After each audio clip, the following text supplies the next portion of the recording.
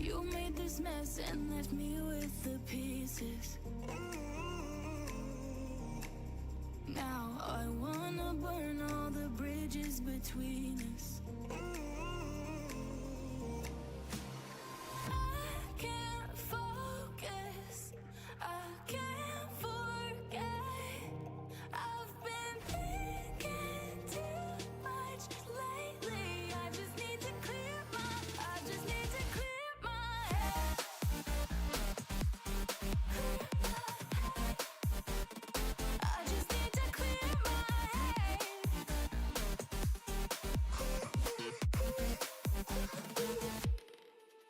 I've been stuck on your memory, but it's not like I need it. And we may have some history, but we don't have to repeat it. You made this mess and left me with the pieces. Now I'm gonna burn all the bridges between us. I can't focus, I can't forget. I've been thinking too much lately. I just need to clear my head. I just need to clear my head.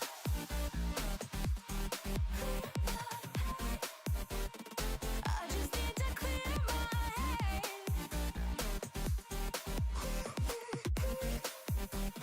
I just need to clear my head. I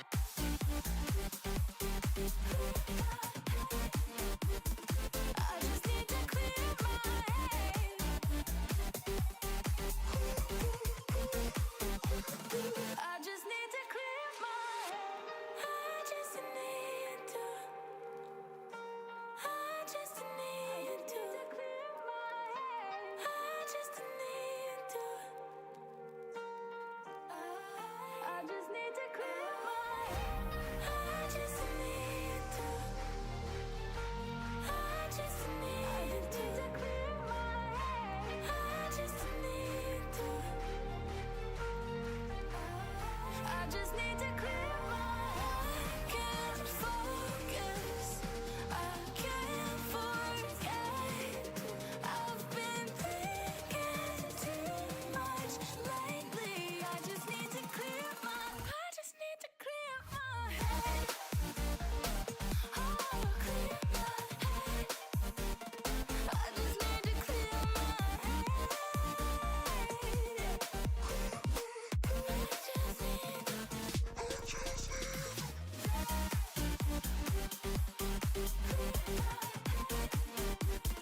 I just need to clear my head.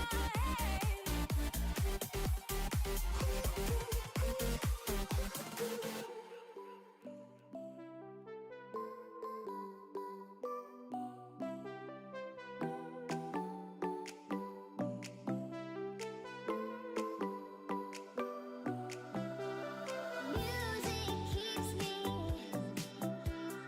on alone. You got the feeling. The music keeps me singing.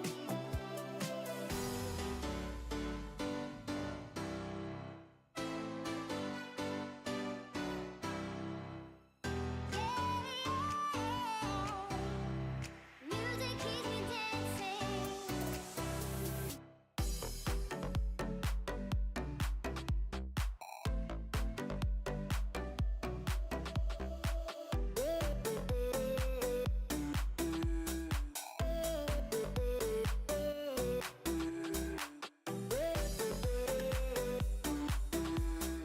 Well, why am I not surprised that that person is here bright and early when he sees who we're actually going to be watching? What is up, folks? Welcome back. Hello, Kaz Johan. I see you. Of course you're here early on, because this is essentially research for you, isn't it, buddy? Avali, of course, already getting enough points to make it through to the playoffs, but this could actually block Voldemort out of making it. The funny part is that Kazi Johan is going to be matching up against Avali in round number 1. So yeah, Avali has had a great group stage here. And for those just tuning in, we're going to be starting off with the final game we will cover of the group stage of Chiefs of War Chief. Avali versus Voldemar. This is a series that we didn't have enough time because we were doing a charity quiz last night, so we didn't get enough time to actually do it there, so we're going to do it now before the playoffs kick off later today. So make sure you don't accidentally spoil the results somewhere, somehow. So we're going to have a play all three to kick off the day between Avali and Voldemar. And I feel like I actually need just like a giant whiteboard behind me to go through the day. It's like, and then we will also then be hopping into a 4v4 show match, best of 5 between Team Vietnam and Lash. They haven't even given themselves a name. I'm just going to call it Team Lash because he seems to be the one that let me know about it, which of course is going to include Lash, Anatand, Crackety, and Baltoon. Crazy stack squad for a 4v4 showdown. And then, after that, because we just can't stop, we are going to be getting ready to do the playoffs of Chiefs of War Chief.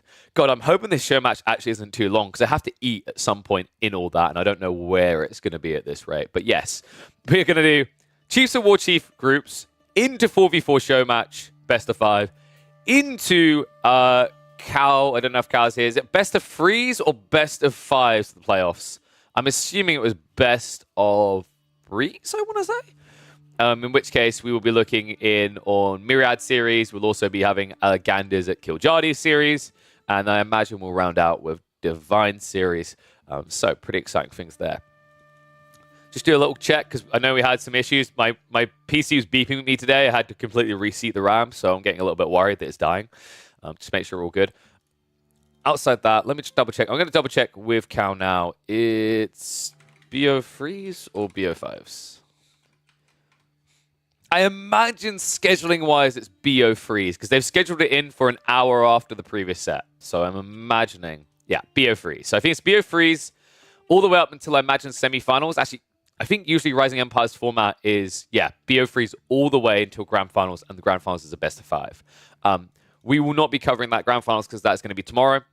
And I've decided, I've already promised myself a break day, some time with family, because this week alone, we're already by the end of today, going to have pumped in, I think, 40 hours. So, yeah, pretty hectic. But you guys make it worthwhile. You're great on the support. Let me open up Restream chat so we'll be able to see YouTube, and then I'll get us into the first of these 3 games.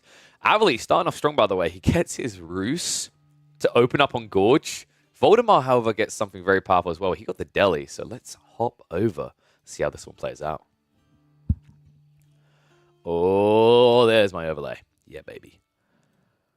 All right, awesome way to kick off the day with the final series of the group stage of Chiefs of War Chief. We are here in a crucial series between Avali and Voldemar. Voldemar, who, of course, you'd expect to just breeze on through past the group stage, but this series means the world right now. It's the difference between them making playoffs or going home early. Luckily for them, this is a remote tournament, so we're already all home.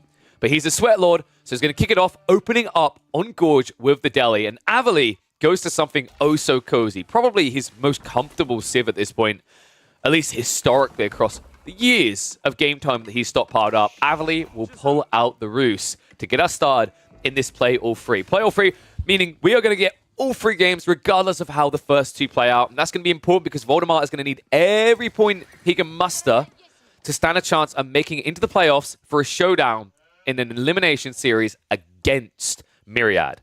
If he fails here, Give You Anxiety will take that place instead.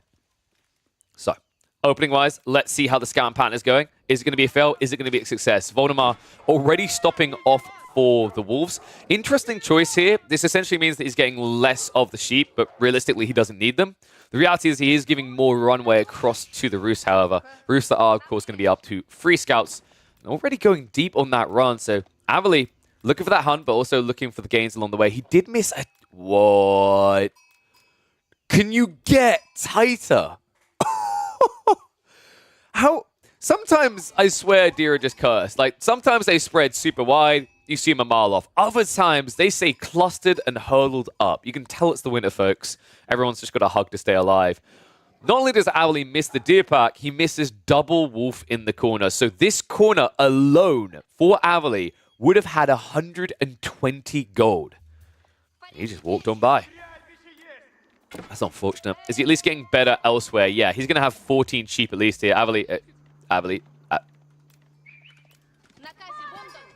he's got a lot to focus on, in fairness, right? Like, he's actually sniping down the deer back here. He's microing multiple scouts, so you can forgive him missing the occasional sheep. On the other side, this Voldemar is now scouting into that corner, and that's going to be unfortunate. Avali is about to miss out on so much here because Voldemar is moving in. Perfect timing to snipe down the deer. Probably even get one of the wolves, if not both, afterwards. And looking at the runway he has here, this should be almost every deer dead. Voldemar already targeting him down. Oh, man, this is not good. Avali, he doesn't have enough gold for a tech up yet. He's still got the deer back here, and he's got the deer here. So he will get what he needs. I think wheelbarrow might be a stretch, though. And that's usually not a good sign. Avali does now show up. So Voldemar has to get a little bit tricky here. Oh, no, he accidentally clicks on the sheep. Well, that's unfortunate. But not for Avali. Avali claws it back. Now, it looked a bit catastrophic missing out in this corner, but he makes up for it. I think he got 2 or 3 of the deer. On top of that, the wolves got ignored for the time being. And now behind this, he still has double deer stack over here. So Avali looking like he should be able to afford wheelbarrow to be researched about halfway through the tech up for Kremlin at this pace. He's even going to go back for those wolves now. And Voldemar, I'm not really sure what else he could be doing here. I mean, he's not running to the enemy base to scout them out. There's no way in hell he thinks he's going to get more sheep off of this map. There is admittedly one here, but realistically, I'd expect him to be going looking at the enemy base to see what the layout is because Voldemar hasn't been on that side yet. By the way, I love this little lurch, or perch rather. Stick a longbow up here, never get touched. That'll never happen, but I like to dream. So both scouts are going to meet up for a corner camper. And this is really good right now for Avali. I mean, it's hard to see somewhere he's lost because he's got 14 sheep. He's got more than enough gold from Hunt to not only get wheelbarrow tech, but also get his first night. I don't really feel like he lost this first few minutes. In fact, I think he stomped this first few minutes. I, of course, can't show you the exact bounty haul because that will spoil the result of the game. But you know, judging by the fact he's teching up, still at 250, I'd say he easily cracked the 250 bounty with probably 300, 310 maybe. That's a really good position to be in as the Ruse. And, well, speaking of really good positions, this spawn is incredible for Avali. Not only did he get the stone and the berries as well as the gold protected by the Kremlin, he has the reserve deer behind this that is easily wallable with a short wall here. Voldemar's going to struggle to raid. And that's going to be problematic because this Civ even has a unit with raid in the name. They want to find those stabs onto Eco. Voldemar, although this is a step back, keep in mind he's still playing as the Delhi. We are on a map with 3 sacred sites situated in the center close together. So while the Roost do have a 1-up right now, Voldemar is far from out of game number 1. And yes, we do have the YouTube chat linked up. Restream is a little bit buggy with the bot. Sometimes it works, sometimes it doesn't. So if anyone has been watching the live streams on YouTube and I don't respond to your messages sometimes, apologies. Restream bot isn't 100% secure. It doesn't always push the messages through. But it's the way I have to use because Twitch has a very weird rule that prevents you from compiling chats together in your overlays. And no, I'm not kidding. So the workaround is you have to have a bot that talks on the platform. It's weird. It's really, really weird. Nothing too weird in this game, though. Just a standard stables opening. Avali gets that first night for free, like we talked about, because he has all the bounty. And we'll gradually get into that second with a gold trickle here, right? In 2 minutes, he'll naturally be able to push out a second night. And that's fine. He doesn't need to pump that many knights. Avali went for the Kremlin on the stone drop. So we know he's going for a second TC. That second TC, by the way, if he wasn't against Delhi, he'd go for this corner. Against Delhi, bit too risky, so I'm expecting it to be safe. And there's a perfect location, actually. I think he's left just enough room here up against the tree line next to the deer. Even on the other side of this, Voldemar apparently just trying to do what Trump couldn't and build a wall. Very interesting wall, actually. Quite efficient, I have to say. Most players try to wall around the sacred site here, but if you do the maths on how much wood you use to do that, it costs you more to wall around this than just to wall across, right? And also, you get less strategic value because if you wall the sacred site in a square, your enemy can still run past this. Now, Avali will have to go all the way around. Meanwhile, you have now got a direct line down the center. Nice snipe there, Avali. I think it might be more than 310. He just got 75 bounty from the ball kill. There's no way he's got a good enough game here to get 500, right? I'd be very surprised. There's that second TC we talked about.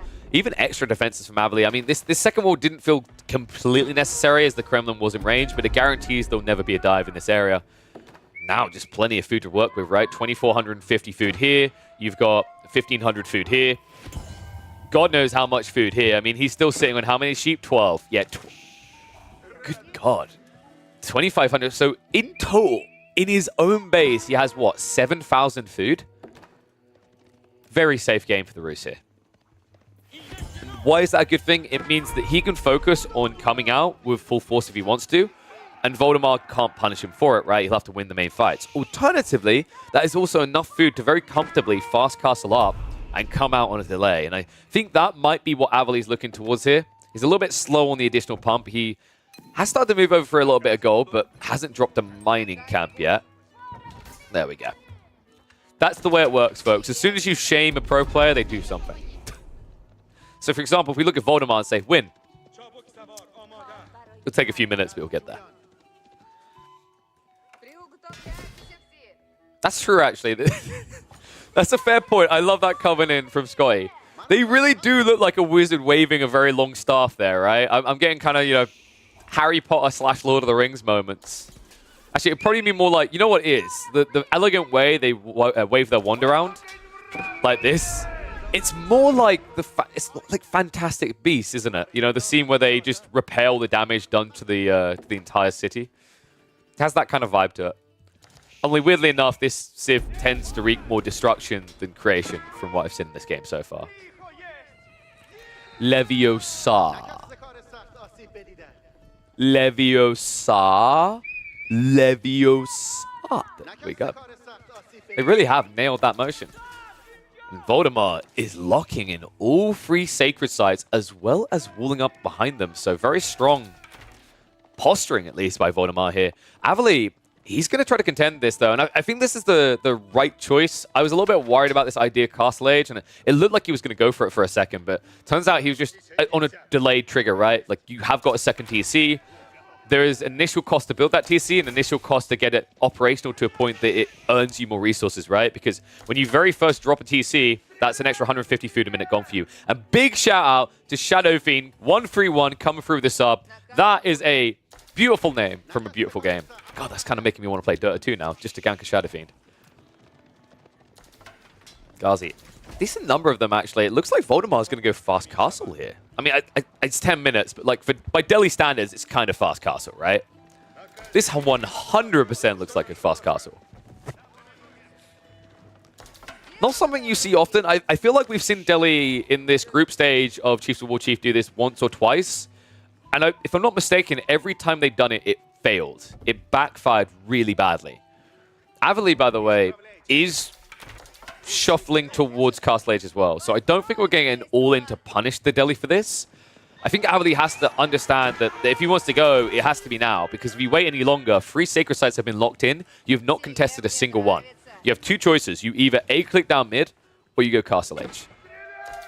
I think we're getting A-clicks down mid, folks. Ooh. Now, Voldemar should be pumping more scholars here. I think he's a little bit greedy with this. There we go. He has queued up additionals. The reality is, like, you've got this surplus gold now. You could argue you could spend it on Lancers, you could spend it on Men-at-Arms, but the reality is getting those tech upgrades on your existing army is going to be critical because that existing army isn't exactly big and scary. So if Avali is doubling down on military like you suspect, you need to be ready for what's coming.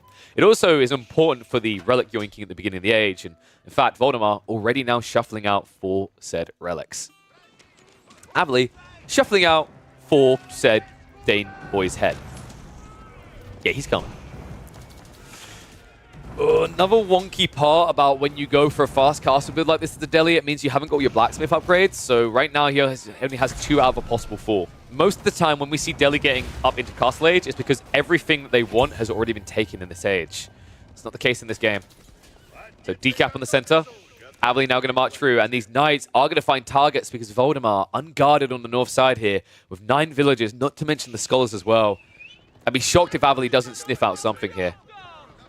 Ghazi are reacting, but Ghazi are not being upgraded at all. No, the upgrade is queued behind the Lancer, so he's going to be 3 minutes away from having Vector and Ghazi. Knights are going to be willing to take the clash here. It's a good one for them to have.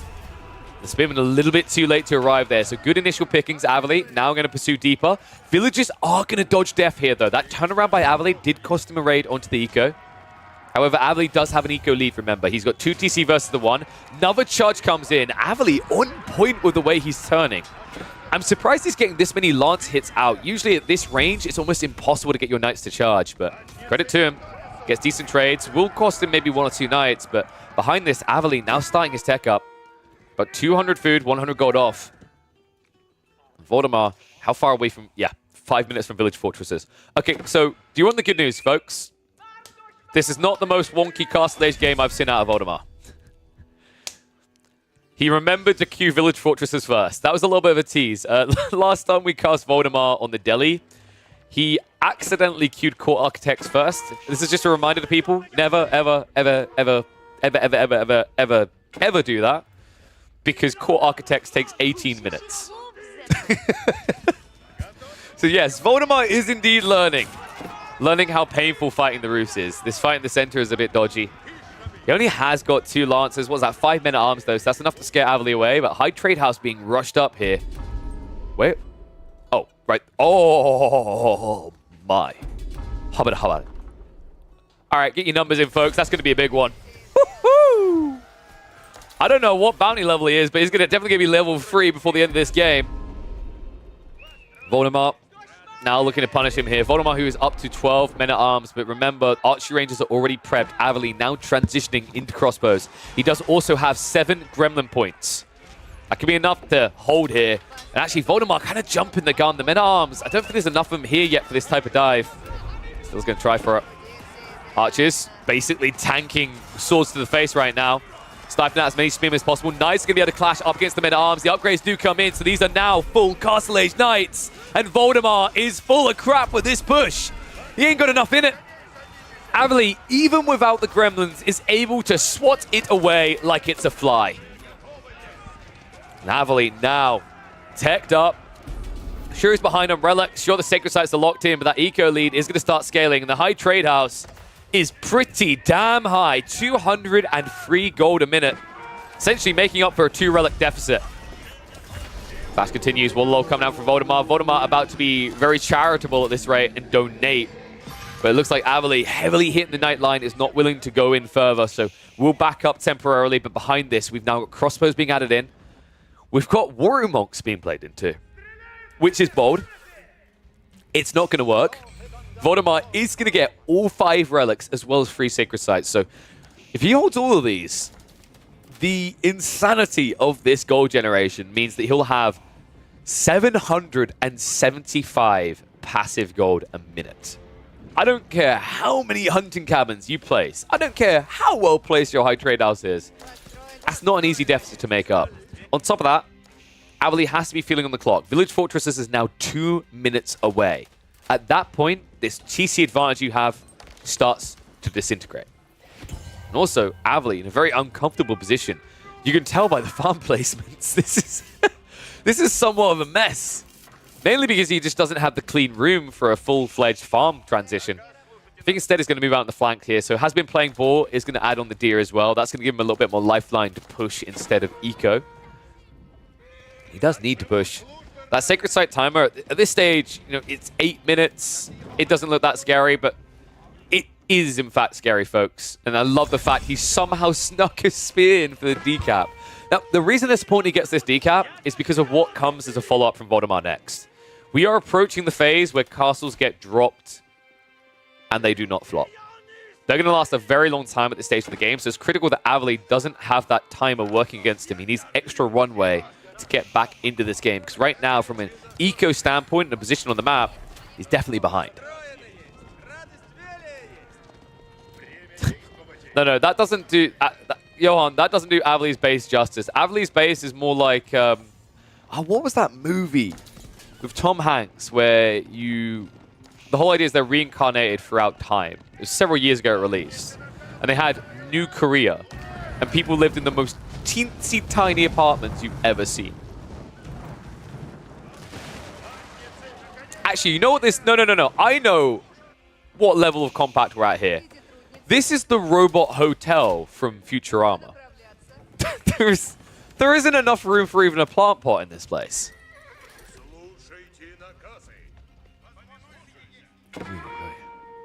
Avli is going to get a breakthrough here. Oh, there's a lot of eco out here. Please. Okay, please tell me he got textiles. Please tell me he got textiles. He did not get textiles. That's a cardinal sin. Oh, no. Well, the good news is the Scholar might tank the shot. Actually, the bad news is the villagers are running towards where the Scholar is. No way does Avli not see this. Avli distracted right now. He's not moving for the villagers. They're actually going to get out of this. I cannot believe he's getting away with this, but now Voldemar may have gone a step too far. He's trying for a keep drop. And it looks like actually he might be able to get it. There's just not enough men-at-arms here from Avli. In fact, there's a grand total of 1. No way did Voldy just do this to him. He dodges death with the eco, and he delivers death with the keep. Voldemar, can he get this castle up? Army's getting cleaned up now. The crossbow line on the backside. Avli was able to clean it up. The Knights are coming in for the backstab now. 11 villages. This is going to be close. 1,000 HP left to build up, but here it comes. The Mango Smash in, and no!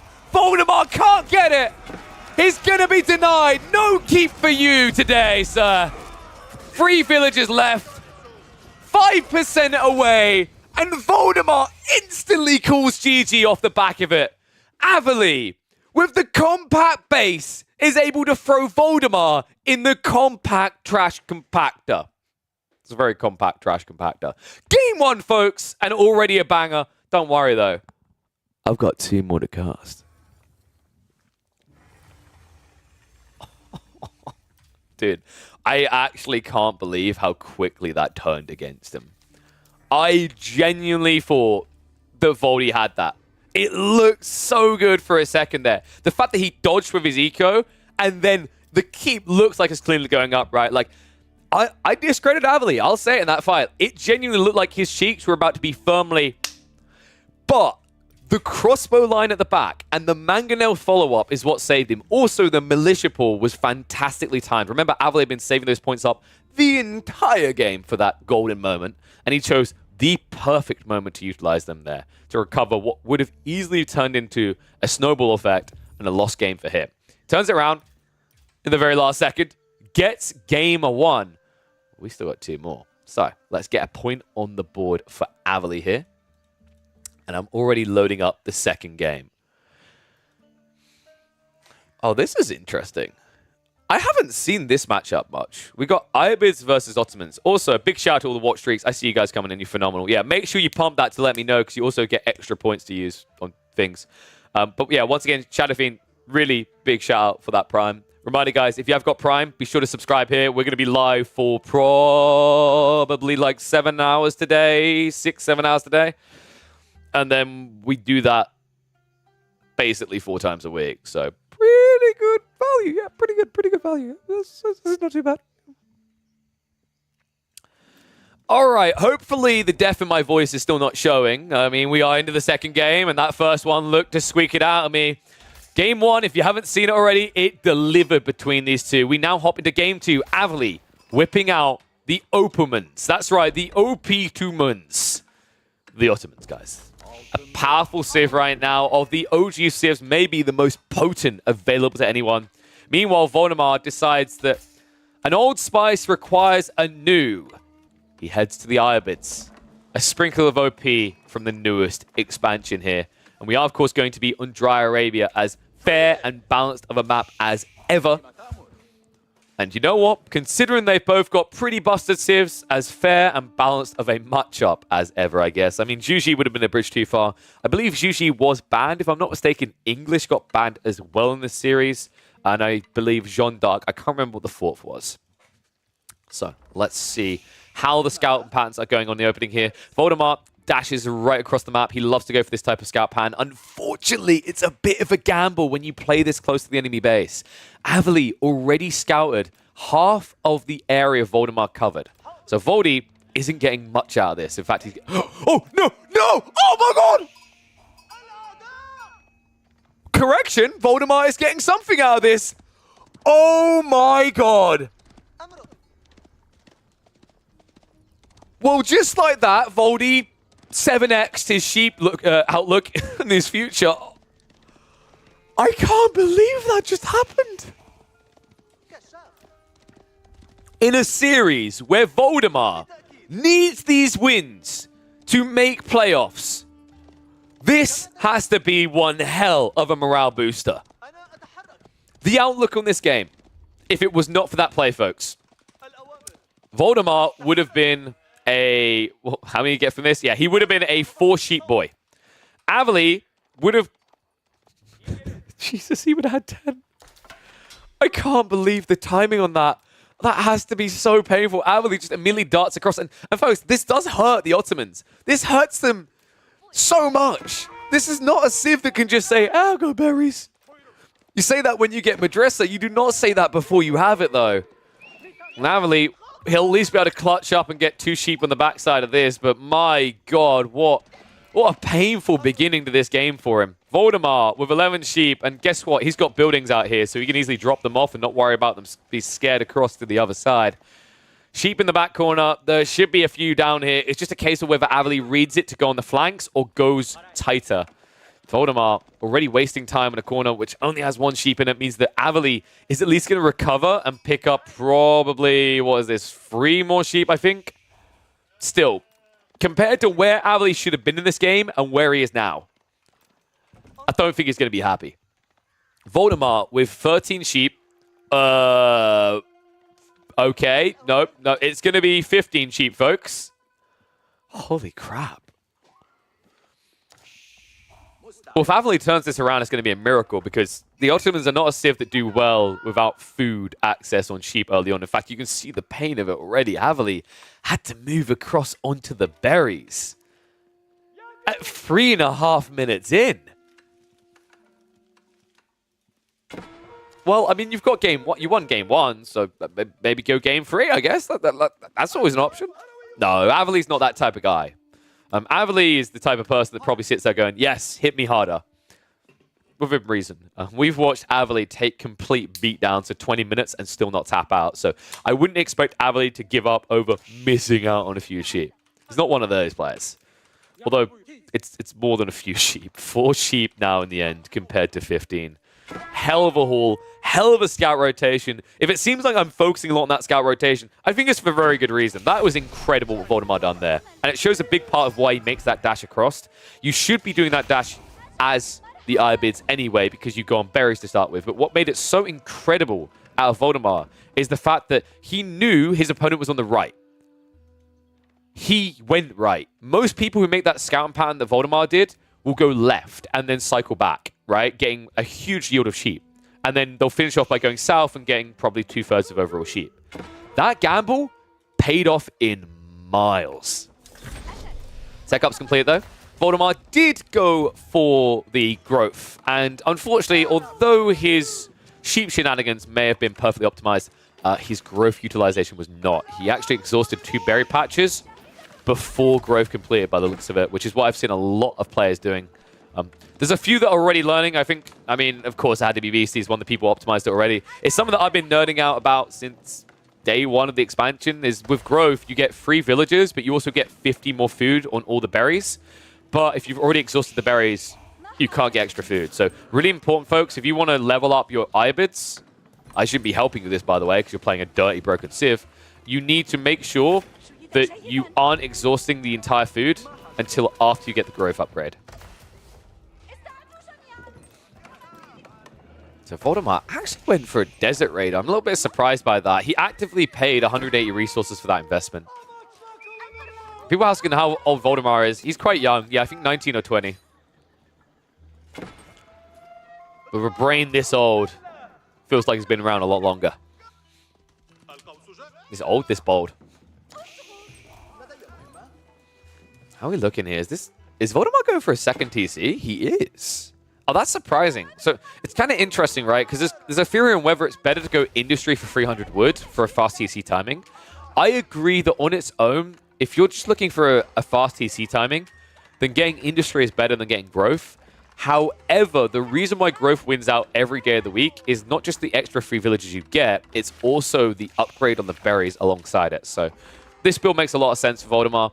Voldy, who doesn't matter whether it's a Bastards or Iabids, he'll always love his multi-TC builds.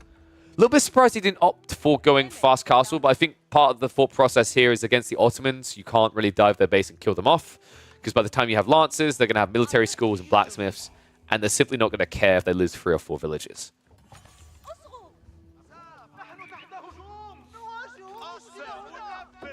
More Camel Raider just trying to be a pain in the arse here.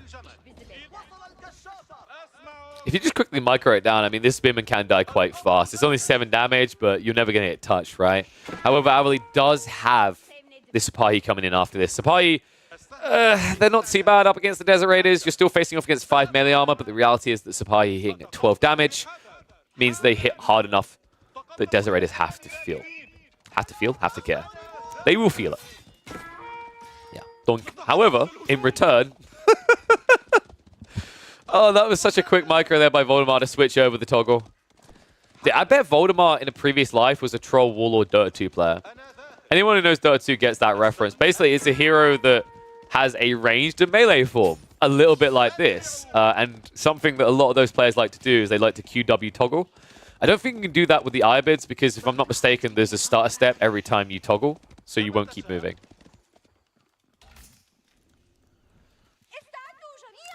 I've been going well for Voldemar so far, completely unharassed because of this. And the reality is, like, he could afford to go Desert Raiders to contest this. Instead, it looks like he's going in for a Horseman. Voldemar, I imagine he's planning to raid here. Actually, no, I think it's more big braineriness than that. Voldemar, by the looks of it, the reason why he's adding in Horseman is he thinks by having 2 Desert Raiders, Avali is going to pivot into archery ranges. We can see so far Avali has no intent of falling for that bait. This is one of the cool things, by the way, about the Iabids that makes them quite tricky to counter in earlier phases. Like, we've seen how powerful the Castle Age build is, yes, but they actually have a lot of potency in Feudal Age. And the reason is because stables have more flexibility than most. Notice this unit that you can build here. Here's the tricky thing. Iabids can build Desert Raiders out of both the stables or the archery range. What does that mean? Well, it means you can double your Desert Raider production while then having this flexibility if you want. But it also means for your opponent, they desperately need to scout out which buildings you've actually dropped to know what to counter next. I think that's why Avali was holding off on going into any archery ranges here, is he saw a stable on the front, but he didn't see the archery range behind this. So now it looks like we're going to get a double down on the Sipahi. That is going to pay off for Avali, funnily enough. And it's all because he's stuck to his guns, right? Like, the reality of going Sipahi here is, okay, you might get countered in a big fight, but that big fight doesn't happen for another several minutes. So why wouldn't you just go hard cavalry and raid? Because Voldemar can't really react to that well. Like, even these horsemen will not contest Sipahi. The base damage is just so much higher on this unit. Second TC behind this from Avali is pretty interesting as well. I didn't expect this. We sometimes see it out of the Ottomans. It's not the best spawn for a second TC, but it's well retracted in a way that I wouldn't expect Voldemar to discover anytime soon. Voldemar, who decides to turn around on the Desert Raider. Well played. That's actually a really good trade there. Losing a Sipahi for a Desert Raider and almost killing second Desert Raider. Remember, these Desert Raiders are 180 resources compared to quite a pricey Sipahi here at 160. But there's still an edge if you trade 1 for 1. And also in a matchup that you should be able to trade 1 for 1, right? Because you're technically meant to be countered by this unit. Yet still, half of his damage is going through, despite the armor, despite the camel unease. Unfortunately for him, though, the ranged format does mean that the Sipahi count is going to start shrinking quicker. Avali behind this is prepping for the full archer transition with the Steeled Arrow coming, though. He's hidden the comp so far, has not revealed it at all. And that's a good thing, because look what Voldemar done. He's adding in quite a few spearmen here, and he might be in for an unfortunate awakening. Right, he's got 3 Desert Raiders, 2 of them almost dead already. He's only got 3 horsemen, but he's at least scaling there. But the danger with the Ottomans at this stage is when they start getting that extra Vizier point, if they pump into the Meta point, with that attack speed aura, they can dominate the ranged fights in this mid-game. What's all this talk about age going on?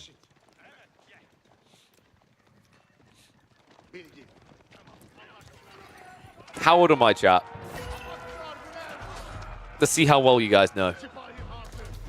Don't use my voice to discern how old I am. My partner got me ill. Voldemar. Now marching in at a perfect time here. The walls were on the way from Avali, but very slowly.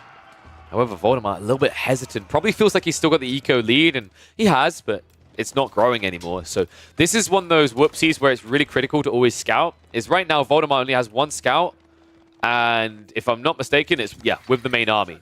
If he had a second scout, he would have sniffed out this TC and maybe be a bit more aggressive with his positioning. But what he's doing is he's assuming that Avali doesn't have a second TC, that he's investing everything in military. So Voldemar's logic is that in the coming minutes, he'll eclipse his opponent, and he doesn't need to rush now. So I'm getting 28, 30, 41, 31, 78, 34, 30. Yeah, but some of you looked at my Wikipedia, and some of you are just rude.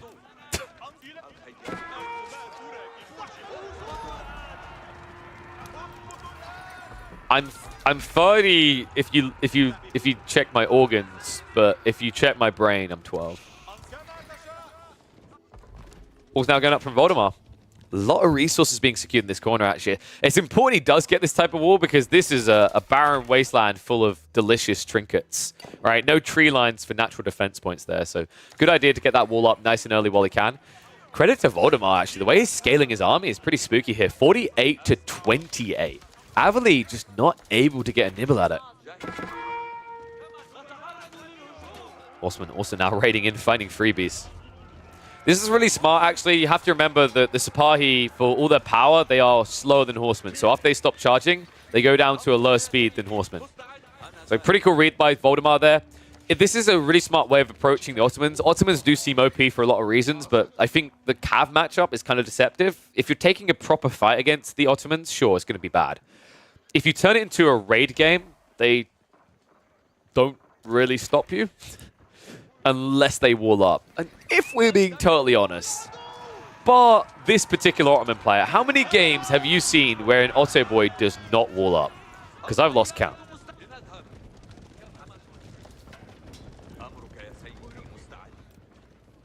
Man, this game is looking great for Voldemar. I'm impressed, right? Like, that game one looked a bit demoralizing the way it ended so abruptly. I mean, I was convinced for a second Voldemar had it. I'm sure he was. But then that turnaround from Avali had to be a huge morale booster for him and a little bit crushing for Voldemar.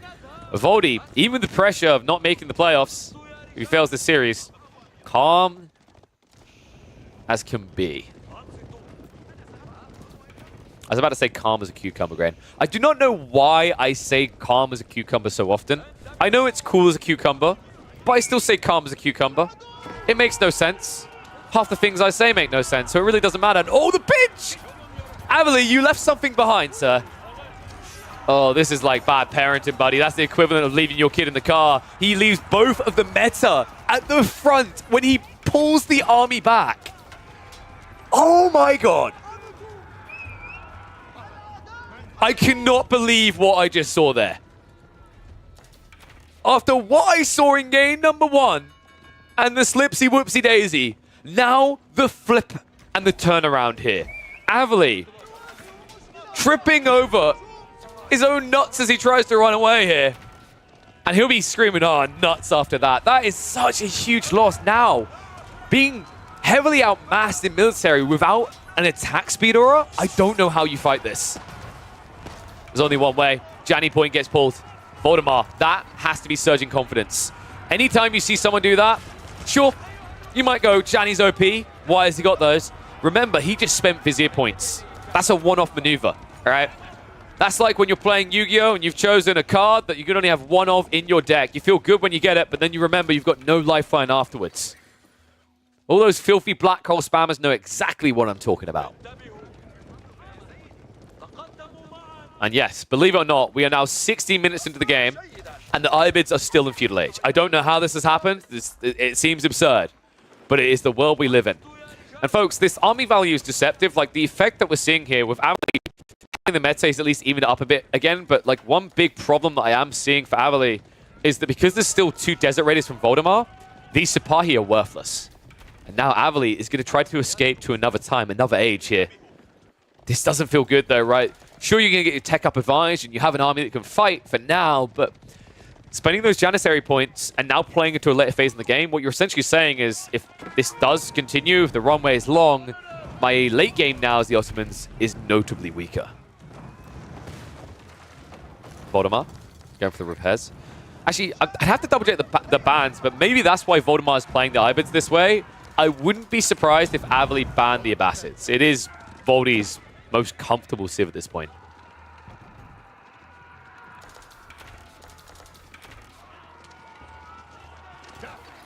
Uh-oh. Nice TC. You mind if I just welcome myself in? Oh, you can burn this. You 100% burn it down. Avali, he's pulling the spears. Just, I don't know if they're going to be quick enough. I don't think they can be quick enough here. Great read by Voldemar. So Avali is an age ahead, but remember, this is the Iabids. He's about to save up and go for the advancement wing here. So he's only going to be a minute and 12 seconds out. And he's also going to be more eco ahead now because that TC is most definitely going down here. Voldemar already starts stepping away as the Spearmen do come in. Needs that final flurry.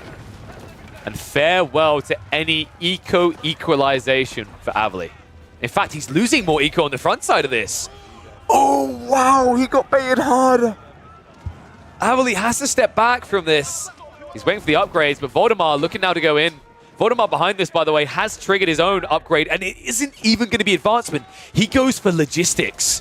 What a sick read here. Logistics going to give him those free dervishes to rush out for the relics in this game.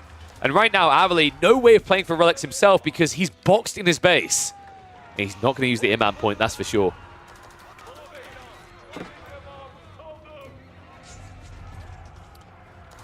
Man, this does not feel good. Avali, this tech up wasn't from a position of power right now. This game's very fragile at this state for him, right? Like, he's got limited food access. He's even starting to add in farms. He lost the second TC.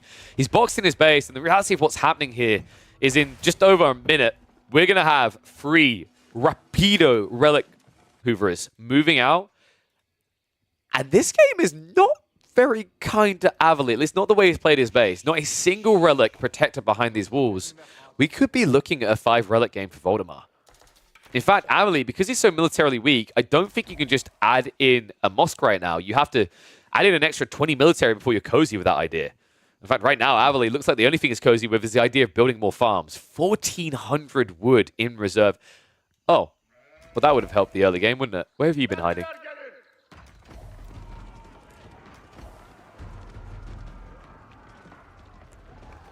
Voldemar has decided to watch another episode of Takeshi's Castle, clearly. What on earth are we doing here? It's okay. Whatever it was, it's going to be stopped now by Avali. Walls going up from Voldemar. Should get this just in the nick of time. Will cost him a villager, but he can afford that now. Remember, he's 2 TC versus 1. Avali not adding in another TC to recover further. Understandably so. At this stage of the game, this is where the passive production really starts to kick in. Unfortunately for him, because that Janissary point pull, he doesn't have the additional military score yet by the looks of it. So he could be going up to 4 at this stage if it wasn't for the forced hand here, having to go for that spawn of 8 Jannies. In fact, he might be ready to get it soon anyway. Voldemar, though, is going to wait for this fight. Needs to get his tech ups. Remember, one really cool thing with the Ibids is once you have Golden Age 2, you get an increase to your research speed by 50%. So it takes you practically no time at all to get these upgrades, right? Most Civs are waiting an entire minute. You're only waiting 40 seconds. And also now the Mango's being rushed up that will be able to save him here. Dervishes are standing with the main army. They haven't gone to gather relics just yet. Sipahi are going to start roaming to the south side of this. The main army needs to leave. I think Avali realizes the double Manjanique in the nick of time here means that he cannot go any further.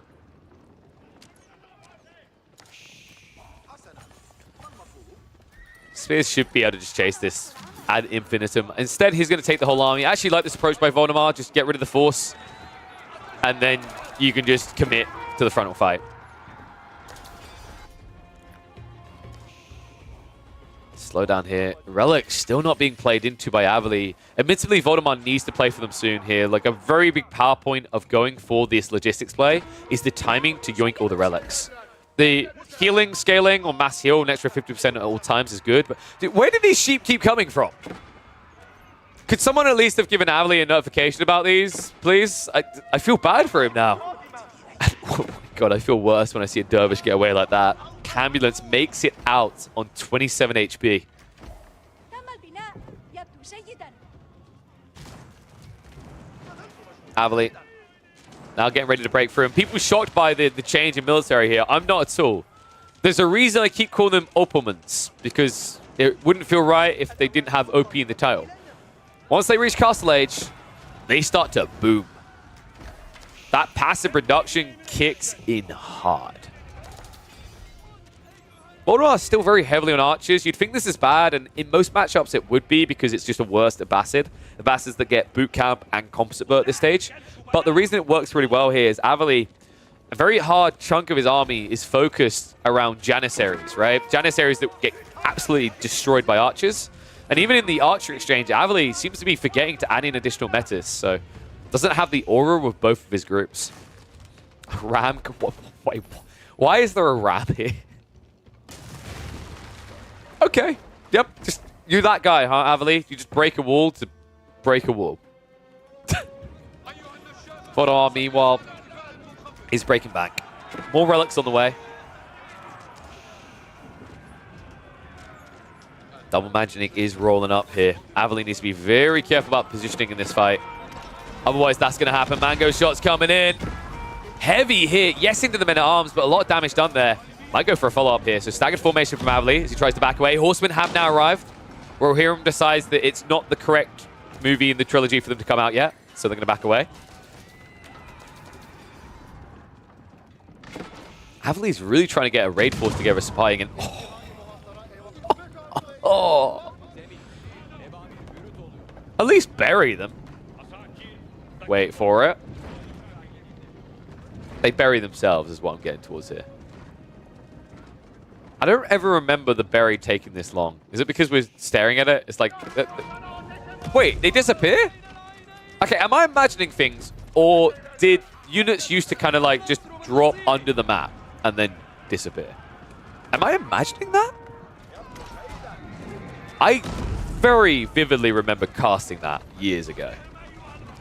Maybe I'm imagining it. Definitely not imagining this, though. Ibid's coming into full swing. Imperial Age is on the horizon. And remember, he could go advancement. Sorry, not advancement. He could go for the Atabegs here. Atabegs in the late game destroys in this matchup.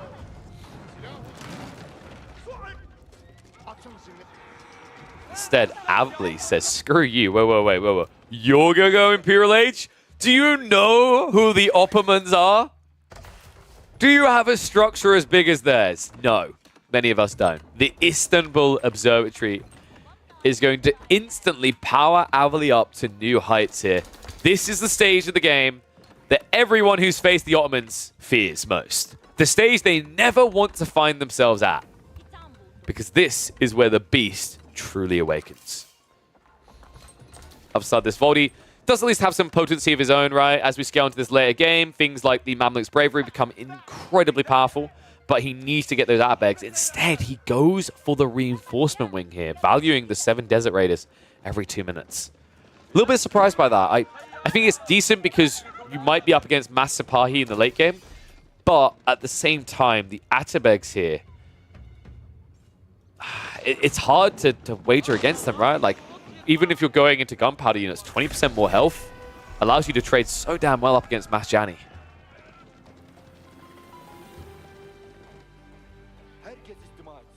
Not gonna lie, actually, on Ghulams, the 20% extra health kind of feels like the difference between you reaching the enemy and dying at their feet. I guess technically dying at their feet is kind of reaching them, but I was thinking more killy. Right now, though, Voldemar thinks he's found Avali's Achilles heel. That's a lot of archers coming out from the Ibids. An interesting choice here, but kind of makes sense. When you reach this hyper late game, the Ottomans tend to just lean harder into Janissaries than they ever did before. It's going to be important that Avali remembers to upgrade and can maintain these men-at-arms, but right now, focus is on the Jani upgrades. Horsemen have raided to the back of the base, so it looks like Voldemar will get some licks in here.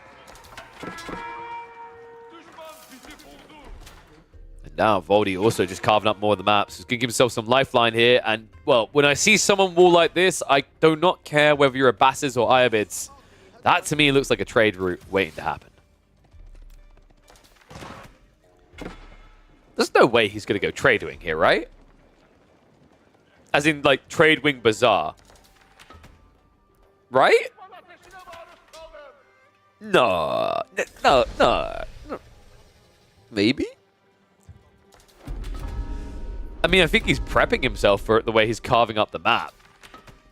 It'd be crazy, actually. Tradewing Bazaar, for anyone who didn't feel the pain of this when the game first came out, when the expansion first came out, Tradewing Bazaar was completely busted. They nerfed it into the ground. It rarely gets seen anymore. And usually it was seen in Feudal or Castle. To see it in Imperial Plus would be crazy here.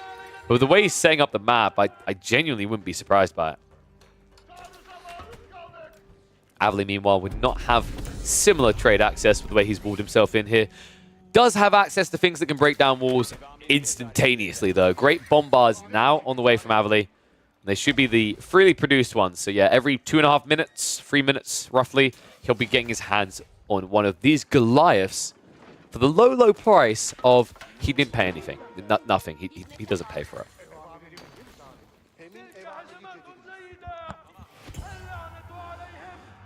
And yeah, that is fair what Don's saying about Voldemar having 200 pop for a long time. He probably should have been fighting. I agree, especially with the Ayyubids. I think with the Abbasids, I kind of shrug a bit that the Abbasids, it's fine for them to just focus eco at a later phase in the game.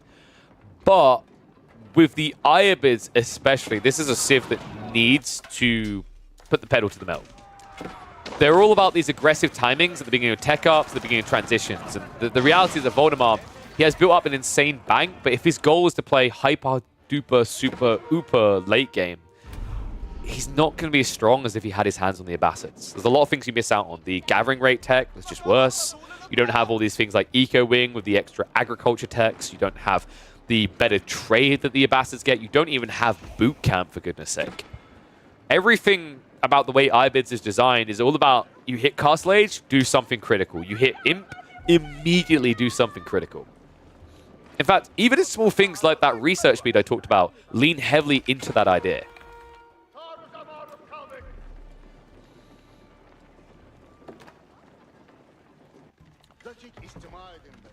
That being said, Avali's kind of guilty of the same crime right now. I know he's waiting for some of his tech ups, but he's playing as the Ottomans and essentially being at 200 pop and not doing anything.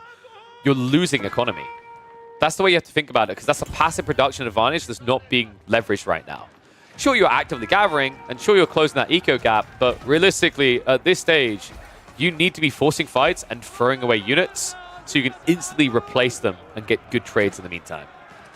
So glad that the Sipahi at least went in, but for me, Avali almost feels like you have to have wave after wave of small Sipahi going in or look for a big fight.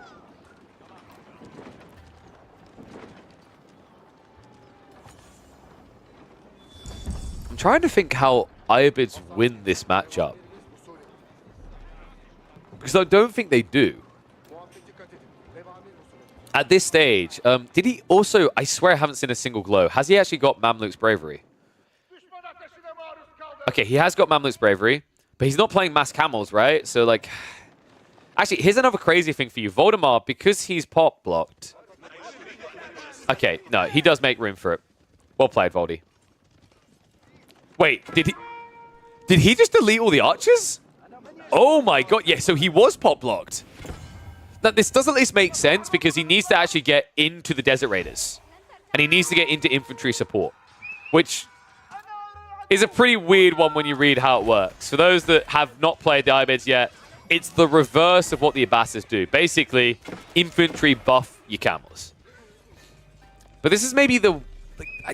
You'd think this would be the right way he could recover this game, but like this is literally the worst Civ to go into mass camels against because of Janissaries. Even Golems, I don't think is a great idea here because, I mean, you just get disintegrated before you gap close, right? Like, admittedly, Golems are a bit quicker, sure, but they still die in mass against this. It almost feels like Voldemar's one play out of this would have been maybe mass horsemen. No, it's Janissaries, what am I talking about? I actually think he should have stuck with the archers.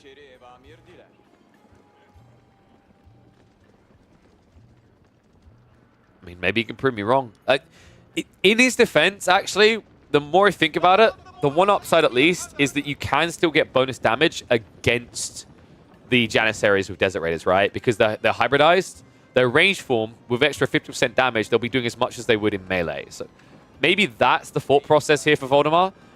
But the danger of that is you're talking about a unit that doesn't have much more range than Janis, right? It's 4.5 to 3.5. with a movement speed increase, no doubt as well, I mean, Avali theoretically could gap close by the time you get your second shot out.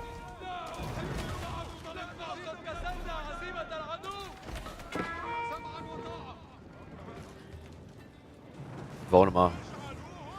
Yeah, there's some interesting discussions going on. I do have to agree with it. I think Voldemar, I think he just misread the potency of the Iobids in the late game. Like, realistically, I don't think Iobids come out ahead against Ottomans. I mean, Ottomans is... Where will we rank them in late game? I feel like they're top 3. Does that sound fair? I think they're top 3, if not top 3, definitely top 4. That good in the late game, right? Iobids, I put more mid of the pack. The reason why they usually look so good in late game is because of what they do in the mid game. Because they surge so quickly. But the only thing I can think is has Voldemar discovered something we just haven't seen with the Golden Age structuring? Because he's about to get the extra 20% attack speed. And let's be totally real here. Look, we're going to be fair to the Microsoft devs. They're not exactly the best mathematicians at times. And I'm wondering if Voldemar has discovered something that someone else may have not noticed with the attack speeds of Desert Raiders here. In fact, at this point, it's kind of tilting me that we don't have 5 more houses. Wait, he's actually doing trade like we talked about. Oh, but Avali knows! Oh, no. The walls are going up. He was setting up for it all along. Gulam's now marching in alongside Desert Raiders, but Janissaries, I mean, it's just mutant irrelevant here. Right now, Voldemar is just throwing away units into a line of guns. Now, if we want to talk about a recovery point for the late game of the Iobids, it's Atabex. If Voldemar really wants to play this late in the game, I actually think he needs to get his additional tech up. Atabex changes everything for the Iobids. 20% more health, and you can put it in any military production building. That means Culverins can even have 20% more health. Great for training out against Great Bombards. That means your Ghoulam's can have 20% more health. That even means things like Camel Lancers can be given 20% more health. Or, wait a second, I'm going to say something dirty, and you're going to hate me for this. You can give Rams 20% more health.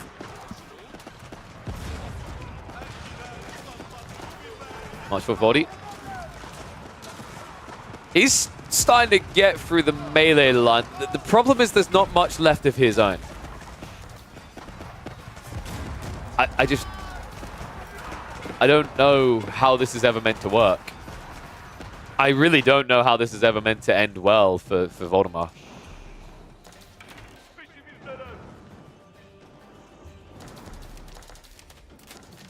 Well, some comments about the ranking of the Ottomans in the late game. If they have a lot of Great Bombards, they look unstoppable. We're up to 2, soon to be 3. At this rate, I could easily see Avali getting 6 Great Bombards without losing any. Remember, these Great Bombards so absurdly tanky that you need multiple Culverins to even stand a chance. In fact, you need 3 of them.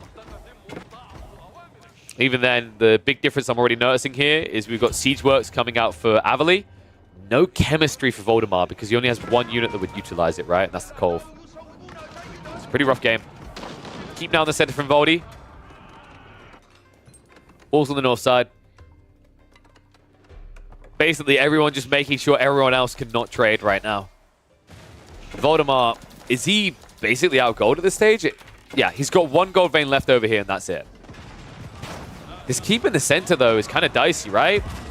In fairness, Janissaries have been reached. The problem is the backstab coming to Spar. He's dragged up the fight in a weird way here. Mango does get some good shots in, but it's gone now. And these Jannies are going to be absolutely fine. 36 of them, basically on half HP, but they don't care. And now with 3 Great Bombards, it's almost like this keep wasn't even here. And oh my god, he didn't have elite army tactics that entire time. What? What is happening with the tech choices in this game? Voldemar, I mean, he had surplus gold for this for a very long time, and it's unfortunate when you realize that, what, I would wager, how many Gulam have died here? Well over 60 or 70 Gulam at this rate? Wouldn't be surprised if we're at triple digits. To not have elite army tactics that entire time is quite the crippling blow to your force.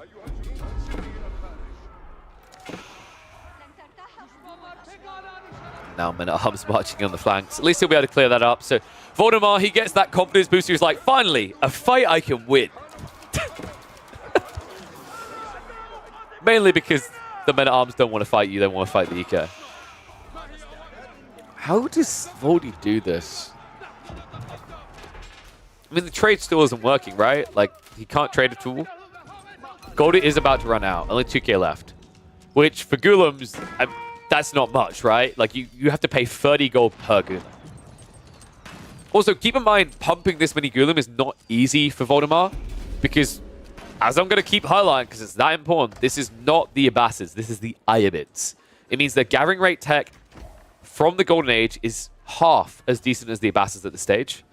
And then the gathering rates from farms specifically is going to be much worse because no good eco way.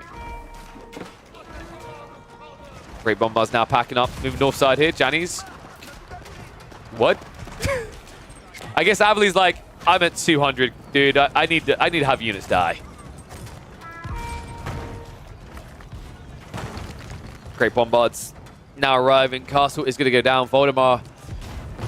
I think this one is over. It feels like the window has closed, bar Avali making a critical blunder. Even then, I think he has to make a blunder twice. Janny's on the north side. Great Bombards are going to turn around. Now these Great Bombards are going to get some good licks in. Gulam stacked up. Culverin's trying to snipe them out from the flank here, but Springle's there to match them. Great Bombards are going to go down, but now Voldemar losing an amassment of Gulam again. Janny's at least get cleared up, but remember, that's a pricey investment in the gold department. One that Avali doesn't have to care about, but Voldemar most definitely does.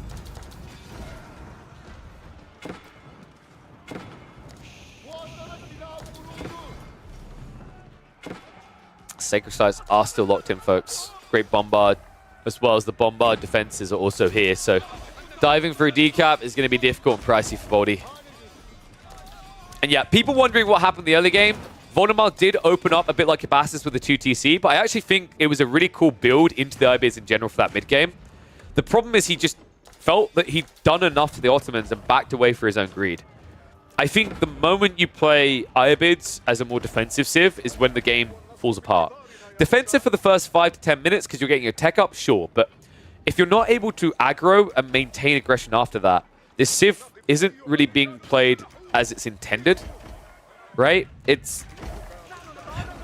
To look at its cousin, it would be like picking Abbassids, going Eco Wing, and then all in ram rushing with 1 TC.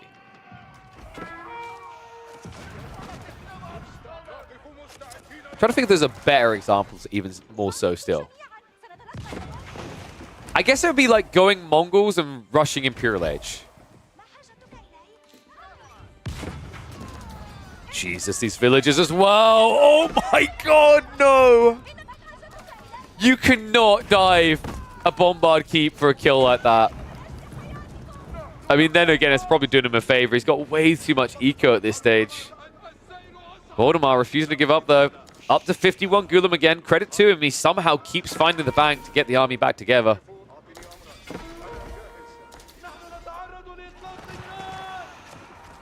Now, Avali has been reset down to just 2 Great Bombards, so one of them isn't in this fight. Janissary Mass is at 32. If he can get the gap close here, these Jannies die incredibly quick, and Avali may have overestimated his position here. He hasn't really got much of a front line to work with. The Sipahi, they aren't here. They're raiding into the base right now. That means the Janissaries are going to be thrown away. Gulam do gap close here. Culverin's trading out up against the Bombards, and Janny count shrinking fast. Remember, every time you get a kill with the Gulams, they are going to buff up their movement speed and damage output. Just killing off these Jannies even faster. Villagers now also being pulled. Avali, I said he didn't have a front line. He's going to make up for it here. But I think this is going to be heavy damage into him. Avali, a critical blunder here. Voldemar is going to gain some ground. It is only step 1 in the route to recovery. But Avali showing a sign of weakness here. Tries to go for the flank attack. Pays a heavy price for it. Avali, still no true front line. Still no meta or either. Culverins are at least going to be pushed away. Voldemar will cancel the keep. He's obsessed with these castles, and I'm not sure why at this stage. Still, credit to him, Voldemar has kept Avali at bay. But we've reached the most dangerous point in the game. The gold is about to run out for good. Voldemar, this is the last gold he can access. There's only one other gold on the map, and that lies in the base of Avali. After that, it's trade or bust. And Voldemar's comp requires a lot of gold. Do you guys want to guess how much gold Avali's comp requires? None. Don't you just love this, Civ? No? Okay.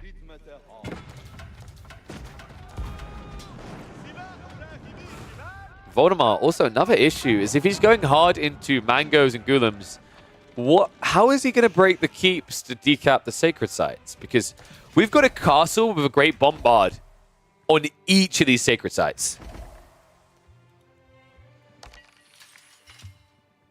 Where do you go? I mean, it's also boiling oil, right? So yeah, I know we meme on boiling oil. It's a terrible tech. Great, but it's still additional damage into an army of 40 Golem that will have to dive you. This feels like the type of game where even if Voldemar somehow gets a decap, the cost is going to be so high that he's only going to be able to afford spears. Oh, man. And losing Golem like that is not acceptable. Now, Voldemar, in fairness to him, you don't need bombards to take out these keeps, right? Like, Manjaniques do a lot of damage. However, they are notably slower than bombards. And that's what I take issue with here. Repair crew is going to be taken out. Voldemar now diving deeper. Army's pretty split here, though. Sipahi keep half of it at bay. And that means he's going to get cleared up. Great bombards can now finally shuffle forward. Might even get some big fat free shots here. They go for the villagers. Ooh. Janny's now move forward. It's just, I just don't see it anymore. I think we're going to have to look towards game 3 for Voldy to make a recovery. Avali, this looks over. We're 3 minutes away from a Sacred Site victory. Voldemar hasn't really shown any signs of progress, and he won't anymore in this game. GG gets called. Voldemar going from being in one of the most dominant positions we've seen in the entire group stage to being on the receiving end of the paddle here. Puts him on the back foot, and I'm not sure if he can actually make it to the playoffs now. 1 point might be the difference, so Voldemar will still play because I think GUA still had a series to play at this point, but it's not looking good for the kid to make the playoffs of the Chiefs of War Chief. Yeah. That was... That was pretty rough. It's weird because, like, here's the thing. Voldemar really does impress me a lot of the time with, like, his Abbasid play. But I think 2 standout losses for him in this tournament for me has been, A, the Abbasid Delhi game, where he got a bit too greedy with the Abbasids and then it backfired. And now this one with the Abbasid variant with the Ibids. It's crazy that he backed away when he did. I mean, I feel like we've all had that moment where we learned our lesson about letting the Ottomans go later in the game. But Voldemar... maybe he was experimenting. Maybe he saw something we didn't that he thought was there in the late game of the Ibids. I thought it was going to be the Atabegs. Atabegs would have made a bit of sense to me. I maybe could see a route to recovery there. But going military wing over Atabegs doesn't really make sense here. Reinforcement wing against mass Janissaries is just mass suicide at that stage. So unfortunate for him, but does at least have 1 game to try and recover here. Game number 3 is going to be French versus Chinese.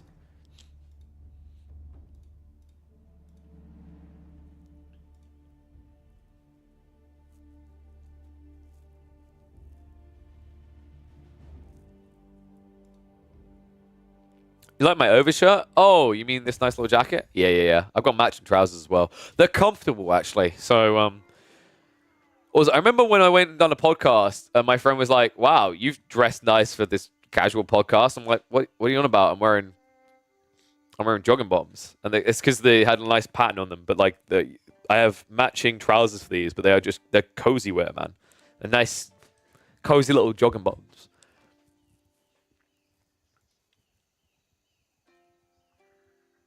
You agree with Don because he's always right. That's true. I wouldn't disagree with Don. He might turn up in your pub games and then rush you with English villagers.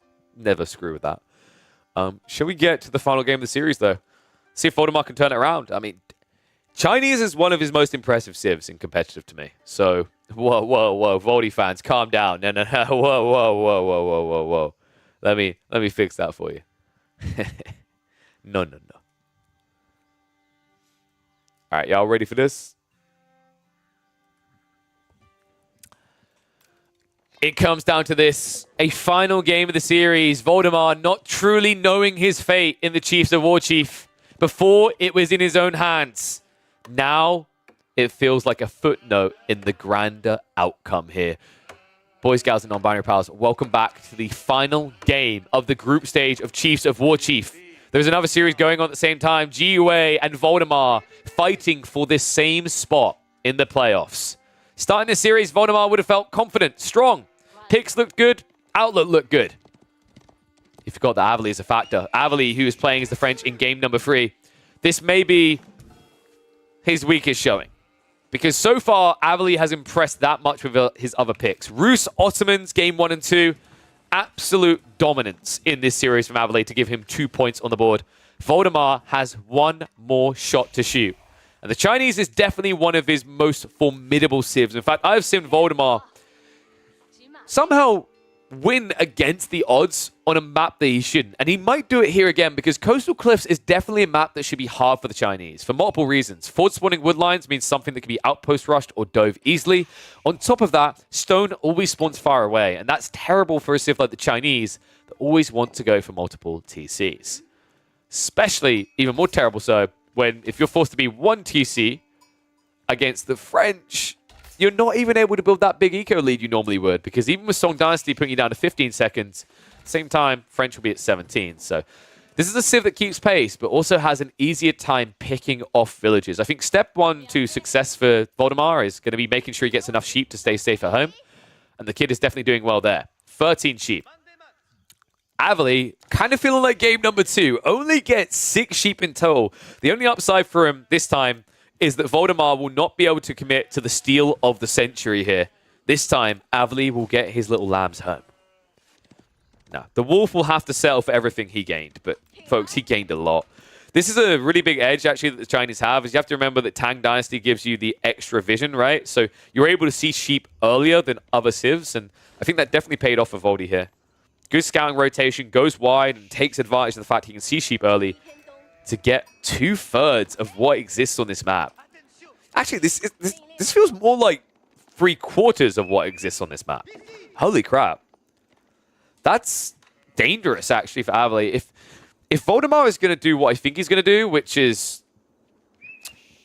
this fast castle build, I don't think Avali has the potential to punish him. The danger of that, then, for Avali is that the way this map has spawned, usually the French are confident playing pocket economies. That's true up until Palace Guard come out from the Chinese. The moment that happens, you have to wall yourself in. Look at where all the food is on the map for Avali. How do you ever wall yourself in here? Let's see. I have to see if that's the way Voldemar wants to go, or if he's going to try to play a long feudal here. It is going to be the Imperial Academy to open up. Typically, we've been seeing Imp Academy a lot, followed by Barbican when you try to secure an additional resource. Typically, it's about whether you feel you can be greedy here. I imagine from Voldemar's position, he might try to drop the Barbican between the deer and the gold, but he's going to want to be quick about that. School of Cavalry is going to be complete in about 20 seconds, so first knight will hit the field a minute from now.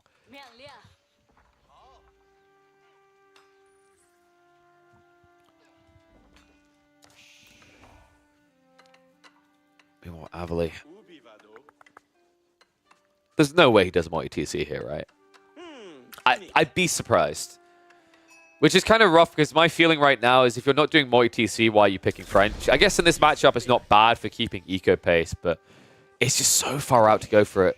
He theoretically could, just because he's the civ that should be setting the aggression, so being this far out of his base isn't dangerous, but at the same time, the inefficiency of going over here for the stone alone feels bad, right? If he was at least on Voldemar's side, he'd have deer or berries and wood nearby.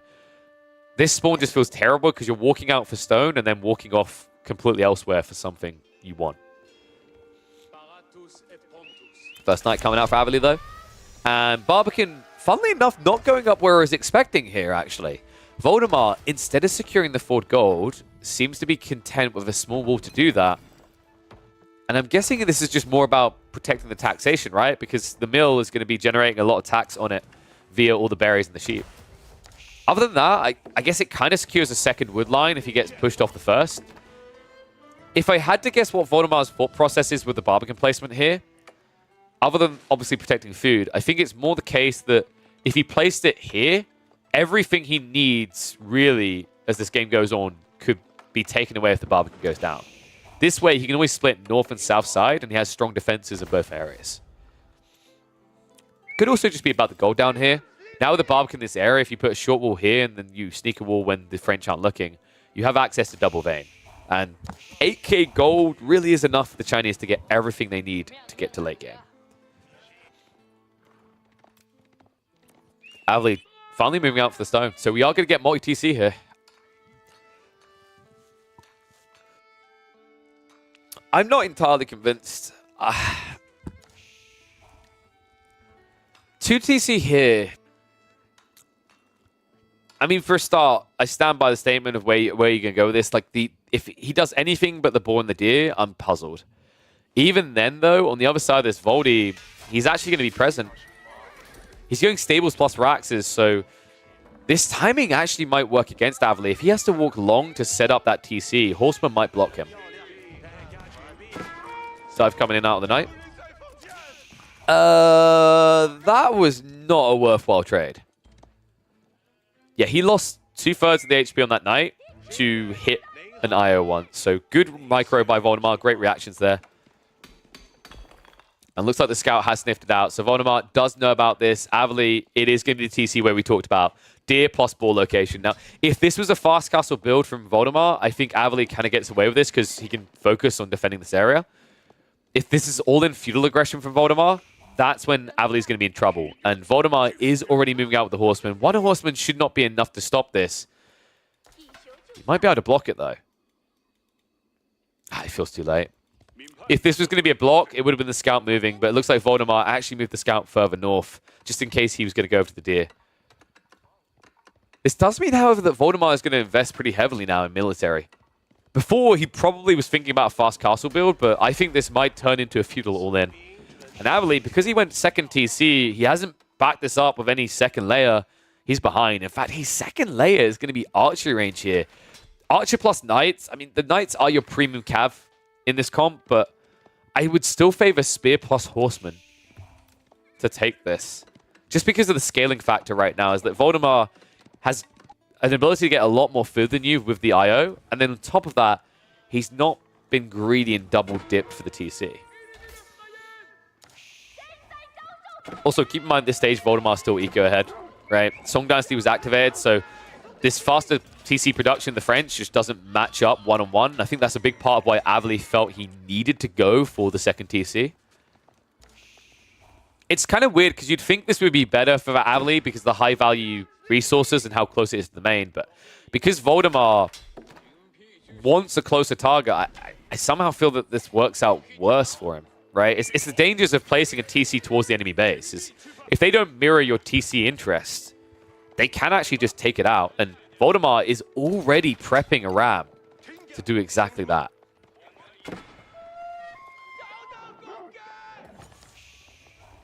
An interesting coming out from Don. He thinks it should have been one knight, faster TC. I can agree with that. I think that's fair. I think that the tough part for me in general is this type of TC needed to be placed here, right? And it now feels like you're sticking it in the danger territory.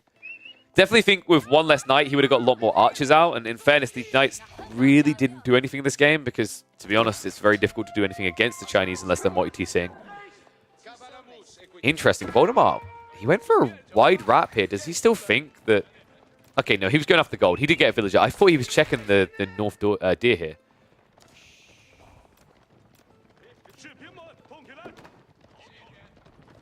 Oh yeah, I get where you come from, Don. I think it's usually worth getting one knight as the French just because of opportunity cost, right? It's like the raid potential before Voldemar reacts. It also then forces him to react with a spearman in most cases.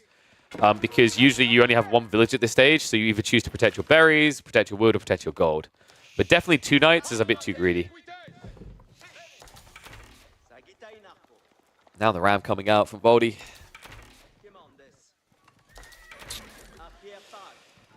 I'm a bit worried Havili doesn't have the bulk to defend here. I mean, his front line is literally going to be 3 knights. There's going to be 9 horsemen at the same time for that fight.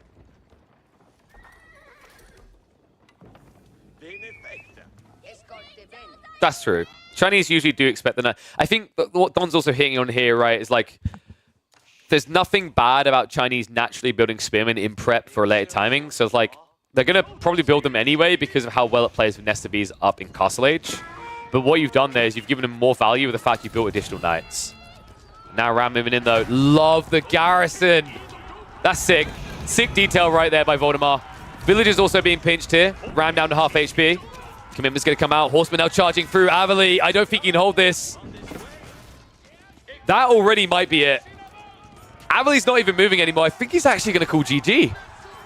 I mean, he starts stepping back with the archers, but the villagers are just dying here.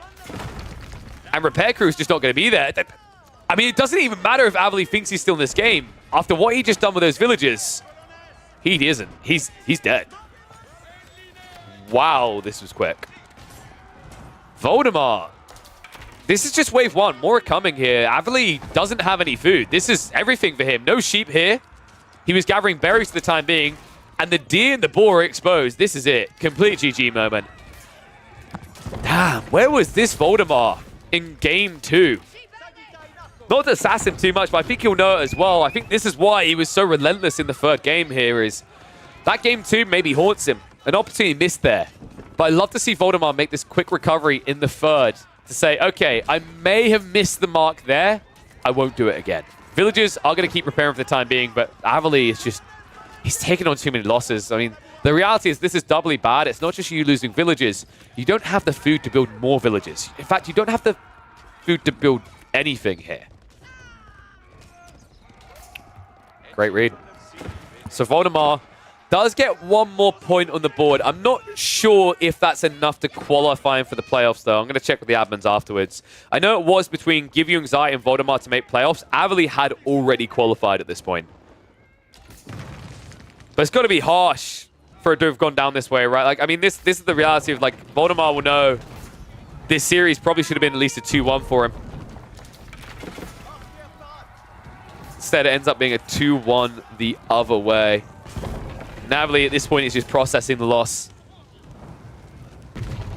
People saying Avali's better than they thought. I would never discredit Avali. I think sometimes he seems a bit more rusty because I don't think he plays as much as a lot of the players at the moment. But you have to remember, Voldemar also had been taking breaks, right? So I would put these guys fairly evenly matched. And I think we saw that here today. Like, you know, the thing that hurt both of these players was actually kind of a misread on what their Civ could do in a particular game in reference to game 2 and now game 3. Kept the series overall pretty close in a lot of places, but this game to round out, because of how stompy that second game ended up being, this had to be stomped the other way. If you guys have enjoyed what you've been seeing here, by the way, I am going to upload some of these games across the Chiefs of War Chief up to my YouTube channel. I don't think I'm going to upload all of them. I'm not sure if anyone would be interested in just seeing full tournament series spammed. Usually people like individual games that are quirky. But we'll get some of those uploaded there, so make sure you subscribe there if you aren't already. And we are going to be casting more of these games to the playoffs. In fact, the goal is on the day they're happening, Saturday today, to cast probably 3 of the playoff series in total. So be sure to tune in for that. But this one looks done. Avali, I've said before, yeah, I give him a lot of credit for not calling GG too early, but there is such a thing as calling GG too late. I've got places to be, people to see. Thank you very much, sir. GG comes out. Voldemar at least pulls one back to make it not an absolute stomping, but I'm not sure actually this was enough for Voldemar to even make the playoffs in the end. I think instead, Give You Anxiety may have got the spot. Wait. Oh. No. Cancel that. Voldemar, that was enough to get him through. So Voldemar has made the playoffs, which means he's going to be opening against Myriad later today. Excited for that one. In fact, that's one of the ones we're definitely going to be casting. So it looks like, we got, I'm going to make monkey noise. We got Reddit Fred. We got Reddit Fred. Reddit Fred. Okay, so here's the plan. Yo, Cow, you forgot me in here, buddy. We are going to cast Myriad versus Voldemar. We are then going to cast Killjadi versus whoever wins this series. And I think we'll round out with Divine DFP versus Avali or Kazuyohan. So that's what I'm going to follow. I'm excited for these matchups, actually. Killjadi especially, man. Dude, you know what I think actually is going to be the series of the tournament? This one here. If Anatan and Killjadi both make it through, I think that is going to be a crazy series. I'm a little bit disappointed it can't be a grand final series. And no, Beastie Marine Lord are not in this. A lot of the top players aren't. Of the top players, like basically Wham is one of the few that participated for this. I think Puppy Paul normally would have, but I think he's been feeling a bit ill at the moment, if I'm not mistaken. So your top players really were Wham, Anatan, Killjadi. I think those would be the front runners, yeah. But, guys, we have something else fun now. If I'm not mistaken, the show match is due to begin. Hopefully In fact, quickly will in the pocket. Yeah, you heard the Germans there. So, they're getting ready now. Lash, Baltoon, Anatan, and Krakeny are already in lobby. They're waiting for their opponents. We're going to cast a 4v4 show match.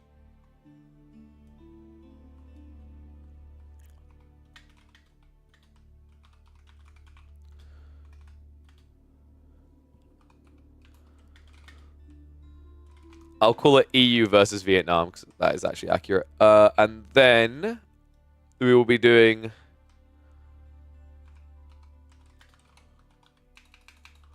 Cal 20 playoffs at 4 p.m. GMT, I think it was. Alrighty then. So this is happening at 4 p.m. We'll definitely be doing Saturday.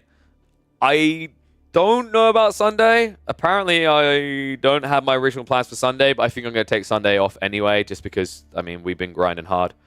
Got to take some time to recuperate. I don't know if it's showing in my voice, but I am actually starting to feel quite ill, so that's fun. Thanks to my partner for that. So kind of her.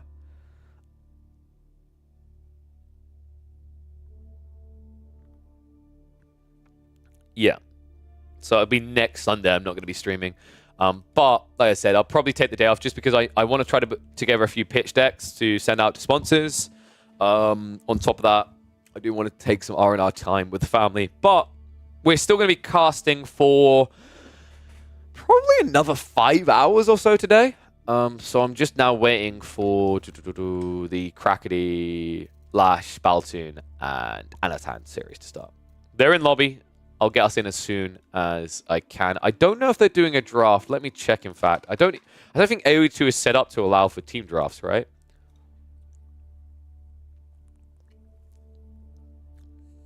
Actually, I guess it would be.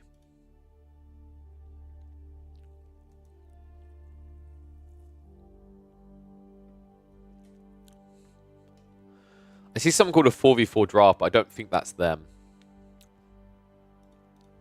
In fact, let me quickly ask.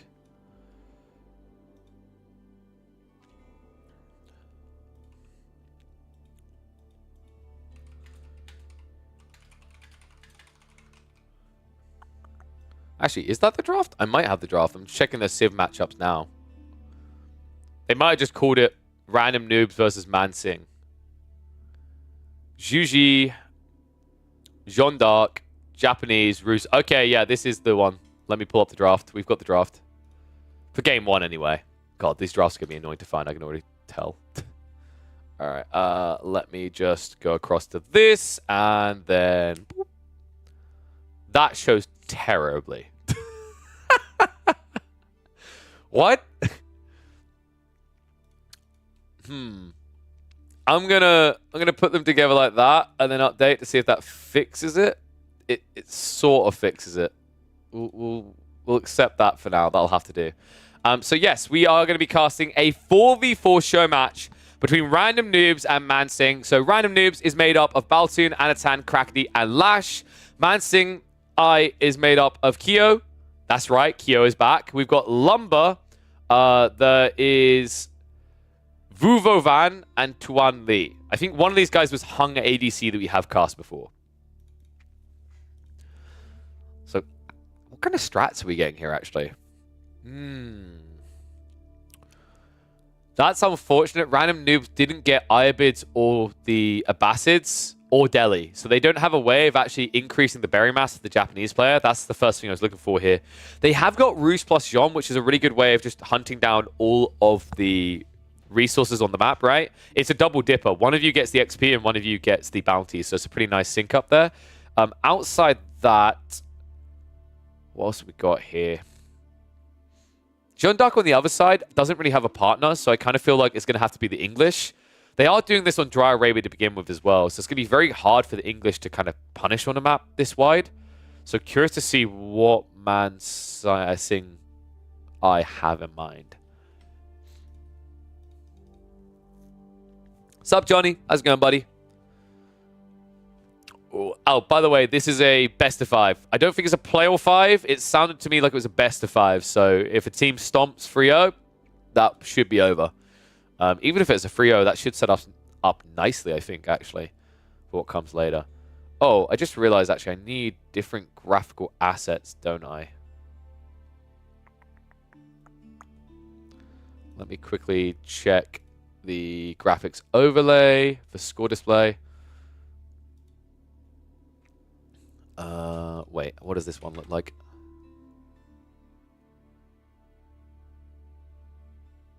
That could work.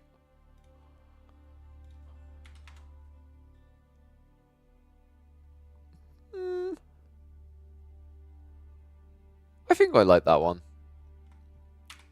1 second, guys, because I need to change my overlay for this. Sup, Neri? Thank you very much, buddy. Feels good to be partnered. You guys have been incredible with the support. I appreciate it. So, what we'll do is we'll put in an image called Team Score. Because I don't think I've got this set up to auto enable / disable. So let me just set it up.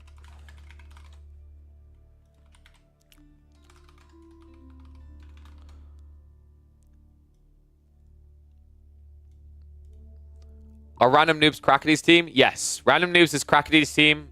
And Mansing I is the Vietnamese team. I just had to put their names together. Otherwise, the overlay puts the words on different lines, which looked a bit messed up. So, let's reset the score. And that means we're good to go on the score for when they're in game. Let me hit the Observe tab now. Let's see how long we've got to go. In fact, we should be able to switch over now. Whoop. Oh, there you go. Look at that, guys. We got it.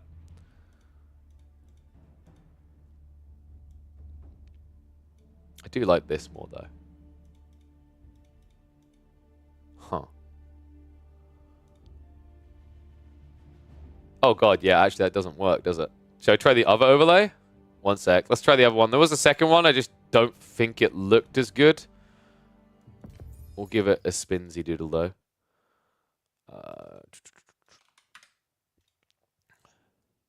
Nope, that looks terrible, too. Okay. I think I know what's kind of causing this. It's going to be because of the way I done the names. So I think I have to do this. Nope, that made it worse.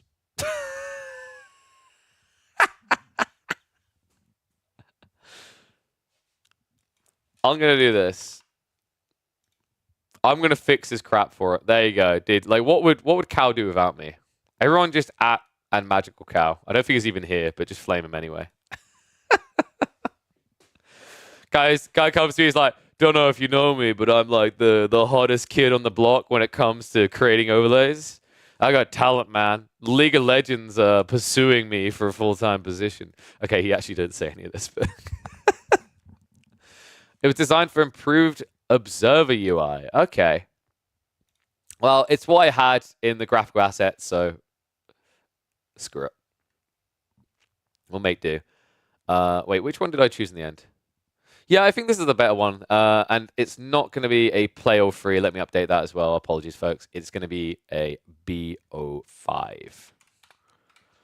Well, might be a Play 03, but they said it was B05. So in them, I am trust.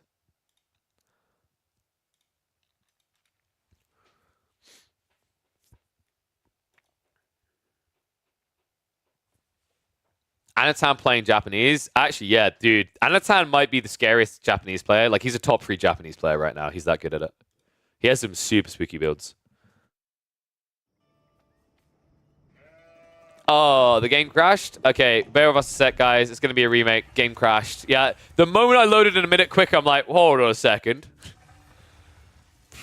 Oh, no. Now it looks scuffed in the freaking overlay. Dude, there's no way to make this nice, is there? I could go smaller, maybe. Is that still... Cow. Oh, so I'm going to screenshot and send this to him. This looks a bit cursed.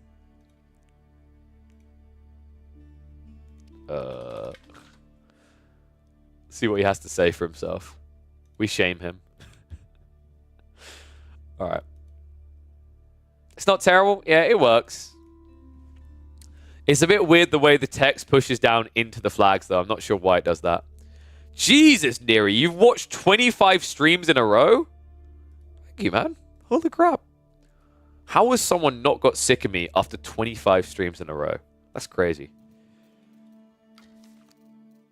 In before he's just been dipping in and leaving straight away just to get that watch streak going, you know?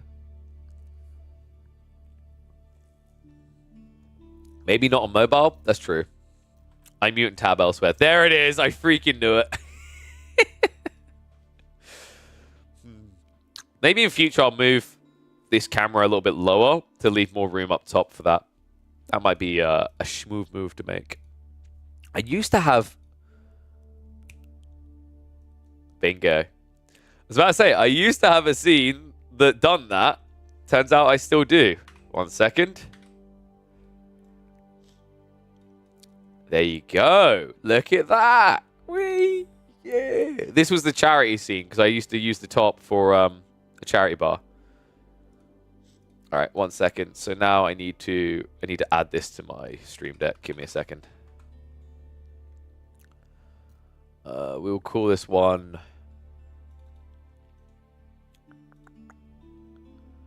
Where's the scene transition? Hey, sup, Voldy? How's it going, buddy? Notice you made it through. Looking forward to casting you later today, buddy. Should be... Dude, am I blind? There it is. Scene. So we'll make this one cam draft. Then this will be full cam charity. Boom. There we go. Now we have easy buttons. If I push the right one. You have to do mod stuff in the RE stream. Oh. Yeah, Voldy. We're going to cast you versus Myriad. I'm trying to be a thoughtful person. I'm a little bit envious. I actually did want to cast whichever one of you won that against Anatan, but I think RE wanted to cover that. And I'm nothing if not a generous and wonderful Overlord Pigeon. So the schedule for me today, guys, is going to be, we'll open with Voldemar versus Myriad. Then we're going to do Kiljardi versus whoever wins the previous series. And then we'll do Divine DFP versus whoever wins the previous series. I have been told that Divine DFP does play very aggressive at the moment. And I'm imagining that English is going to get banned away from him. So we should have a pretty interesting series there as well.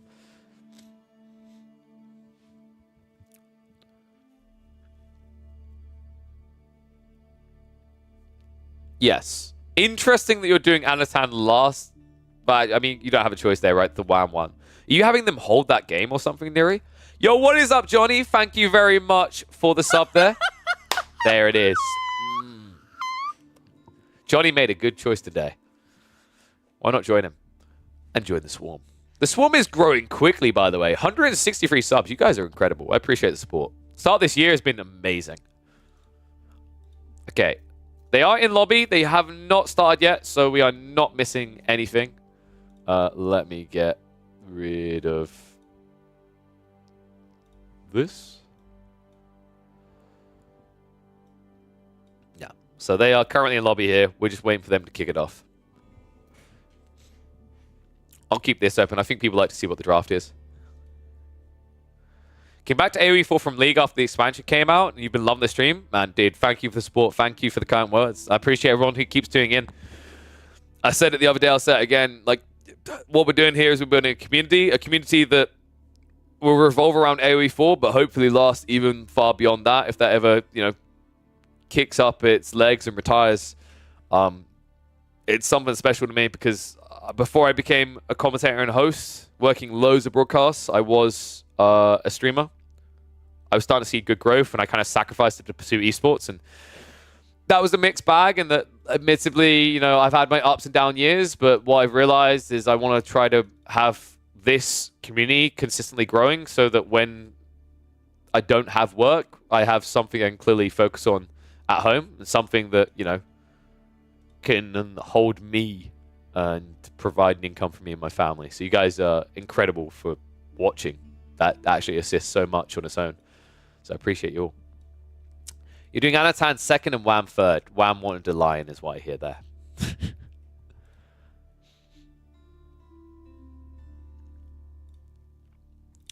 Yeah, so goal for me is probably going to be, we'll definitely be doing the Myriad versus Voldemar series. We'll definitely be doing the Killjadi versus whoever he wins series. If that drags a bit too late, what we might do is we might mix it up and finish the stream with one of the 2v2 pro matches that's going to be going on, if that's late enough in the day. Otherwise, depending on when that second series finishes, we will instead go for the Divine DFP series. But for now, we gonna do the team games. Dude, they're still in lobby? What's going on? Is it cursed? I hope not. It is a bit dicey to try and run team events right now, just because obviously if someone disconnects, if you're worried about disconnecting 1v1, multiply that worry in a team game. Excuse me. I'm not feeling well, see. Wasn't making it up. But yeah, I think that's a big part about why you're not seeing any big team games organized at the moment, at least. It almost feels like a lot of us are waiting for Reconnect to get added. I mean, I would love to run some team games. I really want to help make team games the forefront. I stand by what I said. I think team games are the future of RTSs, but without a Reconnect function, I think it's going to be tough to fully sell that idea. Reconnect one day? Dude, I mean, I'm a Dota 2 guy, right? So I feel spoiled. Good observer tools. Reconnect. Pause. Jesus. All these things I'd love to have. All right, looks like they are getting ready for the game again. But I imagine we're going to have that delay again. Team games have a great scene in AoE 2. Yeah, but I don't think it's ever had the scalability to its income, right? So that's why 1v1s are still the biggest priority, is because there's not enough money in team games to sustain people for a living. That would be my goal, is to get team games to that point.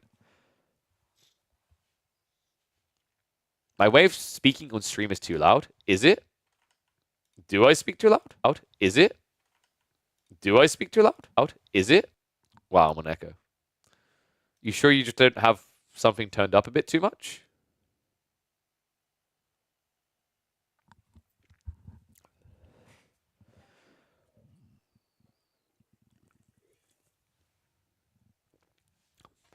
I think the mic's fine. That might just be my obnoxious voice, mate.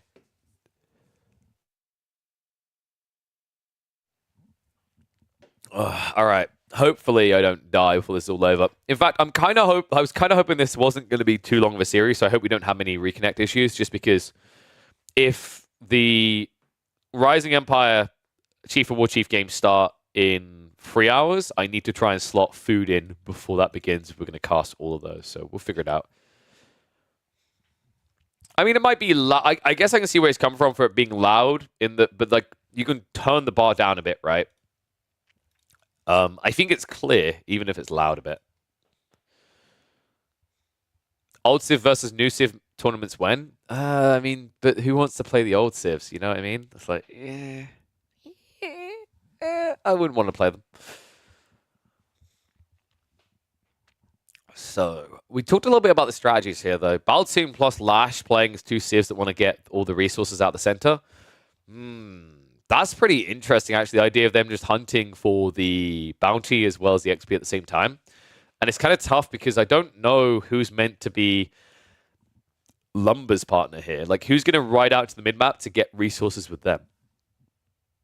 You could argue English, but English are really slow. And it is that much of a speed difference, right? Because Lombo is going to move at 1.12 movement speed. Jean, Woman at Arms, is going to be the slowest part in Team 1's comp, and that's going to be moving at 1.36. What's up, Greedo? Ooh.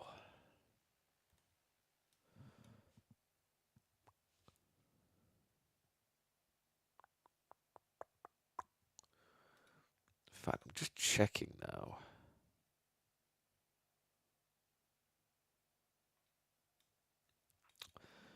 Yeah, it is written as a best of 5, so I'm assuming this could be 3 games, it could be 5. We'll find out, though.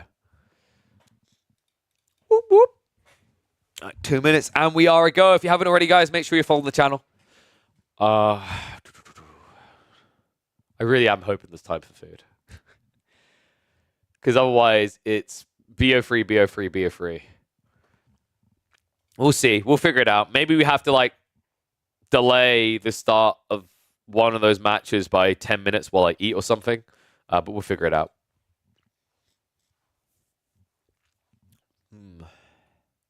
This, by the way, this guy right here, disgusting. Vile human being. Crackety picks Juji. Oh, how unexpected. Never seen that before.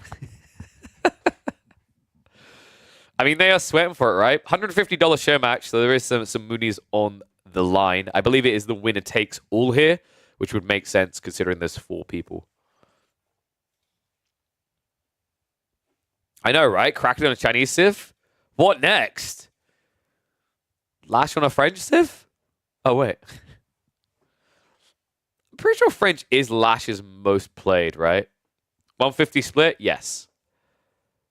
Crackety without Barbican? It's okay, guys. He's still got outposts. You know, you still build them quicker. Here's another crazy part for you. You can build more of them in the game than China because you get a 40% discount on them. We've solved the code. Oh, dear, oh, dear. All right, let me switch over to the thingy scene. Wait, that's not the one. There's the one. Oh, dear, oh, dear.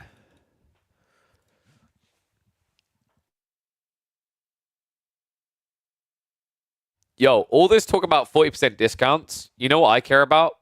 Discounts on things I'm going to wear each day. Why don't you guys put an exclamation mark Gunner and get a 15% discount on some glasses wear today? Oh, that is how you slide in a segue. And into the game we go. Oh, you're right. This looks terrible. I guess we're going to have current resources closed. Otherwise, it's going to get ugly. Wait. Unless... No, that's not going to work.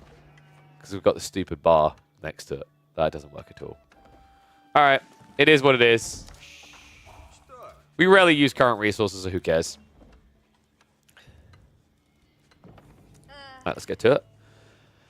Well, this is an exciting one. Not something I was expecting when I woke up this morning. I found out there is a show match going on right now between quite a few familiar faces, and I could not resist it. $150 best of 5 show match. A 4v4 show match, in fact, which is why I was buying the bit to hop on in.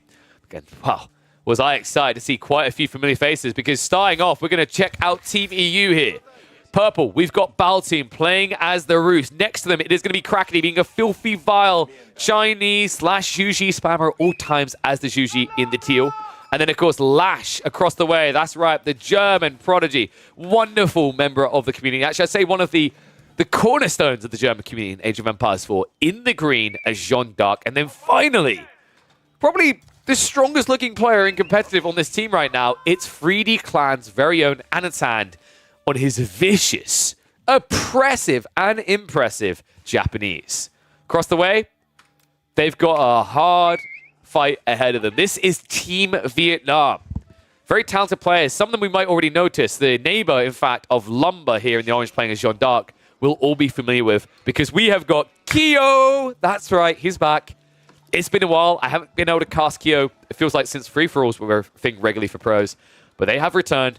They're in the red. They're playing as the Abbasis. Next to them is going to be Vu Vo Van playing as Ayabids in the yellow. And then rounding out Team Vietnam, we have got Tuan Le in the pink playing as English. Now, I can't remember which one it was, but one of these is, I think it was Hung ADC was his name, if I recall correctly. Very talented player. We've seen him in the top 50 before. So we have got some very high rankers here on Team Vietnam.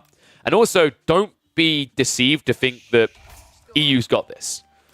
Sure, Europe's got some very well-known names here, people that rank highly in the 1v1s, but the reality is that team games are their own beast. One thing I am quite pleasantly surprised and impressed with is the composition that Europe has ran with here, though. They open with both Jeanne d'Arc and Roos. This is a really strong combo. The whole idea is Jeanne d'Arc and the Roos player can run around grabbing the hunt at the same time, right? So Jeanne is looking for the XP. Meanwhile, the Roos are looking for the bounty. It's a very synergistic matchup. That doesn't exist on Team Vietnam, though. First thing I noticed straight away is, yes, they've got a Jeanne, but they haven't got anyone that can roam to hunt the boar. Theoretically, the English can come and help you, but they aren't very quick, right? So in terms of distance covered and boars found, theoretically, Team Europe should have a very big edge in this matchup. Opening-wise, though, we are going to see a Kremlin here. Interesting placement from Battle Team, very aggressively forward, does secure double deer, and that's something that now Krakeny could also leverage if he chooses. Probably not going to here. Typically, the Chinese and Zhuji tend to lean towards berries and sheep over deer and boar, mainly because they can tax the former much more frequently than the latter. But of course, we are going to be seeing multi-CCs, and oh, will you look at that? A Meditation Garden. Shock, or it wasn't a Jiangnan first? Nani? Wrong nation. You'd have to be up there for that statement. No, this Meditation Garden is pretty reasonable, right? That's going to be about 100 resources, but nothing too crazy. I have found that Meditation Garden, I see nothing too crazy. I think this is what Meditation Garden's done to me. 48 food, 30 gold, 30 stone is still crazy. But what I will say is in team games, I've noticed that Zhuji Legacy tends to get less of these absolutely busted spawns where they get like 150 resources. So seems like Zhuji, in some ways at least, is a bit better tuned for team games than 1v1s. Meanwhile, north side, checking in on Anatan, because he has gone for that crafty build he loves. He starts on the stone, he gathers enough stone for his tech up, as well as the Daimyo mana. And the cool thing about this build, by prioritizing the Daimyo mana, it means he can fast drop a stable and pump Uma Bannerman out.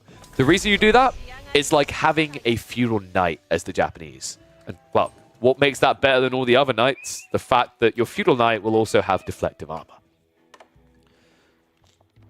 Meanwhile, first knight is going to come out, and we already see Anatan with the correct reaction here, getting an outpost up on the gold. So not much that Lumber can do in this area. Kind of frustrating for him already. Elsewhere, it looks like Pink has fast gone for a second TC. So Tuan Le isn't even playing aggro English. A little bit surprised by this, considering how close Purple is to him. And Purple, although he has the Kremlin, there's a lot of exposed points here. Also, Gremlins do not match up well against Lombos due to the fact that they are light melee infantry. But apparently, Tuan Le didn't want to be the aggro player. Behind this, Vuva Van, what's Yellow going to be doing here? It's going to be in the military wing with a reinforcement, so they're sending camels across already.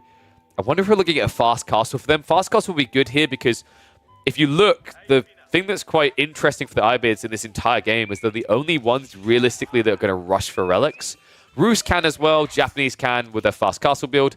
But in terms of the Civ that can target it very specifically, this is the one. And he's already on the way. Pre-6 minutes, it's been queued up. Advancement is coming in just 44 more. North side of this, Kyo has gone for the second TC with the cousin of the Ibids. Nothing too unorthodox here. Did go for the eco wing, so he's going to be a bit more greedy. I think they're really putting all their cards on Lumber to keep everyone else busy in this game. That's a bit greedy, by the way. If you're playing 3 players as greed, 1 as aggro, the worry for me is, like, how does 1 player with aggro do enough work here? I mean, you're going to be mirrored by Lash, but Lash is going to probably have some assistance coming out from the Roost player in the next 2 or 3 minutes. On top of that, you can't dive the Japanese base. You know they're going to get fast castle, and then you're discounted as a Knight Civ. And there's no way in hell you're ever diving the Zhuji defenses. Wall's going up from Anatan. Looks like we have got a play into the center. Baltoon, by the way, has already got 560 bounty, so he's pretty happy. Meanwhile, let's see how the other players are doing. So Lash got a long way to go here. 76 EXP in so far. Lumber only 46 though, so is lagging behind in that regard, and I expect that to remain true here. It looks like Lumber actually may be slightly behind in Knights. He's got 4 across the field. Meanwhile, Lash already up at 6, so great start for the German. And more Pumbas going his way. Yeah, this is a lot of XP to be giving over. And Orange, I mean, he's at least going to stop this wall going up. Anatan did have to break away, but this dive in, he's got to be fast. The problem is, I don't know if Lash... Nah, I was about to say, I don't think he's going to be caught out by this, right? Like, the communication would be coming from Anno. These guys are sitting in a VoIP together right now, so... Oh, Anatan. Well, that was a bit cumbersome. Orange will take any freebies he can get. It doesn't kill Anatan's eco to lose the sheep like this. He is playing as the Japanese, which means he has got farm transitions just naturally happening for free. And he does have berries, which are very safe next to the double outpost on the ford. Other side of this, it looks like we are going to see the Uma Bannerman raiding in. So he did go for that Bannerman opening we talked about. Really effective unit here. The cool thing about Uma Bannerman, 1, you have your Feudal Knight as the Japanese. 2, it has deflective armor, so it can actually trade up against French Knights quite well. 3, once you do castle up, it automatically upgrades. Another thing I love about this build from Anatan, it's been super effective for him in 1v1s. What he does is he opens with this Uma Bannerman. He forces his opponents to build spears, and then he converts to a different unit type, such as Mass Samurai, which would destroy any spear comp. Knight raid in though, Lash will now react to it. A little bit late on the outpost here, so needs to return some fire. Uma Bannerman did raid in, finds another kill in Yellow's base, but will be going down in the end. However, counter raids coming in. Lash returning fire here, with Jean also committed to this. An extra villager kill should be found, but looks like they're a little bit shy of the reach there. Lash, let's look at the direct comparison. 27 eco, Lumber now at 26, so taking heavier hits. And the difference there as well is that Lash brought Jean with him. So Lumber, 160 of the XP. Lash, now going to go over 200 with that wolf kill. Southside, meanwhile, looks like the Desert Raiders are going to be joined by Camel Lancers here. So that fast tech up, this is where I'm expecting Yellow to play into the mosques. And yeah, Dervishes should already be on the way for Yellow. Back of this, Orange just continue to cycle. This is a really big reason why you typically see French or Jeanne d'Arc appear in team comps everywhere.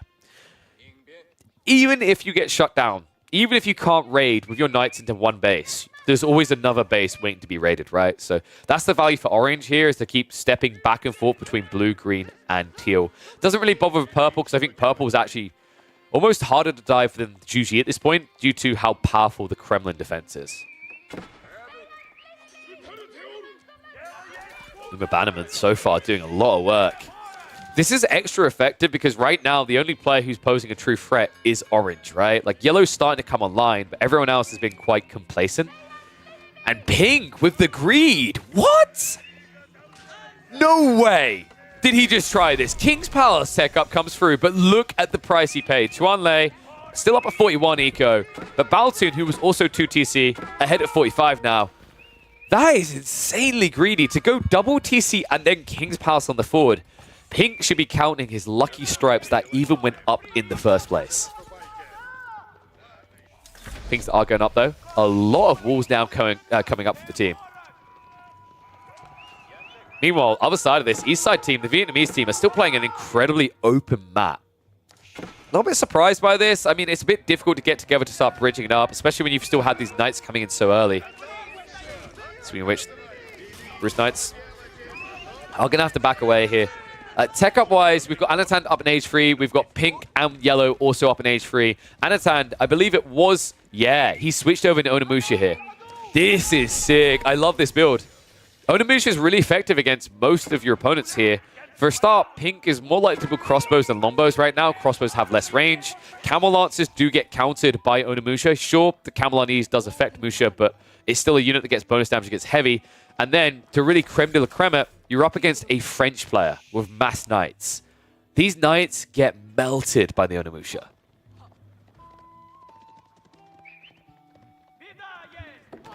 I think they are getting ready to melt that specific player here. 12 villagers out here. Has got the wheelbarrow, so it should be a quick run away. And it's going to be an early one. Doesn't want to tempt fate here. Lash getting ready to charge in. John has to be doing really well at this stage. Yeah, 274. This fight would get her over the edge, so Lumber has to be careful. In fact, Lumber, if he comes anywhere near this fight with Jean, she dies straight away. She has 225 health. These Onimusha, each of them are doing 20 damage. So basically, 2 rounds of attacks, and you're at death's door. Yeah, this is just turning into mass cavalry, right? I mean, other than Crackety, who's just going into spears, but wouldn't be surprised if we see him moving eventually towards Pascal. For the time being, he's going to be adding in the crossbows. I want to know when Kyo's going to be involved, because I don't think I've seen a single aggressive unit out of Red so far. He's got spears to defend, but outside that, this is just Kyo being the full greed player. Difference there is that the greed player of the Europeans is actually involved, right? Teal is now actively pushing units towards the front side of the fight. And why is he able to do that? Walls. There is barely any entry point for raids now. You'd have to go past Baltoon's TC or past his Kremlin.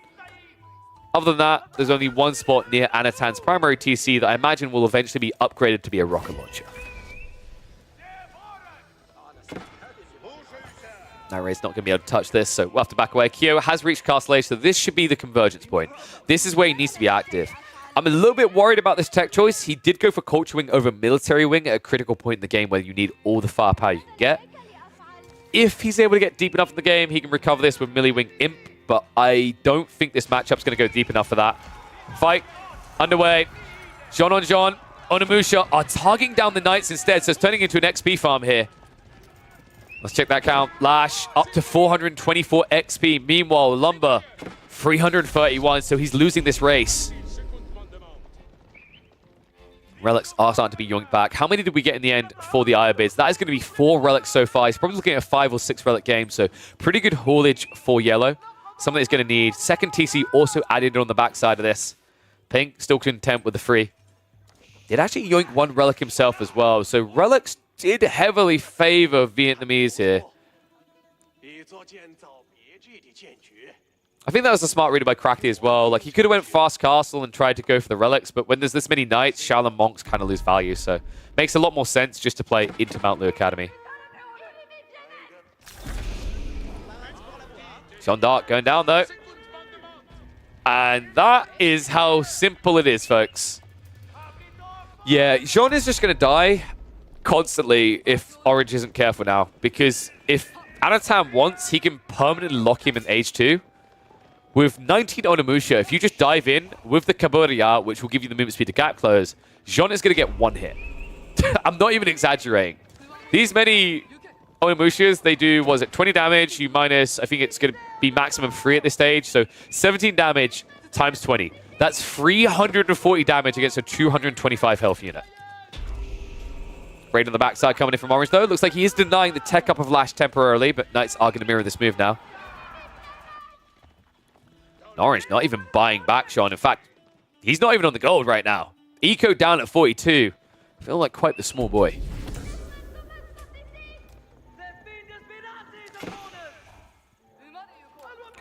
We haven't checked on the south side for a while. One thing I am going to give credit to the Vietnamese team for is that Pink is holding the line pretty well here. I say holding the line, the reality is he's holding his own base. Everyone else's base isn't really being protected, and that's kind of the weird, deceptive part about the English. You might not be able to dive them, but everyone else feels like a freebie. Speaking of freebies, Anatan walks straight into a camel line. Not the smartest of fights to take, but now with the start step back, this is what I was talking about. This is so one-sided. Even with the Camelanese, look at the damage reduction. Oh, I'm not doing 20. Yeah, but I'm still doing 18 damage. This is something I've highlighted before about horsemen and countering them with camels for the Camelanese. You don't, because Camelanese doesn't affect bonus damage. It means instead of getting a 20% damage reduction Malice, it's only a 10%. That trade most definitely did not favor yellow. Still so many Onimusha coming out from Anatan. This is sick to see, by the way. You don't typically see Onimusha much in general, team or 1v1s, but this is a smart read in this game because 3 players on the European team are all playing cavalry here. Not something you can easily do when you're up against mass camels, but genuinely, Anatan's choice to go Onimusha is the detail that allows for it. If this was just mass heavy cav versus Lancers, I would favor Vietnam. But right now, due to Anatan's choice of unit, Europe's looking good. And Jushi's looking broken. That's a lot of troops, and that's a great backstab. Pink overextends. That's the entire army. Tuan Le is going to be laid out here.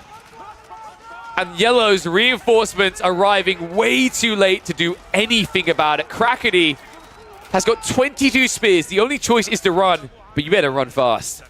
Northside, things are getting more and more grim for Orange. Orange, who has still been stuck in level 2 Jean for quite a while. Lash now up at level 3. A small group of crossbowmen coming out, but this is just not enough for Kyo. In fact, right now, Kyo, I'm a MOBA player. There's a term we like to use, and I think we all know what it is. This is feeding. This is all this is. That's running it down mid, what he's doing right now. Fun, the Spearman come in to scare away Green. But guess who's coming back? With a vengeance. I say vengeance, like what did he lose? 2 Onimusha and kill John? Yeah, totally worth. But now he's going to kill everything. Bad fight for Kyo to get caught in. The backstab comes in. Onimusha with the extra tower range here. Crossbows can't fight. Cleaving from Jean. Lash min-maxing his hero unit here. Pulls her away a little bit too late. She does go down, but so does Kyo's army. Kyo now reduced down to 29 military. By the end of this, he'll be down to 20. Meanwhile, Southside push continues in. Purple and Teal able to dive into the English economy. And Yellow still a non-factor here. Unable to do anything in these engagements. This might be over. Orange cannot contribute anything in this game. This is right now a 3 versus 4. And right now, they are losing both battles. Even the 2v2 is looking one-sided. What a great fight. What a great timing and a strategy actually coming out from the West Side team. This high priority on Cav makes a lot of sense. Dry Arabia is insanely open in team games. You can't rely on walls easily, but the incredible part to me is that they somehow got those walls up. The reason they were able to do it, though, was because they fielded a lot more cavalry aggression in the opening feudal age to make space for these walls. Meanwhile, look at the mess that comes out from Vietnam here. These walls don't secure anywhere near as much. In fact, they don't really secure anything. Look at Orange's walls right now. This is his playpen that he gets to exist in. Somehow Lumber did reach Castle Age, but I think that's just a participation ribbon at this stage. This game is over. Kyo's now going to get dove. The dive is still going from Crackety and Baltoon, by the way. They never stopped. They've ran rampant through Pink's base. GG's going to come out. Tuan Le gives up first. Game 1 will go to random noobs, a.k.a. the Europeans. If you're liking this, folks, if you're enjoying this content, don't worry. This is a BO5, so bare minimum, we are going to see these lads in action 2 more times. Only way you get to see that, though, is if you're following and if you're subscribed. Yellow, I don't know if you heard, but everyone else has gone. He's processing it right now. He's like, but I'm Iobits. I'm OP. Crackety just holds his hand up and goes, yeah, but I picked Juji. Fair enough. I'll see you in the next one. Now, I know Iobits are strong, but yeah, 1v4 might be pushing it.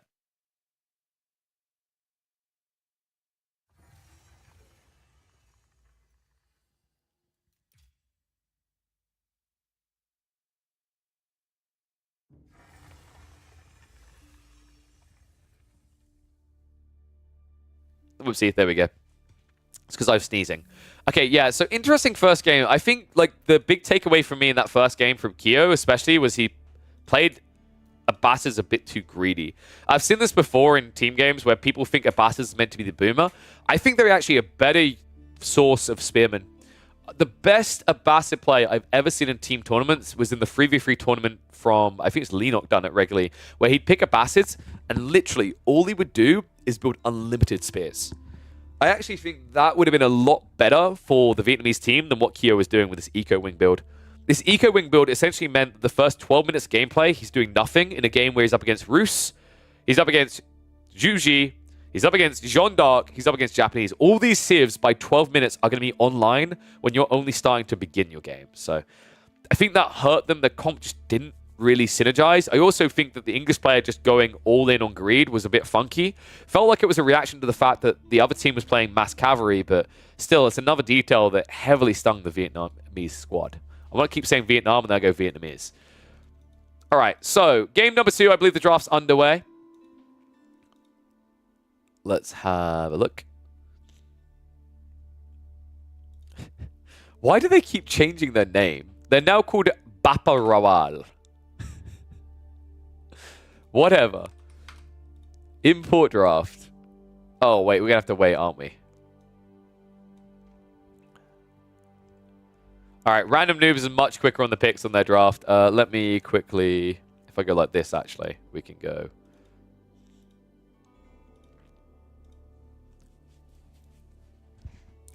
So, Bapa Rawal, aka... I'm just going to call him Team Vietnam. Team Vietnam. Got a little bit of time left. In fact, I'm going to update my overlay. Literally just call them Team Europe and Team Vietnam, I think. Morning, Hymenea. How's it going, buddy? Very sick game 1. Dude, it was really cool, actually, how quickly they dismantled that. Like, these two teams are very talented, but that was fast. Wow. Well, that's a switch up by Vietnam. Basically stealing the other kid's homework. They almost perfectly mirrored the comp that the Europeans done already. Oh, that's brilliant. All right, let's go back to... we want to go to the cam draft. Let me update this. And then we'll call Vietnam. And we'll call Europe. Huh. That's much cleaner, isn't it, guys? Vietnam and Europe. See? We overcomplicated. I can't believe that just ended up being a copy and paste. So I guess there's no rules against picking the same civs again and again and again. Interesting. I think a lot of team tournaments typically have that you like use once rule, but I have noticed that rule set gets a bit messy when you're doing 4v4s, even 3v3s. Usually it fits a bit better for 2v2s. But let me see. Are they're in lobby right now. They haven't started yet, so we should be ready to go in just a few minutes. If you're just tuning in, we are watching a best of 5 between Europe and Vietnam here. Top players from both regions clashing. It kind of seems unfair, doesn't it? Europe, an entire continent versus a specific country. But in fairness to Vietnam, I think Vietnam has pumped out quite a lot of talented people in the Age of Empires sphere in general over the years. Even AoE 4 having a few people. Kyo, chief among them, comes to mind. But when you think AoE 2, you think AoE 1. Vietnam has been dominant in both those games. So I would never write off the Vietnamese having the ability to take on an entire continent. Yeah, it's possibly going to be a lot of repetition games. I don't know what the second map is. In fact, let me double check for that info. There is ways to discover it.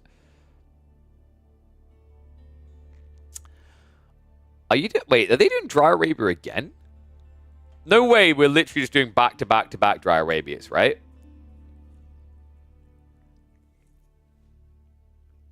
That's a little bit funky.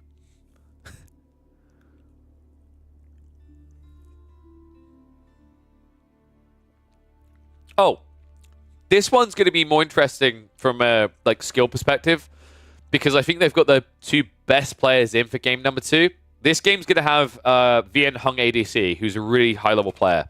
We've cast him before on this channel, in fact. Vien, right now, let me see if I can find where they're ranked at this very moment. So, Vien Hung ADC has sunk down a bit to 192. The other account, 387, so they've been having a rough time. But I know last season, they finished 162nd last season.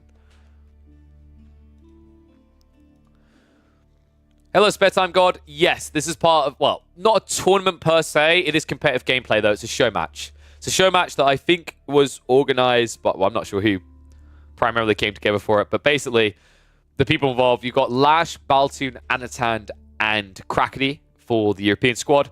And the Vietnamese squad is Kyo, Hung ADC, they've got Lumber, Khan, and there's someone else. It's actually a squad of 5 because I've always noticed this with the Vietnamese teams, the Chinese teams, they always bring substitutes, which is such a crafty detail that's underrated in team games, by the way, because what it allows you to do is it allows you to twist the expectation, right? It's one thing to understand what people can do with a draft, but people also have playstyles. So when you have an extra person, especially in longer series, as long as you know how to work with them, it's a big advantage because it means the opponents have to adapt to a difference in playstyle. I have not checked out Zero Space yet. I was sent a key. I think I'm going to probably check it out a little bit off stream tomorrow. I don't think many people will be interested in seeing me try to play that game. But I am keeping an eye on it. Honestly, I would love for us to just become an RTS hub in general for like AoE4, Stormgate, and Zero Space content. That would be a hell of a lot of work, but I think it is feasible. Depends, of course, on whether Stormgate and Zero Space can deliver. But if I find that those are also RTSs I'm interested in, definitely will be creating content around them in the future. Zero Space looks unnecessarily complicated to me. I think what that is, though, Neri, more than anything else, is that, 1, we don't have as many abilities in AoE4, and 2, anything that's sci-fi compared to a history game is going to look complicated if you think about it, right? Because this is the interesting intuitive thing about like Age of Empires as pickup potential compared to sci-fi games. Is like you see a man on a horse with a lance, you kind of know what he's going to do, right? And you then also know that a spearman counters a guy on a horse because that's just the way we've been taught, right? You used to play MOBAs and SC2. Oh, sure, but like you may have played MOBAs and SC2, but you always have to be cognitive of the fact it's a new one to pick up, right? You meant the upgrade in talent systems? Okay, hold on a sec. If you played MOBAs, you know talent systems, though. Yeah, I did glance Grubby's stream when he had that talent tree open. It does look a little bit complicated, but my brain as a MOBA player was like, this doesn't look any more complicated than crap I've seen before.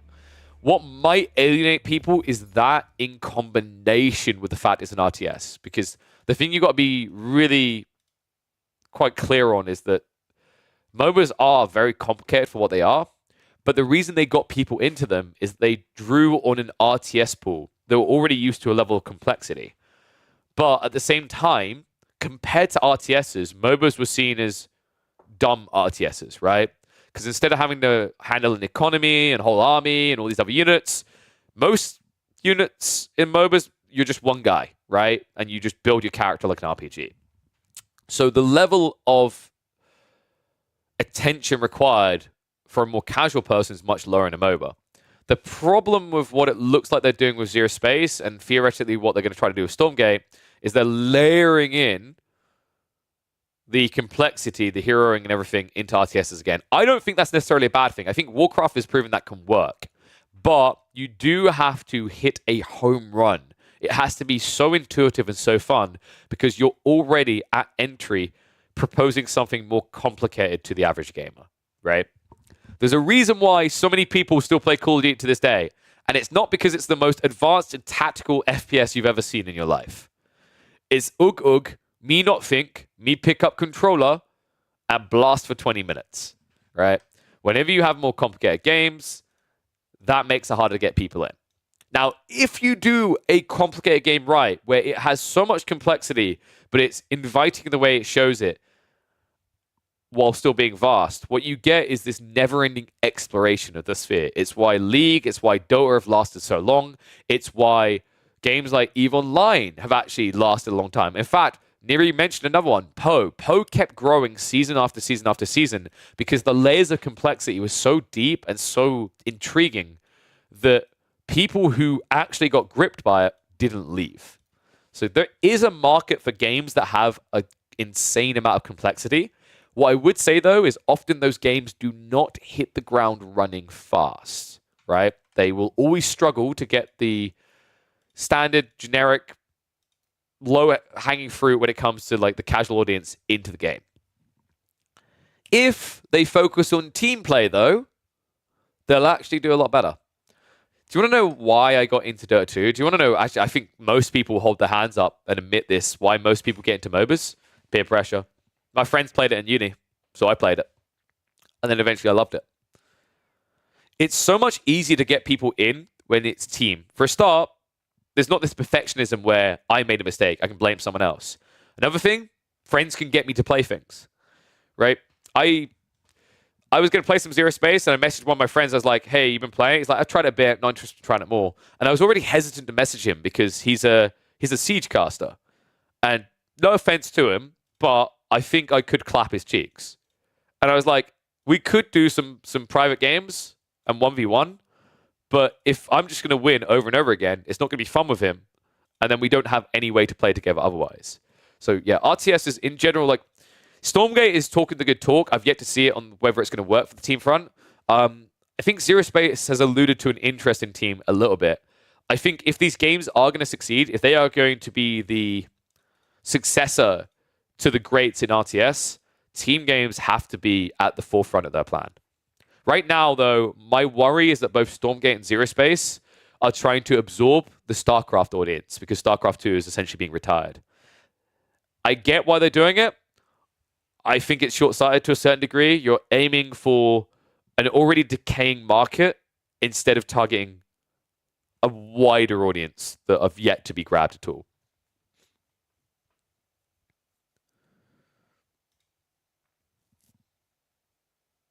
The co-op mode they showed in SG looked really promising. Yeah, I played it once, and admittedly, I hadn't played much Stormgate since then. I will say it seems a bit easy, so definitely needs some difficulty tuning, but yes, that's a cool start. I agree.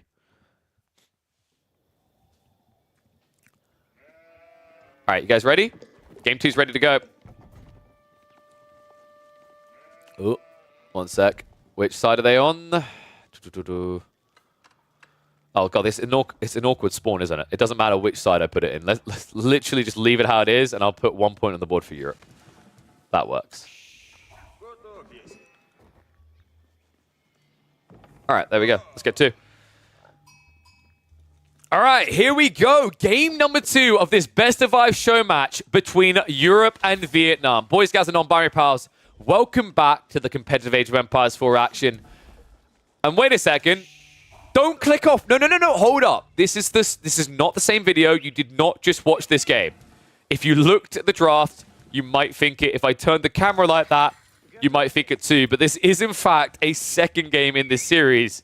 It just happens to have the exact same draft from the Europeans.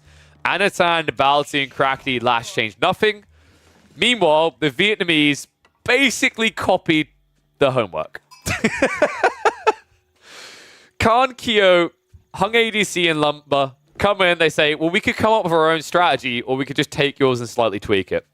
The only difference is Ayabids versus Japanese here. Everything else is going to be same old between these two squads.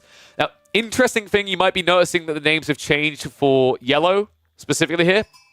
That's because the Vietnam squad is so sweaty, they have a sub.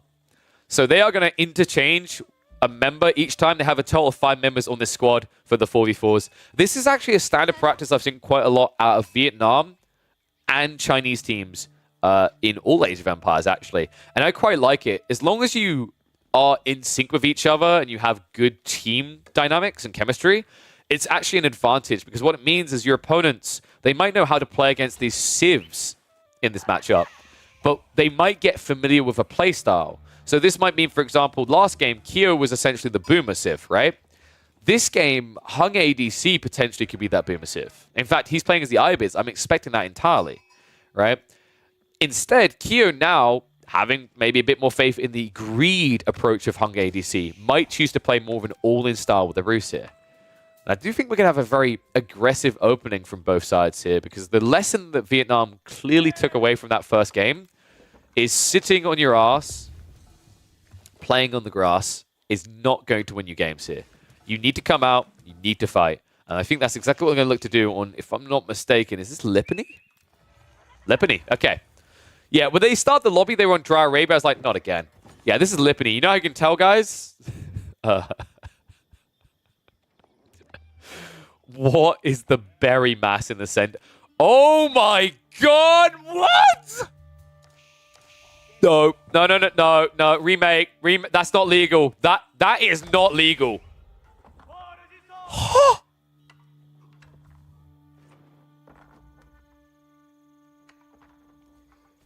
That's a 204 resource meditation garden. we've got a new record. No, no. We're not giving out rewards for this. There's no award. There's no prize for breaking this record, okay? You get a month ban for breaking this record. Oh my god. I can't believe what I'm seeing here. This is the most absurd meditation garden I've ever seen. He barely gets the golden range to put it over 200. And we're going to have to do the comparison. You know, Khan's going to say, well, size isn't everything. No, Khan, buddy. Khan, size is everything here. Instead of going just a screen across and getting a Goliath amount of resources here, he would have got 96 food, 60 stone, and 30 gold. He settled for a measly 30 stone, 48 food, and what? 17, 18 wood? This is not even close. You want to know what is going to make this a really big stomp affair? The Xu players aren't really that far apart. I think there's going to be a lot of pressure on Pink quickly in this game, especially with him being right next to Jean d'Arc. Let's see how the other players are doing. Tech ups have come out. Looks like it's going to be a Golden Gate coming through from Kyo. That's very surprising, because if I look on the other side of Baltoon, no doubt about it, Kremlin. Kremlin in a nice position to secure the stone, gold. Might see him try to play a little bit greedy here, out towards the boar and the deer. I'm expecting him to play for the deer behind his TC instead. Feels a little bit safer here. And of course, Anatan, now in the pocketed position, is going to feel even more confident about his fast castle build. He opens up by going onto the stone, and then goes for a second TC on the deer forward of his base. Pretty cool play here. A little bit surprised about the priority over deer, but there wasn't really a good berry value anywhere nearby. The reason I highlight that is if you get 2 levels of wheelbarrow, it's much better than even if you got survival techniques with the deer. Because 2 levels of wheelbarrow would give you basically the gathering rate of boar, an extra 15% on 0.84. You're basically kind of necking it, but the difference is you're getting movement speed as well from the wheelbarrow, which is quite beneficial. Beside this, looks like we will be getting a move out onto the stone. He has got the Jiangnan Tower. We are getting multi-TC builds from both, but Crackly is already a mile ahead, and let me just get that number ready for you so I can vomit a little, because this is, quite frankly, disgusting. Oh, wait, how do I bring back the... Which button is it? No, come back. I don't remember what hotkey I put that as. I'm sorry, guys. I never used that. What button do I have that as? Control C? Okay. Kind of makes sense. Nope. No, that's the wrong one. Oh, I'm sorry, guys. I fluffed this one. Cinematic mode. Yeah, I looked at the wrong thing. Control U. We're coming back. All right. Here you go, guys. Here's your number. 136 food. 6 wood. He even got wood. 28 gold. And 28 stone. So these numbers are slightly lowered because there are units in the area. It is an over 200. I think that's a 220 almost. Good God. How? How do you find these? Yeah, I can tell who's been loading the map and experimenting more, right? Jean now moving up. Smart play to set up the hand cannon slits. It means that Jean can't dive this area, so good read. I wouldn't even be surprised if Khan adds in a second outpost in this area. I'm still baffled by this. Yeah, here you go, guys. 144 food, 6 wood, 30 gold, 30 stone. That is a 210 resource a minute meditation garden, and he built it 4.5 minutes into this game. Insane landmark. The fact that we are now 3 months into this patch. Okay, barely 3 months, right? But we are over 2 months easily into the expansion, and this still has not been nerfed. Melts my mind. Let's focus elsewhere. See, I've broken my brain and words because of that landmark. But let's look elsewhere. Otherwise, I am going to break myself permanently. Ibits should be going towards a fast castle build here. In fact, we checked the bank for Hung. Yep, he's gathering fast. Meanwhile, Purple has got that second TC exactly where we talked about here. And, well, I imagine Anatan, is he getting close to a tech up? No, he's taking this a little bit slower. Is he adding in military? Yeah, he went racks. He's getting a few spears together to deal with the camels and any potential raids from knights. And now we can go back to talking about the meditation gun again because we're caught up in it. Disgusting. It's so stupid. It's over double what the pink player has. Speaking of over double, we are over double TC. Crackety has 4 TCs already to the 2 of pink. Oh my god. How's the XP game looking for Lash as well? 133. I imagine this game's a lot more competitive from Lumber. 79. It's a 50 gap. I think at this stage before it was a 100 gap, so at least he's shrunk it a little bit here. I think the difference is probably in the positioning of the Knights, right? Like, how many has Keo got in the field right now? Yeah, he's got a grand total of 1 Knight. Guess how many Baltoon brought? 3. I think Keo plays a bit too greedy with his civs from what I'm seeing so far, Game 1 and Game 2. Like, Game 1, most definitely. He played a Basses. He didn't do anything until Castle Age. Game 2, I think his Knight escalation has just been a bit too slow. Baltoon being 2 Knights ahead means he'll always have the edge in the center, and that was critical because of the boars that are still being hunted around here. If Lash builds up like a 100 XP plus lead and cracks level 3 first, we could have a very quick game number 2 on our hands. Jesus, and look at the number difference. Like, we're talking about the Roost players. Check these guys. 8 Orange Knights. Lash has 9 already. But the difference is Orange is splitting up, looking for targets. He's going to move out towards Teal. Teal trying to get that outpost up. I just don't think it's going to be quick enough here. Oh, he panics, Crackety. Well, it's complete. I'll give you that. And once again, these walls going up. So yeah, just good understanding on this left flank. Anatan and Baltoon setting up. Funnily enough, Hung ADC had a similar idea in this corner. This game's looking a little bit better for Vietnam from the aggro perspective. I don't think they're losing too many eco units. Roos is trying to find some targets, but Baltoon walks into a trap. Heavy damage onto his Cav. However, you may be losing the raid game, but hear me out. Crackety has 4 TCs. He's already making the granary transition. And it's because he's got so much resource to boot. And because of that extra food, he's manning up with a bunch of spearmen on the front side of this. Oh boy. Oh.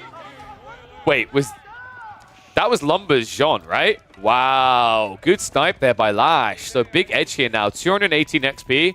Lumber locked in at 159 and now not gaining any XP while dead. It's a cool pick there by Lash. Keeps Orange on the defensive, and that means one less player aggroing to your side. Red does march over here, but this is different now. Crackety has a lot more spearmen to defend against this. I don't know what you're meant to do against Teal. I mean, Crackety's not going to be ahead on tech, right? We're actually seeing Pink head up towards Castle Age now, but I think Crackety's not far away himself, right? Yeah, he's about to start a tech up while making a granary transition. What is this Civ? How is this balanced? Oh my god, and they've given up. They just called it. No, that must be a DC. Is that a DC? Of course it is.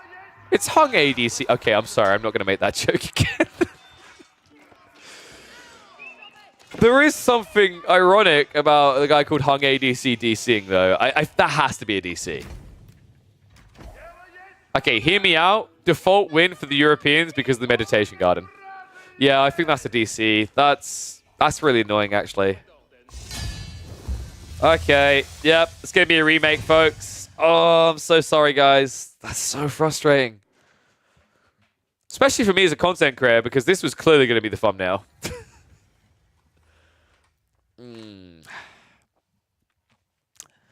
Well, Crackety is going to have to try again with the broken landmark. I don't know if he's going to get another one like that. I've got a bad feeling we're going to have this issue on repeat. Hold on a sec. I'm going to ask Crackety something. Default win due to the Meditation Garden, right? Let's see what his response is. Go for a listen in with the team. If every one of us crashes one time, we will have a long day. Yep. Yeah. And I've got a Hopefully hard... we'll play like all 5 games.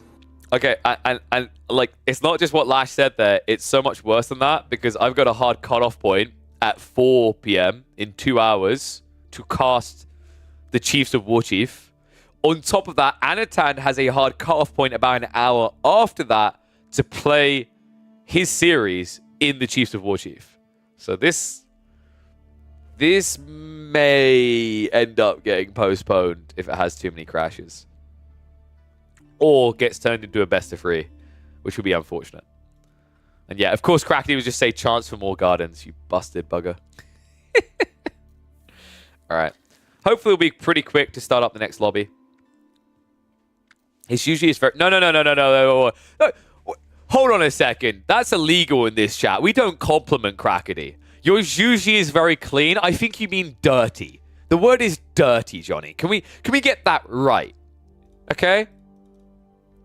It's the type of thing that you'd be too ashamed to tell your children about years from now. Yeah, go shower. Actually, he probably could shower. I'm sensing another DC by 20 minutes. There is also some really weird DCs I've heard of, so I can't remember what it was. I think maybe it was with Iabits or Zhuji. Is that there's a situation where if you hover on your scout stats, it will crash your game. I think they may have fixed that one, but yeah, it's fair to say the biggest expansion in the history of Age of Empires wasn't without its hiccups. There are still some bugs in there. It's just kind of sad because I think this would have been the best time to see the numbers reboom, and I think they have.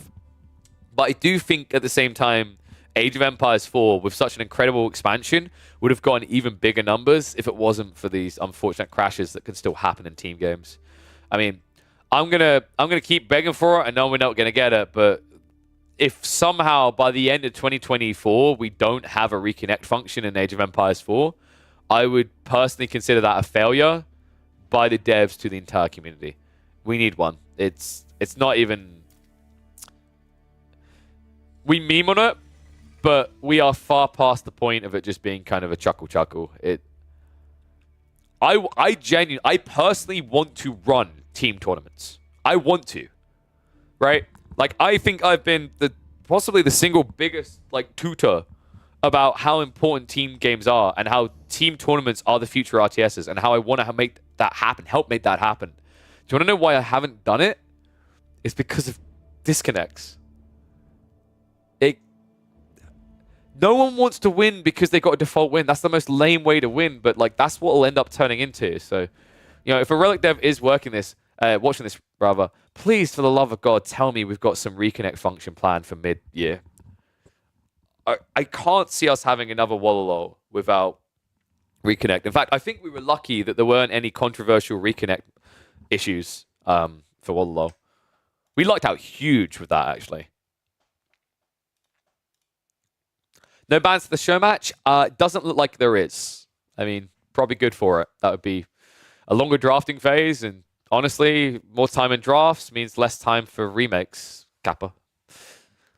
It's just a show match. I mean, I'm fine with them just being cozy, being allowed to play whichever civs they want. It allows them to kind of try different civs. Probably should have been... I think there should have been bans, and after that, any picks allowed, because I do think Zhuji is just going to keep coming out. As far as I can tell, they do have the one rule of only one civ pick per team, which is why you're not getting double Jean or triple Zhuji or whatever. Can we ban busted meditation gardens? Could you imagine if they just had a gentleman's agreement? They both said, we're going to do the fast castle build, no meditation gardens. Dude, I want someone called the moral objector who just finds the worst position on the map for meditation gardens and builds it there. It's like, I object to this disgusting crap. At the same time, they would actually be a liar, though, because if you morally objected, you wouldn't get Song Dynasty for the Chinese, for Zhuji either. Both things are busted. Oof. We're waiting for the game, by the way. It's not just me obsessed with you guys staring at my not-so-pretty face. Oh, wait, what? Well, they're into the game, but we have the thingy delay, so let's get rid of him. Boom, there you go. Baited.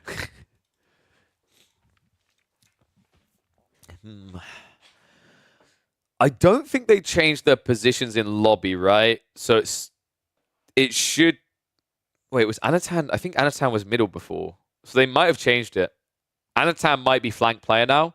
Sup, Corvinus. Score is 1-0 for Europe. It was looking like it was heading towards a 2-0, but we had to have a remake. There was a disconnect. Hung A did indeed DC from the game. So we've got a remake here. I imagine if this issue continues, there'll be some default wins given out, or it will change from a BO5 to a BO3. Hopefully, we're able to go smoothly from here. I don't know if people would want me to delay the cast of Chiefs of Warchief for this. If this does go on too long, which I have a feeling it probably will, what we'll end up possibly doing is just maybe we cut halfway through the series and go to the Chiefs of Warchief games, which are scheduled, and then come back to cast the remaining show match games afterwards. That's if this has multiple disconnects, because this is only game 2, and it's been, what? It's been an hour and 10 minutes, and game 1 was 20 minutes long.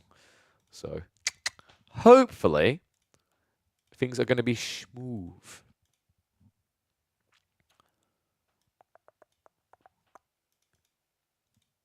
All right.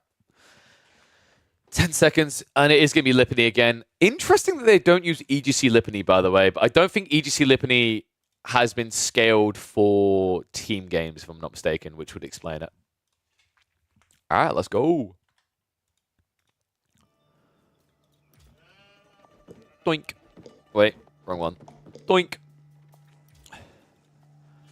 All right, let's run it back. Welcome back to the best of 5 show match. Team Europe versus Team Vietnam. Hold on. Don't click off the video. This is not the one you just watched. This is, in fact, game number 2. It just happens to feature the exact same draft from the Europeans. Not just that, but it's almost like looking in the mirror here, because after game number 1 and the way it went for Vietnam, they done what anyone does when they panic and the teacher asks if you've worked out the answer yet. They copy everyone else's homework. They have pretty much copied and pasted the draft of Europe minus one small tweak. It actually comes with the player change as well. Hung ADC is going to be substituted in for this game. And the one pick they are going to 100% believe in and stick with is going to be Ibex. Lumber is going to be once again back on Jeanne d'Arc. But outside that, they followed suit with exactly what Europe done here. It's going to be Zhuji manned by Khan. And then rounding out, Kyo does pull out the Roos. On the other side of this, Baltoon is once again going to be on the Roos. We're going to have Anatan in the pocket position on the Japanese. Another pocket player, of course, has to be the Zhuji of Krakody. And then finally, we are going to have Lash on Jeanne d'Arc in the green here. And first things first, Krakody. Drop that meditation garden. You can't keep getting these. Now, he could run out to the middle of the map, and it would be much better, but it would be much more exposed. Game 2 attempt 1, that was a relaunch. Basically, guys, we already started this game, but we had to relaunch it because, unfortunately, Hung ADC stayed true to the later part of his name and did indeed DC. So this is a remake. In game 1, Krakody managed to get a 210 resource a minute meditation garden. Can he beat his best? If he runs out to the center, yes. There's, I think, quite a few areas where he could, right? Okay, this would be the max food one with gold. It wouldn't be a 210er, though. In fact, what the hell? Dude, what? What are some of these spawns with the berries? This is wild. I think his best option is just to go here, really close to his base. You can get double gold and double food. Or you can go for double food, stone, and gold. I think both are pretty good. This might not gather all the berries. This one most definitely would get them all. So I imagine... No, okay, of course he's got to be greedy. Krakody, off to the center he goes. Dude. Wait, is he genuinely is just going for it, isn't he? Yep. This is so broken. Is the same happening from Khan? No. He can't match this. I'm sorry, that joke was terrible. He goes double gold and stone. And wood, rather. And I said stone because I feel like you must be stoned to not get food here. I mean, food is way too valuable for the Zhuji. I'm shocked by this choice. I don't think double gold does anything for you here, Zhuji. Okay, we'll see how it works out. Check out the other players. is going to be standard School of Cavalry shenanigans coming out from both of the Jeanne d'Arc players. Meanwhile, Japanese are going to go for the Kurostaus on the forward. It looks like it was the standard opening that Anatan loves and adores here. He goes onto the stone, gathers enough to get his tech up, and that, funnily enough, also gives you enough stone for a second TC. And the fact is, he's gathering on the wood, so we are definitely getting the 2 TC play from Anatan again. On the other side of this is going to be the Golden Gate coming out from Kyo. We already know that Baltoon always goes for Kremlin, so that's already a big difference between the Roost players. Then finally, for Hung ADC, he's going to be going for that Growth Wing. Something I haven't seen too many IOBID players do, but it's very helpful, is you can actually go and upgrade the berry patches of your teammates. I think that's going to become a strategy with IOBIDs and Japanese, more so than anything else, because Japan gathers from berries insanely fast. So I'm looking forward to seeing that in the future. Unfortunately, we do not have Japan and IOBIDs on the same team today. Yeah, this is a really bad meditation garden.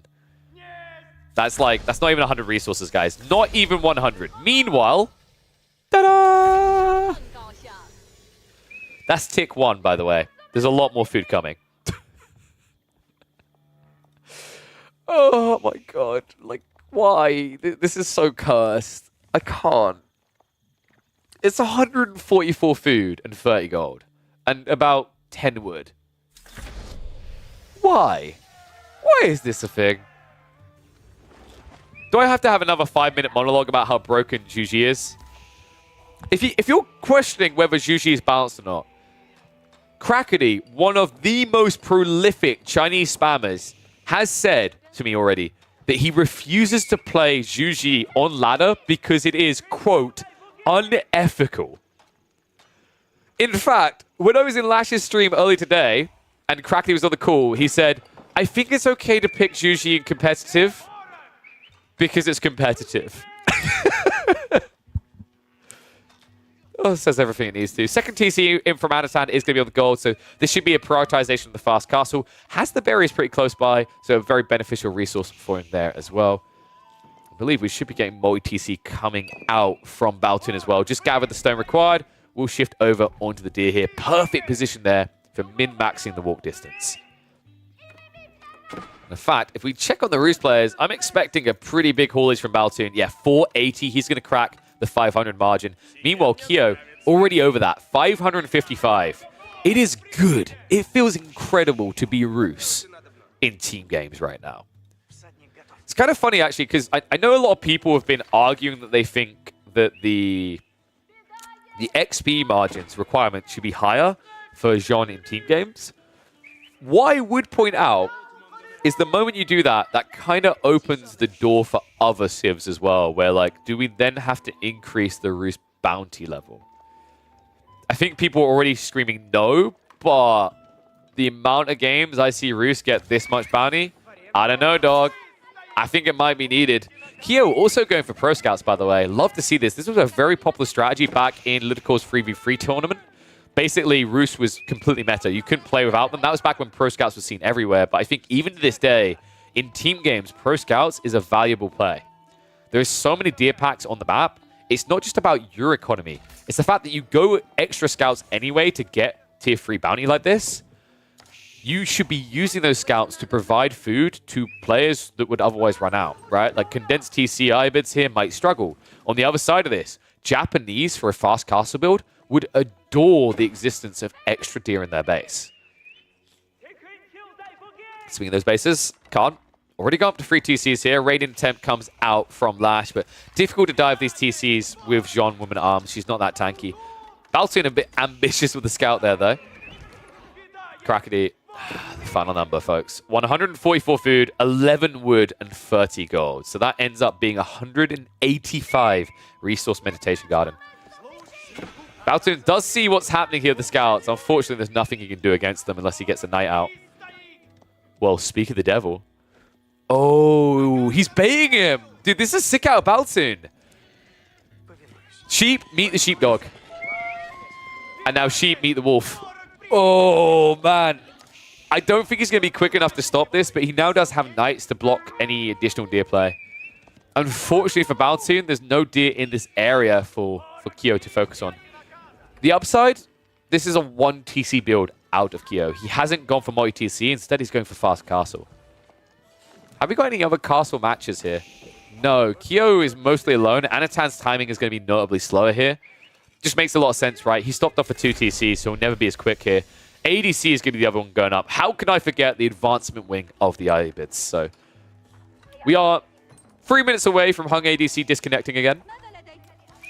But don't worry, folks. It's Iabids, which means they can end the game in 3 minutes. How many TCs was it in the end? I think it was 4 again. Yeah, Krakeny always goes 4 TCs. This is kind of crazy, by the way. Krakeny will make a farm transition into granaries in about 2 minutes.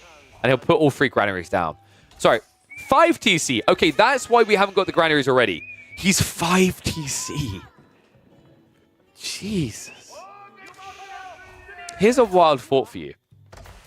This meditation garden completely covers the cost of production out of one of these TCs per minute on its own immediately. That's kind of crazy because the scalar effect that you get from that is as you add in an extra TC, that food already covers the strain on your economy of that extra TC. By the time you're adding in another TC as a Zhuji, you have built enough additional new villages out of the new TC to pay for itself, right? What I'm trying to highlight here is this meditation garden essentially makes infinite TC scaling self-sufficient for Krakeny. That's bonkers. Ball's going up here. I love how quick Anatan is to do this all the time. It just cuts the map up in a really uncomfortable way. Red, meanwhile, what on earth is going on here? Look, just in case, I am next to the French player here. Let's check in on the XP, by the way, because this game should be a lot closer. Lash 174, and then Lumber, yeah, 171. So makes a lot of sense. Not many people have died in this game so far. It's been a very calm game. For the moment. That's about to change. Lumber, 12 Knights. Lash has got 13, so he has mass advantage here. It's about the heal timing that matters a lot here. Cleaves come out.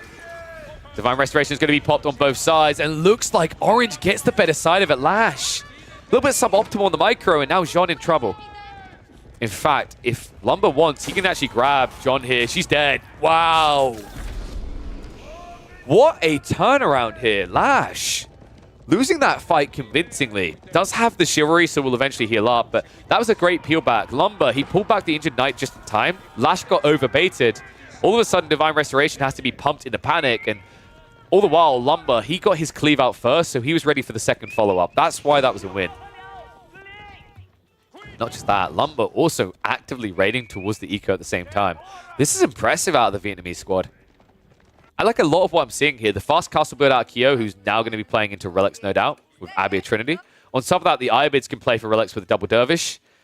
Other side of this, you've got to remember that Anatan's the only one up in Castle Age, and although you do have Shinto Priests, those only come out every 2 minutes, and you're not going to be rushing them here. So Relic Coolidge should be pretty good in this game for the Eastern team. The only downside I am seeing is that a lot of them want to play for Relics. Red, of course, isn't going to be one of them, but of the remaining teammates, 2 are essentially fighting each other for probably about 5 Relics here. I think this layout should allow for the Europeans to get maybe 4 Relics out of the total of 9. Oh, sorry, total of 11.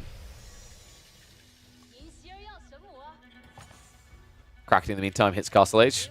And Khan says, oh, you're right. Yep, tech timing. Got to get that. Yeah, but look at the difference here, folks. 1 Granary, free TC. 5 TC, free Granary. People asking, why is he not attacking the Meditation Garden? Because the amount of time it would take him to do that would allow for the walls to go up. So instead, Lumber's going to try to attack economy. Real squishy economy. If you're wondering why Kyo isn't attacking it, he's gone for mass horse archers, and his scouts had better value finding all those deer in the meantime. Now, this is the thing, that the Meditation Garden sounds like it's just counted, right? Because like, oh yeah, you stick a unit there, it loses 10% of its value. Yeah, but sending your first 10 units to sit here is so expensive, right? I do think that once you have like 50 military, burn this down. But for the time being, it looked like Lumber was just trying to get in before the walls went up, which I do respect. A little bit shocked he walked away, to be honest with you, though. But in fairness, if you do go through and the wall comes up behind you, you have limited knights, and your opponent has theoretically infinite knights, right? Looks like he's going to march over now, though. Lumber should be burning this down. So this is going to force the hand. Lash isn't ready to fight either, so unfortunate of him. Oh, this is a fun one. I have yet to see this. Horse Archer versus Onimusha. Now, in theory, Horse Archer wins, but Onimusha does have better attack range. The unfortunate reality of this matchup, though, it's not just the damage advantage that exists for the Horse Archers. Kyo's going to get Boy's Fortitude eventually, and once he has Boy's Fortitude, there's nothing you can do as the Japanese here. I actually think Anatan's comp has been hard countered. Much more impressive second game out of the Vietnamese squad. Meditation Gun not being burnt down is a really big no-no by Lumber. I think it made sense to check for enemies, but the fact he's still not taking it out is a little bit baffling at this stage.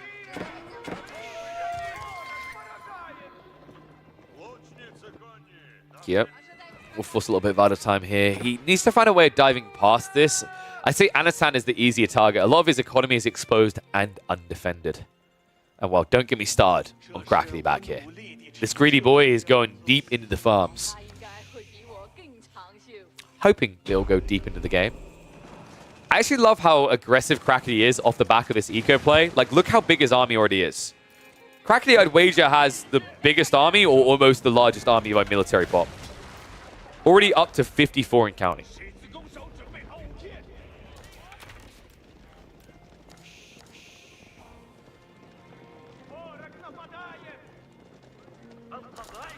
Well, that's a fair point. There is a bug right now, Meditation Guard, where if it gets burnt and rebuilt, it gives double income. My counter-argument would be, with the way you're playing this game as a Southside team, if you ever have to give up this area in the map, the game is almost already over, right? So I think it's worth removing that extra food, because we're already seeing the impact it's had for Crackly. Maybe the thought process for Orange is like, we're so late in, all the farms up, it almost feels like a drop in a well. Warlord coming out, just try and keep him back. But this fight, I mean, this is a wipe, man. Anatan, you can't fight like this. Complete routing here as the two clash. If anyone's wondering why no Onimusha Aura, why no Bannerman, it's because the Bannerman are bugged. They don't work. Backstab coming in. Psych, that's Hung ADC's army. Chases in with the Lancers. Crazy, actually, that he did not go after the blue villagers there. I'm so shocked by that, because if you just left Pink to this, he could have kept blue away. Instead, they actually give the Europeans a better fight than they ever deserved here. It means that Anatan gets away with 30 villagers that should probably not be alive anymore. Crackly now ready for a tech up.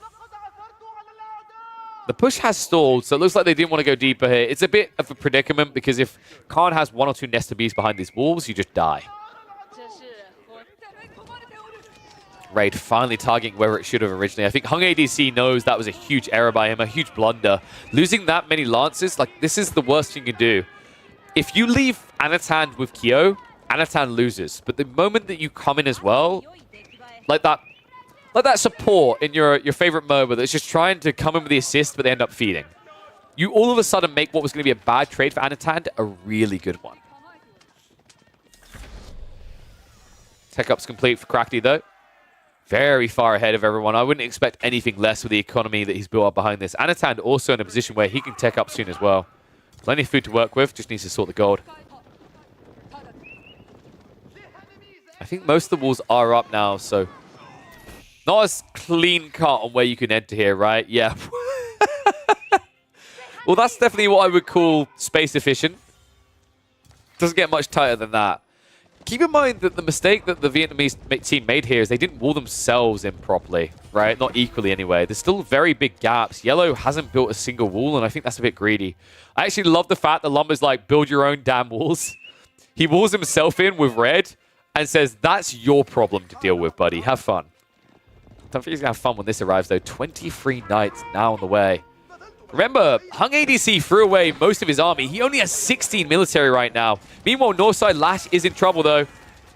John Dark reached level 3. Red with the hard push in here. Mass Crossbowman and Shuginu. Teal struggling to hold on. And Pink now arriving as well. The timing might be perfect. Orange also on the way in. Lumber halfway to level 4. How is Lash looking? He's matching XP. That's the one upside he has going for him right now. But they need to strike elsewhere. They need it yesterday. So they're going to make the move. Blue marching south. This is a trade. Cleave comes in from Jean de Cleave. Moving away. Gotta give it to him, actually. Lash is absorbing a lot of Horse Archer fire here, which is critical. Instead, it's gonna be an overflow, though. Check this! Everyone on the Vietnamese squad heads north. Every single member, orange, pink, red, and yellow, see an opportunity to end green. And Lash, for good reason here, he only has got 1 TC and 53 eco in total. They're gonna keep pushing it. They're starting to break him. Reinforcements are going to have to arrive soon. Blue now setting up the proxy Raxes. The dive continues. They find their way in, and it's an absolute massacre here. Yellow being brutalized in his own base. A great read for a trade here from Europe. Hung ADC now down to 60 eco and no standing military force. But it's just as bad on the north side. Lash, 53 eco, 5 military. However, the difference for him, he has a hero unit. He's an army all to his own, and in just 18 XP, Mecha Jean is going to be online. Other side this, wait, did Lumber lose Jean? It looked like he lost Jean. No, he pulled her back. She's going to get Mecha level about the same time, but look at the damage done here. Hung is almost dead. 45 eco, and the only reason they exist is they're not in the base right now, but this was a massacre. Trade-off looked like it was good on the north side for the Vietnamese team, but I just don't know if they can stop here. They have to keep going. The problem with that is that they are remassing the troops. Valorous Inspiration, and here we go! Giga Chat attack speed! I think Orange just choked. Lumber, if he had been here with Jean de Cleve, level 4 as well, this crossbowman would have cleaned up. Instead, they get mopped up. What a sick read out of the Europeans. To bait that attention, to keep on raiding as well, because we're not done yet. Anatan reaches in for more. Hung ADC now going under 40 economy this late in the game. Now the push is on here. This keep is not going to last long. No boiling oil. Not a leg to stand on here. Jean de Cleve, Jean de Blast rather, has blasted the Vietnamese army back to the Stone Age. And the raids from these Onimusha, this is problematic now. In equal numbers, Horse Archers win, but after the losses on the north side, this is starting to look really bad for both Kyo and Hung. Khan, in the meantime, has reached up to Doom, but he's been behind for a while. He goes up with his Yuji's library, but I'm pretty sure on the other side of this, I wouldn't be surprised if we've already got both of the landmarks. Looks like we've got Temple of Sun. No Yuji's library yet, but I guess he isn't that interested in getting the spear charges or the 1,000 bolts. Now they march in. Worst time for a tech up ever imaginable here. Khan, he's about to get idled up. Farms on the backside, not going to be safe here. Eco to the north, has to run for the high hills. Meanwhile, south side of this, the Onimusha are still raiding. 21 of them have been doing significant damage on the backside of 2 players' bases here. And now Hung has to go for the reboom. Extra TCs being added in, now up to 4 and only at 42 economy. This is going to be a rough game for the Ibids. It's getting rougher still for Red, though. Dive comes in towards the base. Love this focus on the houses. Khan has to have a lot of economy, but not much military, and probably not much population space right now. Krakeny, he understands all too well the limits to the Zhuji.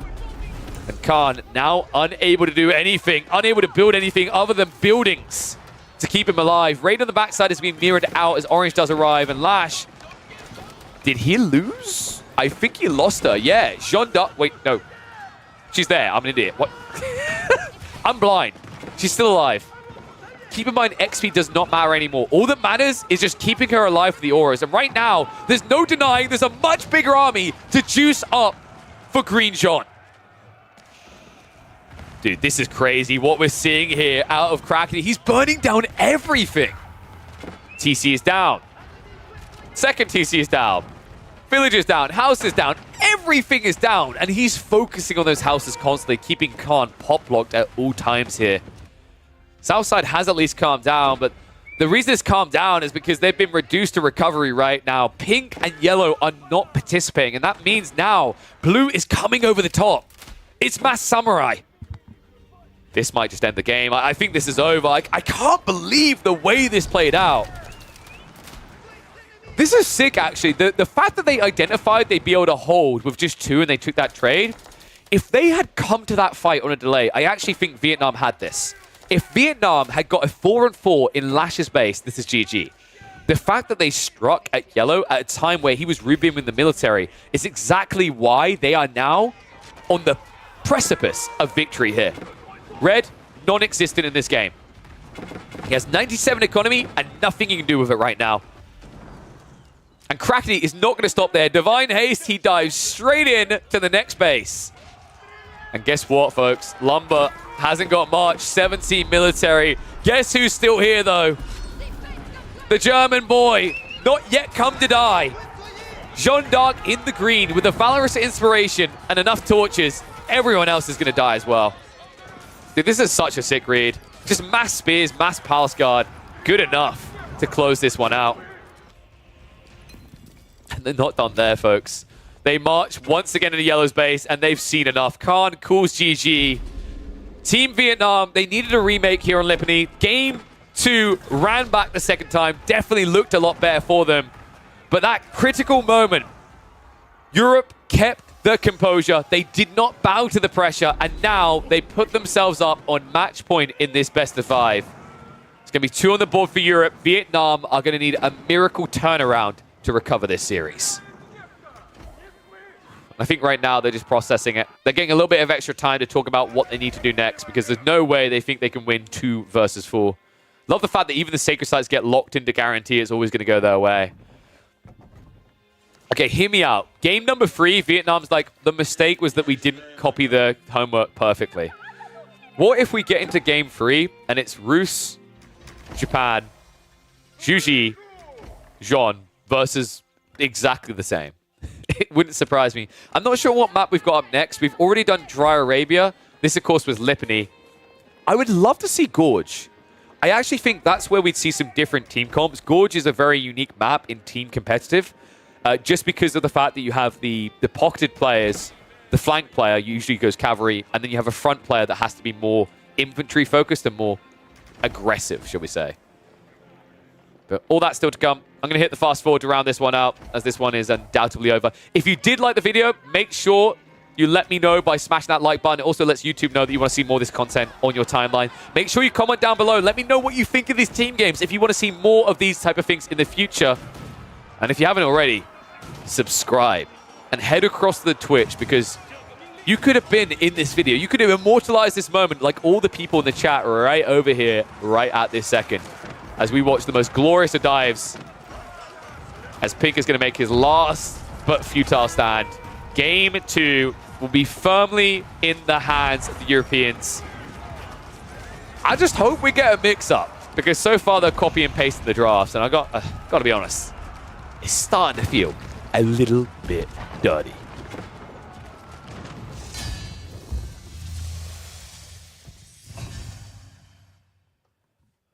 Whew. Cracking some secret strats. Yes, the secret strategy is pick Juji. And that... Oh, look at Vil... Oh, no, I'm sorry. I hit quit match. Oh, I'm sorry, man. Wait, did you delete your villagers? Let us know what happened, Crackety. Sorry, dude. I wish you could look at graphs after the fact. I can look at your... Oh, you're right. Actually, you can. I always forget that. Let's have a look. What we got here?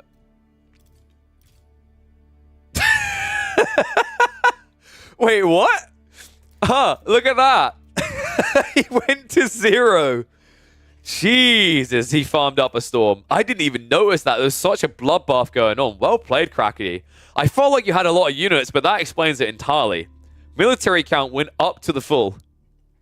Well played. I think you guys had it without that anyway, just because of that great trade, North versus South, but that was smart. I mean, it puts you on like a timer, right? Because you're going to run out of resources, but who cares? You had enough to get the army together. Well played, sir. And to be honest, who cares if you've got no eco units? If Red has no eco units, that just means both Juji are out of the game. Of course, Crackety would do that. All right. We're waiting for the draft for game number 3 now.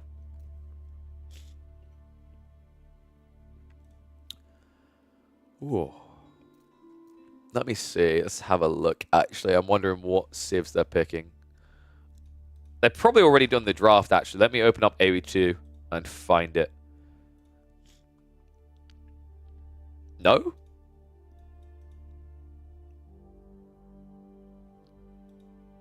Have they done the draft? Was that a misclick? Because I've got a draft that hasn't been complete yet. Seems a bit weird. Let's refresh.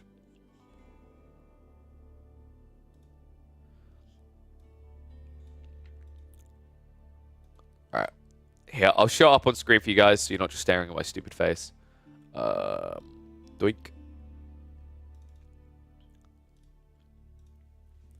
So we're waiting for this. Ooh, hydrate. Oh, also you want my glasses off for some reason. Ugh, there we go. Wait, was I in the way? Did you guys not see the graph? Was I on the wrong screen? Sorry, I'll show the graph again. Here you go. Oh, you mean because at the end, right?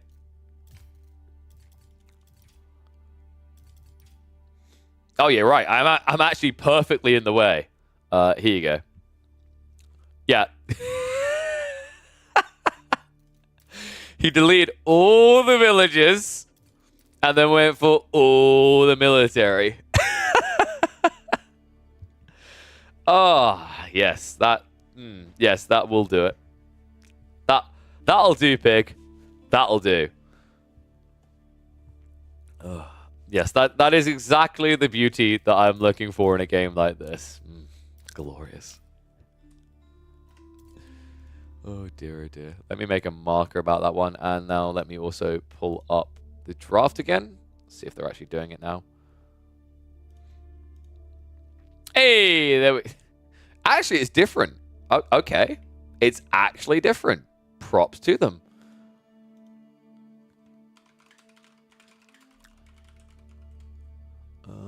So, bear with me 1 second. Because I need to load this into the... what does it even matter? We're going to hop in game in a sec, aren't we? But I'll do it anyway. So, it's going to be...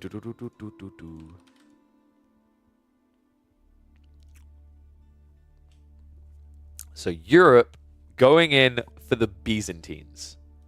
What? That's kind of wild. The glasses off was a joke? No. I'm a man of my word. The glasses are off. I can't see crap. In fair... Okay.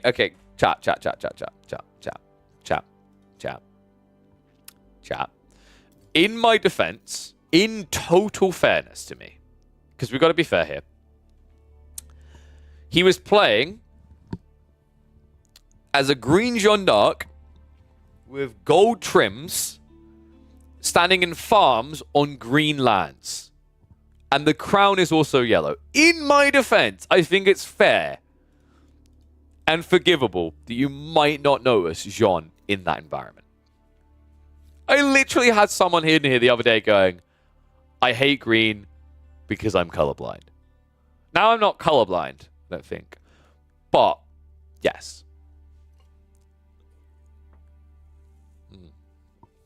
Also, in fairness, you know what I'm not blind to? Noticing when people subscribe. And I gotta say, folks, I'm seeing a lot of awesome little sub icons in chat these days. That's beautiful. No colorblind mode? I don't think that would help. Right? I don't think so. I don't think there's a colorblind mode. I've never seen one. Yeah, no. When you go, there's something called color filters and visibility, and then it just says turn on off via Windows ease of access settings. So not really. You pick green from now on? Great.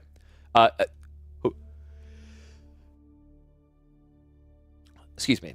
Except for when you're playing water maps. You don't pick green, you pick blue. Boom. Okay, so I'm waiting for them to start their game. It looks like they're starting up now, so we're probably going to have about a 3 or 4 minute wait until we're in. So I'll switch us over to that screen in a sec. In fact, let's prep for it now. Boink. Oh, blimey. I'm slowly dying from this illness I've been given. My throat's holding up well, though. Hey, I just thought of a positive here. If this is a 3-0, that means I have enough time to get food before we do the Chiefs of War Chief playoffs. So pretty good for my well-being. What illness? I don't know, cold or something. Emma gave it to me. She started off by going, I'm not ill. And then later that day was like, I'm ill. I was like, yeah, you lying piece of crap. Should have put her in quarantine. Oh, let me increase the score because they're 2-0 now. Boop. And I think we've had the glasses off long enough so they can go back on finally. Dude, Byzantines though, this is going to be fun, man. How long you had it? Like 24 hours? I'm hyped for Byzantines and Japanese. Wait. They're literally all new civs. Oh, these guys, they got the mixer. French and English is intriguing. I think Tuan Lane might just be... I don't want to say an English one trick, but they done English in game 1. This is Himeyama. Ooh, Himeyama playing for Pond, maybe? Yeah, I already know tomorrow's cancelled until next Saturday because you guys are a pain in the ass. Literally wait until 24 hours before to say do it another weekend. Thanks for that. Mass Relics and Grand Winery.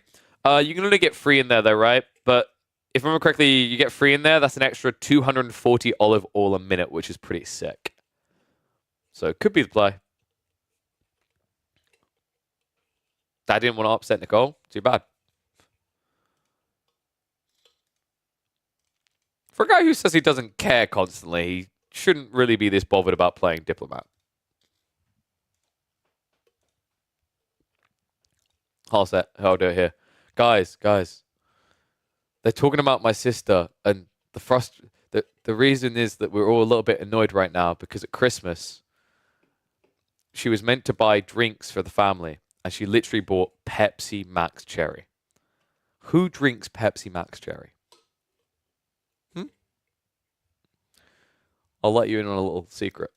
Half the people there didn't. Honestly, I don't know why I hate cherry so much, but it's weird actually, because I like Cherry Aid, but I do not like Pepsi Max Cherry. Is that weird? There's a lot of things with cherry and I just don't like, but yet somehow I can easily just drink like the Cherry Aid itself type thing. Or like, was it Fanta Cherry as well?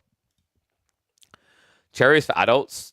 I mean, I'm talking about eating or drinking them, not what you're thinking they're hacking. The problem isn't a cherry, it's a Pepsi. Yeah, it just doesn't feel like it goes together. Like, how would you describe Pepsi Max flavor? Like, what is... And here's the baffling part. Like, how can anyone describe Pepsi Max other than saying it's Pepsi Max? Like, what would you... What is the closest thing it tastes like? Right? Because, like, raspberry Pepsi sounds cool, but, like, I love raspberry. I absolutely adore raspberry. It's probably my favorite. Probably second favorite berry, right? Blueberry more. But it's like, I don't know how I describe the flavor of it. Coke with a twist? Don't do that to me. How would you describe Coke? Because it's like, I don't know what... If you had to put it to a fruit, right? That would be the fair way. What fruit does Pepsi and Coke taste like? Is there an obvious answer I'm missing there? No, Coca. He's picked Japan in team game. He's going to be Okura. See what I done there?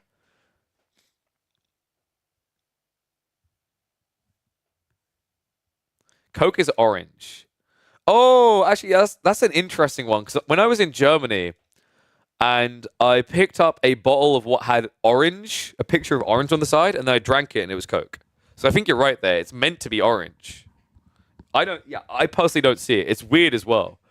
That's another interesting thing about Germany, right? Is like literally all their drinks. You know how I mean I don't know how people are out there in different countries, but like in my country, you want to get a drink, you get it in a can, or you get it in a plastic bottle. In Germany, all their drinks are in glass bottles.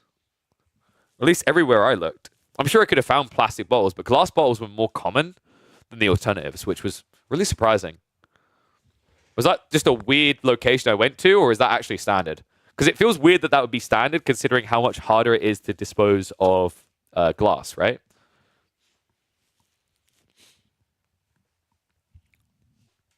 Must just be Stuttgart. Stuttgart just being weird, I guess. I don't know. All right, you guys ready? Let's go. Well, well, well. I thought it was going to be a competitive series. It's at least getting closer. I'm hoping we get more than just a free-game stomp here. We'll have to see what Himiyama has in mind for us. Boys, guys, and non-binary pals, welcome back to the Europe versus Vietnam showdown. This is a show match best of 5 between some of the most talented people from Europe and from Vietnam. Some of these names you might even notice immediately. We've got Baltoon flipping the script. They've changed it up. It's not the same draft again and again and again from the Europeans. This time, they're going to be going Ayabids with Baltoon. Lash is once again going to be with Jean d'Arc, though. They are going to have the Byzantines with Crackety. Crackety, one of the biggest Byzantine spammers there are. In fact, I can't think of many people from the pro scene that spend more time begging for buffs to this Sith than he does. And then finally, rounding it out, Anatan is going to keep it similar. So 2 out of 4 picks have not changed for the Northside team here. Anatan once again goes to the Japanese. On the other side of this, we've got quite a change. Hung ADC goes to the Jean d'Arc. He says, we need to switch it up. We're going to take another member out. Lumber's not playing in this one, so that means that they needed someone else to play Jean. We're going to have another French pick. Kyo goes for your standard vanilla French, so a lot of heavy cavalry for the Southside team. And then Vuvo Van is back, and they are once again going to be in the Ibids. And to round it out, in the pink, we've got Tuan Lei, the person from Game 1, returning again on the English. I'm only hoping this is not a TC boom to the extent it was last game. I think Game 1 had a bit too much greed coming in from the squad. And what the fudge? Okay, this is cool. You got to give Anatan points for creativity here. One small detail, Anatan. If you're going to wall yourself in, wall here, not here, so you have fishing. This is pretty smart, though. I wondered if someone would play for the fish in the center. There's extra fish in team games. Normal 1v1s on Himiyama have 4. This team game variety with 4 on 4 has 8. So I think, if I remember correctly, if you do a 6-player game, it has 6. And then if it's an 8-player game, it has 8. So it starts at 4, but then scales up. It's a bit weird like that. But this is a pretty cool read because Japanese, it's a very efficient play for them, right? The docks cost 150 wood, but then the fishing boats only cost 45 wood afterwards. And he's probably the only Civ in this match that would make this play. There are a few that could, such as the Ayabids, or even the English. In fact, I thought that Tuan Lei had picked the English for that reason. If English came out into this pond, there's not really any Civ that could contest this, because the moment that you would have been seen building this dock as Anatan, the short bows would have came out. But I guess they weren't willing to take the risk. It would have meant keeping Eco really far out in dangerous territory up against Jean, not someone they're willing to gamble on. So instead, Anatan does get it all for free. Other than that, tech up should start to kick in soon. It looks like the Ibids, we're going to get military wing reinforcement coming out from Baltoon. On the other side of this, looks like it is going to be a play into Growth Wing. Also, I just realized between the last game, I forgot to catch up on chat. If there was a message that someone sent that I missed, let me know towards the end of the chat and I will respond to you guys there. It's just, you know what it is? These days, there's just so many talking. It's easy to miss a message. So, appreciate all the support, folks. Don't stop talking, by the way. I actually appreciate it. So what we got here from Anatan? Oh, this is a very different game now. Because he goes for the fishing, he doesn't want to go for the second TC opening, which means that he plays onto gold instead of stone. This is kind of rare for Anatan. He's very much a, not a gold digger, he's a stone digger. I think about 90% of Anatan's games in the last month on Japan have just been him opening stone because it allows him to either get Daimyo for the fast Uma Bannerman or go for second TC play. But makes sense, right? If you've got fishing, you don't need a second town center here. This game could actually be over by the time you expire this 4K of food. Hippodrome. Okay. I actually really like this build from Crackety. I think Grand Winery is way too greedy. Grand Winery kind of kills you in this game because this is going to be about cavalry momentum. Think about what all these players are doing and what they're playing. You've got Jean d'Arc. I mean, that's a given, right? You've already got knights coming out. Ibid's probably with fast castle. That's going to be camels. We already know that Anatan absolutely loves and adores Onimusha for good reason. They are insanely powerful in these team games. Imagine if 4 out of 4 of you ran Cav. And here's another cool detail about this, actually. Crackety, by running Cav here, because there are 4 times more villagers on the map than a 1v1, Expillatores has the most value it's ever going to get here. Second TC is coming in behind this as well, though. I actually love Exploratores in this type of map as well. I think Exploratores, if there's going to be a map where it's really going to start to pop off, Himiyama's probably it because of the lack of easy defendable wood lines. Look how exposed you're going to feel if you're yellow here. There's so many raid points because these tree lines don't give natural defenses, right? And that means that when you come in with 4, 5, 6 horsemen, there's going to be lots of picks available to you, especially considering that in team games, people play multi-TC most of the time. In fact, we are seeing 2 of the 4 players already committing to that. I wouldn't be surprised if we see Orange adding in TCs as well. Oof. You know what makes this even worse for Vietnam is if this is full cav, I don't know how Jean ever does anything but die here. Jean, Woman at Arms, already gets countered by Feudal Age Knights. Eventually, it's going to be Onimusha. In fact, with the Walden that's coming out from Anatand, I think this is going to be a fast castle build. Jesus. Yeah, this is kind of spooky, actually. Anatand already up to 7 fishing boats. I think it's going to add in an 8th, and probably you could get extended lines if you want more. I think you just stop at 8 here. That's going to be a really tight Castle Age timing. I could see him being up in Castle Age in probably about 2.5 minutes. And that means Onimusha. On, once again, to remind people, a very open map. Let's see, is there contribution coming from Krakeny? Wait, is he rushing Castle? This is starting to feel like a Castle Age build. So he's playing Hippodrome for Cataphracts then. That I didn't see coming. Cataphracts, it might work if there's a bunch of archers coming in from the other side. And oh, sorry, you're right, I forgot to do that. Thank you for the reminder, Cal. Whoops. No, I like you guys having a little teaser on how long this game's going to be. You know, I think Cal is the real culprit here for not just making it bigger. I don't want to say size of everything, but that box being fatter would have been nice. Shout out to Cal for creating the UI for this, by the way. Which means if you guys hate the UI, you blame and Magical Cow. If you like the UI, be sure to drop a sub on my channel for being smart enough to use it. There we go. That's the way that works. Fast tech up on the way. 5 seconds until we get Camel Lancers here, and that's when this is going to ramp up quite aggressively. This is still just 1 TC, right? This is a peculiar build from Kyo, rather. 5 Knights isn't exactly that scary at this stage of the game. I mean, Lash, by comparison, yeah, already up to the 6th. And then I believe Hung hasn't got many. Yeah, 3 Knights because he switched into Archer Spears. I've got a feeling the west side of this map is going to be left very exposed. Camel Lancers are already on the way. And what have you got to defend yourself here? Pink has not even built a Rax. Oh, Christ. This is going to be a repeat of game 1. Yellow hasn't built anything. He isn't even Castle Age yet. He went free TC. I actually think they're going to give over a lot here. This should be a Moss drop follow-up. That means the Dervish can pick up 3 relics around this area easy peasy, if not 4. And also, keep in mind, Anatan is already on the way up, so he'll also be yoinking relics away in the mid-map. Oh, man, this is actually just so clean from the Europeans. I've yet to see what the point in Krakeny is here. I'm sorry, Krakeny, but it's kind of true. The Juji has definitely had a clearer intent than the Byzantines in this series so far. I thought this was going to be Fast Castle, but he is now adding in the Limitane. So I guess he's just going to provide the defense up against the Mass Knights. Also an Absorber against Archers. Take out complete, though. And it is going to be an archery range drop. So it looks like we are going to be getting a play of Yorishiro in the archery range with Onimusha follow-up. Definitely plenty of food and gold to do that with. And he has got defenses on the Fort Gold. So should be defended in that area from this push. Raids in by Orange in the meantime. Just keep Krakeny a little bit more honest. Camel Lancers from Purple doing the same to Pink. Pink finally now going for the racks on quite a delay. The only reason Purple isn't going in, by the way, no blacksmiths. I think that may be a little bit of a mistake here. It should be a high priority because your goal right now is to dive the English. And does he see this? Oh my god, he's going to, isn't he? There it is. He sees the White Tower.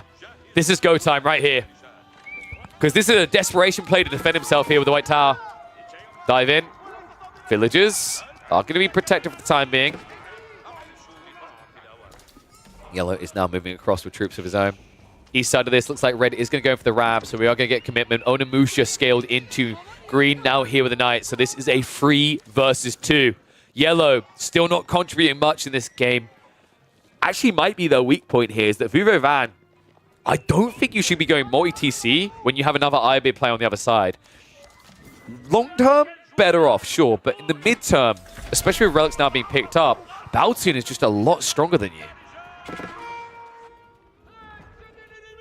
Knight's now trying to breach in, so it looks like they're going to try to shut down the fishing economy of Anatan. Anatan has actually yielded quite a lot of fish from this pond so far.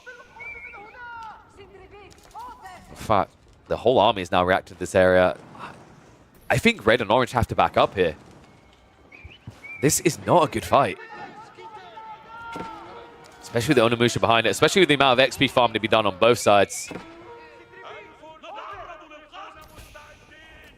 The thing that worries me is if Anatan, Lash, and Crackety go in here, the first thing that's going to happen, I can already see it coming. At the start of this fight, Jean's going to die. Red's going to get no XP out of this, and that means you're potentially just going to be an entire level behind Lash on the other Jean. Raise on the back of this. That is going to be a heavy loss here. Vuvo Van, he's still in H2. What? You can't do this. Oh, man. I thought he'd go for advancement here, but no. He just continues to be a greedy boy and try to fight with Feudal Age Army. He's losing this right now. Red will move in the Ram, so it looks like the fishing eco of Anatan is at least going to be shut down. But the land eco of yellow is getting scarily close to the abyss. Green now making his way straight into the base of red. Looks like he did find 1 or 2 villages. You ever get that feeling that red's about to be abandoned by his teammates? I'm getting that feeling.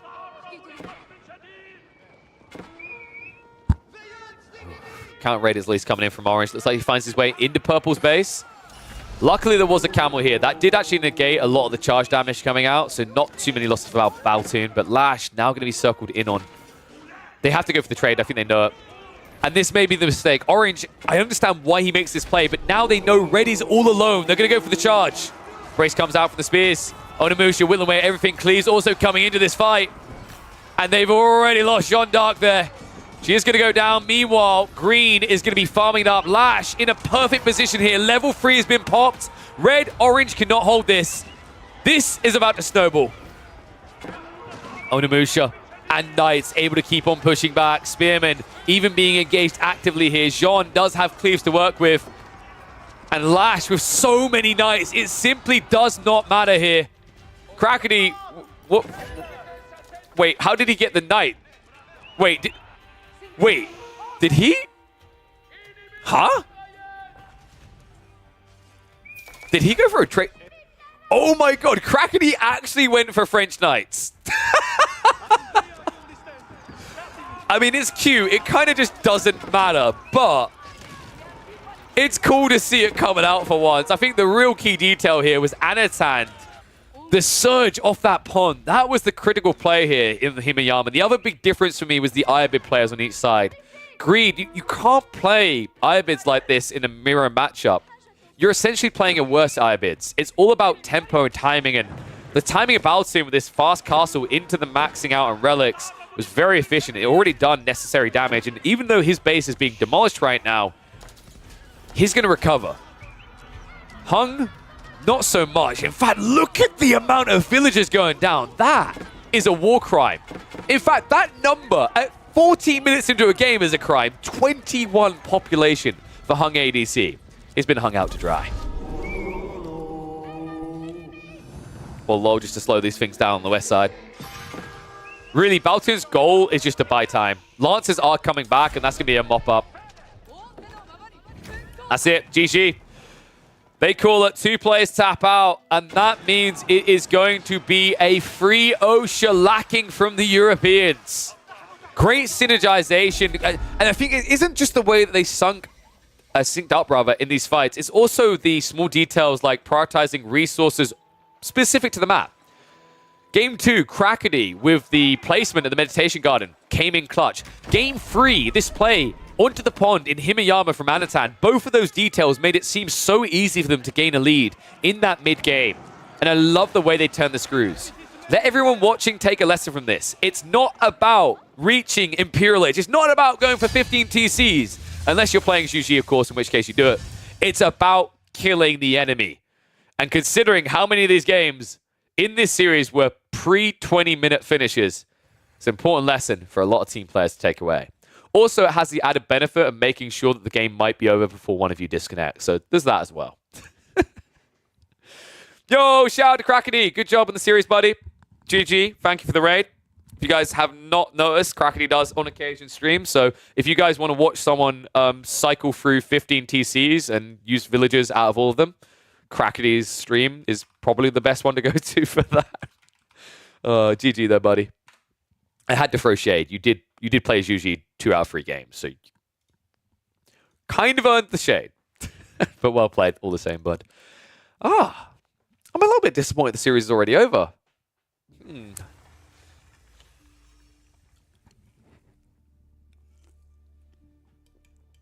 Although I'm also not, because that means that... Ooh. Okay, guys. Bear with me one sec. I'm quickly going to go turn on the oven. Then I'm going to come back and cast a pub game. Remember that Don game we watched yesterday? The very interesting one versus Felisberto? He told us he had a really funny follow-up game. I'm going to quickly go turn on the oven. When I come back, I'm going to cast that. And then after that, I'll go eat in prep for the Chiefs of War Chief games that are starting at... well, in 50 minutes. So that actually works out perfectly. Thank you, guys. You made sure I get fed today. So what I'll do is I'll change the title to Live Casting Games.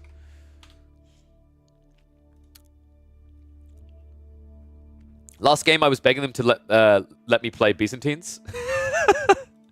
I'm not going to lie, Krakeny. I didn't really feel your presence in that game. If it went on long enough, I'm sure we would have seen it. But I think it's fair to say that there wasn't much Byzantine presence. You did get in for the final team shot with the Limitana at the end. But admittedly, I was watching. I was like, and now he's going to build a horseman. Expilatores. There's 4 players. He can kill all their villagers. Is he waiting for cataphracts? Oh, and yeah, it didn't matter. Okay, fantastic. Right, so let me just hide the draft. Let me prep back to my old score overlay for when we go back to the 1v1s, because we are going to be casting a bunch of best of 3 1v1s shortly. Let me quickly switch into the casting mode. Oh, wait. That's right. I added an extra browser, didn't I? Boop, boop. Fine. Dappy dozy. Come back to this. Yes, Rising Empires will also be casting some of the games for the playoffs on their own channel. So depending on what you want to catch, will depend on where you want to go. Yeah, also, what the hell? Self-advertising cow? What the hell? Banned. No, I'm kidding. Oh, that's true. You've got a co-caster. Yo, Krakeny, you around? Krakeny, you wanna join me for some games? You wanna cast in an hour? Sorry, buddy, I had to one-up you. Right, so...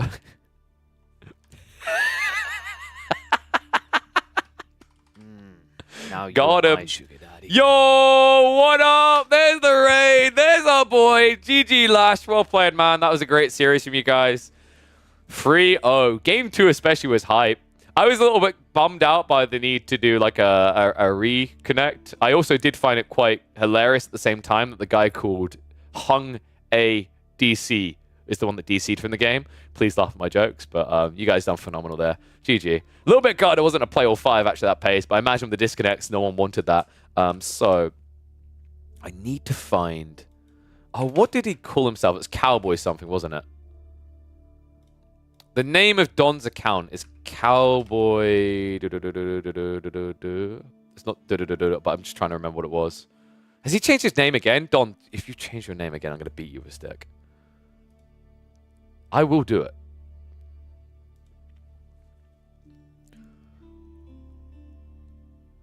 Yeah, exactly. See, Palpatine, I'm there with you, man. That's not in the contract. Joke's on you. This is esports. You didn't even give me a contract. We need Crackety co-cast. I mean, I'm up for it if he's around. Oh, wait. No, Don actually changed back to his normal name. That's very unlike him. Okay, guys. So I'm going to have a game we're going to cast from Donati. I quickly just need to run in the house, turn on the oven, so that after the game, I can start cooking my food. Because what we're going to do is we're going to cast a Donati game. Then I'm going to go eat. And then I'm going to come back at 4 p.m. GMT to cast Chiefs of War Chief series. We're going to be doing Myriad versus Voldemar. We're going to be doing Kiljardi versus whoever wins the previous series from there. And then we'll be rounding out with Divine DFP versus either, I believe it's Avali or Kazi Johan. So pretty hype.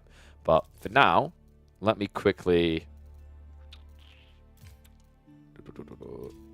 Was it Cliffside? I think it's further back. Yeah. Right. Well, I'm going to open the game. I'm going to pause it. I'll put some music on. I'm literally just going to pop in, grab some more water, turn the oven on, and then I'll be right back. So. Donati named himself after you? No, it was a cowboy. It was cowboy something. It was like they had... He's telling me they had a 5-stack in CSGO where they all called themselves Cowboy Corner Boy, I think it was. And the whole idea is that they would 5-man stack in a corner. Pretty brilliant. I've got to give it to him. All right, guys. Be right back. 1 sec. When I come back, we're going to have Donati versus Philisberto. There was a game yesterday at the end of the stream between them. I would recommend going back in the VODs after the stream today to see it. It is one of the funniest. It's actually the best game I've seen in 2024 of Age of Empires 4. Back in a sec.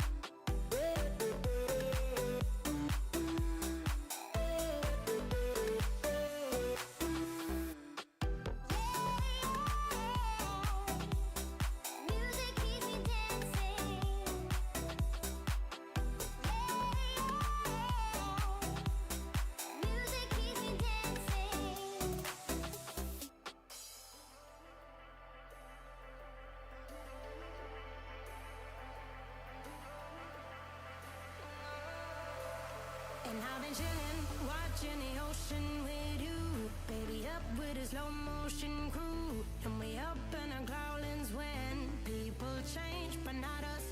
And we just chillin', kicking it, kissed by the sun. Could be soaked to the skin in the mall soon. I know she got the good vibes when seasons change, but we're the same.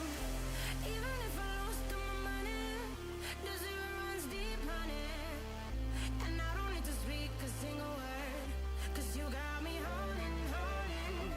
Even if my jokes aren't funny, my tongue tied up on it. And I don't need to speak a single word, 'cause you got me holding, holding.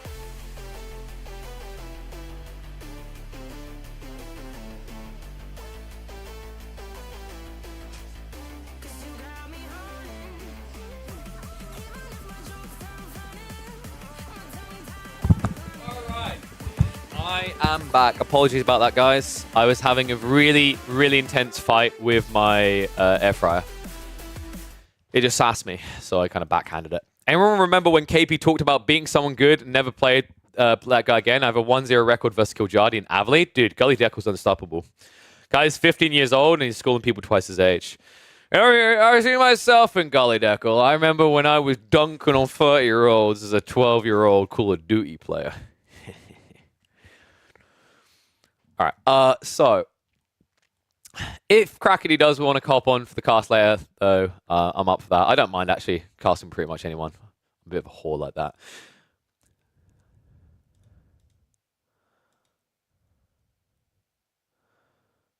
No, no, no, no, no. No, don't sell yourself short.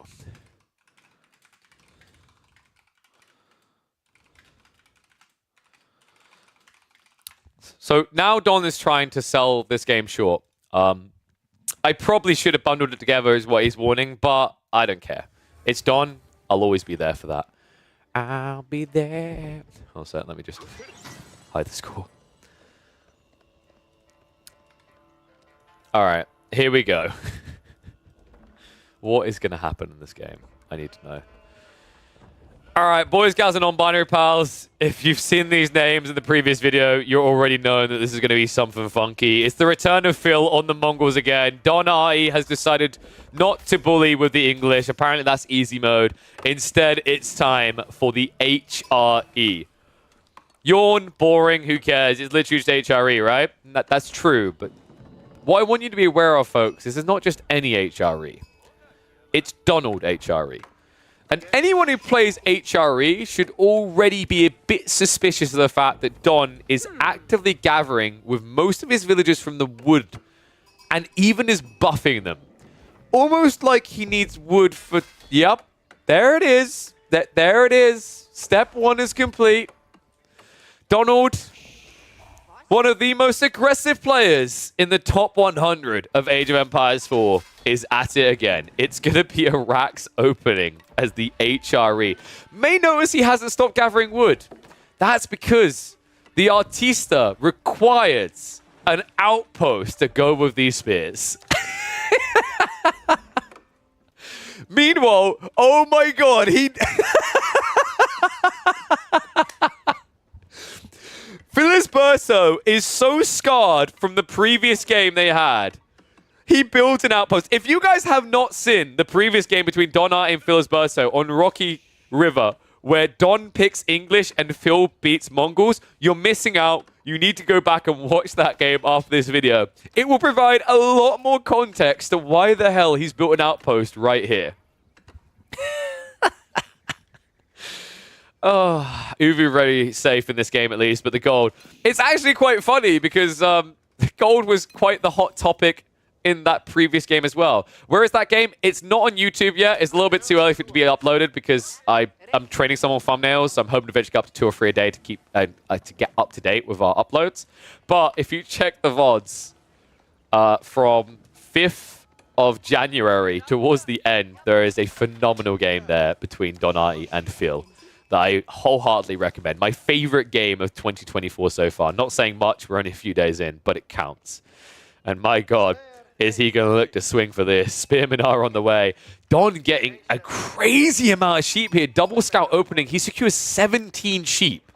Phil only has 4. Bruh. Give him something. Nope. He gonna give him nothing. There's nothing left. All right, Phil, he'll at least get the gold, so he'll get his fill of gold, but food is going to be a bigger problem in this game, I think, for Phyllis Birdo. Don, meanwhile? Wait, what? wait, what? What? Was that a miss? No, that wouldn't have been a misclick. Don would never misclick like that. Was he actually worried he was going to get outpost rushed by the Mongols? I mean, it makes sense in this matchup, right? HRE, but right now, he's literally built an outpost on his gold for reasons undisclosed here in this game. There we go. The mining camp follow-up, so he was gathering the wood for it. Yeah, he was worried he was actually going to get rushed by Spearman here. Instead, Phyllis Berto is going to go for the Deer Stone, and he's not going to try to attack at all. Good choice, Phil. You know that type of person that they want you to fight? This is the equivalent of Batman versus Joker moment. He's like, I want you to hit me. Hit me. Phil's like, no. I'll turn the other cheek. Yeah, be careful with that, though. When you turn the other cheek to Don, he tends to slap him. We'll see if he's able to do the spanking here. He's onto the gold now, so he's going to go for his delayed tech up. Did not go for an outpost play, Don. Shock and awe here. In fairness, I think that this Spearman opening was more about his paranoia of his opponent having spears, rather than Don just deciding that he wanted to put on his best rock and roll music and send it down mid. But it has found him in a very weird predicament here. In fact, he's going mine work, isn't he? He's adding a second prelate. Guys, this is an all-in feudal play. I can already sense it on the horizon. Well, it is Donald, and it wouldn't be a Donald game if he didn't find even more sheep somehow. There's still one straggler here. Philisberto, in the end, has only got 3 sheep left. Oh, this is such a rough game. Having to pasture transition at 7 minutes is, how to put this in a reasonable... Not ideal. I think most players who've had that as a Mongol would probably describe it with a series of asterisks who were trying to be a child-friendly stream. Spearman are going to get baited in. Nice little micro there by Phil to get some damage in. But without the arrow slits, it's not exactly substantial here. Tech up for Don is... Wait, Don, you do know you have to buy feudal before castle, right? He's aware. It's time for mine work. Now, in fairness, I usually agree with Beastie on this. Mine work is trash. Terrible. Do not build it. However... there is a caveat. If you check the small print in the contract on reasons why not to build why not to build a mine work, there is an exception rule, a little asterisk around it. It says, unless you're Don Artie. Don, coming in with a mine work pass here, I think we are going to be pumping straight into men-at-arms. And Phil, well, he might be a bit confused at the opening of the Spearman and no outpost follow-up. He might think this was just a reaction to his own potential spear play. Right now, Phil might be thinking he is a mile ahead. He's flexing. He's like, yeah, I'm strong. I'm feeling great. But Phil, you need to build pastures at 6 minutes. Okay, it's a setback. Thanks for reminding me, KP, but I've still got this game. I'm fine. I've got archers. He built spears. It's easy. Wait, it isn't archers, guys. Phil is going Magadai. Oh my god, oh my god, oh my god, oh my god, oh my god, oh my god, oh my god. I think he just outbrained Don. He actually just outbrained Don. Don Artie. Wait. But hear me out. We're gonna... This is right now, this is you activated my trap card, you activated my trap card. What if this is actually just fast castle? Because Magadai hit for no damage, right? So if you just send it with Castle Age Men-at-Arms... I actually think Don still wins this. Unless Phil can get enough Magadai together. But the number is so high here, folks. Those Men-at-Arms are default going to have 4 ranged armor. You already hit for 1. Even if you get the Blacksmith upgrade, he gets Undermesh, you're screwed. Magadai, remember a while back, they had the... I believe it was the damage got decreased, but the attack speed got increased to tweak the way they function in team games because they are actually broken in team settings, or were. That did mean that the very situational usage they got in 1v1s disappeared entirely. I can't believe this game. And all of a sudden, the outpost Don built all that time ago actually pays for itself. Because Magadai, if they dove this right now, it's a gigi. Instead, Don can now go for the double quarter pounder, baby. Burgrave incoming. I like what he's cooking. You? Not so much. Oh my god, it's 4 pastures before 9 minutes. If you want to know what Mongol pain looks like, it's this.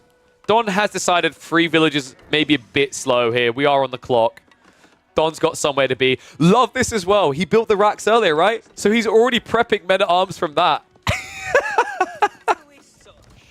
Phil right now is like, I don't know what to do. Wait, what is this wood line?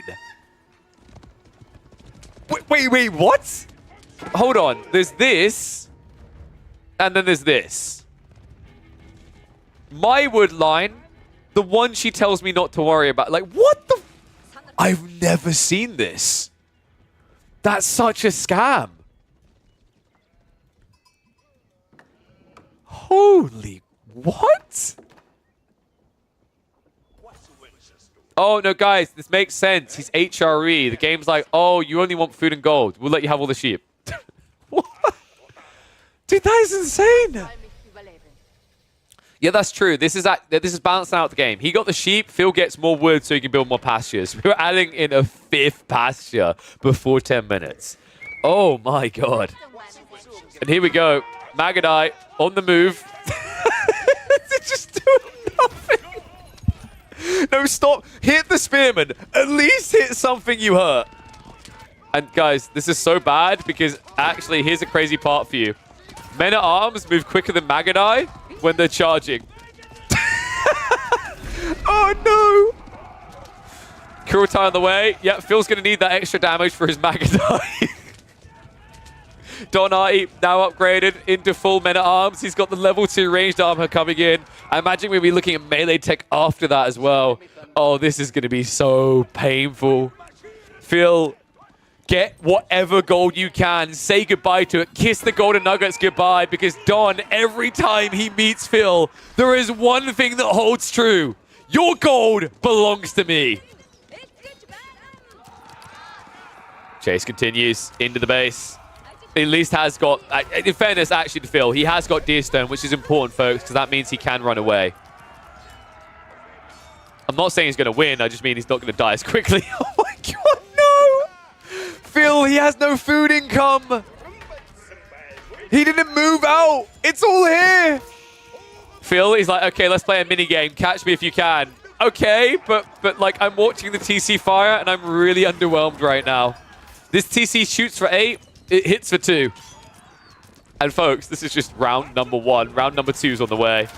He even claps a Magadai. Okay, that right there is a quarter of Phil's effective army dead. Villagers just trying to gather scrap. This is done. I can't believe he done this to him. Don Artie doing it one game was simply not enough. He had to rinse, repeat, just in a different form here. It may be delayed, but the gold denial is undeniable in this game. Don Artie's allure of aggression is undeniable.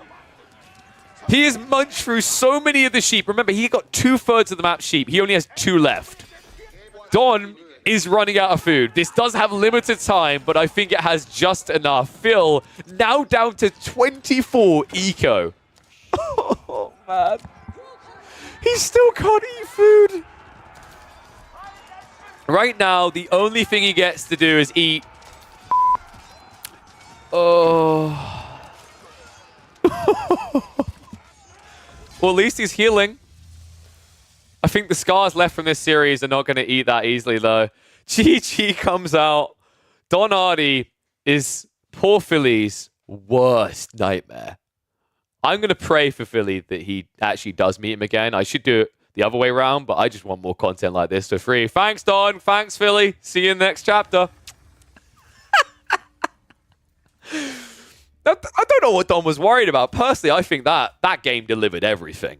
All right. It had a villain. It had a villain winning, and everyone's sick of the heroes winning, so I'm happy. Don should have to pay for Philly's therapy for real. Holy crap. Holy crap. I need to work on that beep because look, I pressed the button now. It's a little bit delayed. Anyway, let me pull up a game for you guys to watch because I'm now going to go eat. When I come back, we are going to be casting more competitive series. Chiefs of War Chief is going to kick off in about half an hour. We're going to be opening up with Myriad versus Voldemar to kick off our day here on this channel. Rising Empires will also be doing their series. They're going to start off with Avali versus Kazuyohan. Then they should be doing Anatan series and then Wham series. We're going to do the Myriad versus Voldemar matchup where they're going to be doing Kiljadi series, and then we'll be finishing with Divine DFP versus either Avali or Kazuyohan. So you'll be able to get different things, different places. You know what? Multiple monitors, open up both. Best of both worlds. But let me get you guys a replay to watch while I am eating.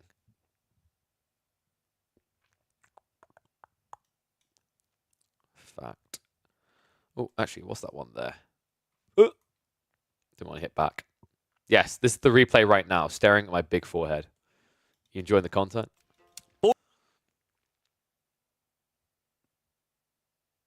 Ooh, Dumu versus Beastie is pretty good. Or Beastie versus top 32 player. So I've got Ottomans versus Byzantines or Juji versus Ayabids. I'll give you guys the Dimu versus Beastie one. Whoa.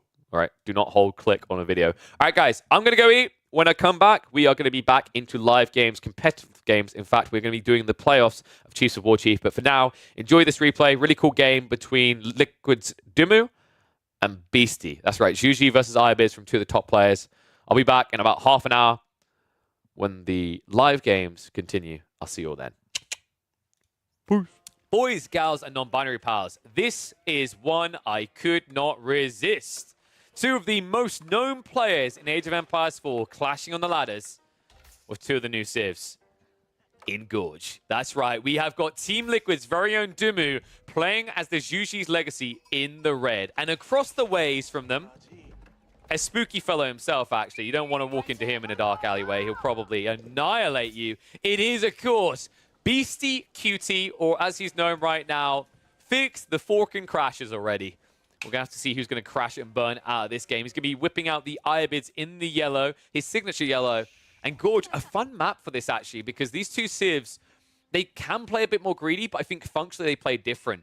But the cool thing is the tempo at which they can play either their greed or their tech timings means that they are somewhat mutually matched. And I think that's going to make this mid-game very interesting, because what I find really thrilling about Gorge is when you're forced out of your base. What I want to see is if Dimu can force that phase, because for him, there's going to be a necessity to it when he eventually wants to set up things like his farms. On the other side, there's going to be a necessity to forcing that later phase of the game, because if there's one thing that can be said about the Ibeez right now, other than OP busted, it's their effectivity with which they play a condensed base to an endgame state. And what I mean by that, I'm talking about advancement. These resources, right at their base at the beginning, it's enough to end a game because of how strong the Ibeez timing is around advancement into relics, into camels. We'll have to see if that's the way BC wants to go here. He's already thrown some curveballs. He's one of the players experimenting at the moment with things like the Tradewing Bazaar. I'd be surprised if we see that here on Gorge, simply because Gorge has this one gold vein that's safe for you, and then the rest are always out in the mid-map, so it doesn't really lean itself into a Tradewing play. On the other side, we should be seeing a Meditation Garden coming out soon. Just checking scouting patterns, it looks like Doomin went for a very tight, not very rewarding 5 sheep rotation. Meanwhile, Beastie already got 10 because he bothered to lap out to the mid-map. Looks like they might have actually just about glimpsed each other around here, and that's when they turned around. Now, as we head across the other side, if we look at available sheep, I think this is where Dimu should start to even things up. He's got 2 sheep in the corner. He's going to have 2 more over here towards the sacred site. And it looks like Beastie's not going to be moving there quick enough to yoink those away. So really important that Dimu does get a little bit of return fire there, because the problem is that both of these civs will benefit from the sheep utilization, just keeping them more comfortable and safe near the base, right? Because there's no denying that Zhuji's have some very, very aggressive timings around some Shuge new spams or even Pass Guard later on, so that you don't want to be out of your base too quickly. And on the flip side, the Ibeez is going to be that Camel Lancer time we were talking about. In fact, it's going to be even earlier than Camel Lancers. We're going to see an opening of Military Wing here, so we will be getting into the Desert Raiders to kick things off. A pretty popular choice right now. I'd say that if you're looking at most popular feudal tech choices, it's between Military Ring Reinforcement and Growth. Those are by far the 2 most popular right now. The value really is in the fact that when you go Military Wing Reinforcement, it's because you think your opponent's going to try to play a bit more greedy. Makes a lot of sense against Zhuji's Legacy. If you're playing against a more aggressive civ, it can be harder to get value out of that Desert Raider. But when you know they're just going to be a greedy bugger, that's when you really do milk it. And speaking of a greedy boy, that should be illegal. I don't know how he does this. It's almost like Dimu just senses when the map is going to give him double berry spawn, but he always finds them. He's a marvel for this. Dimu, once again, and I say once again because I've cast this so bloody often, him getting these, the double berry meditation garden. That means he's going to be getting 96 food from the berries alone. Then 30 stone from the stone outcropping. And then we're probably looking at about 18 wood here. That is an insanely powerful landmark drop. Good lord. So he's getting about 140. I think he's going to get 140 resources a minute from this. This is a tough start now for Beastie, rather. He's about to get the Military Wing Reinforcement come in. I mean, maybe try to idle this out. Maybe it's even worth just sitting the camel there just to try and slow this down. But the problem is we've already got Jiangnan on the way, which means we could easily see Dimu just drop 1 or 2 archery ranges. And Chuginu are the solution to Camel Raiders. These camera readies have no ranged armor, only 120 health, so up against Chugenu, they're never going to win that trade. Even one Chugenu could probably beat you, because I think Chugenu have 70 health, and they hit you for 12 damage by default. Meanwhile, you'd be hitting them for 7. So I think you'd maybe just about survive as a Desert Raider, but it wouldn't feel good. I'll have to see what Dimmu wants to do. He needs to get a bit more wood before he makes a choice here. Behind this, I think we know what's coming out of Beastie. I really, like, I'm at this point, I'm pleading with the devs. We need to change this. I think the problem right now with Advancement is, like, it's just the go-to choice. It's so efficient. We might see Beastie not do it because he wants to be different here. But the reality is that in competitive right now, I'm almost expecting to exclusively see Advancement just because of how rawly strong it is. Not to see, though. Beastie might surprise us. He might try to go for the eco. 8 villages is pretty good at this stage, especially when you know you're eventually going to be up against double TC of the Zhuji. I mean, they've got Song Dynasty. Whenever they go Song, it's pretty obvious what they want to do next. And there's that double archery range drop we talked about. Isn't it nice that you can pay 150 resources and then get an 80 resource tax rebate? Just get a nice Chugenu for free. Which means immediately these camels can't really do much. Especially considering you're only getting 1 every 2 minutes. And there we go, folks. Advancement on the way. You know, there's games where Beastie's probably willing to experiment. I imagine this is not one of them. There's not really a world in which you want to be hanging around, trying something a little bit different. I think you need to just get your efficient timing because this is already a really, really insane spawn for Zhuji's. There you go. 96 food, 20 wood, 50 stone. He got 144 resources out of this. Yeah, you heard that right. That's bonkers. That's, I mean, at what point do we just agree it is broken? Because I think that we are at that stage now, right? On average, I feel like every single one I see is bare minimum 90 resources, which just makes it a better Mansa Quarry. Then you get the standout ones like this. And folks, food is the best thing to get at this stage in the game because food is the thing that you're going to be handcuffed on, right? You're always going to run out of safe food very quickly in your games in the mid-game. This extends your lifeline an insane amount. Just a very powerful landmark. This very powerful landmark on the other side. Advancement is now done. Double stable is being dropped, so we'll be getting the camels. Now, there is a lot of stone being gathered, so Dimmu, I don't know if this is going to be double TC play or just the one. I think he has the flexi choice here. I still just can't get over these numbers. It's insane. Bloody hell. Second TC condensed, though. Makes a lot of sense. Dimmu is a very big fan of this. I've noticed him more so than almost any other Zhuji player will regularly drop the second TC right next to the primary. Just keep himself nicely condensed together without any worries in the world. So pretty standard build from him. I don't know if it's really the most efficient way to play Zhuji's, but it makes a lot of sense in this game at least because you are up against Camel Lancers already. So if you try to sneak out, even with the Chinese build speed, you'd probably die. Now Guard Force on that gold.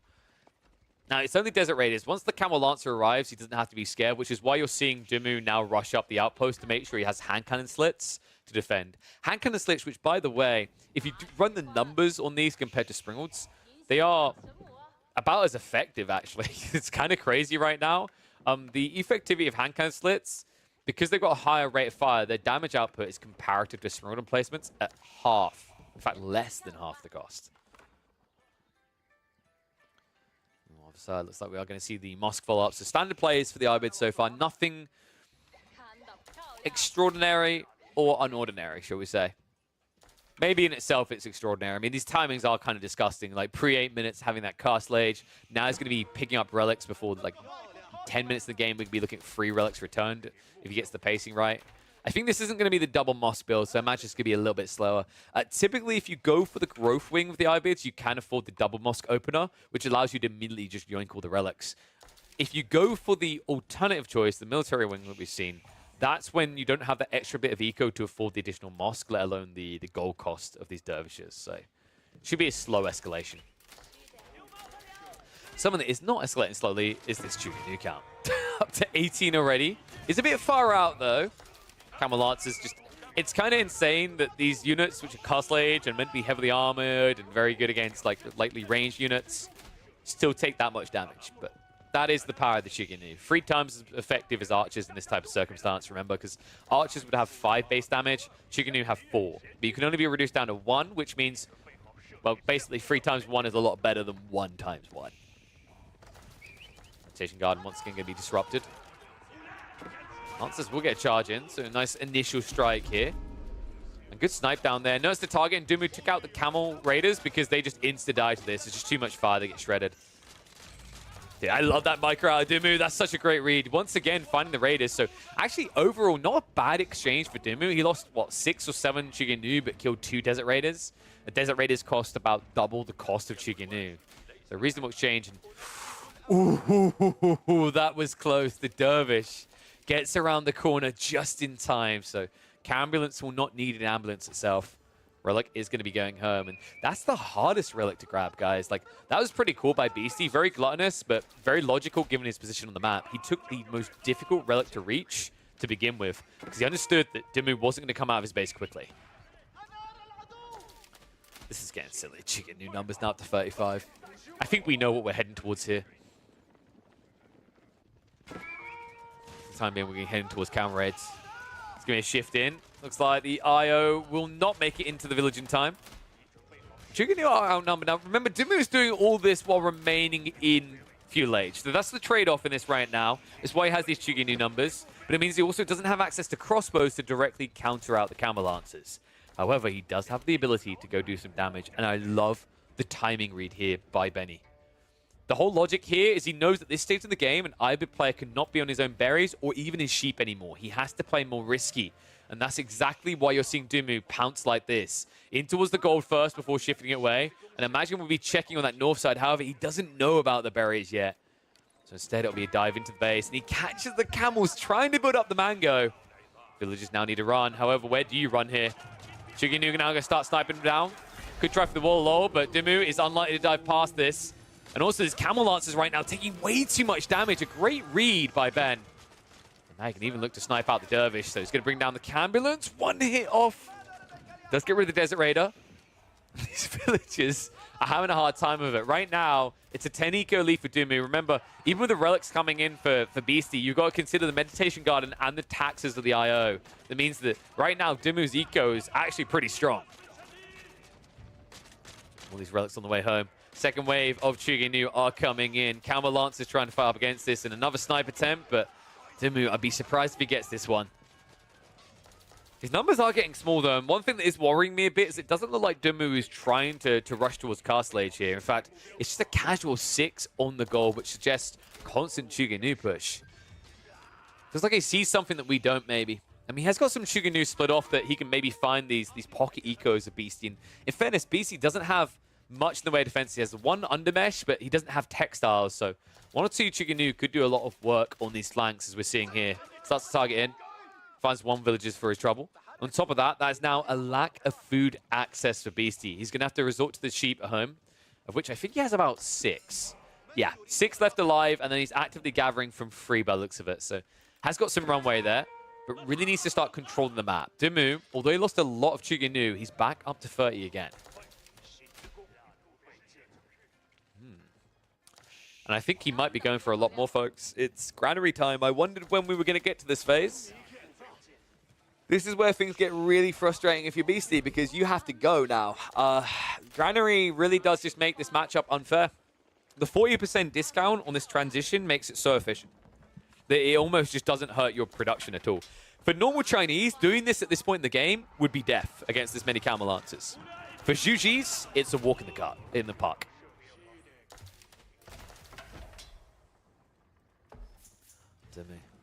I think this might be the time where he just tries to go towards Imperial after he's got Castle Rival after he's got that first granary set up. I mean, we are actually getting Spearman out of him. So in fairness, like now that he's bothered to go off with just Chuginu, he could keep playing Feudal for another 5 minutes potentially. The question mark is now going to be what's Beastie's reaction, because if he sees Spears, he needs to be getting the archery ranges. Instead, he's getting more stables, now going up to 4.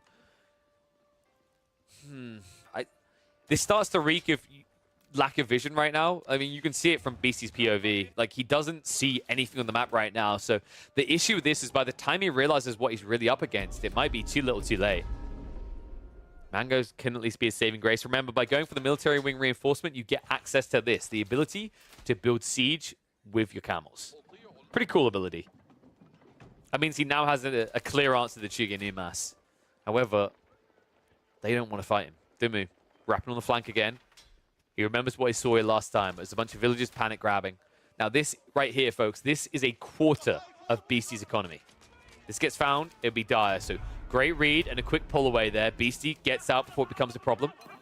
Gold is now exhausted though, and even with 5 relics and 2 sacred sites, that is going to limit your ability to scale these Lancers.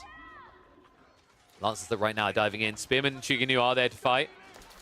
Needs to get more spears out here quickly though. They're getting cut down one by one as it's occurring. Lancers now reaching into that gold line as well. Now there is a hand cannon slit in placement there, so Camel Lancers shouldn't last too long. Spearmen have also arrived. This is the force I'm worried about. The second wave coming in. 7 more Camel Lancers marching through. However, the first force has been cleared up. Meanwhile, at home, Chigenu continue to dive with the spears. The Mangonels are scaring the crap out of him here. A bit of a whiff shot, but Dumu does at least dodge death. The Camel Lancers seem to be appealed, or appeased rather, with what they've done. Words today are going to back away.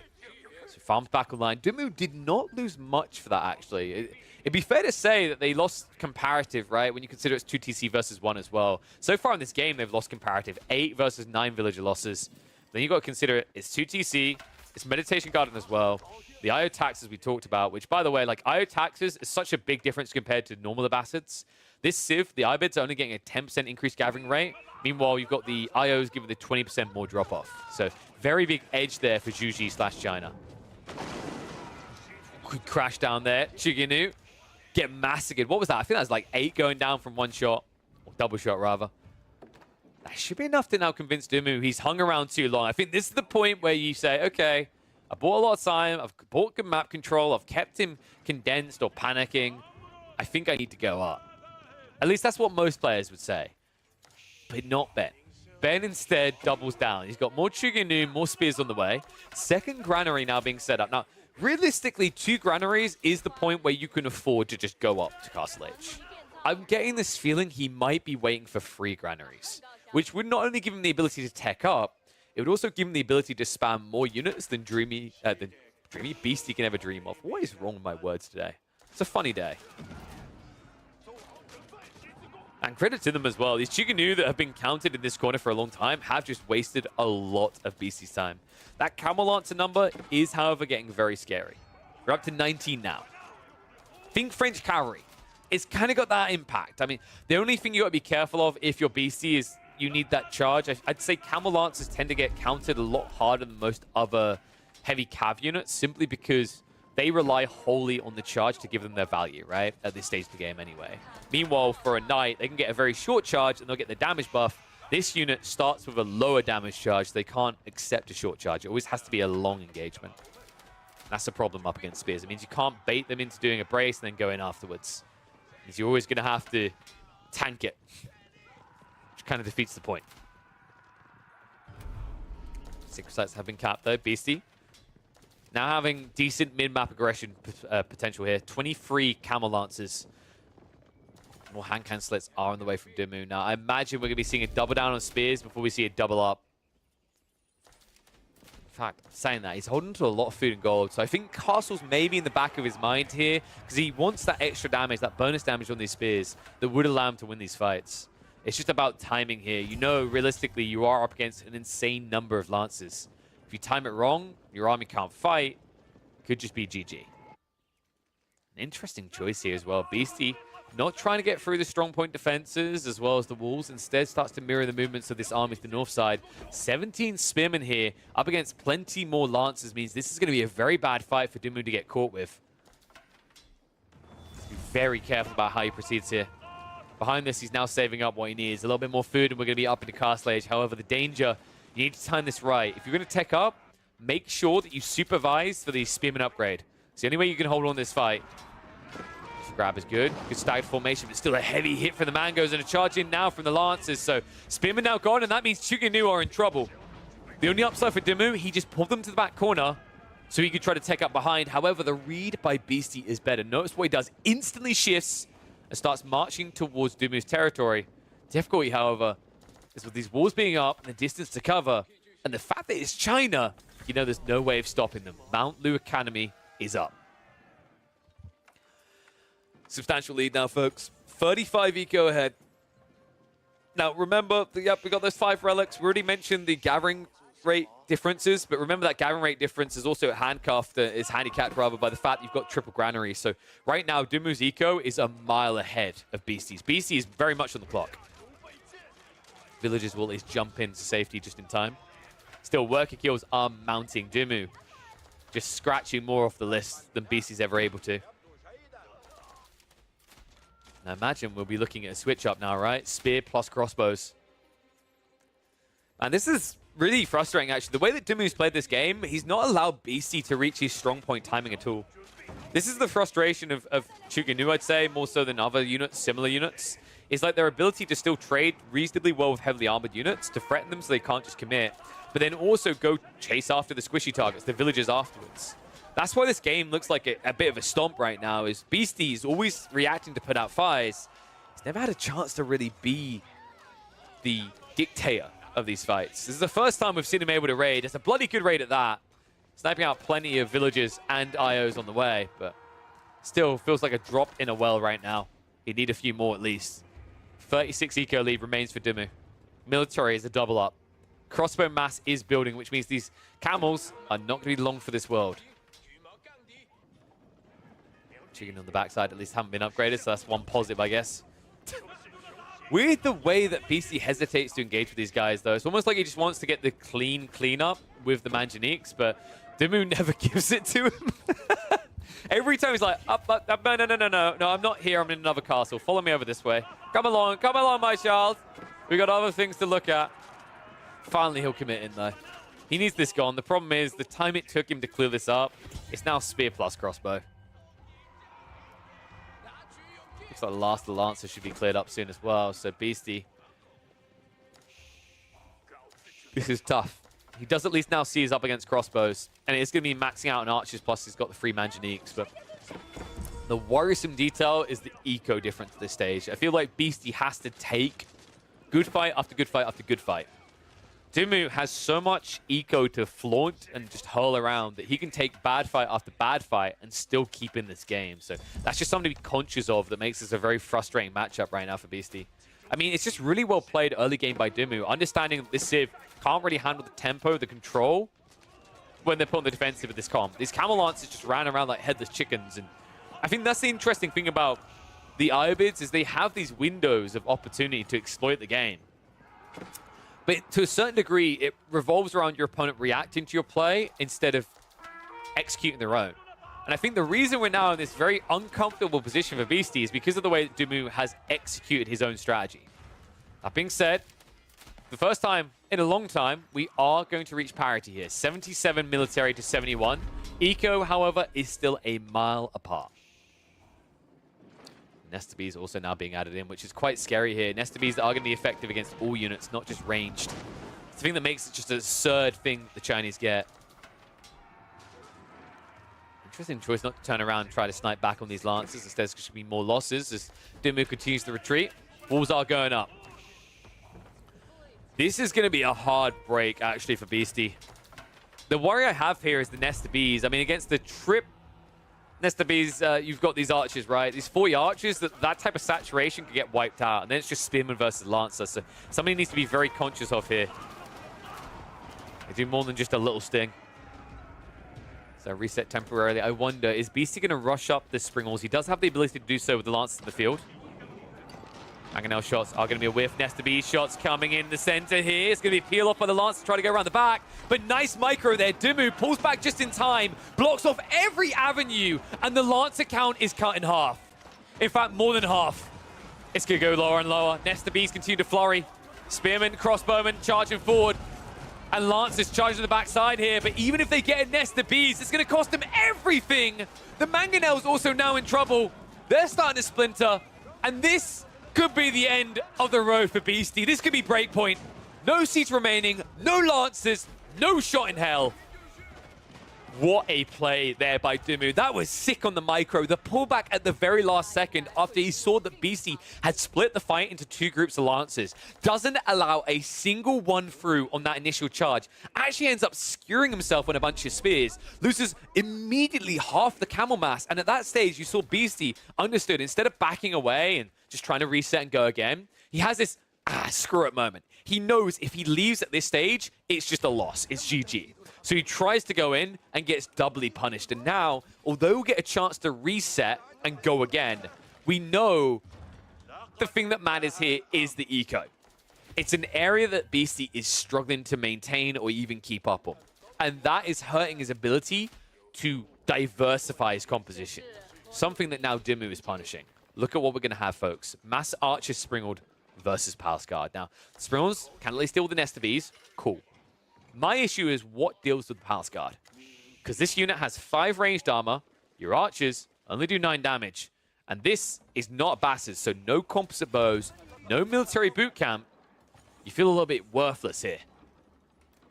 But really, if you're Beastie, what other option do you have?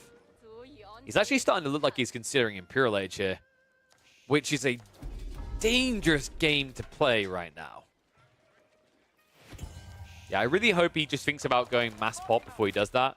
I guess maybe in Beastie's mind, the paranoia for him is he understands that if he tries to go for mass military first, Duma will beat him to that punchline. It means that Duma will go Imperial Age first.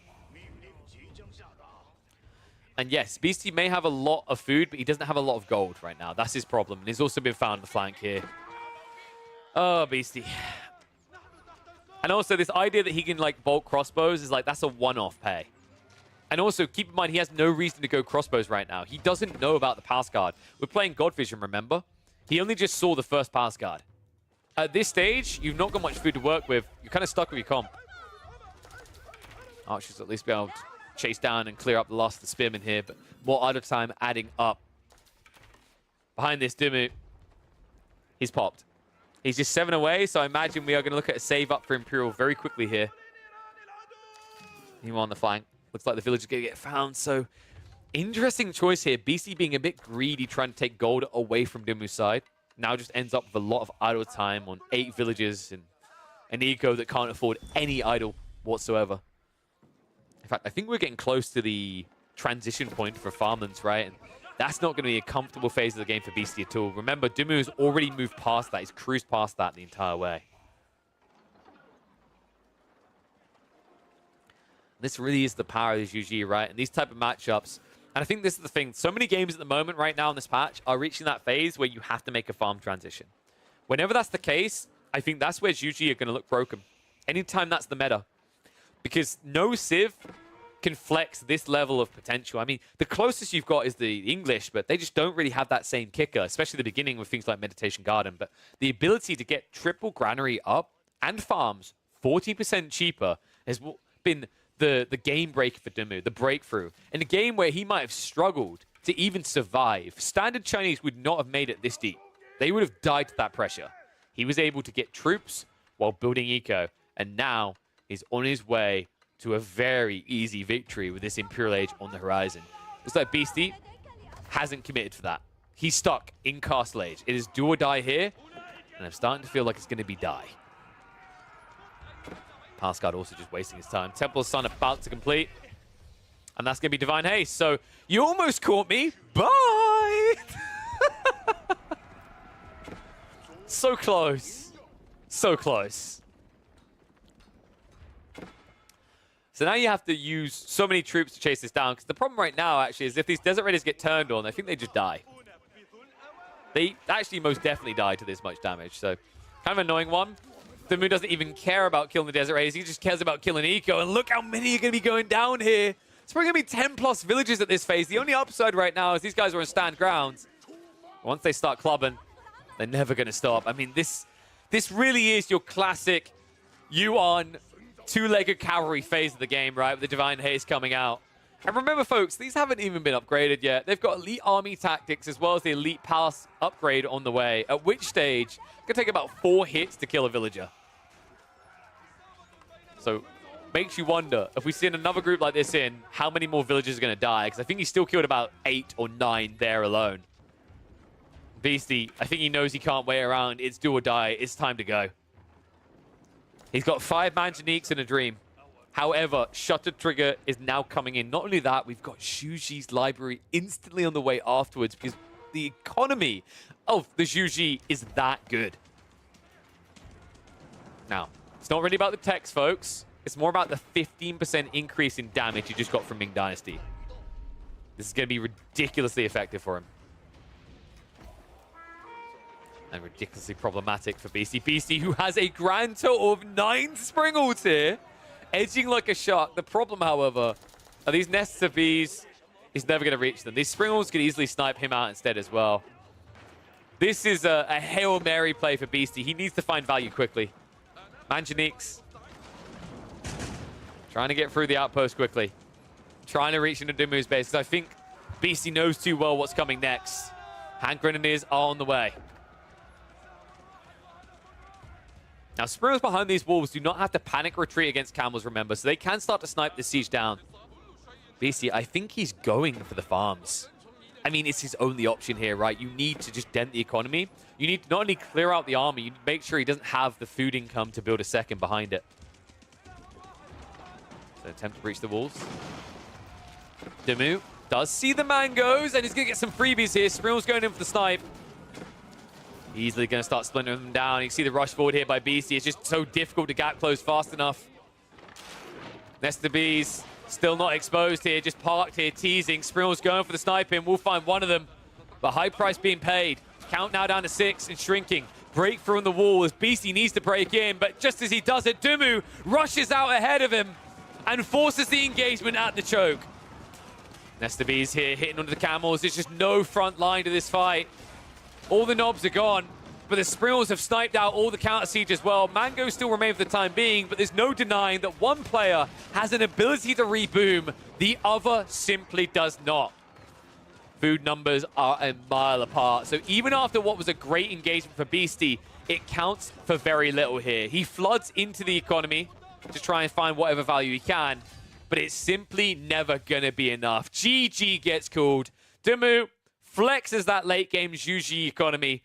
It shows you how you can actually dictate the pace and keep the Ayabids on the defensive for a long time. And, you know, I do wonder back to that phase if there was a world in which he could have stopped mirroring the movements as much and gone looking for his own kills. But I think from the perspective of Beastie in this game, it's so much more important to protect his economy because his economy is a lot more limited compared to the 2 TC play. That might be a variance we see in the future where Ayabid players tend to lean towards the second TC so they can play risky with their economy. But at the moment, the meta is all about that fast castle. It's all about pumping those relics and then ending the game within 5 minutes. And we were well outside that threshold there. Don't know what's going on. Wow, by the way, that was incredible. What a cool game between the two. Did you guys see that turnaround coming? Also, my hair looked better than that. My shirt choice looked better than that. So did my glasses. Where could you get those glasses? Oh, that's right. Exclamation mark Gunner. If you want to try out those awesome fancy looking glasses, you can actually get 15% off them right now. They're the World of Warcraft Alliance frames. So go across to Gunner's website, use the command that's in the title, and you can get 15% off with code Pigeon. But we're back. We're actually live. Yes, this is the real me. I have returned in time for the series of the day, maybe. Myriad versus Voldemar. They're in the middle of the draft right now, actually. They've just done the map drafting. They've got Dry Arabia, Gorge, and Lipany, so nothing too surprising or unorthodox here.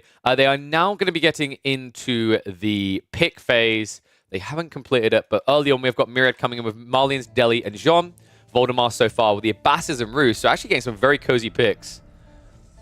Interesting detail here, actually. Myriad prioritized the Chinese as a ban, so that's kind of not surprised there. I actually think that that's been Voldemar's best performing Civ so far. Let me see if I can get the draft to come up for you guys. In fact, let me just update it across. In fact, I need to make sure the names are also updated. It's not going to work until it's a completed draft, is it? All right, so we'll wait. I'll run you guys through what's happening right now. So it looks like we are going to be getting Abbasids, Roos, Mongols, and English for Voldemar. Myriad locks in Marlian's Deli, Jean, Ayabids, and Japanese. I do not know how the hell Ayabids lasted that long. Sick that he got Japanese and Ayabids. I think those are actually two of the big surpriser type civs in these matchups. Thank you for the comment there, Elix Mix. Thank you everyone who's been enjoying the commentary. The support so far this year has been incredible. Tell me about your meal. Really simple. Just add chips plus pizza. Didn't have time to make anything fancy. So, yeah. I think we need to get like a food sponsor. That should be the next play. Insert food has powered me. But I'm going to figure that stuff out. I think with the continued support, if we keep trending up like you guys are, I'm going to be able to actually lock in some sponsors, which would be incredible because it'll mean that I'll actually be able to, you know, possibly just go full-time with content creation, which would be incredible. A cheeky Nando's, maybe. All right. Who'll win game one? We're going to have Myriad versus Voldemar. I'll put a prediction up the moment I have the draft picks for the first game. So, looks like the draft is complete. I should be able to now load this into the thingy. And just like that, draft. That's not Europe versus Vietnam, though.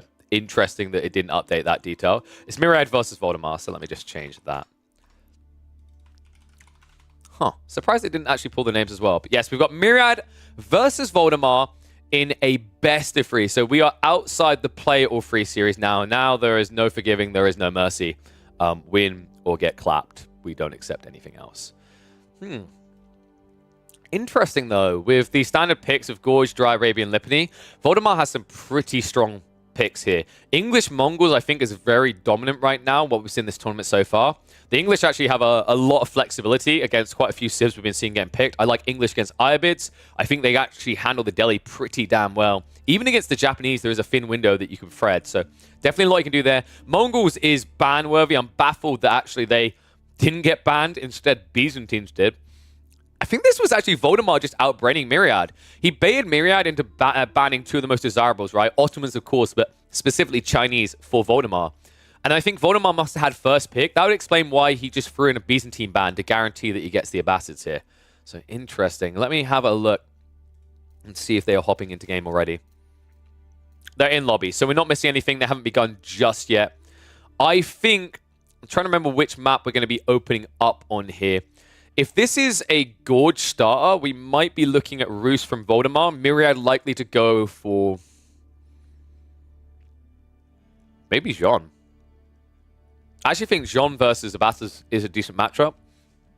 It depends on whether Voldemar wants to play that fast castle. Sorry if it sounds like I'm eating a bit. I'm sucking on a lozenge just because I am slightly ill right now. So we are just getting through it. And yes, Voldemar absolutely adores the Abbasids. I think he's been a little bit overly aggressive, a little bit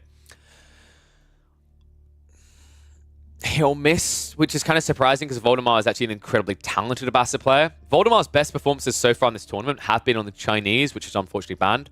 And I'd say, I think he's done some English and Mongols that look pretty good as well. So it's good that he's got his hands on those civs. I think he actually plays some of the standard ones incredibly well right now.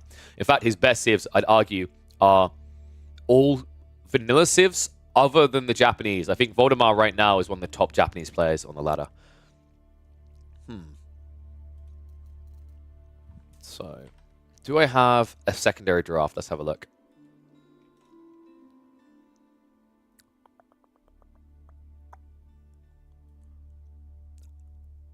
Oh, wait, there we go. I think we got it there. So, we have got Marlians versus Mongols to open up. This must be Dry Arabia. Actually, no. If this is Dry Arabia, a bit more even. If this happens to be Gorge, I actually favor Voldemar's pick here.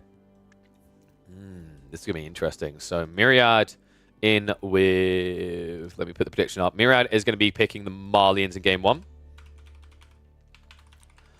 Meanwhile, Voldemar is going to be going for the Mongols. I'm going to put a 5-minute timer because by 5 minutes, they should have started loading the game, so I'll be able to tell you which map it's going to be. But I'll put a 5-minute timer for now. This could be a very aggressive and quick game to open this series. By the way, we've been seeing a lot of playoff threes. This is not playoff three. This is best of three, which means 2 games, done. So this could be a very quick day. We're going to be doing 3 best of threes. In fact, we're going to be doing Myriad versus Voldemar.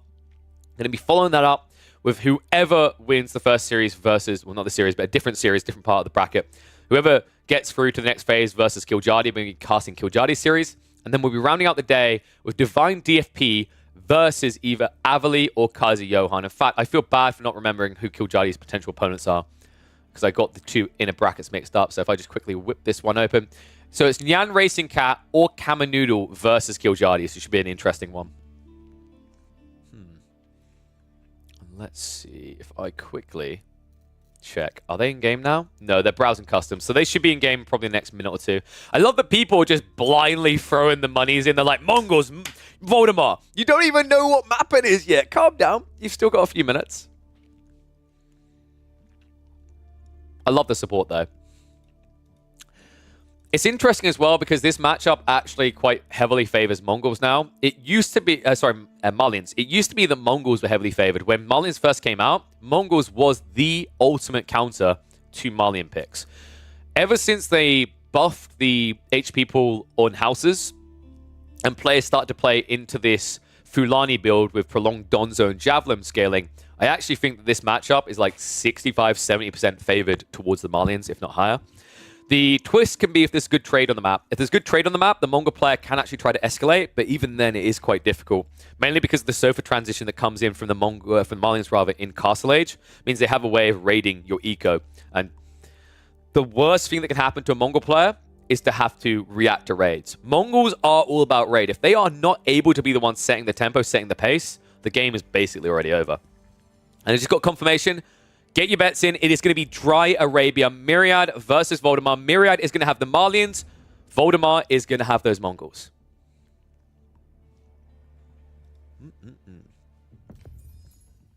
And we're just a minute away. Perfect. They didn't keep us waiting too long. All right. In that case, I think we'll throw us across and get ready to go. In fact, let me make sure I've got the overlay on.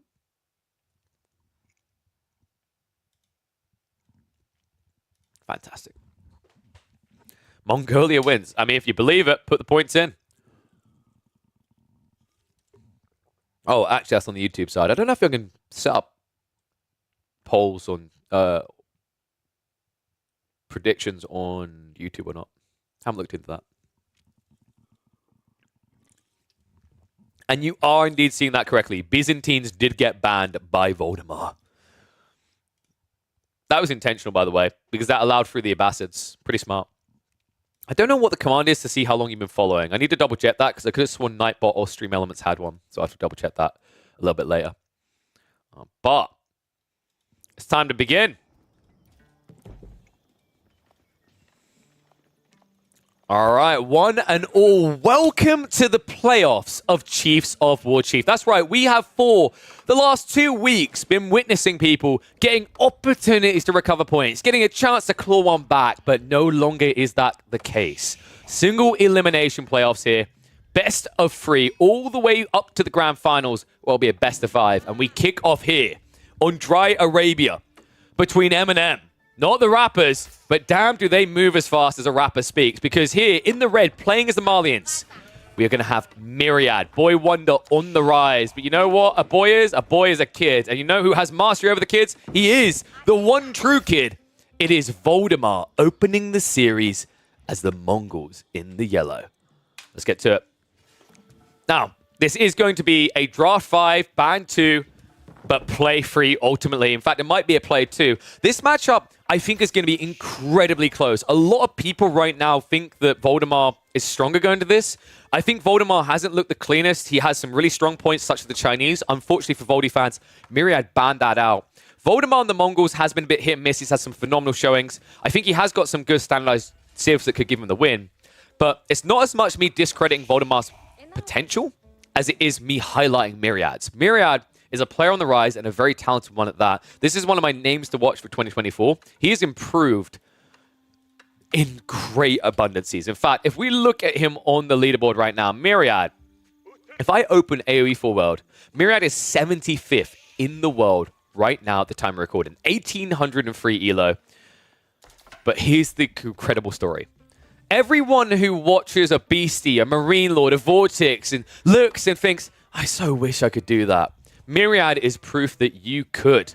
Myriad began his Age of Empires 4 journey as humble as anyone here. Season 1, he was a Gold 1 ranker. Season 2, Plat. By Season 3, he had rose up into the top 700 ranks in Conqueror, and since then has been drifting in that 100 to 200 top rank range. He's a grinder, and it's started to pay off, and I definitely am excited to see what the fella can do here in 2024. Excited to see what he can do against Voldemar, because Voldemar, as I said, is definitely going to be one of the favorites here. He's gone for that standard opening with the Rax and the Spearman follow-up, and to his credit, actually, this might be the map for it. Myriad didn't get a very good spawn. This is one of the worst spawns I've seen a Marlian with on Dry Arabia in quite a long time. Gold is retracted, but really far out. No natural wood lines to create a protection area.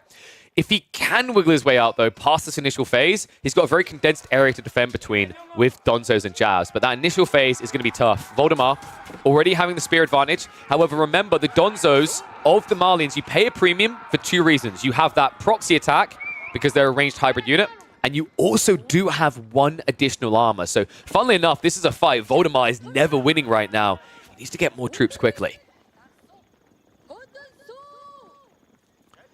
Behind this, of course, there is a high price to pay with this. Sure, a lot of this is stone generation, but you're still actively adding in additional. So far, he's actually spent 320 resources on this investment. That's then also plus the racks, another 150. On the other side of this, Myriad, he's only spent 360, right? Yeah. Pretty cozy. I don't think you can complain about those numbers because he's getting good trades. Stabs down one of the Spearmen, and of course, he's already recharged the Javelin, so he's getting ready for another hurl.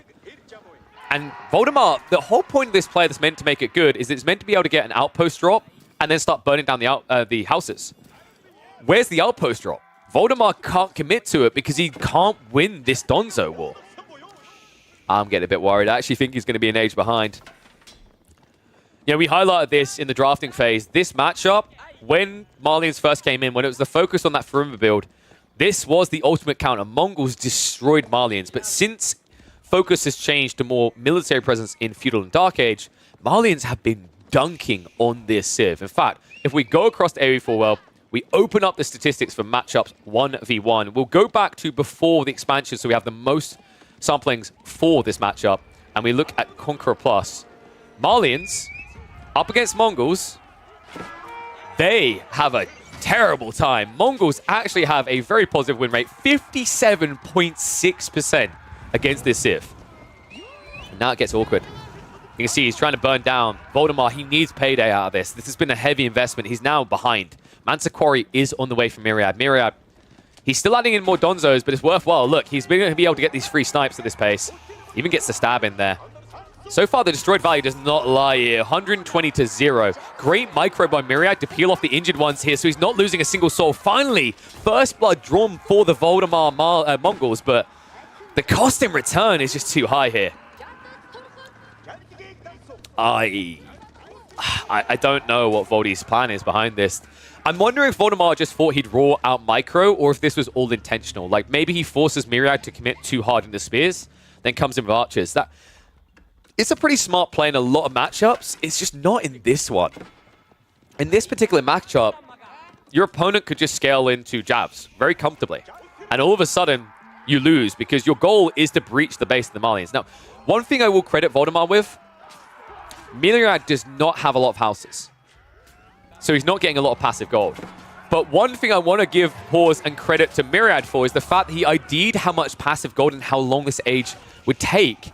He didn't build a mining camp, so he actually saved extra wood, which went into those initial Donzos and racks. Tech up complete, though. Voldemar not too far behind here. He has gone for the Silver Tree. It's one of those maps, isn't it? Okay, hear me out. This is dangerous, but it actually might be required here. I think Voldemar is going to have to trade with Myriad's side of the map. Voldemar does see this trade post. I think he'll know it as well. Like, you're not going to get maximum trade going to that back corner. You are going to have to take a risk, but I don't think you win this game if you ever sit back anyway. Spearman Clash coming in. Upgrade already came through for Myriad, so terrible time for Voldemar to take the fight. And now he can't turn around for it. It's 8 versus 8. And that melee armor is still the kicker. In fact, more so than that. Remember, when you upgrade to Donzos in hardened form, not only do they still keep that 1 melee armor, they get 10 more health than the Mongol Spearmen. Yeah, this is why it never feels good to prolong the engagements with spears from the Malians. And he's going to learn that the hard way. Tries down micro here. Ends up being a 2-for-1er. And Voldemort now adding in the archery range, but I'm pretty sure, yeah, not a step behind. Myriad immediately going for it as well. And here we go. So Voldemort, instead of opting to trade with the enemy side of the map, he's just going to move the Silver Tree essentially to the midpoint of the map, which is going to give him the 3/4 of the map distance required to get the maximum out of this trade.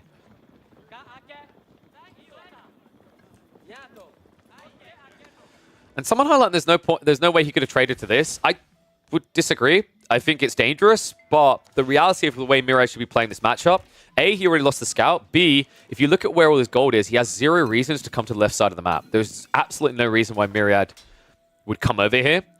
And if the Mongol player is going to keep aggroing alongside scaling trade, he would have the best chance of hiding this trade on the left side. It's not guaranteed. It is a risk. But honestly, anything that has no risk associated with it probably isn't worth doing. You're not going to get an edge, unless you pick Zhu Ji, in which case anything they do works. Flash coming in, though. Khan. Oh, no. Okay, this is a bad fight. This is a really, really bad fight for Voldemar. He trickled in the troops a bit too much there, so Khan does go down. Donzo's going to back away, but the first jab has arrived, and this is where it gets tricky for Voldemar. Houses are all being set up around the pit mine also here. Myriad, a little bit slow with the pull away. No wheelbarrow. That's a little bit of a shame there. Does lose one of the villagers as a result of this, but I don't expect him to lose more than one. And Voldemar... Wait, did he not scout this? What's going on? Is he just looking for sheep? I think he's just looking for sheep. I mean, in fairness, he's not holding on to much reserve resources right now, so maybe this is a scouting Silver Tree? Oh my god, I actually think it is. Is he? Yeah, okay, so he's just going to sell... not even for corner trade? I'm so confused right now. Wait, no, this has to be the... There is no way he's not going to trade with the opposite side of the map now. The only way this makes sense if it's what we talked about here. He has to be trading to the enemy base. He has to be. And it's so smart. Like, I'm going to reiterate why it's smart here. All of the gold for Myriad that he's going to play on, right side. He's not going to look left. He should never be looking left in this game. And as long as Voldemar keeps posing the aggro play here, there's no reason for the scout to really leave the base in a rush. It's a really smart play out of Voldemar, and the only way he's going to get maximum value out of the trade. Voldemar, wait. No, he should see this, right? It's kind of tricky the way vision can work sometimes. Yeah, he'll definitely see that. So he just about has a glimpse of where the trade route is. Burn attempts not really working out. The longer this goes on, actually, the worse it gets for Voldemar because he hasn't started scaling trade yet. It's finally coming, though. And it is. It's going to be to the enemy trade post. We called it. It just makes so much sense here. If you're not getting maximum distance trade, you're going to lose this game. So Voldemar, in a shaky position right now, they're starting to get what he needs. He needs to be careful about these trades, though, because if you start to take bad ones, if Myriad starts to take the military lead, he's going to come out of the base, and that's when he'll see the trade happening. So Voldemar, it's about showing face and reminding Myriad that you exist without fully committing. Because a full committance, unless Myriad oversteps, is going to cost you more. That's the disgusting nature of the Malians. When they defend around these pit mines, all these choke points, think about the difference in army right now. Half of Voldemar's army is melee. They block each other off in choke points. Now, you're about to say half of Myriad's army is melee, but that's not really true, is it? Because the Donzos start off by hurling jabs out. So they're a hybridized unit that also adds in more ranged attacks here. And if you wondered how important it is to control the game and control the vision like this, keep in mind that Voldemar once again sniped out that scout, because I think Myriad did reproduce it, right? This is also hurting Myriad because I don't think he had the stable the first time he had to reproduce there. Voldemar, how are we looking now? Up to 4 traders. Yeah, so he has been actually finding a decent amount of picks, right? I think Myriad did actually have to skip a villager to get the extra scout. So Myriad falling a little bit behind here.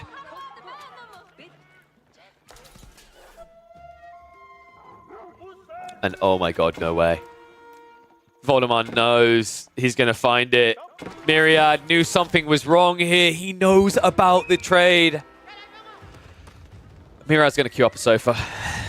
And then he's going to sit back on his own sofa and smile a little here. Because if he just gets one sofa out here, I mean, the Keshiks will eventually chase you down, but the reward is worth it. Oh, this is so unfortunate. He'd done such a good job, but I think when Voldemar chased with the Keshik after the scout like that, that's when it became a little bit too obvious to Myriad what must be happening here.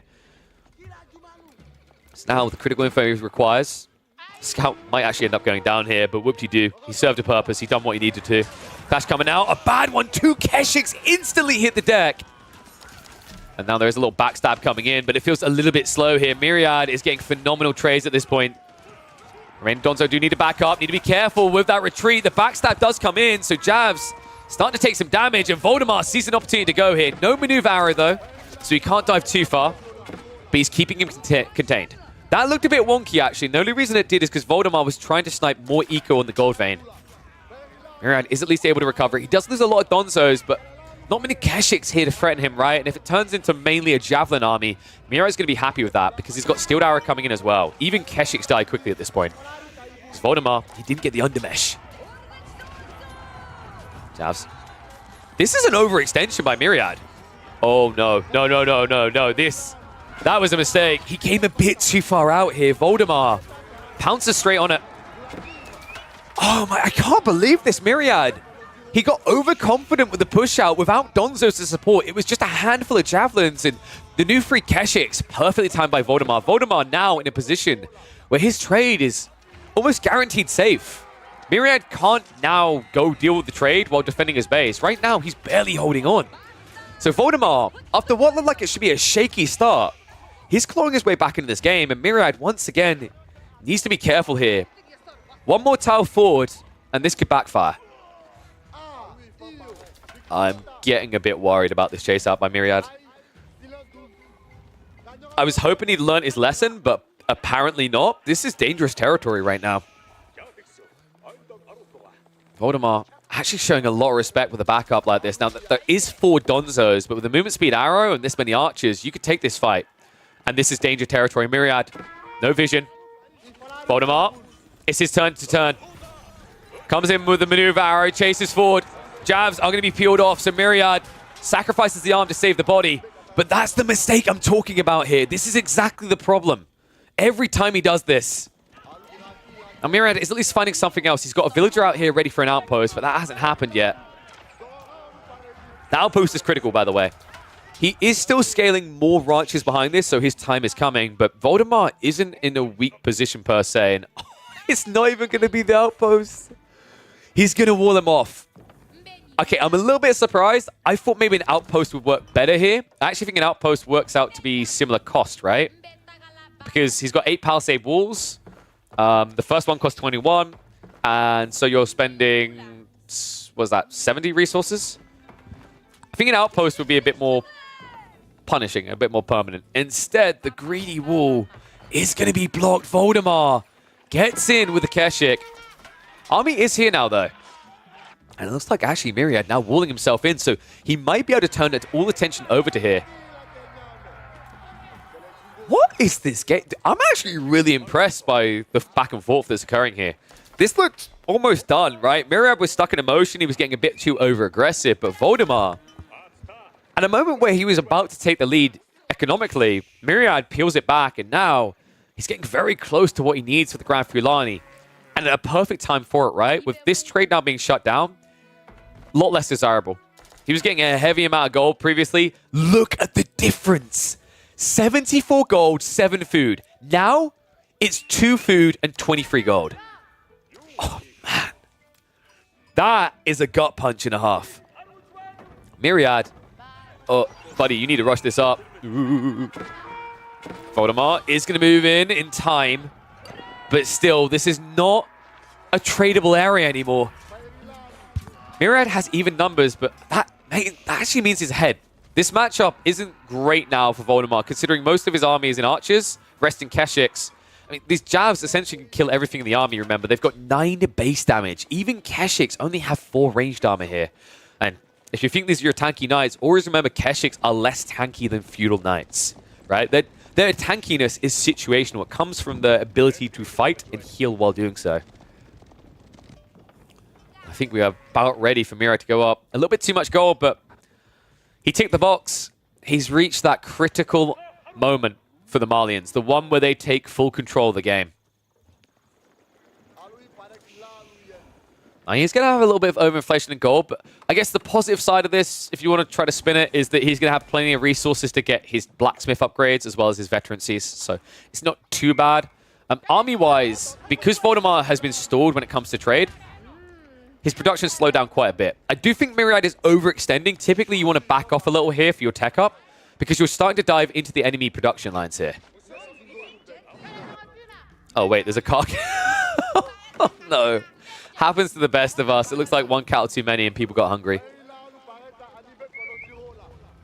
Keshik with the most ambitious backstab I've ever seen in my life. He's like, I got this, guys. I'm holding on to him. Send reinforce. I'm dead. And chases on. I think Voldemar knows what this means. The moment the Myriad backed up, it's all too obvious. Unfortunately for Voldemar, there's nothing he can do now but tech up himself. But that tech up is going to be nowhere near as strong as the Malians here. This is where their true potential starts to unlock. Yeah, and when I think about the armies on both sides and what's going to happen in the next 2 or 3 minutes, I'm not seeing that many ranches, right? 4th ranch coming in, none of them underneath the Uvu. Voldemar's going to need to strain his food to the maximum here. Also, wood. That movement on the horizon, there's going to be a lot of idle time here. In fact, I think he's already trying to fix the food issue by playing out to berries.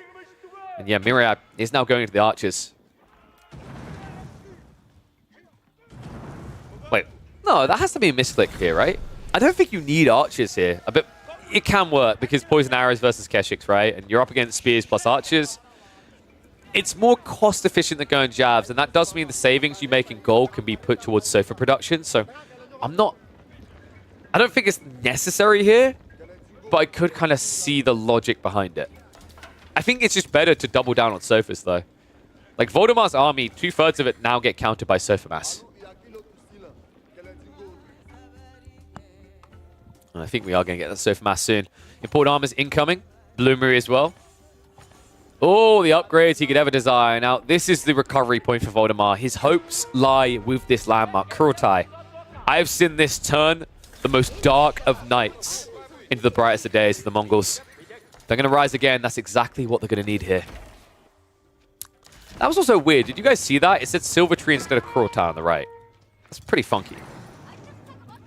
Well, the Khan is there, but the Khan doesn't matter that much anymore. Remember, they changed Kurultai. Oh, sorry. Khan is dead. GG. There we go. Buildings are dead. GG. Good lord. Packing up a blacksmith to walk away from javelins does not feel good. Myriad going to back up here. You don't want to fight underneath the Kurultai. That's actually the one way you can lose this game right now.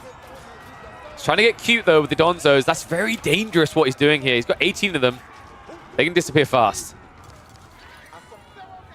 I actually think he needs the level 2 undermesh here. Ranged armor level 2. Right now, you've got 6 ranged armor. You'd think that's really good because of import armors.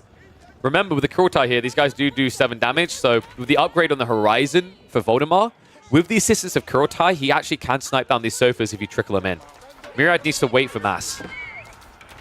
Voldemar playing a very, very dangerous game here. He has to just inch out piece after piece. So far, trades are good for him, though. Voldemar is still scaling more trade, but the Sofas are in. They found it. And Voldemar, no amount of movement speed from Yam would save you from this.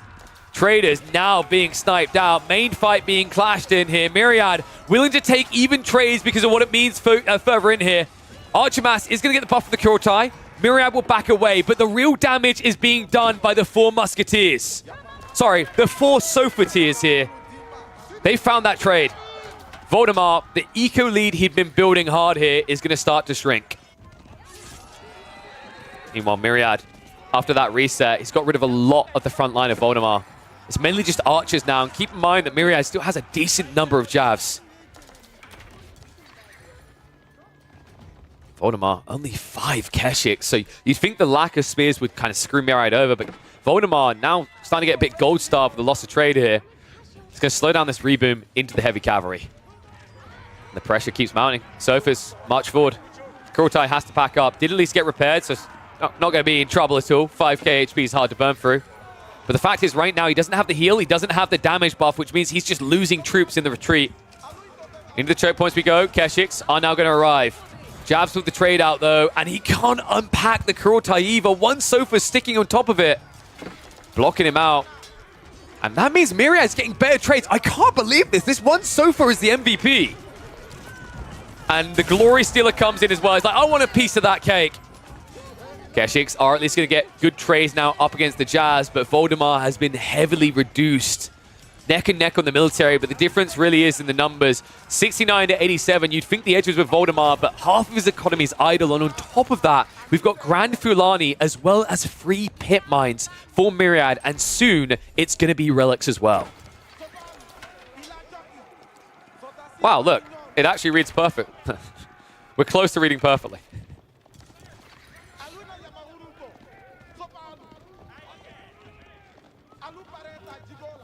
So for not dying from 10,000 arrows, that's because they're actually pin cushions. It's cosplay, guys. Wait, why is a villager here? He's like, Griot Bara, woo! No, calm down. Calm down, you're an age early. We haven't got that yet. Okay, I'll go back. Villager's like, well, technically, I don't take bonus damage from any of your troops. Villager takes on the Khan. That's the Khan dude attitude we're looking for. I think this is over, folks. Voldemar, one mango to try and hold on, but the Sofas sneak in. Even the Kurultai can't turn the tide anymore. You need an army for that to be the case, and Myriad now taking a heavy military lead. This is over. Game one will end as we'd expect based on the statistical matchups. Marlins just look so tricky and sticky. I mean, Voldemar, credit to him, he almost had a way of making this work. It was a very gambly type play to trade there. I think if he had the trade still going on the long trade, returning him, what was it, 74 gold instead of now 40, I could have seen him taking the lead and taking this game. Myriad, however, even though it was a bit scrappy, even though he overextended a bit, he shows you just how dominant the Marlians can be and how any other Civ essentially feels like they're on the clock, right? Because the longer that this feudal age goes on, the more cow there are. Naturally, over time, any Marlian player is going to find their way into Castle Age. And when Myriad got there, that's when this game started to look very one-sided. Villagers now dying. Voldemar refusing to call GG just yet, but when you have zero military really left to defend you, I don't know what you're still playing for. He's not. GG comes out. Game one of this best of three will go to Myriad. And let that be warning. Put credence on the name. A lot of people going to this would think Voldemar would crotch stomp the entire series, but now, after just one game, he finds himself with his back against the walls. No Chinese to fall back on. Has got the powerhouse of Abbassids. I imagine we'll be seeing that in this series. But nothing but perfection for Voldemar will allow him to keep his dreams alive in the Chiefs of War Chief. Game two coming up soon.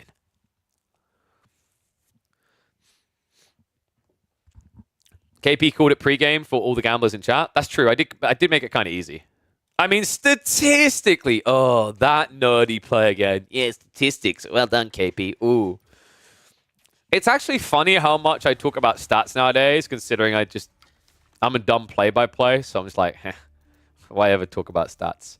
Okay, so game one out of the way. Let's mark off the civs here, because we've already seen both the... Wait, why have I got multiples coming out here? So, I think my ticks were wrong. 1 second. I don't know why it's got ticks. So, Marlians and Mongols both having been used here in game number one. They've got two maps left. It's going to be Lipany or Gorge. I expect we're going to Lipany now. Probably a Abbasid pick coming out. Myriad, okay, hear me out. Like, you could just go Delhi because it's Etagigi.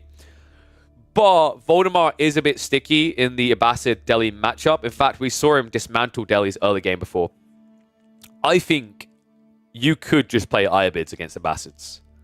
And I'm pretty sure Ayabids win that. We haven't got much sample data yet, but I think the timings are just hard for Abbasis to... Is Ibis really that bad, Sassy? I haven't caught any matchups. I feel like the timings are too fast for Abbasis, no? Because Ibis just go fast castle. And, like... Yeah, Abbott Eco is better, but it's all about the tempo, right? So you just play it too fast for them. Camel Archer is all you need. That's fair. If that's the case, then, I mean... Delhi is the logical choice. The only reason I'm not going for it on Lipany is because Voldemar has some really funky Abbasid builds. And the whole thing is like Delhi, not many civs can force Delhi off of the opening of Ghazi Raiders. The Abbasis is the one that can with Military Wing. Outside of that, Japanese could be funky. I don't think we've seen too many ABBA Japanese games. At least not land-only ones. I want to say that one favors Japan, though. Eco a bit better for ABBA in the ultra late game, but it's the troop types that both sides go for, right? It's like Mass Samurai mounted into Mass Samurai. Onibugisha tends to dunk. Let's have a look. Abbasid matchup since the start of December. Interesting. They're actually a 64% win rate against Japanese. What are the other two maps? It should be Gorge and Lipany we're looking at here. One sec, I need to switch the heating. In fact, bear with me a sec, guys. I left something inside. We aren't into the next game just yet. We will not miss that. I'm going to put on music for a sec. I literally will be 1 minute. I think I left the heating on in the house, which is kind of wasteful.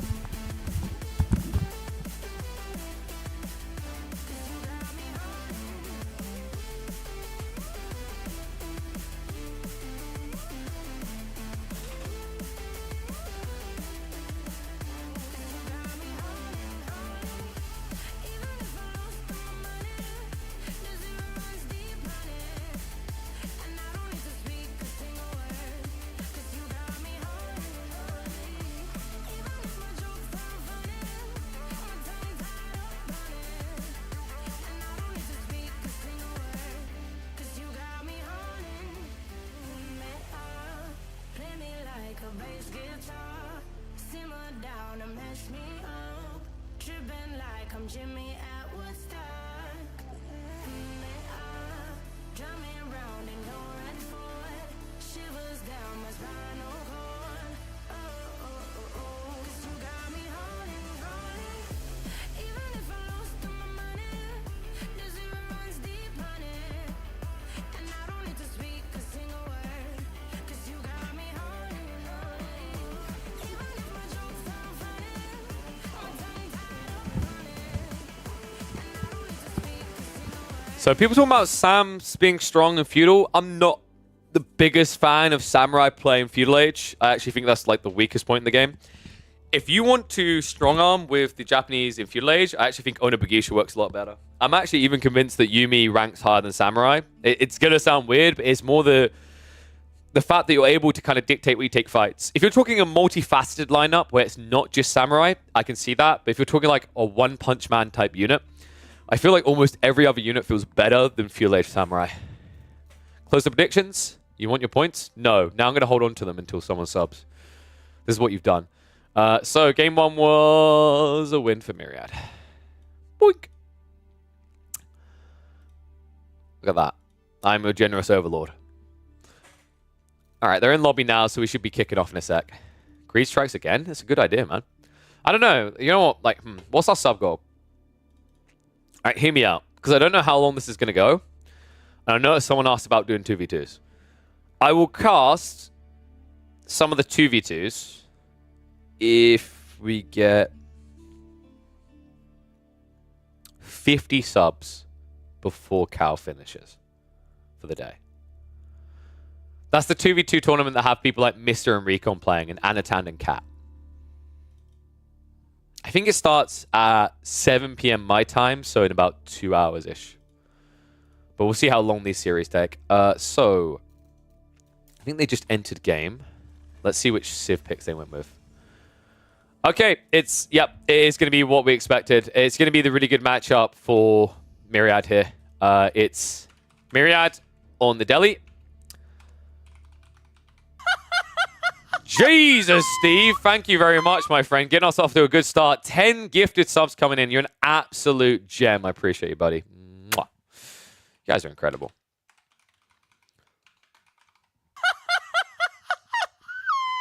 Okay, so I'm going to put the predictions up. Now it is Voldemar's Abbasids versus Myriad's Delhi. Dude, Steve's awesome. Yo, I see you as well. Axkiller coming in with a prime. Absolute gems. You've just started a hype train. Let's ramp it up. I want to see if you guys can set a new record. I think our record is like level 2 or 3. So not hard to beat, but you guys should be proud if you do it. That laugh, dude. That laugh. That's where it all went wrong. That laugh is in a game, by the way. That laugh is in Dota 2. You can actually buy, if you go into the Steam Marketplace and search my name, you can actually buy that laugh in a video game. No joke. Congrats on the partnership. Thank you, man. I'm excited for it. 2024 is off to a really good start. I'm not going to lie, guys. Like, looking forward from the end of 2023, I was kind of crapping. I just didn't know what to expect. The esports side is still rough. It's still tough. I haven't got a single gig lined up. But what I'm really thankful for is the support that you guys are giving. Just turning up day after day, and even in some cases dropping subs in, that is making the idea of me being able to go full-time content creator more and more realistic, which I never would have thought I'd be able to say just a few months ago. All right, so let's get ready to get into it. I need to update the score, don't I? Which side is Myriad on? He's on the left. All right, let's go. Game number 2. All right, I'll pull you away from the last now. I think there's still a few left. All right, here we go. Back up against the wall, facing elimination here. Voldemar gets as cozy as he can on Lipany. Abbasid Dynasty picked.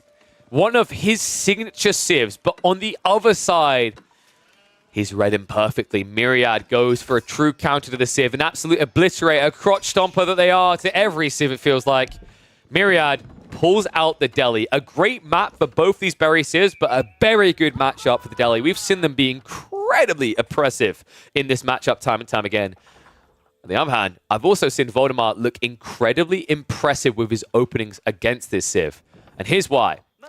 The Delhi matchup is an awkward predicament for most civs. One of the big challenges I think most people experience with the Delhi is how every game seemingly opens with stables into Ghazi Raiders, giving tempo control to the Delhi.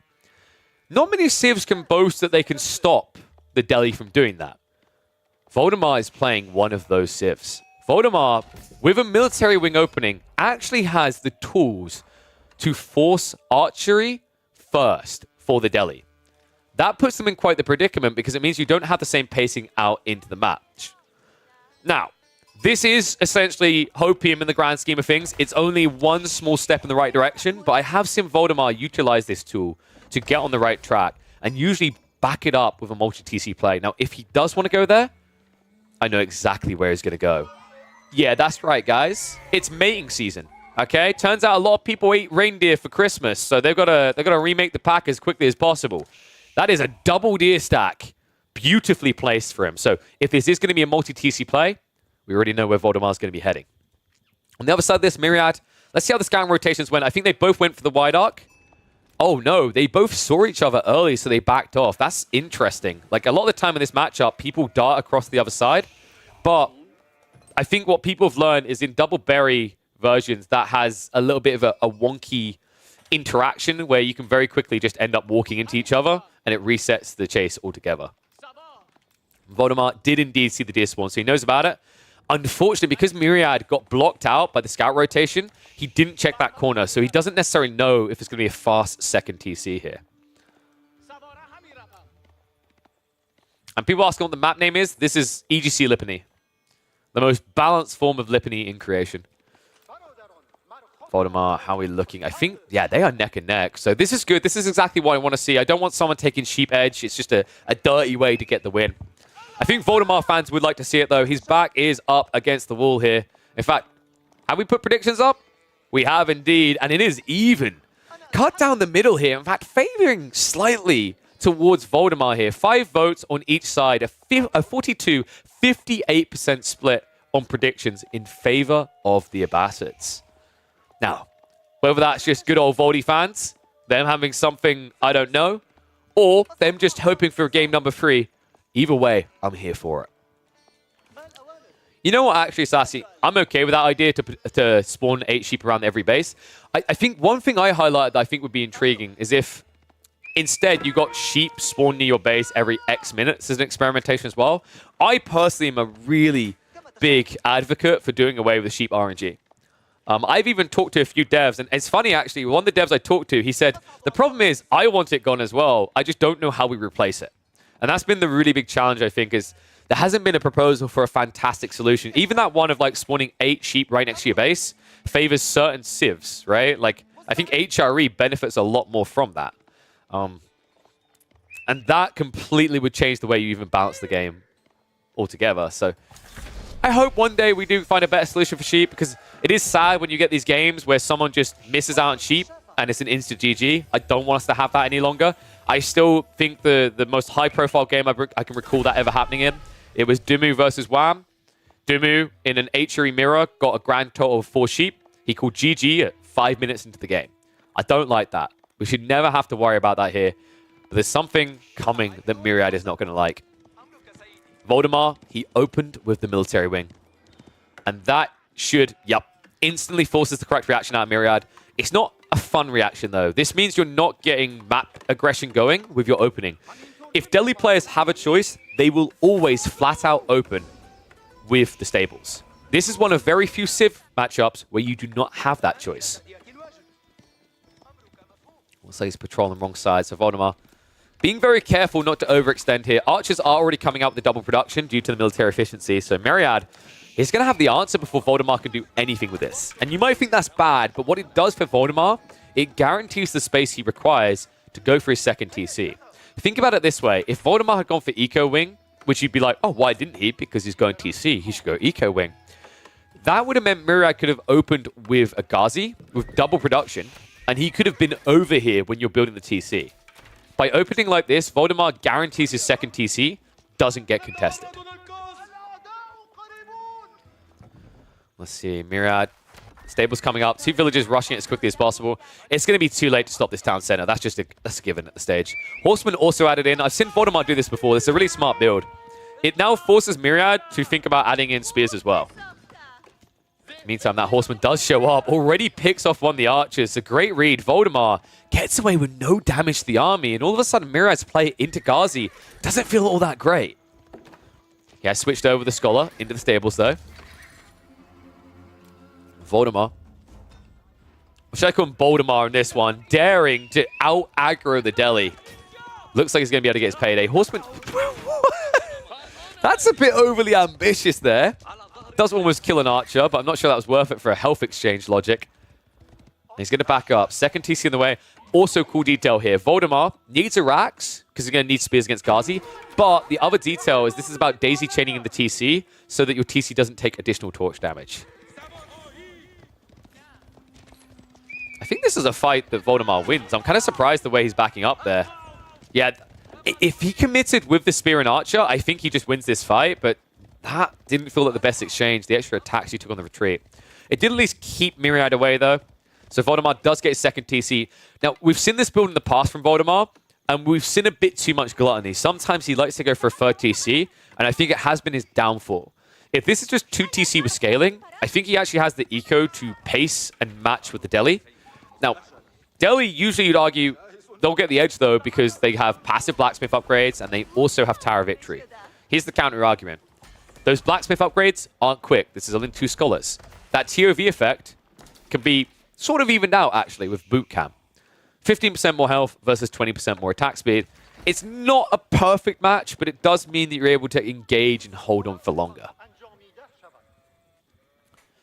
And now, love this. The Horseman pushing from Voldy. This is really cool, actually. I love this. Oh my god, there's so many of them! Look, we don't want to go... No. We're claustrophobic. They're being pushed in so hard, they're actually migrating inside of the TC. Holy crap. Well played, actually, by Voldemar. That is so much value. That's insane. Now, this should become the sticking point for Myriad. If he wants to shut this game down, that's the only place he can go. So instead... if you're Myriad, don't go there, because you're never going to crack this. Your only play is around Sacred Sites. You now need to force Voldemar to come out.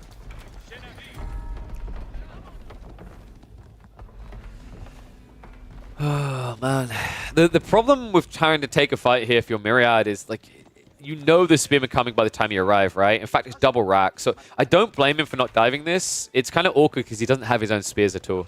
And Ghazi can do an alright job, but it's just... If there's any Civ that makes you spook a bit because they're spearmen, it's probably going to be a Basses, right? Like, Spearball's not going to come in too early with Phalanx, but it will be on the horizon. Oh man, these horsemen, Voldemar, that's such a good pick! Myriad, this is a critical point in the game right now. He only has 2 scholars, and he just lost one. He loses an archers as well. Dude, Voldemar is relentless in this game. We'll lose a horseman for it, so a little bit overly greedy. Spearmen have now arrived, but there's too many archers, so he's going to back away. So good blocker there. Myriad only getting 1 sacred site, and now with just 1 scholar, this does slow down a lot of his timings around the blacksmiths, and also around the other sacred sites being captured. Yeah, usually the goal here is to have 2 scholars, capture the central, and then you can push out for both the final sites at the same time. And then with the extra passive gold, you can produce another scholar at home to accelerate your tech unlocks. Myriad now doesn't have that because of that perfect timing by Voldemar. Voldy, though, is now officially out of archers. It's not really something he was aiming into. We've seen this matchup a lot of times in the past. Archer Cav versus Cav Spear, and quite often, Spear Cav wins. It's just A-click brain, right? You don't have to think about it. Meanwhile, Myriad has to micro a lot more, and right now, he's losing these fights. In fact, he's going to lose the archers. He's going to lose a lot here. Myriad, he has no choice but to stand anymore, but limited Ghazi and too many horsemen means that archer count is about to shrivel up and die. Dude, that is a sick play coming out from Voldemar. Just a 1-2 tap to take him out here. Myriad, people asking, where is the spears? That would involve having a Rax. He didn't go for the 1-1-1. He made the mistake of sticking with Archer Ghazi only. Voldemar, as a result, didn't ever have to go for archers. Why is that important? Think about what these comps cost. For Myriad, it's food and wood. You don't get bonus wood. For Voldemar, it's tiny bit of wood, lot of food. Look at where he built his TC. Look at what he's been doing across on the berries. If there is a comp that Voldemar wants to play into, it's Horseman Spear. And Myriad just handed it to him on a platter.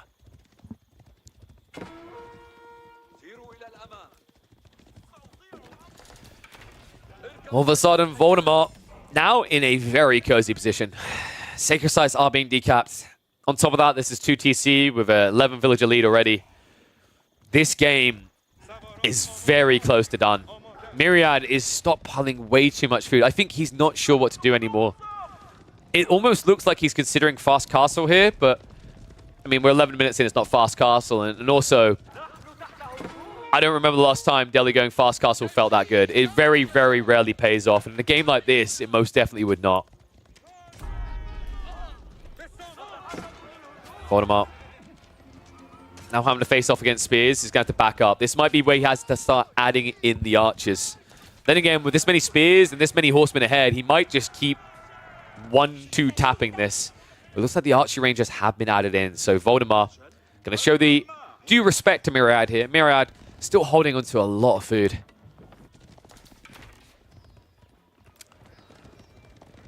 My brain is screaming, please don't go Castle Age. Because I think we're now at a very dangerous point. With Phalanx coming through for Voldemar, if he sees a tech up, he will dive, and he will kill. So I think Myriad needs to keep scaling the army. You can maybe consider Castle Age around like 15 minutes, but one thing that's probably living in his brain is he knows this is 2 TC. He knows he's getting outscaled, right? And that might push him to make a big mistake.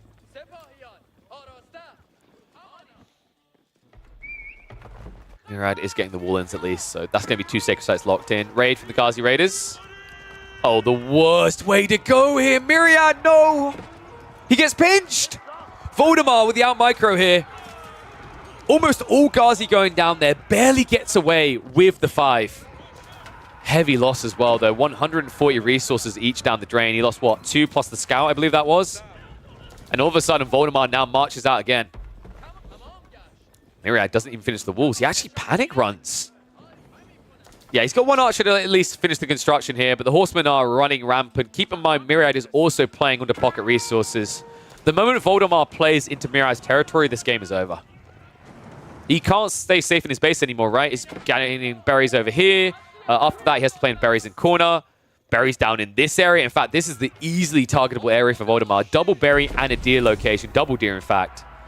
So expect Voldemar to start marching there next.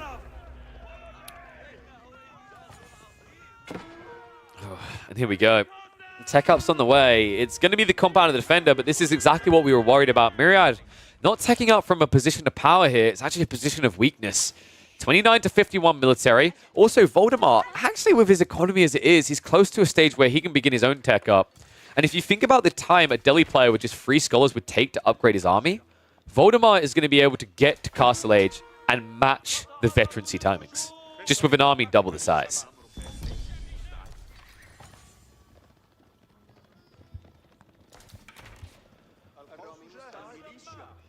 And you know what? Voldemar, he doesn't even think about a tech up. He keeps investing. He pushes him off the food here.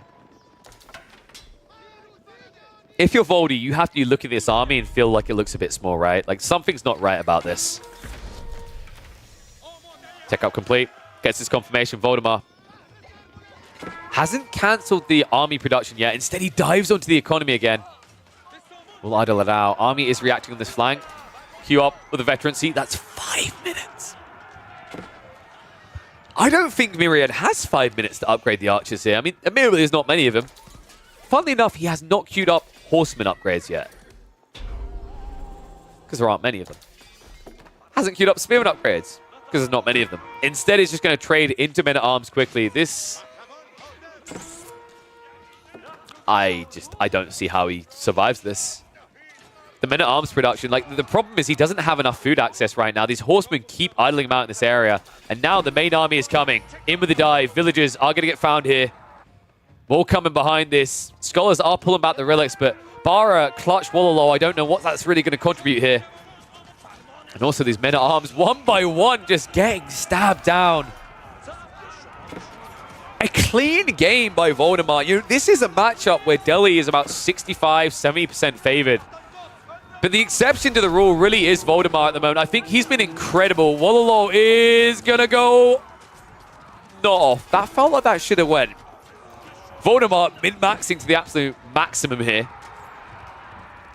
I gotta say, this is one of the cleanest ABBA games I've seen up against the Delhi. Absolutely phenomenal out of him. Means that Voldemar is going to keep the dream alive and take us to a third game, I think. Myriad has 5 men-at-arms. And the thing you have to remember about men-at-arms, with this many spearmen, because of the phalanx, you're getting attacked by so many targets at once, it doesn't even feel fair. Just watch this fight. That's the men-at-arms line. That's what's going to protect him. That's the one thing holding back the Abbasid Scourge. So for the time being, Voldy is backing up a bit. That's because the second wave's on the way, and also he's found his way to the backside. Berries have been denied. Myriad, if he loses this fight, if this starts to rear to the left side, the game is going to be over. Now, men-at-arms are holding on for the time being.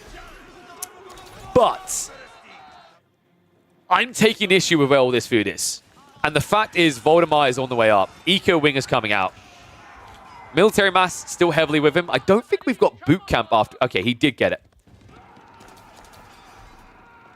And this looks scary, right? I've got men-at-arms coming towards my base. I've got archers as well. But, like, Voldemar, the issue is even though it takes him a minute and a half to tech up, he can take a bad trade here just to clear up these men-at-arms.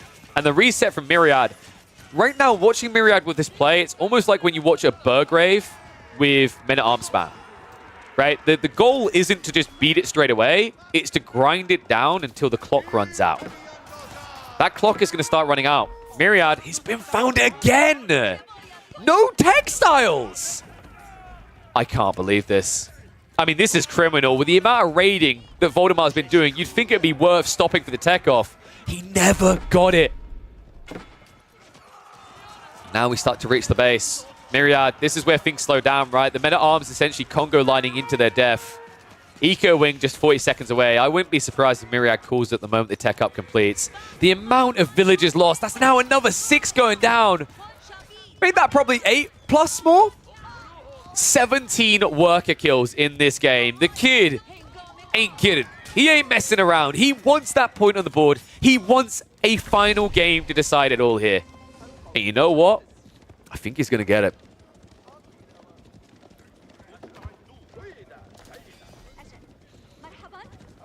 Ugh. Sacred Sight's locked in, but I'm just watching this timer right now. I'm also worried about the Golem spam potential that Voldemar has. Keep in mind, because he went Eco Wing, he now immediately pump Fertile Crescent and make a farm transition if he's running out of food. So he's not Eco weak in the coming minutes. He's actually going to last as long as the Deli do on these proxy foods. And think about the cost for Mirai to be out here, by the way. The amount of mills, the amount of outposts. Like, he's built 500 wood worth of defenses in this area just to exist here. The efficiency on the other side, Voldemar just walks out, drops a mill, and smiles. And that smile, that's where all the trouble begins. So Voldemar slows down for a second here. And that's because he's making a transition into the Golems. Golems, which, by the way, will just crunch the skulls of these men-at-arms. They got the double strike, not the best against men-at-arms, but the more important detail is going to be the boot camp, given that extra health. 224 HP on this unit, compared to 155. You are paying a premium, but I think it's fair to say Voldemar can afford that premium when we are talking about double the eco power.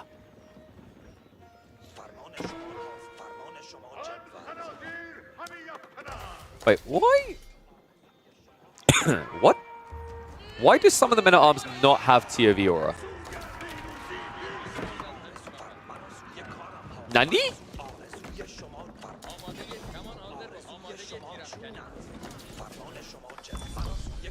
Is he just the chosen one? Oh, wait. Did he haven't... Yeah, he didn't have it chained in. Oops. Yeah, because he didn't have the mining camp. Okay, I wonder how many he actually produced out of that. Probably only 1 or 2. I'm so used to never having that happen that I just assume they always have it. Sometimes my brain is like, yeah, TOV is now just a global influence because it's rare to ever see a Deli player without that.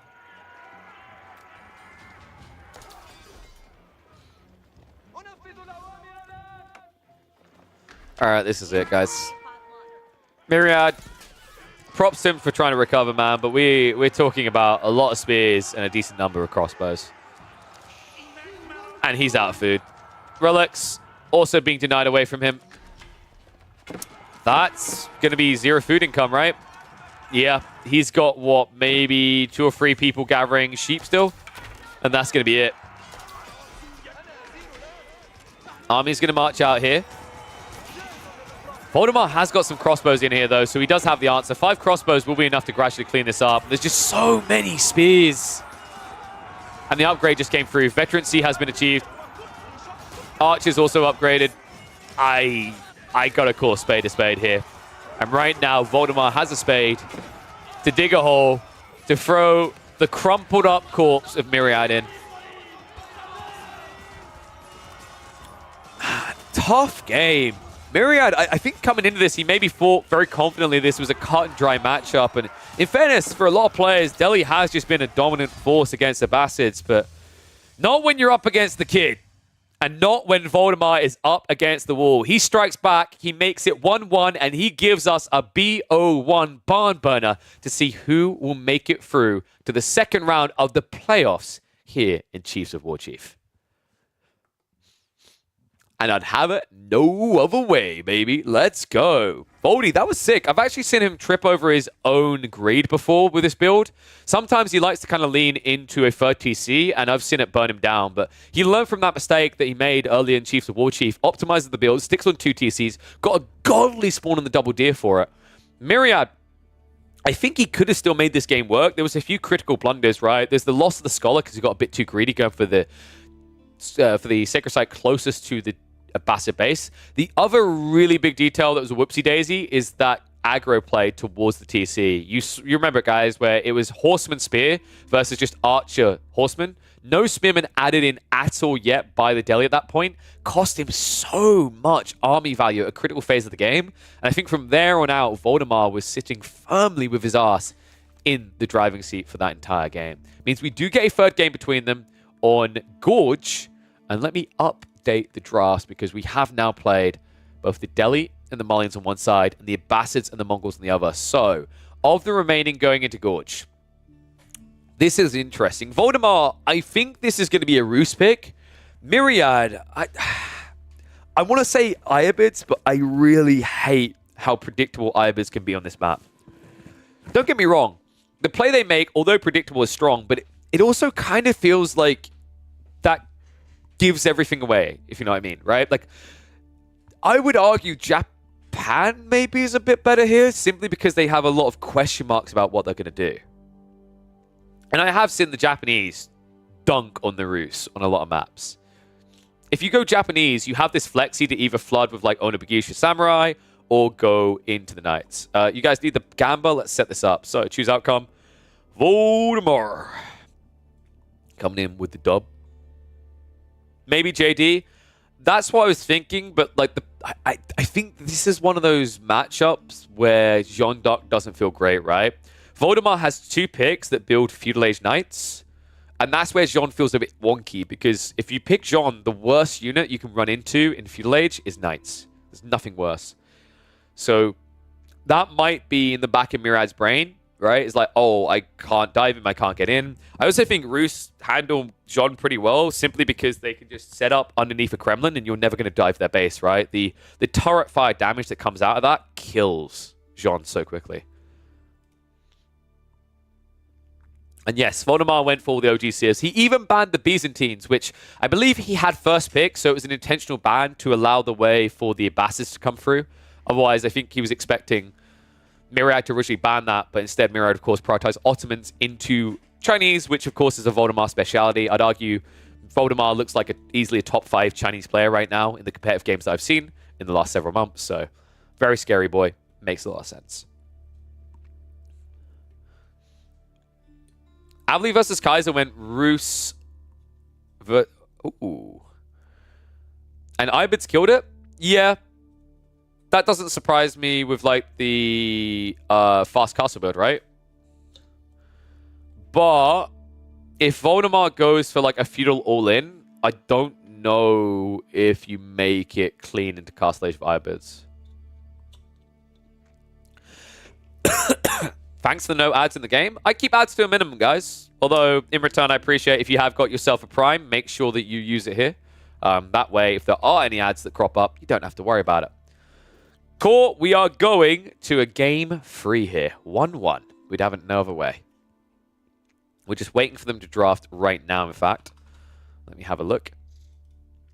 I can probably check in on the draft. So, we're going to Gorge, right? They've got 15 seconds to make their pick. Voldemar used to be... Whoa, Core, dude, don't do Myriad dirty like that. Why is Byzantines good against Abbasids? Because arguably they just have better spears. Because, like, if you want to do damage, Abbasid spears, but if you just want to tank, Byzantine have the best tanks right now. Myriad... Dude, Core. Curb the negativity. You lost a pub game to him recently, didn't you? I can tell. Yo, what is up, Trungdom? Come through the Prime. Appreciate it, buddy. There you go. He started. If you've got Prime subs, make sure you use them here. I said we were going to squeeze in a 2v2 tournament game at the end of the 1v1s if we hit 50 subs today. So far, I believe we are now 12 in. Everyone, cool. You lost to everyone. 13 subs in. There you go, Rundvogel, sorry. Coming through with a sub. Appreciate you, buddy. Oh, shoot. So, here's the thing. We thought Rus OP, gotta pick Rus. Voldemar is one of the better English players that I've seen in the last few weeks. And do you want to know what claps the cheeks literally and figuratively of the Ibids? English, especially on Gorge. Myriad had better get an outpost up on that gold, and he had better get Master Smiths. And Sassy show us how easily you can beat the English with that strategy. He chose not to do it easily, though. He decided to not build the blacksmiths. Oh, please let this not be another game where a pro forgets to build blacksmiths. Your favorite Irobids here? I can imagine you beat your opponent without even using your tech up. Oh, man. All right, so let me mark those ones. Actually, I won't mark them in. Yeah, so game number 3, the decider is going to be Ayabids versus English. This is hype one. Honestly, this is probably the only matchup where Master Smiths is worth in the early phase of the game. The other one maybe is Yuji, but I'm not convinced on that. This matchup, however, if you do get Master Smiths and drop that Blacksmith, you get your Undermesh and your Steeled Arrow. Being technologically ahead of the English and Blacksmith techs is such an incredibly powerful position to find yourself in. English thrive on this steady trickle of troops into that superiority of firepower range. You don't just take that away, you take that for yourself at the same time with the Master Smith's build. So we'll have to see if it does come out in this one. I think we are going to be about a minute away from being in game.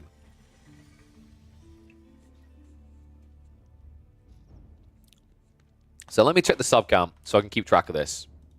Okay, so we're at 173 subs.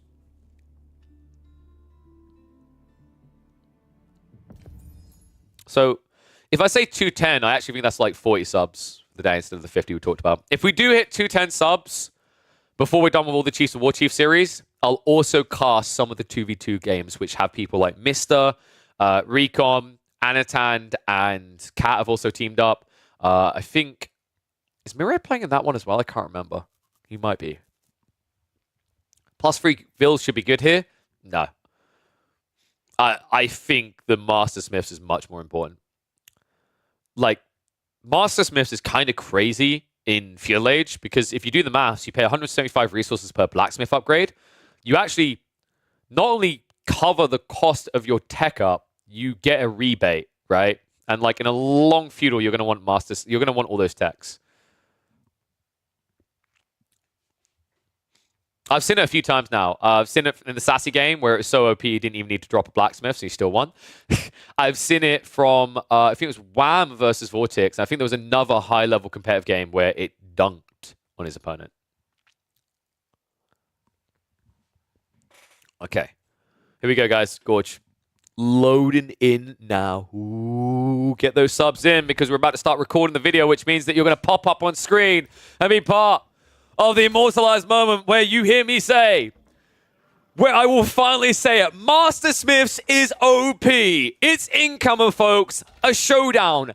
A BO1 to decide it between Voldemar, who's over here, great start, and Myriad on the other side. And what a matchup it's going to be. Voldemar, he seemed to be one step ahead with his pick. Goes into English because English is phenomenal on Gorge. The 4 gold allows them to shut the game out early. Myriad choosing a Civ that would usually suffer for that. The Ayabids are so gold greedy that if you can block their gold, you can end the game. But Myriad, what I'm hoping we see here, I'm hoping he knows the English solution.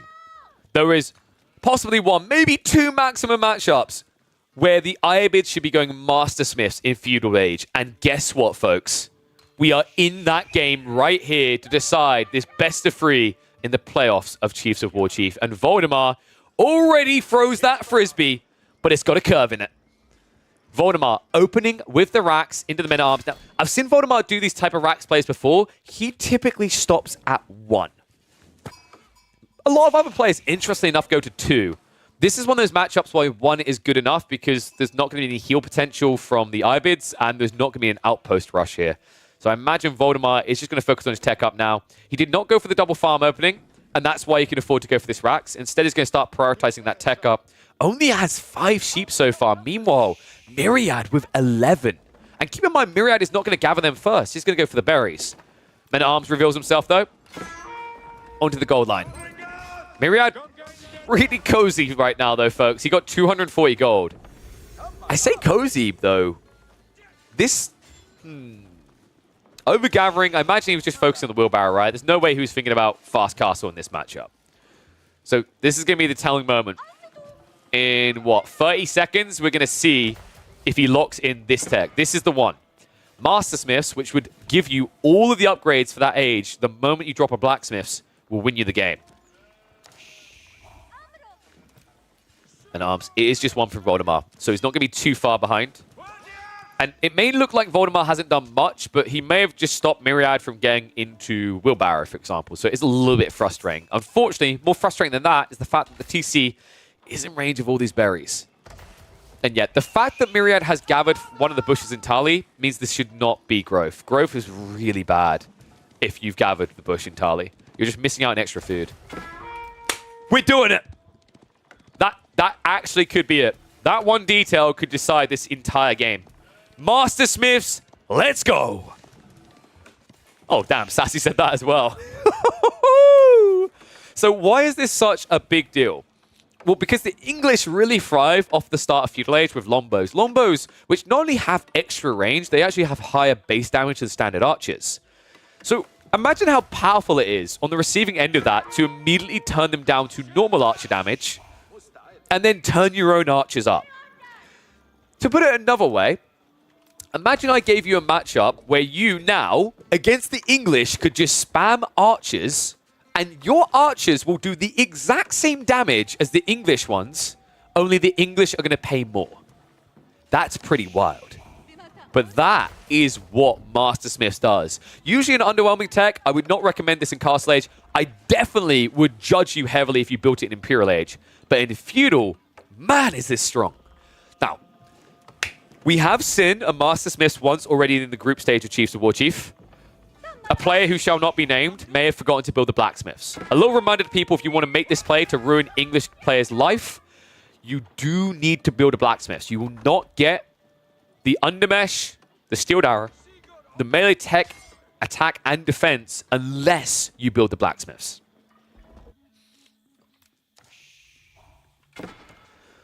And I will forgive that player, because when you read this, by the way, it doesn't make it apparent. In fact, it kind of baits you, because it says that those technologies become free and complete automatically when entering an age. It really, in brackets, should say you have to have a blacksmith for this to activate. So we'll see how quickly he wants to go into it. For the time being, Myriad is just going to set up the outpost here.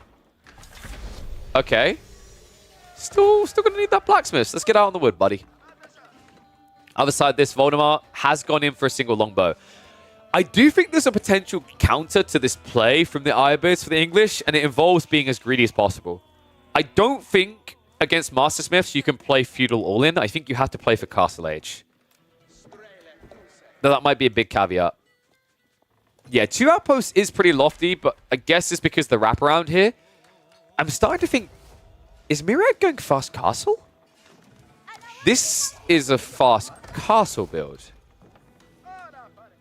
A little bit surprised, actually, because, yeah, this is now really inefficient for Myriad. If he was going to do this, I think he should have built 2 outposts this wide apart. This 3rd outpost is now dead weight. This makes sense for fast castle with 1 outpost here, 1 outpost here. So this is going to be stable drop into blacksmith drop. And then the cool thing about that, this is pretty brainy, actually. By going for the fast castle with Master Smiths, it means you immediately are going to have the ability to fast dive with your Lancers. That's not easy to do against English TC fire, even with heavy cavalry, but the Master Smiths is going to allow him to. Now, don't get me wrong, I do think he's playing an unnecessary approach to this. I do think that alternatively going for mass military now is a very big edge to have. Like, you open stables, you follow up archers, and you dominate. But in fairness, he's going to tick the box here. Probably not the most efficient with the triple outpost. But Voldemort, now seeing this, hasn't got a way in. So his only option should be greed himself.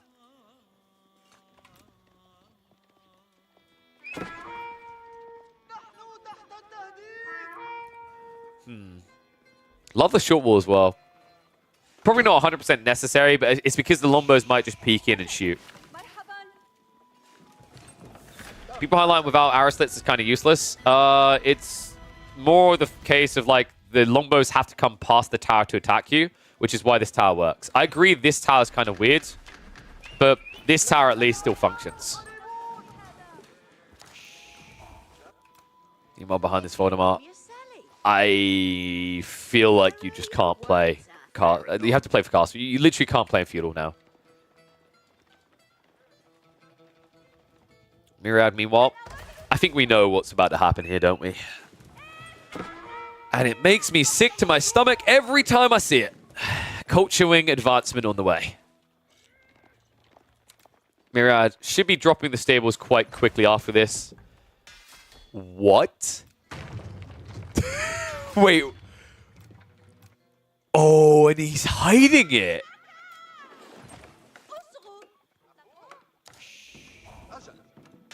I mean, so the stable play isn't about fighting the army, though, right? It's about going after economy. Gulums eventually achieves the same. I think as well, Voldemar should usually expect stables, right? Which is why Myriad cancelled the racks and moved it further back to hide it. He doesn't want to reveal that he's going to Gulums. That's pretty crafty. Voldemar really far behind right now. Not his fault, literally just the matchup. I mean, you can argue he spent deadweight resources on Longbow Spearman. The reality of this matchup, though, is the discount of 500 resources for the Ibids. That's just insane. Please build a blacksmiths. Please. Guys, he wouldn't forget. Myriad is a boy wonder genius. All right? He went from gold to conch. He's the boy that we all want to believe in because we've all been there once in our life. He'll know to build the blacksmiths. He's doing it. Move over, Sassy. He's outplayed you. Here we go. So Gulums that are going to turn into giant walking hedgehogs because they're going to take so many arrow hits to kill. 4 armor now, instantly 5. And not just that, by the way. You know what makes the Master Smiths even better with the Gulums here? Gulums have double strike. So actually buffing the melee damage on top of all this is even better. Out of all the units Myriad could have built, this arguably is the best one. King's Pass on the way from Voldemar, though. I'm glad he didn't invest in more. He didn't get baited here. This is going to be a window for Myriad, though. Look how quickly he's scaling in with the double racks. 3 Gulums already in the field. Now, this is going to be English double TC fire. However, that does have its limitations. Yes, it's double arrow fire, but it only hits for 8. And he has enough armor to reduce 5 of that damage.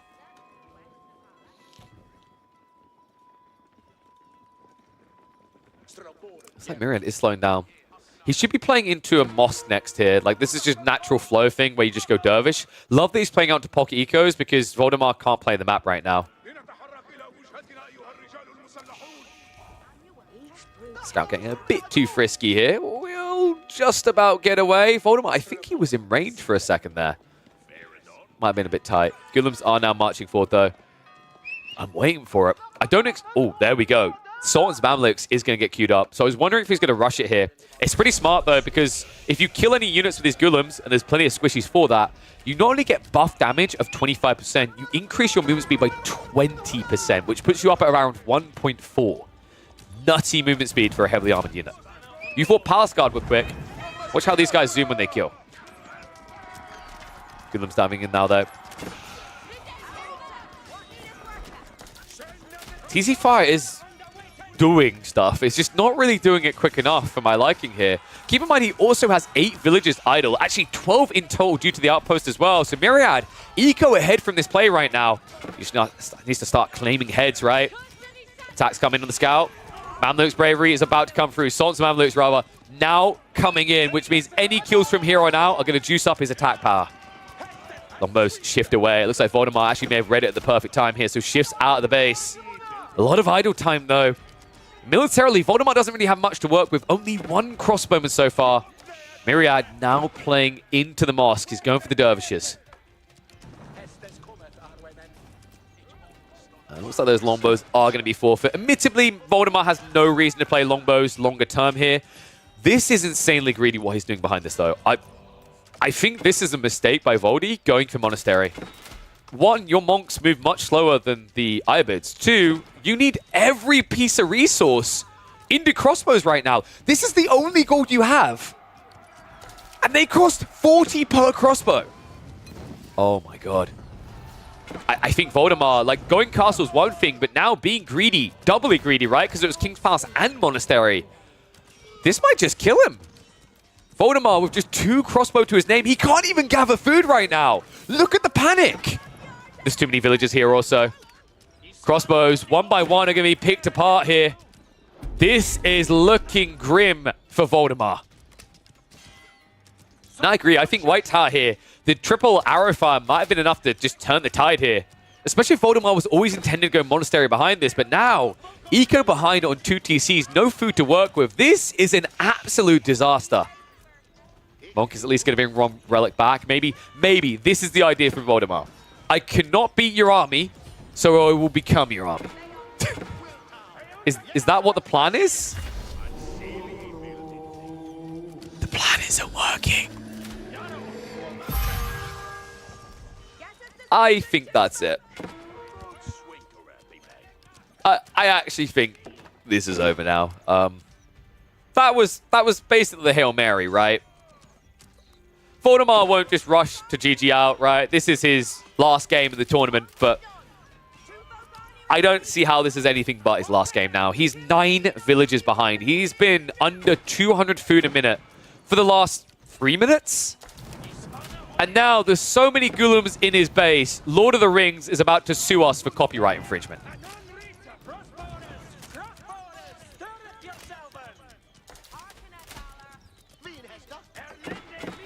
Yeah. Not even the melee armor. Oh, man. This was kind of crazy. This was a very creative way to use the Master Smiths, but definitely paid off in the end. Great read by Myriad. I think Camel Lancers maybe gets you there a lot slower. The Golems is the all-in that just forces the GG, though, and this most definitely is. Means that Myriad is going to move on for a showdown with Anatan from the 3D clan. That should be happening later on the day. Voldemort, back to the drawing board, bud. It's only in 2024. And I'm sure there's plenty more to show for him. I think Voldemort has been one of those players that has still looked really remarkable in some of his older civs, but some of these matchups versus the new civs have been big question marks. I think that's been the case for a lot of players, though. But I think it's a good thing, right? It forces you to learn new things, to experiment a lot, and I'm sure next time we see Voldy, he'll make up the difference for us. But I'm glad to say Myriad continues to be on the rise here. Myriad, who, just to reiterate to people, was a gold-level player in Season 1. Voldemort, the kid, the absolute dunker, has been a fearful force on the ladder for well over a year. And he just got dismantled. So you know what I'm saying to you folks? Goldies, enter every bloody tournament possible. Get signed up, believe, because who knows? Give it a year, and you could be the next Myriad. Right now, I think Myriad is just screaming, go next, Voldy. He's like, if I just keep walking around in circles, screw it, it's done. GG. That is gonna be all she wrote. 2-1 for Myriad. He proceeds through in the Chiefs of War Chief. If you like what you've seen here, if you enjoyed the content, make sure you give the channel a follow. Make sure you're liking the videos. Make sure you're commenting down below so that YouTube knows how much you love it. And be sure to follow us on Twitch. Who knows? You could be part of this live moment. The jaw-dropping moment for a lot of people who were expecting Voldemort to take this cleanly. Instead, Myriad cleans up in style. I'll see you all in the next chapter. Woo! What a showing. All right, wait. What were the predictions at the end? Let's have a look. Oh, wait, did I not? Oh, I'm sorry, guys. I didn't put a prediction up for that. My apologies. We got so nerd-splainy about the Iabid English matchup, we didn't even get a chance to get into that. Okay, so next on the hit list, it's going to be Kiljardi's series against... Does his start yet, actually? Let me check. Because it's meant to be him versus Nyan Racing Cat. So let me have a look.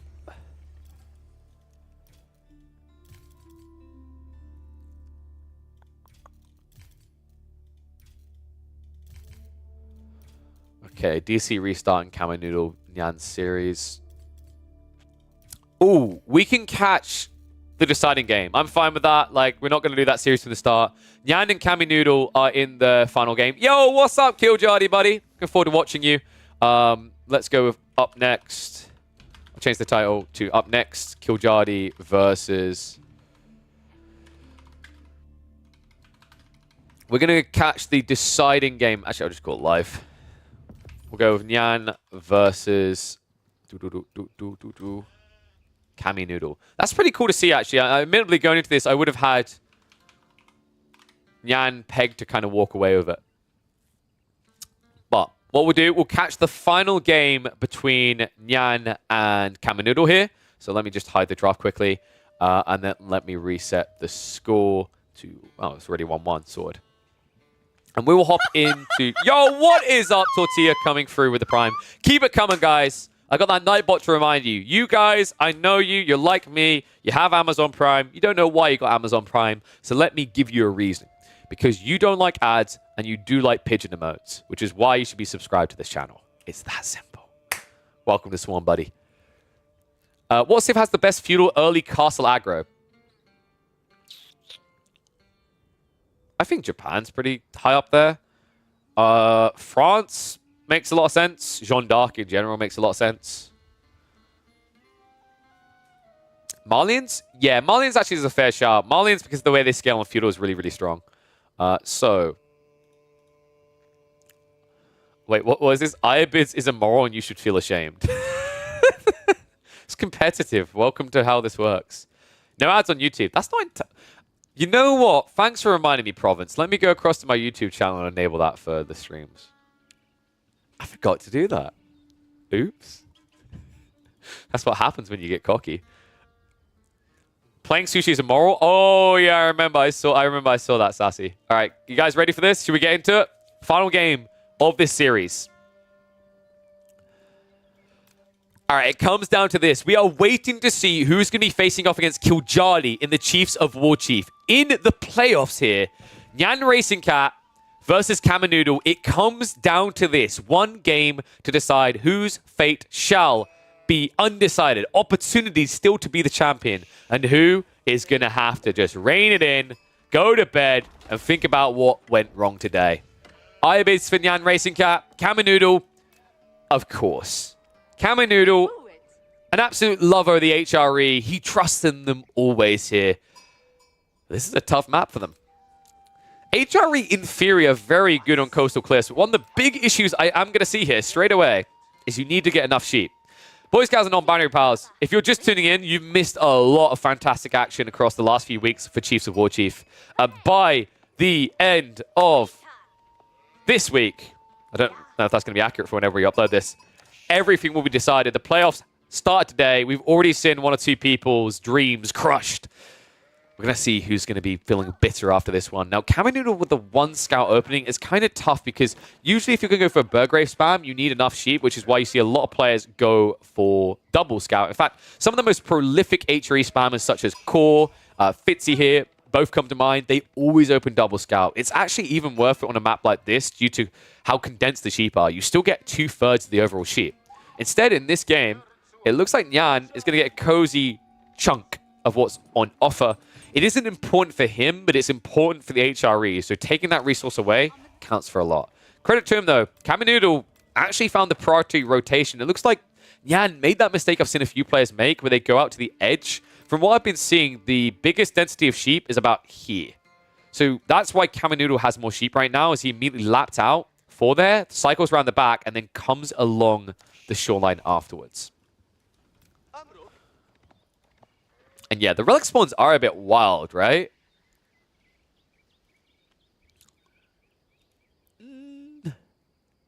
I'd say this slightly favors the Ayabids.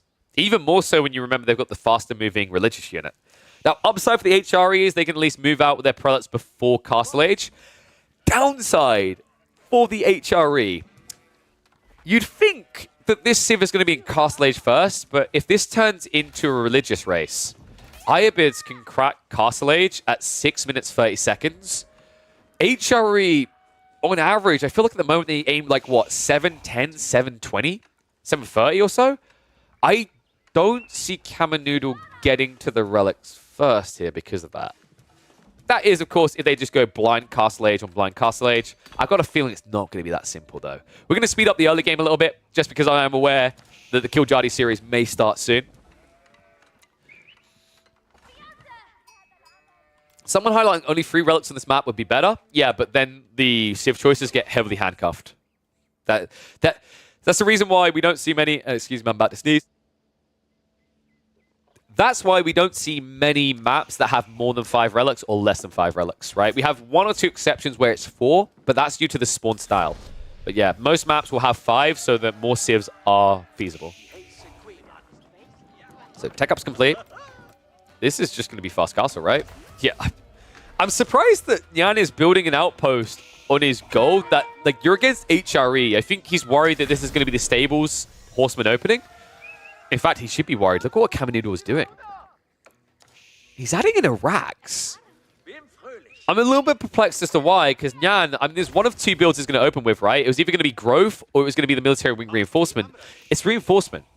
Kaminoodle, he's going to go into the men-at-arms, so it looks like the outpost call was right here from Nyan. Nyan is still going to get up to Castle Age much quicker than Kaminoodle, and Kaminoodle, now with the choice to go into multiple men-at-arms here, Castle Age just isn't feasible anymore. And the question around is going military wing feet, is it meta here? It depends on the matchup. If the matchup is one where your opponent's going to build ranged units, I would never advise military wing here. If your opponent builds melee and limited forces, that's when the camel is worthwhile. But yeah, Kaminoodle, I mean, I feel bad for him right now because I don't think he scouted this out ahead of time, right? These men-at-arms will die really quickly to outpost fire. They're only early men-at-arms. Here you go. Notice that Nyan does not stop gathering, actually. This is the last bit of gold he needs. In fact, he's got surplus right now, so just back away or kill him off. Oh, man. On the other side of this, Kaminoodle, he's full in, isn't he? He's adding in horsemen. Why no spears, though? That's the surprising part to me right now, is if he knows Nyan is rushing, I don't know, maybe he scouted out the racks. That would make a lot of sense, right? Because you know there's no point having spears against golems. So maybe this was just a perfect read, a soul read by Kaminoodle. Kaminoodle now in a fantastic position. How many sheep has he got remaining? He's got 5. Farm transition has begun. He has got berries, actually, in the Ark and Chapel range, so I feel pretty confident about Kaminoodle's position, and I'm wondering if Nyan realized this was coming. The Ark and Chapel placement not being near the gold was already kind of sus here. But even with that, I'm not sure if Nyan had the appropriate reaction so far. Only one outpost up, no Arislets either, so the men-at-arms don't care. Undermesh should be coming through eventually. Either that or marching drills, not sure which he's targeting out. And looks like the Horseman is going to be able to chase down the Desert Raider, so picks him off. Sure, it's a freebie, but that freebie didn't really do anything for you. The crazy part right now, Kaminoodle, yeah, he's going spears. Wait, did he not see the racks? I don't think that Kaminoodle saw the racks. This could end very poorly. Outpost still garrisoned here. Never went for the stone, and if you're wondering why he didn't go for the stone, there's a good reason. The stone is really far out here. The design of Coastal Cliffs, stone always spawns pretty far away from you, so it's pretty tough to get in on it. All right, castle reached. Golem on the way. Kaminoodle does have men-at-arms, but they aren't exactly scary right now. If he was able to sneak Castle Age, that's when it gets spooky, because then he has the heavy maces against Golem. He needs to get there first, though. Stables is coming in. So maybe Kaminoodle had the right read here. I'm not sure who's in control right now. This is really close. Like, I've got to give a lot of props to Kaminoodle. If anyone knew the solution to Ibids as HRE, it would have been him. He plays a lot of HRE, but this is most definitely the correct approach. One of the big problems with Ibids is this fast tech-up timing, but if you think about it in a lot of way, Ibids still function quite similar to HRE, and that this fast castle build is A, predictable, and B, it means that they have nothing to defend them. So the play usually is to play a longer feudal. I love that Kaminoodle identified that his tech timing is always going to be slower, so he didn't rush his. If he'd rushed his right now, he would be killed on his prelates by golems, and then the follow-up would be dervishes yoinking all the relics. This way, he's able to contest them. He's even bodyguarding them now, just in case Nyan gets a bit greedy.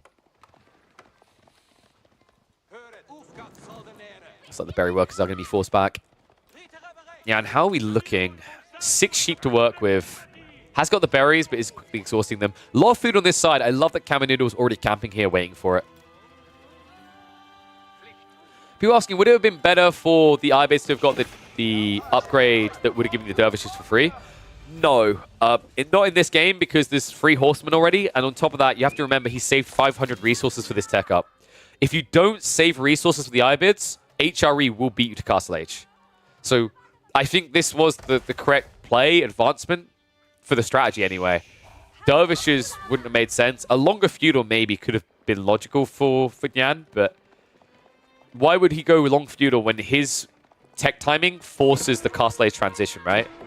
You could argue this is why, but I don't know if he would have been stronger in feudal. Not against like meta-arms potential and also the marching drills that comes out. Whatever that guy said. Nyan, now up to 6 Gulums. Tech ups are on the way. Kaminoodle, 25 seconds away from having his Castle Age meta-arms, so he will have to back away from this. Hasn't got the marching drills though, so it's not exactly a quick affair. However, where are the Dervishes? I don't think Nyan has added it in yet. No, Mosque is only now coming. Remember, Kaminoodle did play Regnant, so he's going for the relics. This is a big edge to have. This is a big lead right now. Remember, Ibids, the reason they look so strong is how quickly they get all of that passive gold back into their economy. At this pace, Kaminoodle is going to be the one getting that. 2 relics picked up and coming home to Papa. Initial fight does look good for the Gulums, right? They're going to be able to mop this up, but Kaminoodle already reaping the rewards here. Getting 2 relics is what you need. Anything above it is a bonus, but 2 relics means you're effectively 4 relics worth of passive gold. In a matchup where your meta-arms actually can destroy everything you face here. Camel Lancers and Gulam. Spears need to be pumped though, and I think Kaminoodle, is he missing the extra racks? Oh no. He only has a single rack's worth of production. Camel Lancers find their way in.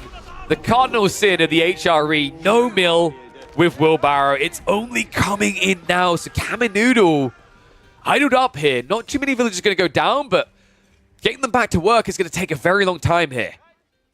And that's just wave number 1, folks. Nyan pumping even more Gulums, even more Lancers, and Kaminoodle now greedily going into Knights instead of additional Raxes here.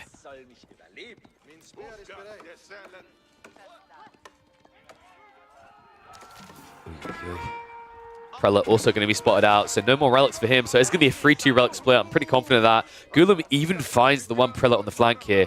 And remember, Gulums, they move quicker, so he will eventually chase this down. Meanwhile, a chase underneath the TC again. Kaminoodle lacking heavily in food. A few spearmen are going to scare him away, but honestly, Nyan, if he just turns around with the Gulums, this is going to be a wipe.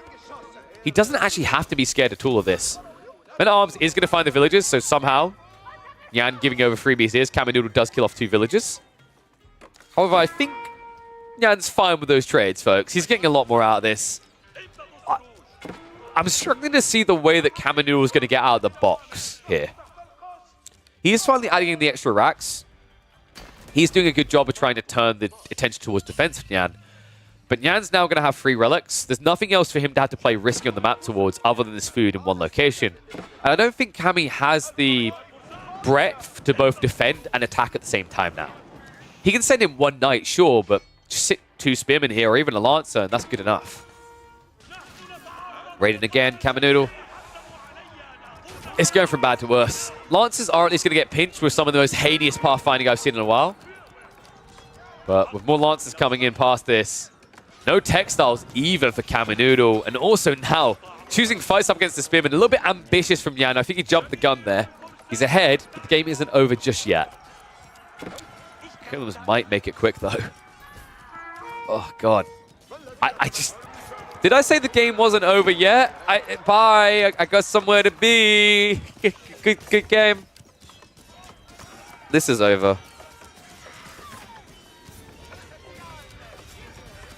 While Nyan enters a golden age, Kami enters a dark one here.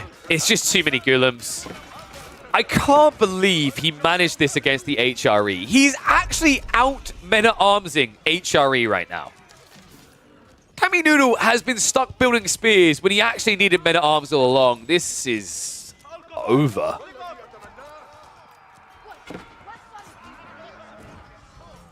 Right now, Kami's like that person who just won't lose your phone number after you say that, though. He's going to try to stay alive here.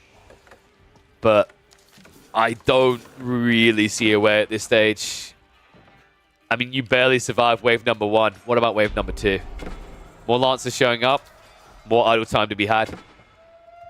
And I think we're going to have a lot more Gulims coming. Yan just needs to fix his gold a little bit here. He's holding him to way too much, so Marketplace would go a long way.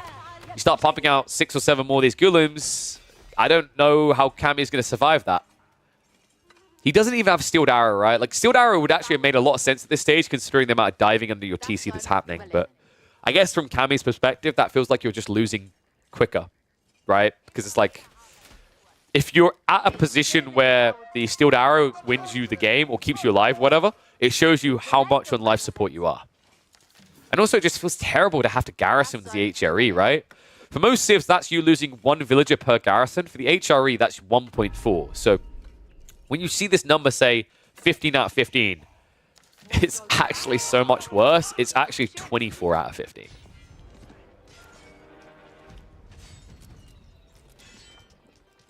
Credit to him, though, Caminoodle just trying to hang in here. Like a kitten on a washing line, but I think the crossbows might be the killing detail. So far, Nyan has been diving the base with no range units, which means he eventually gets mopped up. The cool thing about crossbows here, you'd think it's bad against spears, but it just preps against any knights or men-at-arms transition. I think the only way Cammy can really win this game now is if he gets into mass men-at-arms somehow.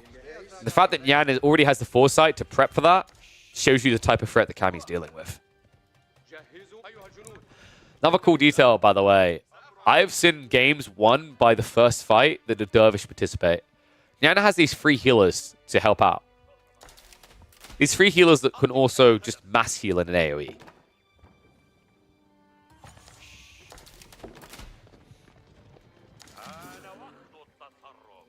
Cammy. Where do you get the recovery here? If Nyan leaves him alone long enough, but that's a big if. Nyan is quite an aggressive player, and I think he understands the Iobids can't just sit back. They're a tempo civ. They're meant to control the narrative of the game, and if your narrative says let's camp, you might as well pick Abbassids. How many farms in are we as well? Caminoodle up to 23. If he's able to chomp up to, say, 30 farms without any fights, that's when I think this swings. It's weird to me that Nyan is camping as much as he is. I don't think this is necessary. The Sacred Site is not your win condition. Coming in for a blow, though. Cammy quick on the peel away there. Lancers didn't immediately charge, so Cammy will get out. A misclick to repair the blacksmiths, but still has enough time to bail on this. Smimmer now coming in. Nice micro there. Nyan does get one and gets out. Yeah, this is... I mean, it's decent from Nyan, but I feel like the rest of the army should be here, right? I think he's starting to realize the mistake he made. Like, this is not a strong HRE player. He should not be this scared of him. His army is starting to move forward here. Not a bad raid, though, right? Like, chips a few villagers, idles out, scouts the entire base. It's quite pricey losing that many Lancers, but getting the Knight on the exit at least kind of evens up the cost. Rotation will start again.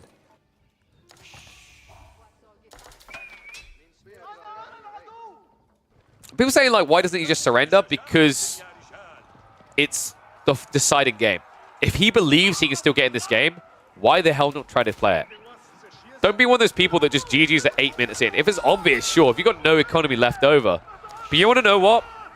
Comebacks only happen if you actually try to make them happen. I actually appreciate that Caminoodle is not giving up because I think Nyan misplayed the last 2 to 3 minutes.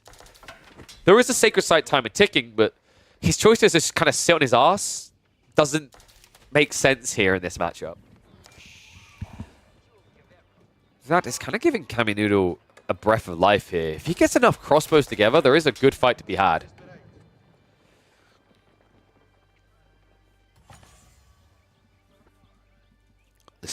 Well, as soon as I say that, Nyan remembers which civ he's playing. We've got Mangoes coming. We've also got Mameluke's Bravery, the Sons Mamelukes. Okay, I think we're about to see the GG kill we're looking for here. Caminoodle, instead of prepping Stringles, he wasn't expecting this clearly. He's going for Langsneck instead. One Manjanique, a good landed shot could just end it all. Also, funny detail here with Manjaniques, they absolutely demolish farms. So even if he can't attack the army, if he just sits here and starts catapulting in, Caminoodle's food is going to plummet. Kaminoodle, he doesn't see the Mango. Shot coming out at the backside. Okay. Backside. We're doing backside. Okay. Much better. Oh my god. He got maximum value out of that one. He even clipped the spears on top of all the crossbows. So good start to this from Yan. Outpost even coming up from next. Woodline has migrated to the south side. Lancers now marching across onto the gold. Moving in onto the farms. Villagers are not moving back though, so 2 more dying off here. And here we go. This is exactly what he needed. Yan realizing that he shouldn't be sitting back. He should be fighting. Kaminoodle, no answer to one Manjanique. And I start to feel like this game has run its course. Sacred Site timer is now getting uncomfortable. Halfway complete. Springle's also being prepped because Yan is showing the respect. He's assuming that anti-siege is coming out. We know that's simply not the case. Yan, Mango shots in. And it tracks perfectly. Wallops into the melee again. Clash continues. Crossbows are doing decent work behind this, but I can't help but feel the writings on the wall here. Yan can trade quite badly and still come out ahead of this. And it's all because of that one Manjanique. Manjanique that just got another shot off. Oh, right into the heart of it. That's it. Yan, he doesn't even think it's fair to use the Manjanique anymore. I think we have reached the end of the road here. I respect Kaminoodle for trying to make the recovery, but there's no coming back from this now. That final Mango shot should guarantee it. Oh. Hope we see more Kaminoodle, though. This is a player that I've seen compete in EGC. Even had 1 or 2 decent runs in the past. I'm sure we've seen more of him in 2024. But love to see Yan back on the grind and back on the rise. A player that I remember from the early days. Kind of felt like he went quiet for a while. But the only thing going quiet in this game is Pink. He gets the Mango out just in time to say farewell. GG comes out. It means we are going to have Yan Racing Cat up against Killjadi up next on this channel. Woo! And I'm buzzing for it. No, there's no fish. So just to clarify for people, because I noticed someone said they didn't really understand the map. The whole logic of that map is that it's Dry Arabia, but slimmer. The design of the map is simply meant to be that, think how mountain clearing works. Think how Cauldron worked. You use these mountains or this water to make the map intentionally smaller. So that's why you've got all that water down there, is it was just, Avali could have had either water or he could have had cliffs there, or he could have mountains rather. He chose water because it seems like it's more accurate on the cut than cliffs sometimes are. And I guess it also gives a cool name to the map in Coastal Cliffs. Okay, so next up we have got Killjadi versus Nyan. That's going to be a fun one. And I'm hoping my illness doesn't completely kill me. I don't know how ill I sound right now. Hopefully it's not too bad on the mic. But we will persevere. We've got 2 series to go. Whoop, whoop. Let me look for the draft, because I think they've just completed it. Iabids versus HRE, game number 1. Interesting. All right, let me load the entire draft for you guys, though. And it's so Killjadi on the left. Nyan on the right.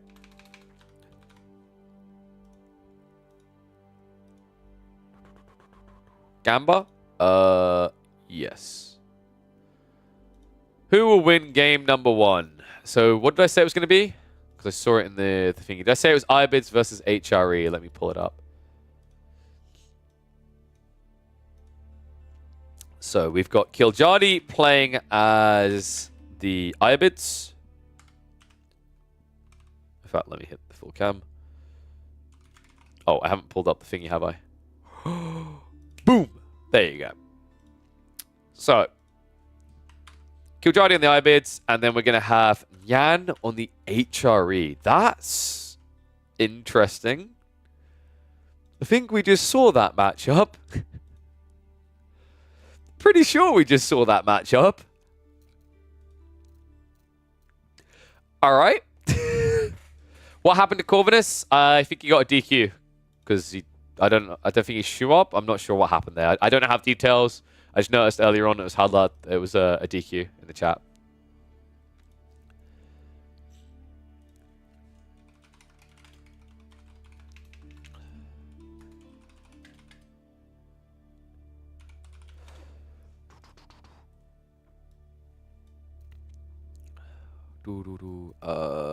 Let's see. Yeah, they're browsing right now. So I'll catch up with chat. Basically, we should have like 2 or 3 minutes to talk. Hey, how's it going? If Ibits goes Eco Wing into Culture Wing, it seems like even HRE can't match the cast for timing. I think even if you don't go Eco Wing, the HRE can't match the timing. Because the difference is like HRE really revolves around this idea of not just gathering the resource for tech up, but then still gathering resources for after the tech up.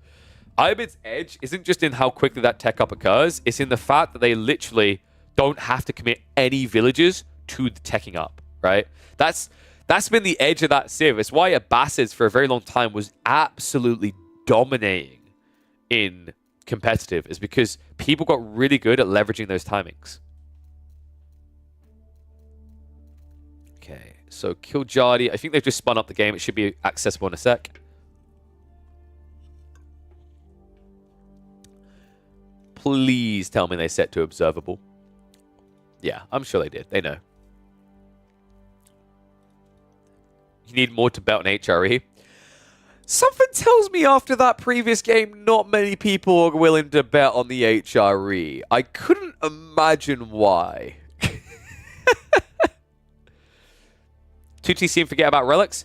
I think the issue in that game, in my eyes, from Kaminoodle was he didn't have a healthy Compass Spear and Men Arms coming out. The crazy part is if he literally just had Rax producing 2 units, he would have probably just beaten down the Ibid army. I don't think it's an impossible matchup against HRE. I just think Kaminoodle got baited into going for something he didn't need. This is also an interesting map that's very different in that we're going to Rocky River to open the series. So let me update the scoreboard, reset us to 0 in our best 3, and then hop off of my ugly mug. All right, 4 minutes, guys. Whew. Get your bets in. Does Rocky River change your minds about the outcome here? HRE won't go fishing. I'm curious as if Kiljardi will. Another interesting thing here, by the way, Kiljardi is a very aggressive player. So if there's some way of breaking this matchup before Castle Age, this is the player that would seek it. That could be where things backfire. It's interesting actually watching Kiljardi develop as a player, because once upon a time, he was literally just an all-inner. All right, you might as well have heard monkey noises coming from the room as he Control-Shift-Aid. I think he's developed very well as a player. He's become a lot more tempered. He doesn't rush to the end. Has a good balance about him. That's why I think Kiljardi's got a very promising competitive future in 2024. You think burger for HRE? You need a lot of food for that though, buddy.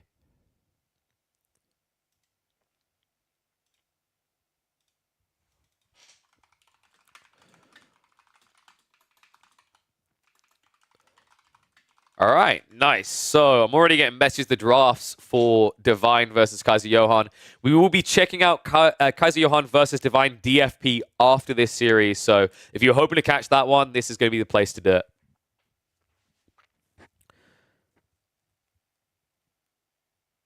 HRE burger is fueled by berries and fish. There is a lot of that on this map.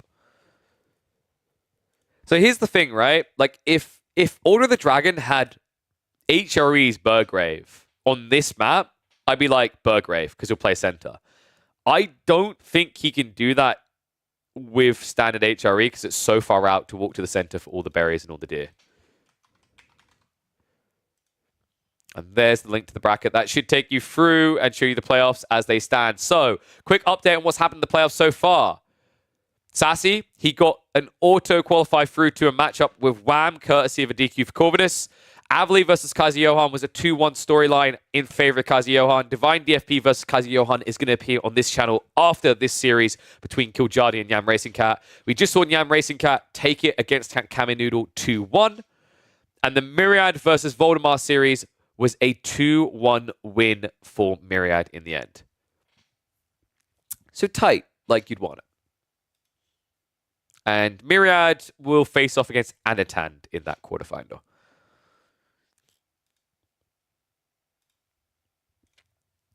Okay. How are the bets looking? Wow, people really don't trust in Yan. Any GUA left? No. GUA and Voldemar were playing for the same spot, but Voldemar, because he was able to get one game in his series against Avali, meant that he got more points in the group stage, hence why he made it through.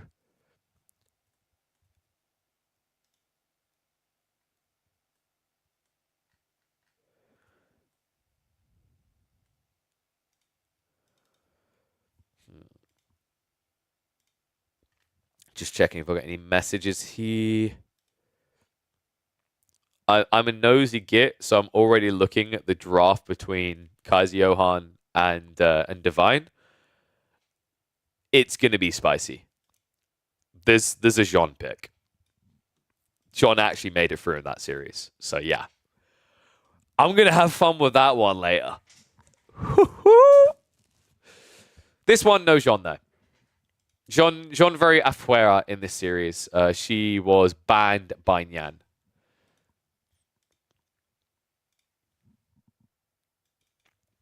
All right, let's get ready to go, though. Whew.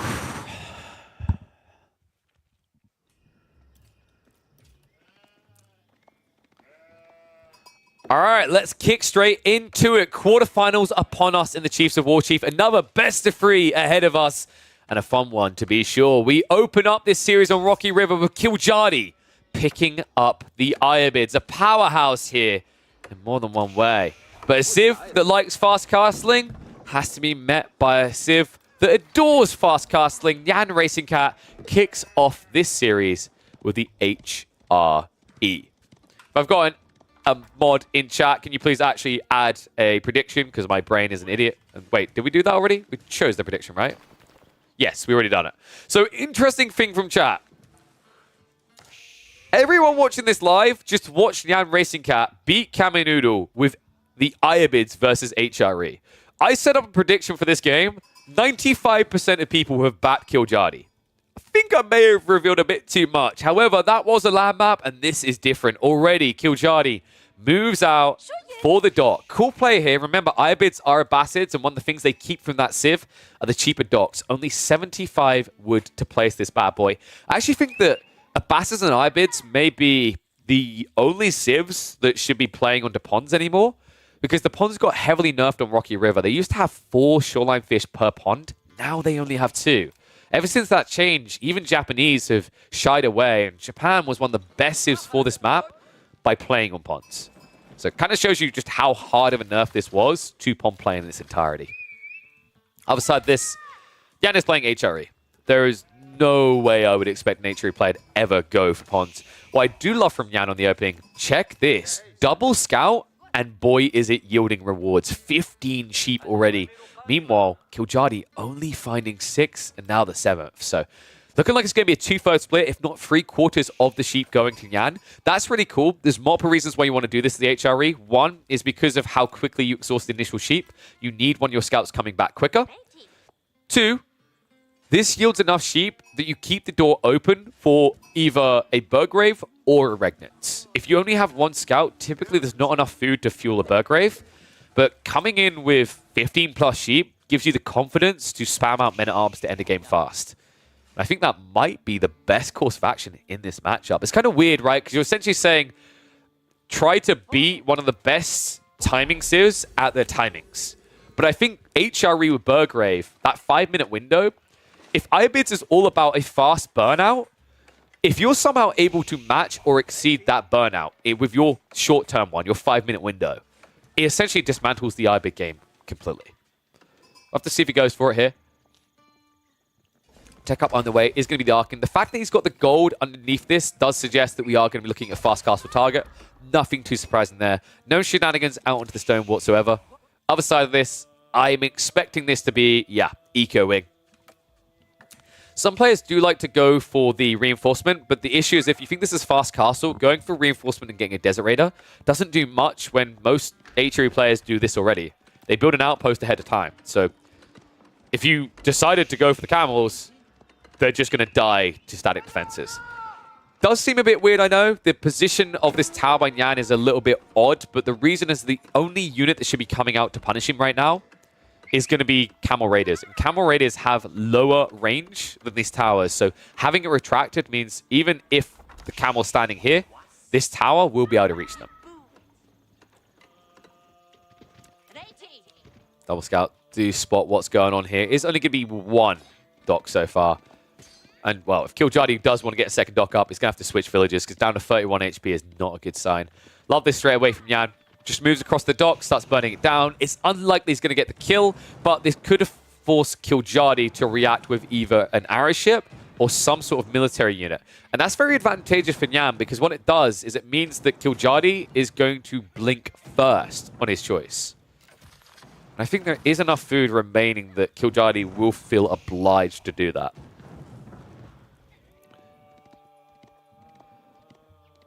Meanwhile, I think there's pretty much every sheep gained now, so nothing left. Final sheep count after all this exhausting. 17 still remaining for Nyan. 7 plus 2, so 9 for Killjadi. Keep in mind that Killjadi shouldn't be exhausting many sheep. Weirdly enough, he didn't go out onto Berry straight away, but I'm actually fine with this. He went Growth Wing. Look at the timing on this. Tech Up's going to come through in just a few seconds. He's going to get an extra 50 food on each of these berry bushes. You might say, why care? He's got a dock. That dock only has 1,000 food, so getting an extra 300 over here matters a lot, especially considering that he lost the sheep game.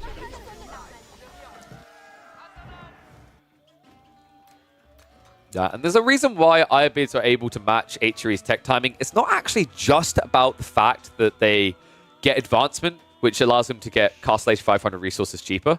Another big part of why Irobids can match HREs, or exceed them even, their tech timing, is because this gathering rate here. Remember that the Irobids, the Abbasids, and the Delhi all gather from berries 35% faster. And remember, the big reason HRE get Fast Castle is because of their 40% gathering speed buff. Now, if it was a full tech cost, HRE would still have the edge, because they have 40% gathering rate on gold.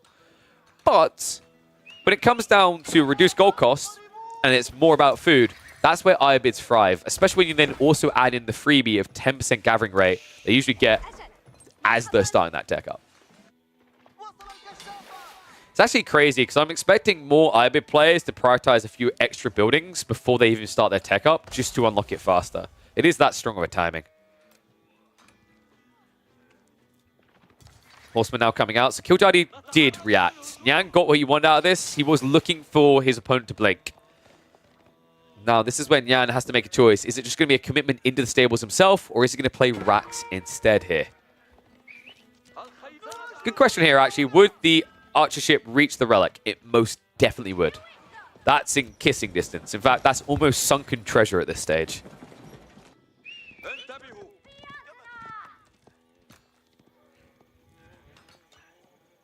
Another thing to keep in mind is actually Killjadi could have played double pond and he would have guarded 2 relics entirely. But that would have slowed down his tech timing substantially. So instead, he's going to be on his way up now with the advancement. And look at this. 55 seconds away from Castle Age. Nyan, about the same. But look at what Nyan is doing. Go time, baby. We just watched the Irobids destroy the HRE. The big difference? Someone liked the relics a bit too much. But you know what?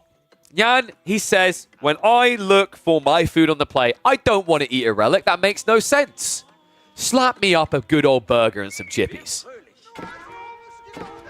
Well, funnily enough, there's going to be a lot more than chip damage that this player is going to achieve here. Really smart play considering all the openings in Castle Age for the Irobids. You either go for Lancers or you go for Golems. Either way, you're disadvantaged. And that's exactly why Killjadi instead has to drop the crossbowman.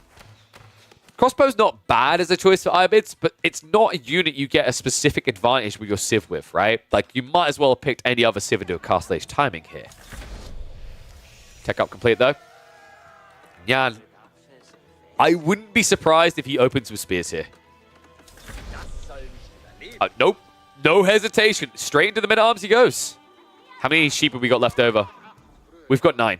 He just clocked the temp, so about 12 sheep maximum worth. Then he's got the berries behind, but that's not a superior gathering rate.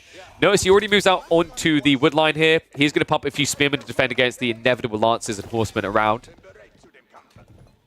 But also now moving out for those relics. I actually love this from him. Double spear just to protect against the horsemen so you can take away some relics. Makes a lot of sense because the standard play for Irobids is to fast go into dervishes to take relics away. Of course, relics aren't the be-all end-all for the HRE when you don't have Regnets, but if your opponent wants it, it's still a 160 differential in resource gain, right? Because it's 80 resources you're getting, 80 resources they can't have. Good brace here. This would be a good time for a wall low. There you go. Nyan pushes him away. These horsemen don't have enough damage now, so he has actually reared away the storm hit. Ooh. Ooh. I love how uncomfortable Killjadi's making this.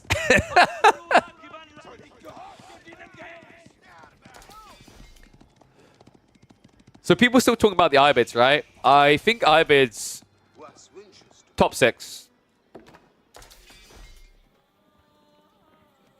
I think they have very strong timings, but if you can read those timings, if you actually prep a strat, then they fall apart a bit. Ottomans are stronger. Zhuji is most definitely stronger. I think Jean is a mixed bag. I think it's more situational. Sometimes it will seem stronger, sometimes it won't. Japan is definitely stronger than Irobids in a generic sense. I think the thing that makes Irobids really unfun and annoying to play against is it's just, you know it's going to be Castle Age, right? And while people start to figure it out, I think inherently what they've created with the Irobids is not fun to play against because there's no counter. No direct clear counter, right? Any other civ in the game, you see them do something, you have time to react. The Irobids, right now, the only reason people are winning against Irobids is because they know it's going to be fast castle. Because it's always fast castle. 90% of games with Irobids right now is fast castle. That gives you time to prep. But imagine if you didn't know for sure, right? As people discover new strategies with the Irobids, this civ's going to get real funky to deal with. And arms to the dive in, though. Killjadi already has 6 crossbows. Love this as well. Check what he got. He got the buff. He went in for the Mamluk's Bravery. This is... Wait, no, he didn't. Why were you gold? Okay, I'm blind, I guess? He looked like... Oh, it's the heal effect. Ignore me. I was about to be really surprised by that. I mean, it's a 350 resource tech. If he somehow got that, that would be a miracle. But now, Nyan continue to chase it. Camel Lance is wasting his time, though. And I love the healing. Killjadi, I think this just saved his game. The men-at-arms are not growing in numbers right now. They're shrinking. I am not convinced this works. Nyan is officially out of sheep. He's on berries right now. He's trying to make the farm transition, but guys, he has about 2 minutes to end this game. Otherwise, it's over. In fact, I'm going to be real with you guys. I think it already is. 2 relics have already been grabbed. Killjadi comes in clutch with those dervish heals, by the way. There's a reason we call these cambulances, and they proved it in that battle. That aura shined so bright, I thought he had Mamluk's Bravery. That says everything it needs to here. Now, Nyan, that's all I've got for you. I don't know what we do here. You've got a Burgrave, and that's it. Even with Forced March, March Drills rather, I don't know how you're meant to defend with just MAA. He's going into Spears, but the reality is you're up now against Gulam and Crossbows, so kind of countered. Sure, your men-at-arms can beat Gulams, but the issue you have here is the way that Killjadi is going to kite you with the Crossbows. Monster Charge comes in. Not the best of trades by Killjadi to open this. He's going to start getting chased away. That was a misclick. I think that was auto aggro, in fact. Now, he could just commit the Gulams and let the Crossbows defend, but he's backing up for the reinforcements. Right now, he was diving into the base, which is why Nyan won that fight. But in the mid-map, Nyan never wins this engagement. This is so one-sided now. It's just too many crossbowmen. 7 of them, and what, 5 men-at-arms in total. Nyan hasn't called it yet, but this is pretty much over. People highlight Lanx Nectar. The problem with Lanx Nectar right now is Nyan is playing Reggie HRE. Sorry, Reggie is misleading there. He doesn't have Reggie. Irregular HRE, be more correct, because he doesn't have a Regnitz, which means he doesn't have the gold generation to even dream a Lanx Neck, and he won't even come close to scraping up Killjadi here. Game 1 will be a quick, clean kill for the Irobids. Killjadi now already on match point. Yeah, and that's the thing. If you don't go Regnitz, you're literally never going to win the Relic race versus Irobids. That's another piece of why Irobids is so bloody frustrating to deal with right now. It's that fast castful timing into the Relic play, and you know they're going to do it. So the reason why Irobids don't feel OP right now is I think there's a lot of interesting strategies people are discovering around Feudal Age play to block their Castle Age strat. But I would still easily put Irobids in like top 6, maybe top 7 if we really want to stretch it. Like, I'll give the outcome. Yeah, well done, guys. Kiljadi was right. You guys won like no points.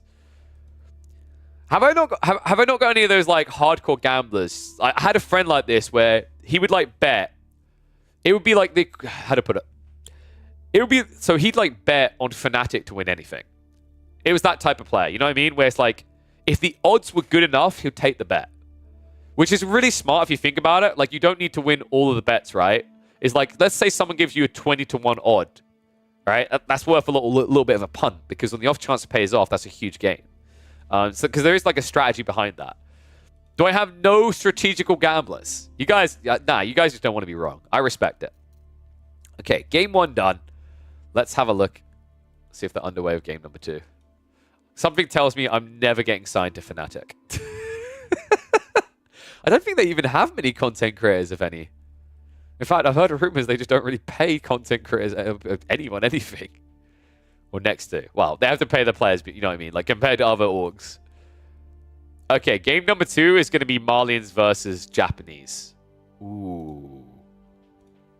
Ooh.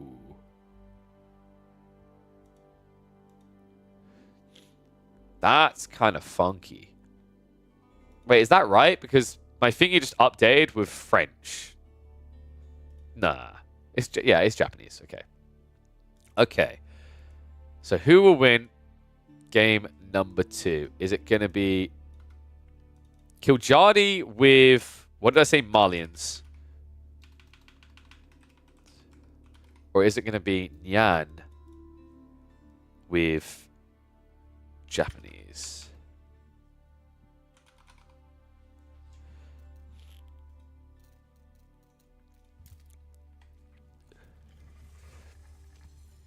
I actually think this is a good matchup for Japanese.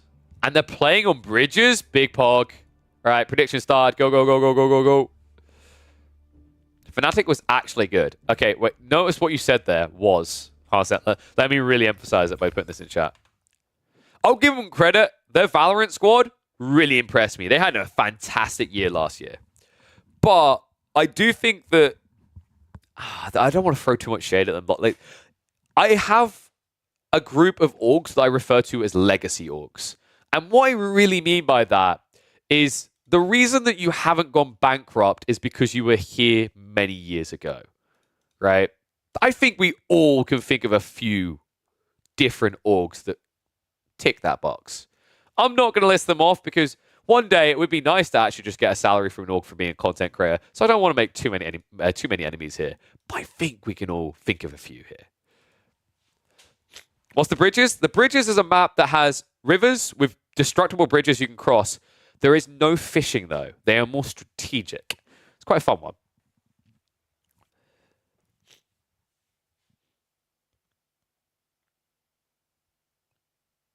Game 1 is already finished. Wait, did it? What? Nani?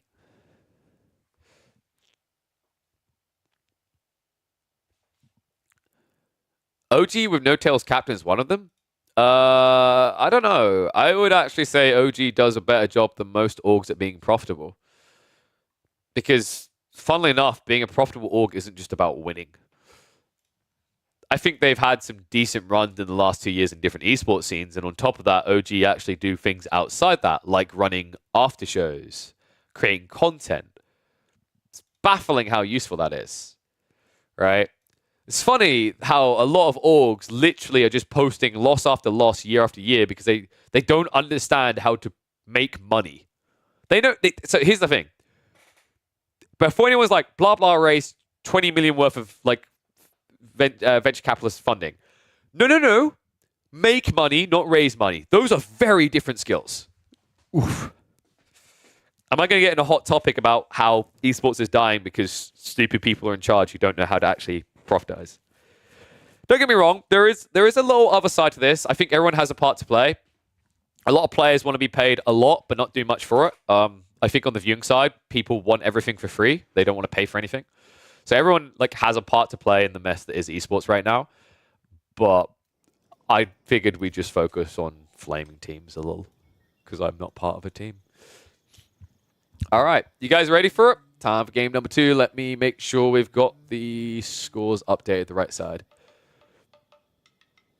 T1 is most profitable esports org. I'd have to look a bit more into T1 to give you specifics on that. I think it's... I feel like Optic has to be doing really well. Because something that Optic does better than almost any other org is they actually create brands and they create influencers around the players. They don't just sign the best players and then go into a dark room and then check their financial report in 3 years. But yeah, T1 will be doing good because of Faker for sure. And he does have some... The thing is, I don't know how much of that money T1 sees versus Faker has, if you know what I mean. Like, for example, I know Faker has his own mouse deal, but T1's not part of that. So it can be a little bit deceptive. I think you had a similar overlap at times with 100 Thieves and Nadeshot, where because it looks like Nadeshot's doing well, people think that 100 Thieves is doing well. Those two things aren't definitely linked in, right? Same as if Hex's entire marijuana line is doing really well, it doesn't mean Optic's financials are good. Don't get me wrong, I think Optics are probably... I think if the esports apocalypse became truly apocalyptic, I think of all the orgs left, one of the last ones to die would be Optic, for sure. All right. You guys ready? Should we get into it? What's up, Attack Counter? Look at all these new people turning up, talking. Faker basically is the org? No. Don't fall for that. Don't. That's baffling bait. Someone basically being the org is not the same as being the org, right? The financials are separate. Very separate. We haven't got time to fall down this black hole of debatedness, okay? It's like, you know when you sit there and you go, so we're making money. And someone's like, we got $100 million worth of revenue, so we're making money. We got $100 million worth of revenue. How much did we spend? It's $200 million. You know what I mean? Like, don't trust me. We ain't got time for that. We can maybe talk about that another time. It's time to get in. All right, here we go. Killjadi opening this series fierce and fast. Nothing but what I would expect out of such an absolute beast. Boys, gals, and non-binary pals, welcome back to a fun one. That's right, we are here in the playoffs, a best of 3 between Killjadi and Yam Racing Cat, and we are going to see map number 2 take place on Bridges. Avali's latest creation, an absolute gem. I love this. A map with no fishing, but plenty of water and destructible bridges. If you are a Command & Conquer fan, if you like those moments where the bridge went boom and the enemy couldn't reach you, you're going to love this one. Killjadi might not love this pick. It's a filthy Malian spammer. On the other side, Yan Racing Cat is ready to full on Banzai send it. It's the Japanese. I'm buzzing for this. I actually think this is a matchup where Japan can spank, by the way. Malians tend to just destroy off this idea that feudal goes on for a while. They build into a lot of jabs. They build into a lot of spears. And Eta Gigi, game done. Japanese don't really mess with that, do they? Japanese see that and they say, pass. They hop straight up into the Castle Age and come out ahead. Another interesting thought, actually, about Japanese, if this somehow becomes a very prolonged feudal, you know what it's going to revolve around? Either Samurai or Onibugisha. I ain't going to back the Malian combos against Samurai or Onibugisha, let alone if those two come together. So, let's see how this is going to play out. Let's see if both players do prolong the feudal or if it's going to be a rush towards Castle Age.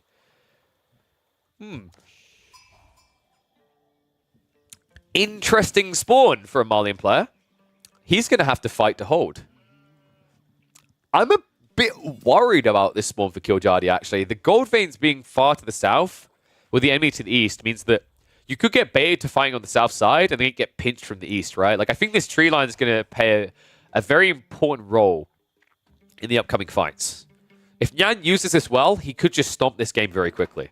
We'll have to see what he does with the openings. Scout pattern-wise, only 8 sheep to work with. Meanwhile, 9 for Killjadi. And they are both playing up in the same area. Killjadi seemingly having the edge up here. That means that Killjadi is going to remain ahead on sheep, right? In fact, if he scouts this first and darts down, he can get back to the mainland first. And there it is, instantly reacts. However, Nyan did not, so he's now wasting time up here. Tech up wise, it's going to be Crystal House versus Mansa. This is kind of interesting because I think you can go for the Goka Township here. It's very difficult to execute. Archers aren't going to come out for Malians, right? So in theory, Shinobi are good, but the problem is because Javs have 6 tower range, by the time you're in range to Shunshin in, well, your shins have been chopped off, so it doesn't really count for much. Kurista House, on the other hand, very cozy, allows you a very smooth transition towards farms. It doesn't really cost you anything. And also, once it's done, once it's complete with farms, you just get infinite food, infinite wood rather, for the rest of the game. Love this play as well here by Nyan. Goes out into the berries very early on. This is so worth doing. He got Tawara, which means he has a better gathering rate off of berries than sheep. And the cool thing is, this means that these sheep that are a little bit more limited for him in this game are going to last longer. It also means that he had the ability to stay out to scout for longer. Unfortunately, on this map, I don't think it's really worthwhile because of the rotation Killjadi took. In fact, Killjadi looks like he's going to end up getting more sheep here. If there's any left, they will be going his way. In fact, there's one pretending to be Bambi. I don't think we're falling for it, though. And usually there's one on the island, but not this game.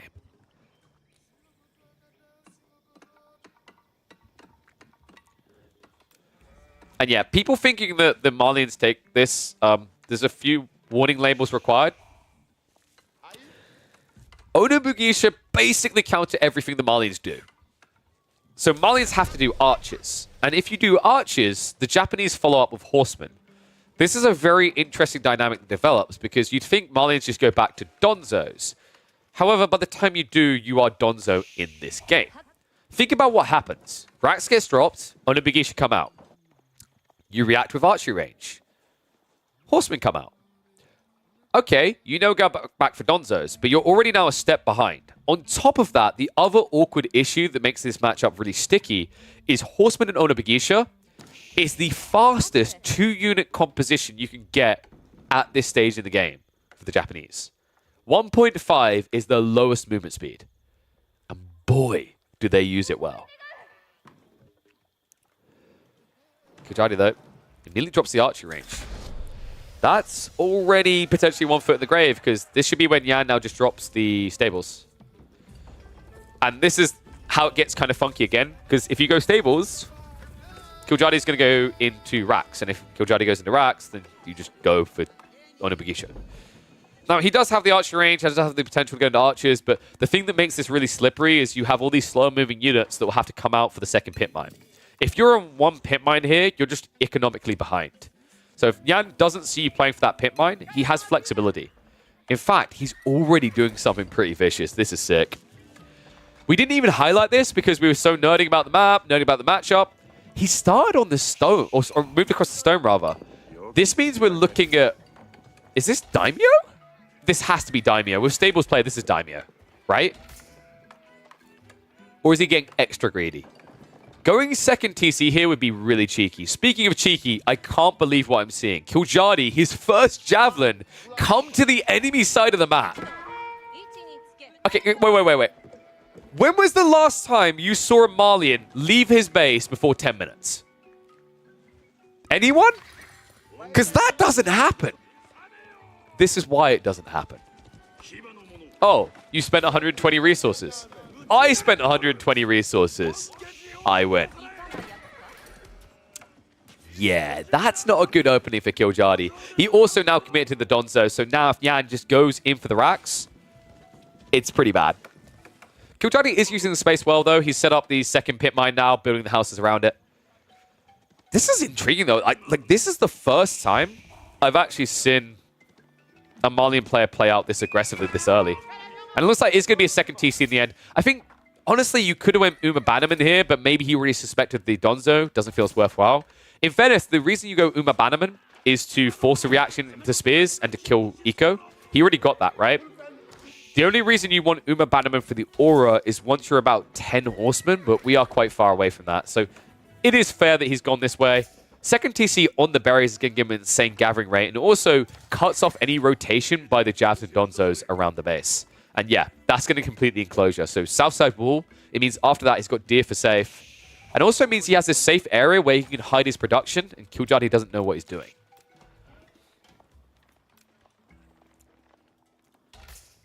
So Jav's now marching around. Remember, the TC has the same range, so you're going to be diving TC. And although you are quite tanky, that is a play we usually see when you have like 20 Javs, not with 4.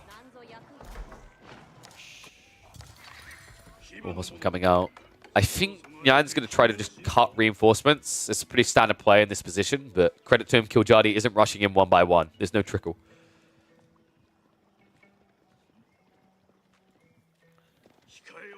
He's going to try to cut them at the start, though.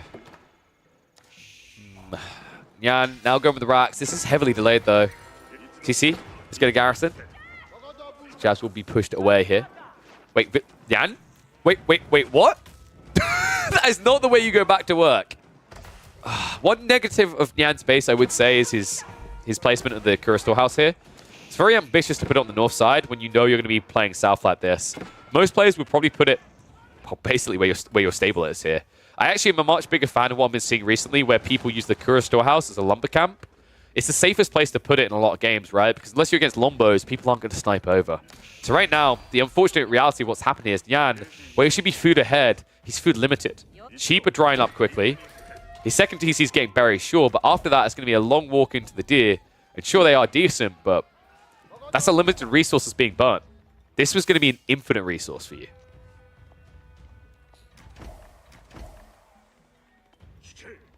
Man, going into spears is curious here. What? Wait, is that a misclick? He's also housed. Oh, and they found the way through. Oh, I think this TC's killed him. I really was behind the idea of just going for Daimyo here. Because I think it gives you a lot of flex, right? Like, the whole idea is you'll build an Uma Bannerman, you'll raid the enemy eco, the Uma Bannerman dies, and then you transition into a Katana Bannerman with Onibugisha. This just doesn't feel it. Nyan is 4 eco up, but the reality is he's behind. Look, 200 passive gold, then another 75. This is... Oh, man. I mean, it's fair about the gold, right? It's on the forward, but with this TC at the back, like, imagine if he just plays 1 TC and he walls this off, right? I think he could have gathered gold comfortably here. Also, in fairness, this would have been a different game for the TCs than there, because that TC cost him several hundred resources. That would have been several more horsemen. Ugh. Credit to him, though. I think Killjadi shut this down perfectly, and you're seeing the end of the game already. Nyan, wow, this is quick. It's a fair shot by Gully Dekel, actually. Without gold, you can't play Japan. I agree with that. I've seen Japan dominate this matchup. Funnily enough, both of them revolve around gold. But it requires Onibugisha play. I can't help but feel that Nyan, I like the stable, but no quick racks follow-up into mass Onibugisha, I think, killed his game. And now he's just stuck with spears that literally do nothing in this matchup. Interesting thought here, actually, about the second TC placement. Like, and I agree with this from Gully Dekel. If you place the TC on the gold, not only does it secure gold, look what it would have done to the map. It would have blocked any entry into the back, right? This wall would have went up, and then you would have still had the berries, the deer, everything. But because he didn't get the TC up in this area, it's not just bad because it doesn't protect gold. It didn't protect him against the wraparound. And now with a reach around like that, I think Killjadi, he has options, right? He can just tech up or look to end the game.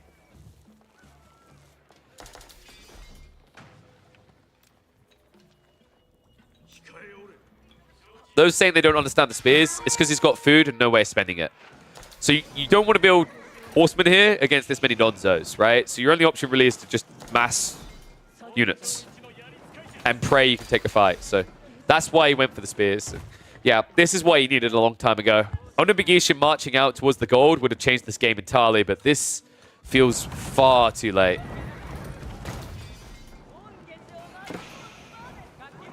You know what? This is actually the type of game where I would so be behind Killjadi researching siege engineering. I'm not even memeing right now. I legit think he's in a position where going Castle Ace, sure, it's the easy peasy, but siege engineering alongside this, 1 or 2 rams, and this game is already over.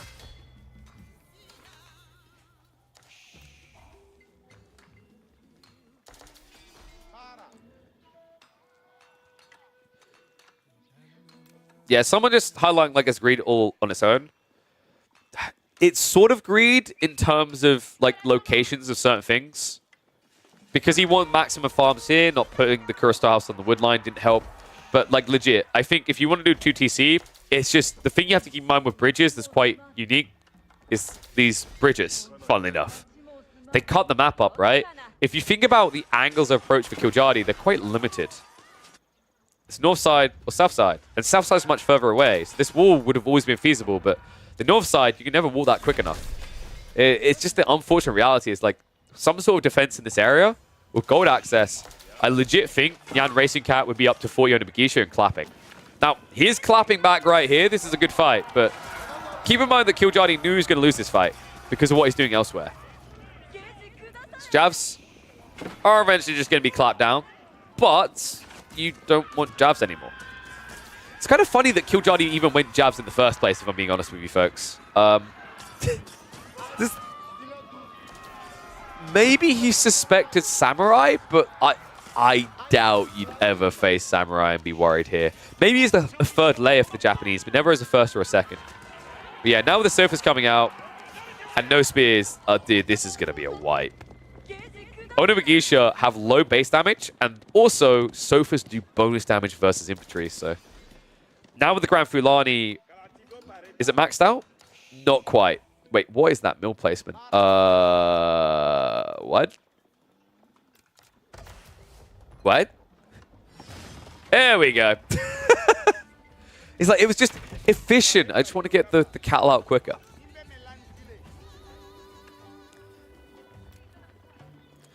If Nyan somehow recovers this, I'm going to be baffled.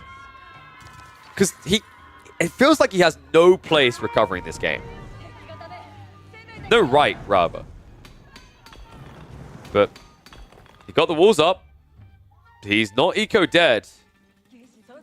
Weirdly enough, I almost feel like Killjadi not just doing the classic Killjadi all-in may have hurt him here.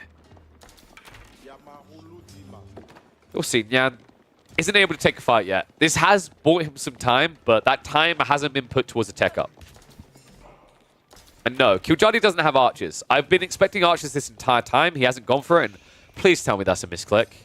That might be the worst unit you can build right now. Guys, do not build Musafadi versus Ono Bagisha. In fairness, he's an age ahead, so maybe it works, but in terms of effective trades, no.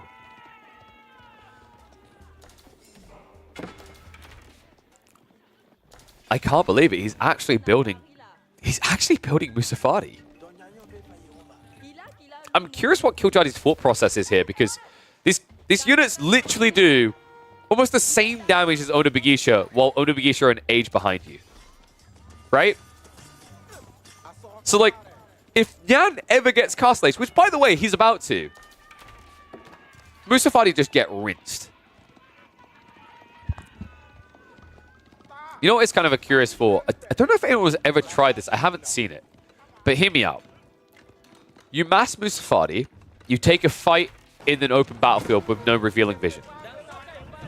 You body block with Musafadi and kill with archers. Has anyone tried that yet?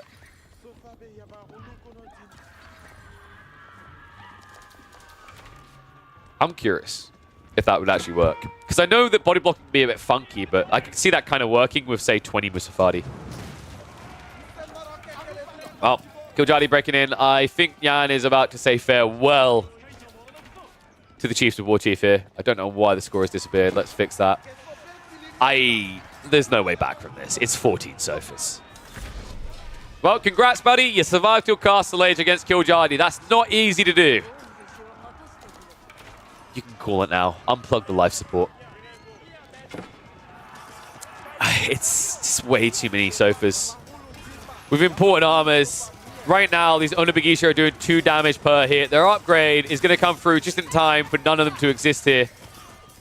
That is going to be it for Nyan Racing Cat. Tough opening this game. It's crazy, actually, how different this matchup can play in the early days of the expansion.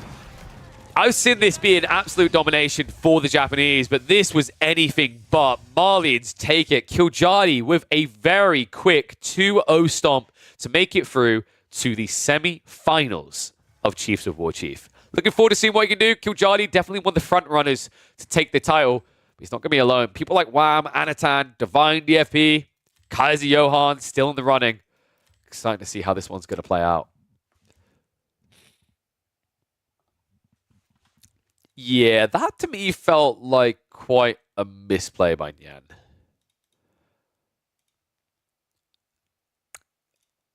I'm trying to think like what his end goal was, right? Because about 50%, no, actually 75% of viable strategies for Japan in general comes down to goal control. In that matchup, 90% of viable strats come down to goal control. So the fact that he just completely sacrificed it, because here's the thing, like we've literally in this tournament even watched what happens in this matchup, right? Is that you secure gold as the Japanese, you build Horseman, then you go Onibugisha, and then eventually you take the gold away from the Malians. But instead, he got like 1 or 2 Horsemen out way too late. This second TC, I don't mind second TC either on the gold or after 4 or 5 minutes. But doing it straight away behind your primary felt kind of weird, especially with the gold placement. If Kiljardi stayed on the gold, it would have been over earlier. Agreed. He wrapped around and he didn't even have a ram. I genuinely thought he was going to go Siege Engineering. I'm kind of still surprised he didn't, but it's Kiljardi's game, man. If he wins, he wins. 2-0 for the Killmeister. Means that we are going to be able to hop across to the 3rd series. So let me pull up the details now. So, draft-wise, let's see what we're cooking with here. It is going to be Coastal Cliffs, Rocky River, and Dry Arabia. Let me just load the draft in now. And I'll update the names. So we've got Divine DFP versus Kaiser Johan.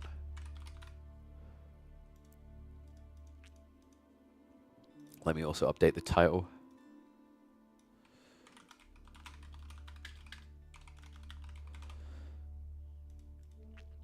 God, I feel so dead.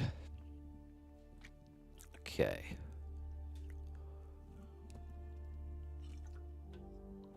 It's fine, guys. More caffeine's gonna make me survive it. Can you hear it in my voice yet, by the way? Do I sound kind of dead? I'm curious.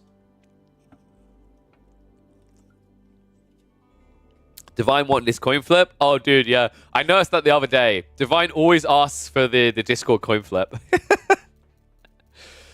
Do I have them added? I should have Divine DFP or Kaiser Johan added, right? Oh my, do I not?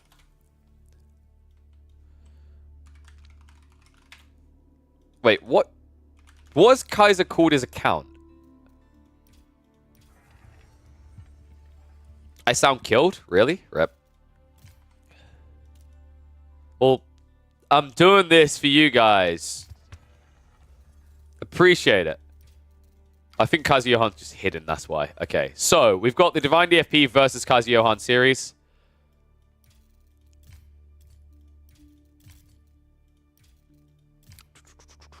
Let me get... So we got the draft up. Game 1 is going to be on Coastal Cliffs. Jean d'Arc versus Malians. Oh my.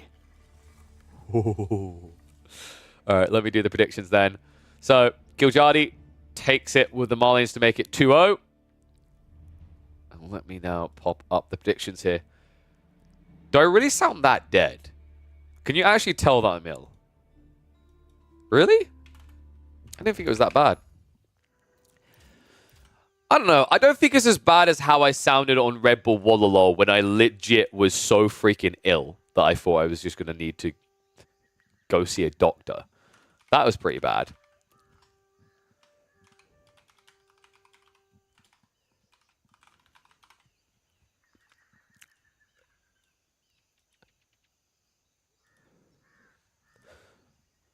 Couldn't tell until I mentioned it. I'm not ill. It was just a trick. I was trying to get you guys to subscribe to feel bad for me. I'm absolutely fine. Okay. Easy for Malians. Oh, really? You want to put your money where your mouth is? Predictions are up. Get your bets in. All right, lock those bets in. In fact, let's play a little game here.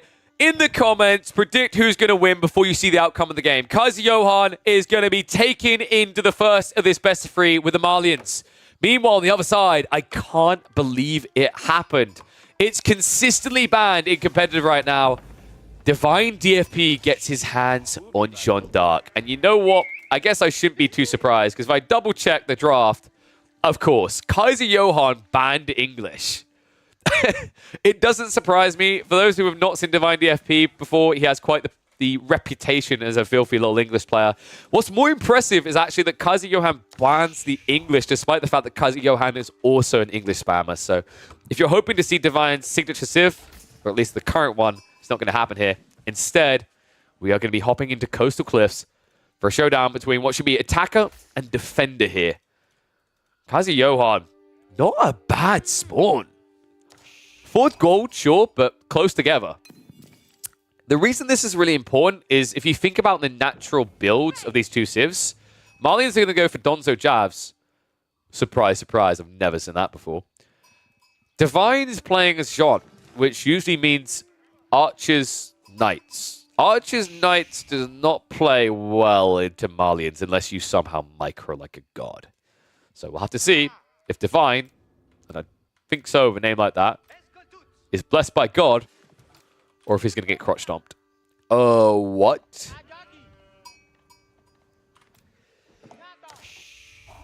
That's not a lot of sheep. I'm hoping that Kaiser Johan's going to make up for this. It looks like, yeah, he's got a bunch ahead of him. I was getting a bit worried there. That was a heavy haul in favor of Divine to open up with. Looks like he did get the majority out of the center, but I think Kaiser Johan maybe yoinked a few rather from the edge there, and he's going to make up for it now, so...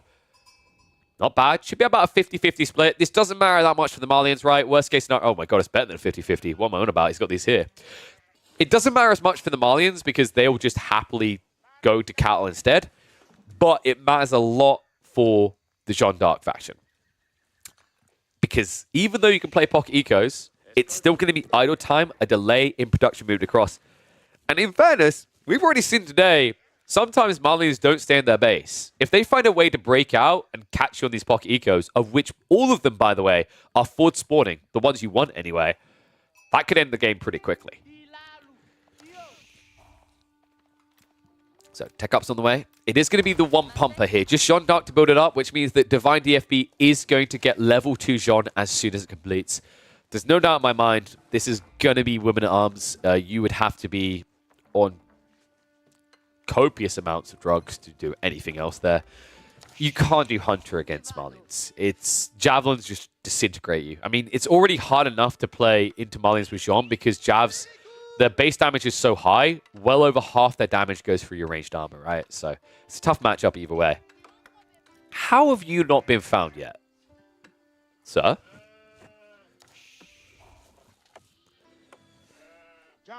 I don't know why you've not been taken, but apparently you're just not wanted. Might actually walk in and auto-rally at this pace. This might be the most aggressive resource spawning I've seen on this map. Barberries, all the hunt is forward. I've seen a lot of spawns where the deer off to the side, really close to the edge, or back in the corner. This is just all forward. And Jeanne is... Whoa, calm down. Okay, now I've spotted the person who has a Reddit thread up about Jeanne. Jeanne does not build faster than 5 villages. 33% faster. So, technically, she's 2.5 villages, right? Because you've got the first villager, then the second one's worth 25%, and everyone past that is 25%. So, she's like 2.5 villages of build speed. It's still a slower tech timing for the French. You always got these spawns, Gully Deco. I feel like a lot of the spawns we've seen, the deer have been really close to the edge of the map. And typically, like, one of them has been retracted. I think I would say Divine DFP's deer spawns look a bit aggressive. Like, Kaiser's is a bit more evenly split, but for some reason, Divine's is, like, very pushed forward here. Very high value in these areas if you're somehow able to get out there, though. Max opening from Kaiser Johan. So everything pretty much as you'd anticipate here for the Malians. Makes sense. No reason to open Javs. You're always going to be facing off against School of Cavalry to begin with. Well, now you're going to be facing off against Jeanne as well. She's on the move. Someone get the music ready. We need... Nah, I can't play Mortal Kombat movie. I'll get copyright struck. Damn. So this should be an easy cleanup of double ball here. I don't see any way in which Kazuyohan's going to intercept this. Even though he's got Donzos do not want to contest Jean. If you somehow catch her running immediately the second ball without waiting for heals, maybe you can pinch her on low HP, but it's going to be tough.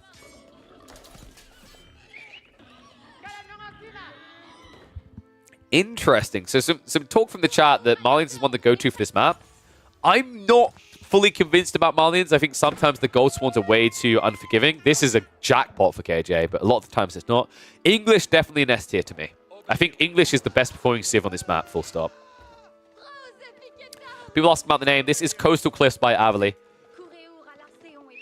Avali, who is watching from the sideline, by the way. Kazuyohan was able to take the series from him 2-1. And apparently now wants to wear his face as a trophy by playing on this map. So this is what I was talking about. This would be the one moment where maybe you could kill Jean, but it's just not going to happen here. He's only got 2 Donzos. You need probably 3 jabs, but there's no way you're blind building 3 jabs against Knights. That's suicide.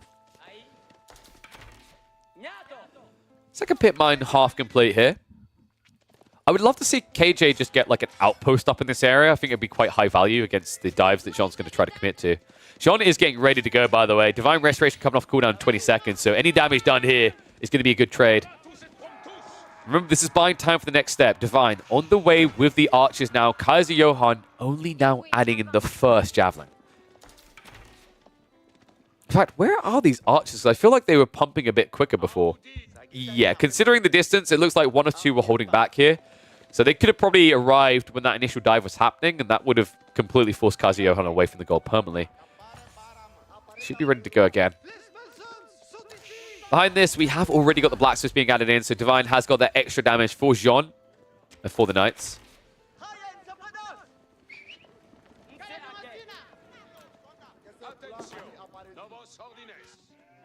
KJ behind this first ranch is coming down, so looking at the food hall, I don't think KJ is going to be forced to eat into the cattle too quickly. He should actually be able to float this in a balanced fashion. Might even play onto berries to ensure he doesn't have to spend gold on those cattle.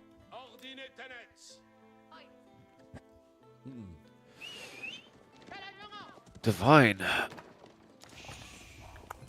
Are we just going to be doing the standard build here? I don't expect him to go TC. I don't expect him to go Fast Castle. I am expecting an outpost eventually from KJ, though. I feel like when you've got gold mines this close together, an outpost with Arrow-Slits is just such a high-value play, right? And you can just get the stone without playing on the stone outcropping, which is a big edge for the Malians. Any other Civ that wants to play static defenses upgraded needs to go onto the stone, which is really far away. Wolves are now coming up, though, so KJ is going to restrict some options to flank attack here. Might be difficult to get the other side, so I imagine he'll short this and just go for a wall over here, as opposed to one wider. Divine DFP, I got a feeling we're just scaling into rams here. Probably around like 20 archers. He'll look to get siege engineering, going for a ram push. What he's looking for is the moment where KJ goes a bit too hard in the jabs, because if you've got too many jabs, you just don't have a way of splintering the rams quick enough here. KJ, feels like he's kind of struggling with the fact he didn't complete the second pit mine, right? Like he's got a lot of wood, but not much gold. You can see that he was trying to set up more ranches. He just doesn't have much of a reason to right now. And there's the outpost. It is coming up. Way too ambitious of a placement, though. He does pinch a knight. Divine DFP getting a little bit too overzealous there. In fact, wow, he didn't use the Divine Restoration. So the fact that he even had that knight near the front side is really surprising here. Jabs, now getting freebies. Yeah, it feels like Divine's a little bit slow to react to a lot of this, in fact. Donzos, you prep the brace. We'll be back away. Why are the Musafadi warriors? What? Wait, what? I mean, technically, they're a good answer to Jean, but no. Just no. Speed Jean goes in with the most underwhelming cleave I've ever seen in my life. Snipe out will commence. First blood drawn. So Divine DFP has found a villager for his troubles. It's just, I can't believe this Musafadi. There's no way that was anything but a misclick, right? Unless he's going to go stealth and raid with them. That's the only thing I can think here. Jean, saving that Divine Restoration. She's going to have to pump it, though. Giants with a very dedicated push in here. That outpost is not going up. I mean, Kaiser Johan, it's almost like he's keeping it here to force him to keep committing. One jab does go down. Sean taking heavy damage. You need to get out. You need to get out right now. Jabs. Oh, they almost got it. However, now you have to stay out of XP range. This is where you're going to start losing units. Divine DFP is starting to turn into a bad trade. Archers will have to back away. I do believe KJ just got what he needed. The space to get this outpost up. Divine does save Jean just in time here. KJ now with 5 villages. Outpost most definitely is going to be complete. Still hasn't switched over to the stone generation here. Seems like he's kind of struggling with the cattle generation, if anything. In fact, I think he's been actively clubbing down any cattle he spawns. Divine on the other side of this, of course, because he's not playing French, he's not going to scale eco. He's just kind of stuck. Trade-wise, yeah, it says that favors Divine DFP a little bit, but I'm thinking with passive generation added in, Kaiser's kind of okay with those trades, as long as this doesn't get too muddied, right? So if this turns into a big fight where they both lose the armies right now, that's a GG in favor of Jean. With the trades that have happened right now at this pace, Divine DFP should crack level 3 Jean at about 18 minutes, maybe, possibly 17 with a bit more of a pick. So that does mean Kaiser Johan has a little bit of runway here. But you don't want to hang around too long. And we still don't have an extra ranch coming out. Finally, there's more cattle coming out, but that's just to eat. Right now, he's got 10 idle workers. Wait, was that an intentional club, though? Because he's pumped me quite a few. I don't know. I kind of feel like this has to be Farimba at this rate, with the way he's played this. I don't think you can get away with Fulani this slow. Jabs. Start stepping back here. The archer count's getting pretty big for Divine DFP. Knight count as well. He's up to 10. The only way this makes sense to me is if Kaiser Johan's trying to go for a Farimba. And I'm not even sure that's going to be quick enough here. But if there was one play that would make sense with his approach to this, it would be Farimba. It almost feels like he just got locked into this outpost commitment for way too long. And I think also this second pit mine, right? Like, rushing it the way he did kind of strained him a little bit. He didn't get the full value out of it for a very long time. That could have been an extra 1 or 2 Donzos as well as Jabs. And there it is, folks. In the 20 numbers on Archers, we are going to be getting into Rams here. So Divine, understanding full well his position, looking good here. Rams will be able to actually force a weird, uncomfortable engagement. I imagine Divine is going to be targeting the west side here, just to take out the pit mine. And Kaiser Johan, usually the benefit of this Civ is fighting inside your structures. That's going to force him outside of them. In fact, Kaiser Johan needs to be so careful. This is getting overly zealous. I feel like Kaiser Johan just doesn't feel right without English on this map, right? Like, he keeps playing outside of the houses, and I get why he wants to do it. I just don't think it works. How many shots to kill JD? So he hasn't got the upgrades, right? And there's Undermesh on the other side. So Jean has got 3 armor. These guys do 8 damage. So 5 per shot. That means it's going to take you... how many is that? It's quite a bloody lot, actually, isn't it? Is that 44? 45? 45 jabs. It would take you 45 jabs to one-hit her. He is up to 26. I mean, if you target her, though, like, how close is everything else getting here? It's 2 shots, but Divine Restoration is coming off cooldown for Divine DFP. Ram now moving in. Outpost has been garrisoned. Poking a prod here. Nice, on point, Divine. Barely gets touched there. Gets some decent damage on the jabs. Jean does go down. There we go. That's the snipe. Kaiser Johan, this is the fight. This is what he was waiting for. He gets it. Divine Restoration didn't even come out there. Divine DFP, mistakes were made. And then in an instant, Kaiser Johan pinches it. But the price is high here. Plenty of spears, plenty of jabs going down. Divine DFP renewing the assault. Jean is on her way. She wants that XP. She's been waiting long enough for it. Ram still causing a lot of problems here for Kaiser Johan, and he's going to have to back away. I think despite the snipe, Divine DFP has this. There's just 5 Donzos, just as many Knights here. The Archer count high enough to spook them all away as well. I think with the pit mines now going down, the Ryan has to be on the wall here. That's it. Yeah, it's awkward because you're like, oh yeah, you're going to get the insta-snipe on Jean, but the amount of finingling, I don't even know if that's a word, the amount of back and forth, the weird kind of dancing to even get that shot really doesn't work well for Kaiser Johan. You know, you might think Marlians are just eco ahead, but something you got to remember here is that the consecrations have been popping off.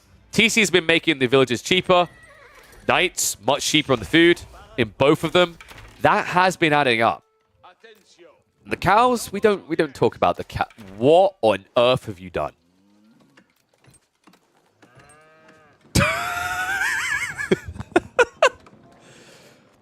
Killed, like right now, Kaiser Johan's like, have we installed the cattle explode mod?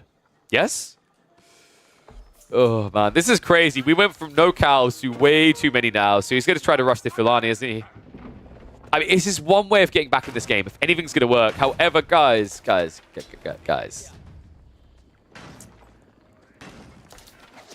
I don't think it's gonna work. There is a le petit problème coming on us.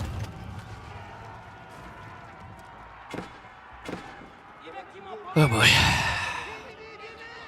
Tough one here. I mean, Kaiser Johan, I think this really came down to the first few minutes of play. The base layout, the choices he made on the opening, some optimizations around cow booming, and this is the outcome. I think the obsession with that outpost in the forward especially cost him dearly. Divine DFP, clean execution, and I know everyone wants to scream Jean OP, but this didn't strike me as Jean OP. It just felt like the natural flow of the matchup. And Kaiser Johan just making 1 or 2 missteps that were always going to go punished here. Divine DFP will make it a GG. Villagers just have nowhere to be anymore. And Jean de Cleve on horseback is not going to die to raw jabs. So game 1 will go to Divine DFP. I have a feeling we can still have a comeback story here, though. Kaiser Johan, a player on the rise, very competent, very capable. Something I am pleasantly surprised to see. Divine DFP, a player who has a reputation for being one of the most defensive players at the top of the ladder, does the absolute opposite. And you expect nothing else from a Jean d'Arc pick. I'm just hoping we're going to get more bloodbaths in the rest of this series. I think I've seen enough blood for now. This is... oh, God. This just ain't pretty anymore. I think he's just processing the loss. There's nothing really left in this game for Kaiser Johan. He's too far behind. So there you go. Game 1 will go to Divine DFP. Potentially still more to come. 2 more to come, in fact. So make sure you subscribe if you aren't already, so you catch all of them when they're uploaded. Whew. Jean is not OP because Beastie told you she's not she's OP? Okay, I mean, sure. We can go for that. I feel like I've been screaming she's not OP the entire time. I don't know. Okay, you know, I'm just going to do like hard set. Let me put on the right glasses for this, because I've got to look cooler when I say it. Here we go. Gunner glasses, by the way. Alliance rims, if you want to get them, go to gunner.com and make sure you use code Pigeon at checkout.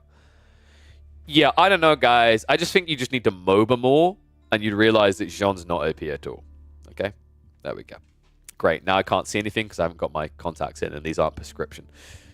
We're going back. I do like those glasses, though. I might ask Gunner to send me some prescription ones. They are sending me some prescription glasses that should arrive in the next week or 2, but it's a different frame, so we'll see if those look as good. All right. So, here's Jean OP. Oh, God. Here we go. Look, if it gets to the stage where even I have to make guys explain how to deal with Jean, that's when something's gone wrong. All right, anyway, let's give Divine his win for Jean d'Arc.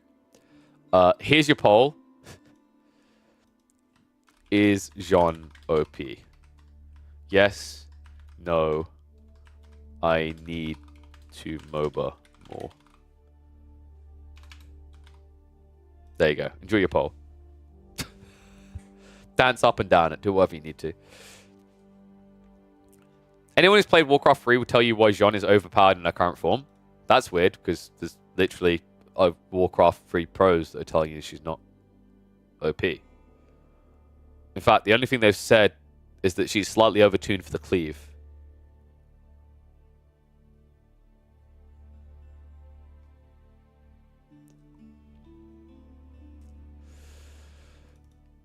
I think you've called upon the wrong people to tell you why she's not, why she is OP rather.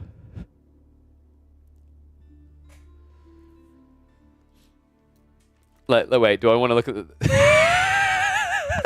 the... Okay.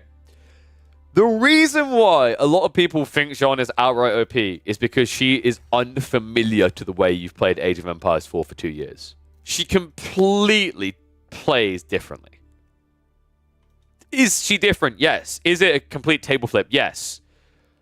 But the best way I can describe this, I always like to say, like, why is a Civ like Mongols considered OP in a lot of people's eyes? Because when you don't know how to counter something, the most offensive choice is going to be OP. Because until it gets figured out, it's going to feel like it just crushes your entire dream.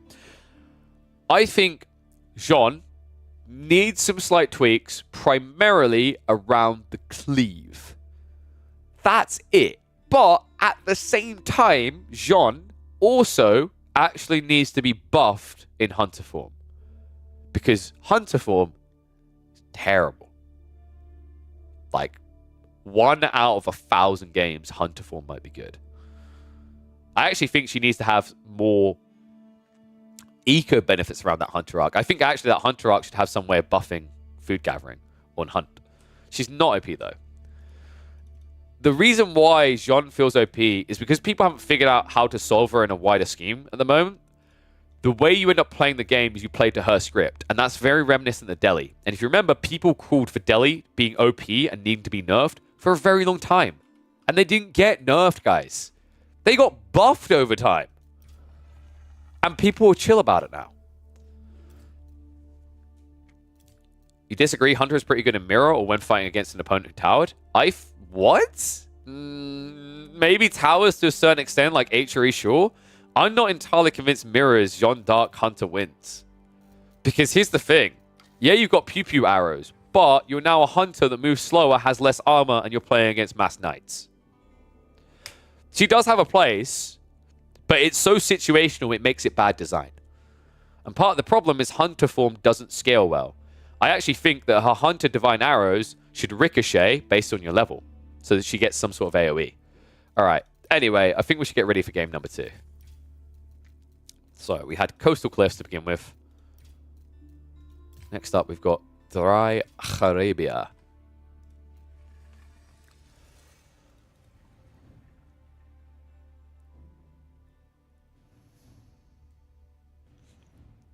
Saying something doesn't need to be nerfed because it hasn't been nerfed is a bad argument. No, that's just you not listening to what got said. The point that was being made around Delhi is people called for nerfs on it, and they chilled their tits and started figuring out ways to solve it. And then they came to the agreement it doesn't need to be nerfed. You're talking about a Civ that is more different than Delhi is to anything else in the game. There is Jeanne d'Arc, despite the fact she wears a French skin, plays differently to any other Civ anyone has ever seen in the game. That's going to take time to figure out. That's going to take more time to trickle down, right? It's like, if you ask all the top players, they're going to tell you it's not OP because they know how to solve for it, right? Now, you can argue it's not smart to balance by the top 1% or whatever, but here's a thought for you. I'm going to use the Bastion comparison from Overwatch if anyone remembers that. Bronze to gold level players especially thought Bastion was OP. Turns out it was the trashiest hero in the entire game for years, right? When you don't know how to counter something, yes, it's going to feel OP. Because Jeanne d'Arc literally is reminiscent of Mongols at launch. The way she plays is aggressive.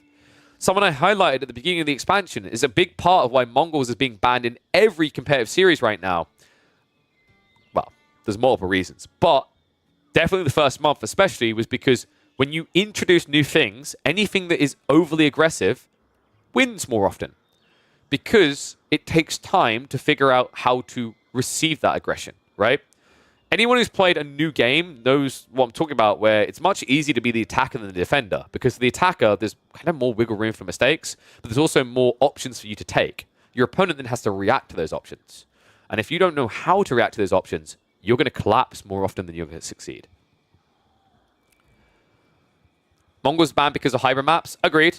But I also think with the expansion, a big part of it wasn't just hybrid maps. It's literally because all these new permutations, like someone's like, I don't know how to play Japan. You don't even get a chance to figure out how to play Japan because Mongols tower rush you, right? Like, Civs in general, like, it's the same logic when the game came out with French. And everyone's like, French OP. Because French attack you. They attack the crap out of you, right? And ironically enough, Jean is just a new form of the French power, isn't she? I actually also think Jean needs to be made more unique. I don't like that she has the same landmarks, so I hope they eventually change that. John has a 55% win rate at Conk, the highest. If only world-class players deal with it as well, is it good for the game overall? I actually think it is. So I think it's really short-sighted to say, like, because I've noticed some people saying, not just saying nerf Jean, they've literally been saying, I want Jean out of the game. This is not a MOBA. Okay, well, with that elitist attitude, guess what? RTSs will always remain a complete fringe pocket genre with a small following. Sorry, but you know what? There's clearly something appealing about hero units when you consider the thing that killed RTS as a genre was MOBAs. Whoops, I went there. I actually like that they're being different. I like that they're trying to introduce unique styles of gameplay. It is going to be tough as they introduce more and more unique styles. But I actually like that they are trying to be different instead of just copy and pasting the same Civ and then changing one tiny thing. Now, I know someone's going to go, Jean is essentially copy and pasting the same Civ with one tiny thing, but that thing isn't exactly tiny, as you can discover by the way we're arguing about it. It's a completely unique mechanic, right? So I actually quite like that they're trying to find these new ways. Like I said, 55%, like 55% is pretty decent. I will say that I do think her cleave needs to be adapted some way. Outside that, I think the cries for nerfs are a little bit over the top. And like I said, if you're going to nerf her cleaves, you need to give her something back on the hunter side. Right, catching up with chat, and then we're hopping into this one. MOBAs are team games? What's the point with that? I mean, don't get me wrong. Team games are going to be more successful because I think the thing that people keep missing is that actually no one wants to be obsessed with 1v1 games. You get the highest feeling when you succeed, but you get the worst feeling when you don't. Team games are going to blame someone else. Actually, I think we've literally said this 5 times already today. I think the future of RTS is, if they want to recover, is in team games. Delhi kind of busted? Yeah. RTS has always been niche. Even in the 90s when it was popular, virtually only nerds were playing video games. Okay, so wait, but if only nerds were playing video games, then it's not niche. As a percentage of the wider market, RTS has held a very big percentage, yes? So I wouldn't call... Niche is subjective, right? What is your market cap? If you have 50% of the market, you're not niche as a genre, are you? You're mainstream within your genre. Right? But the point is that with how different John is and the more MOBA style she brings, it does attract a new audience of players you otherwise wouldn't get. That is a fair statement.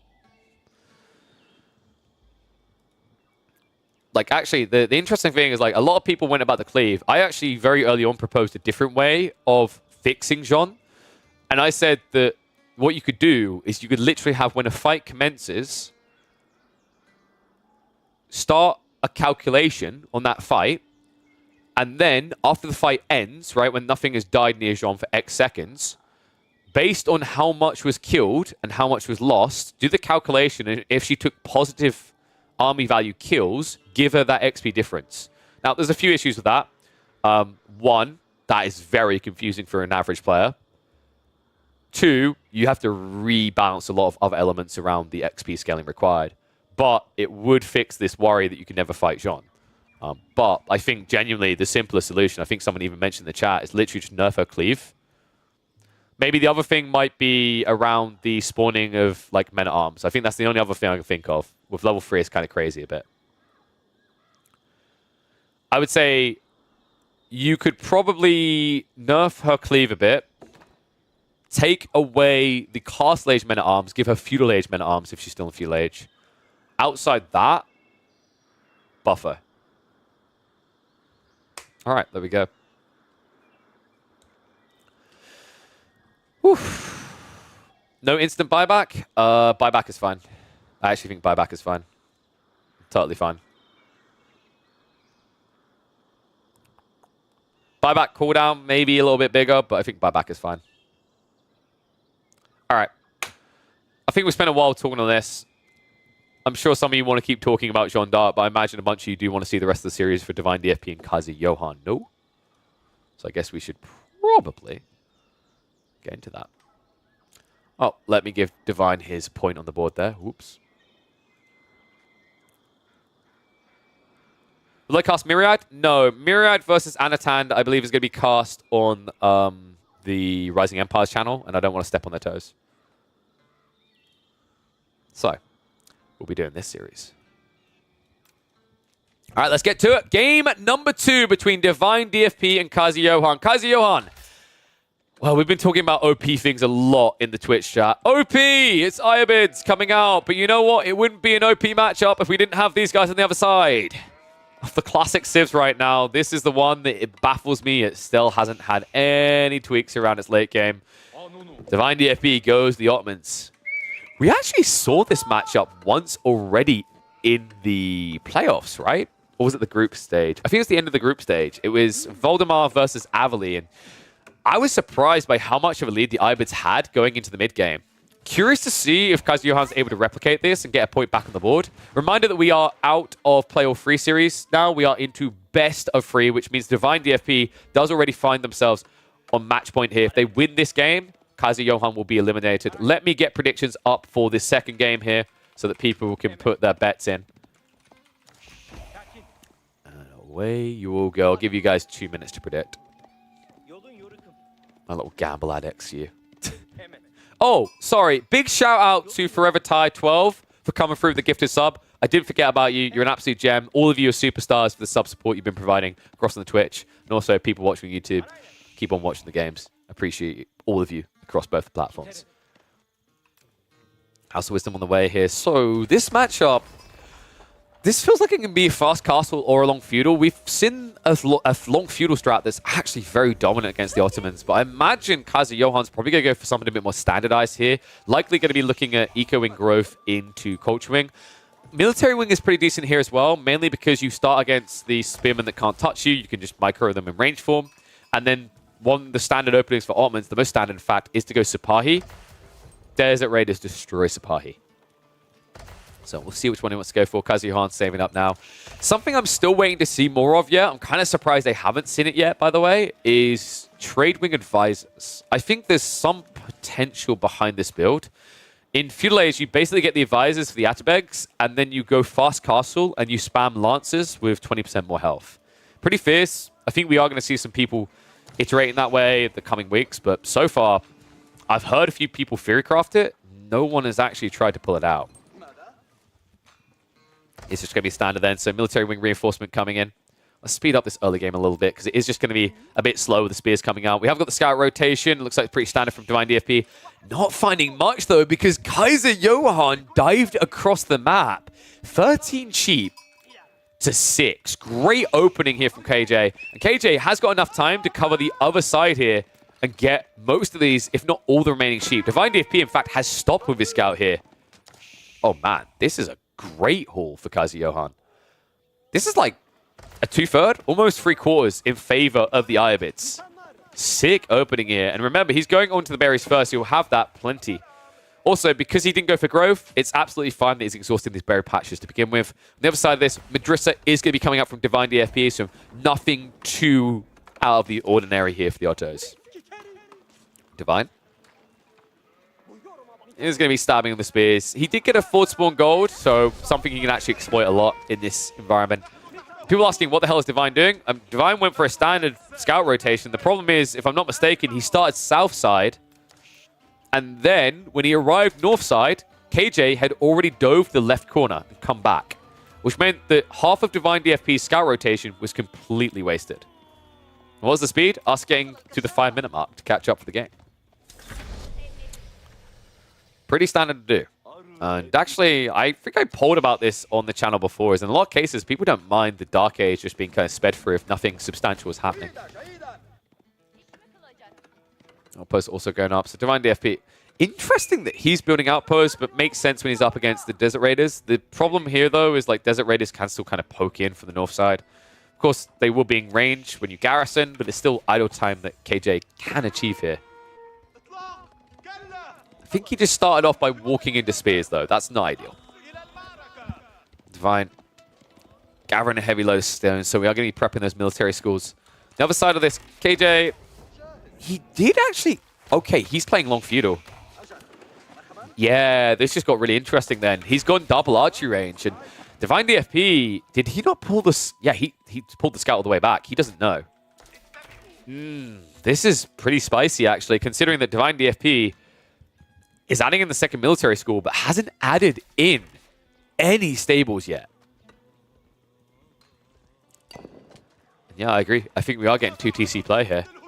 2 TC play versus Archers. Surely if Kaiser Johan aims for a Blacksmith around 11 minutes and rams in, this could screw Divine entirely.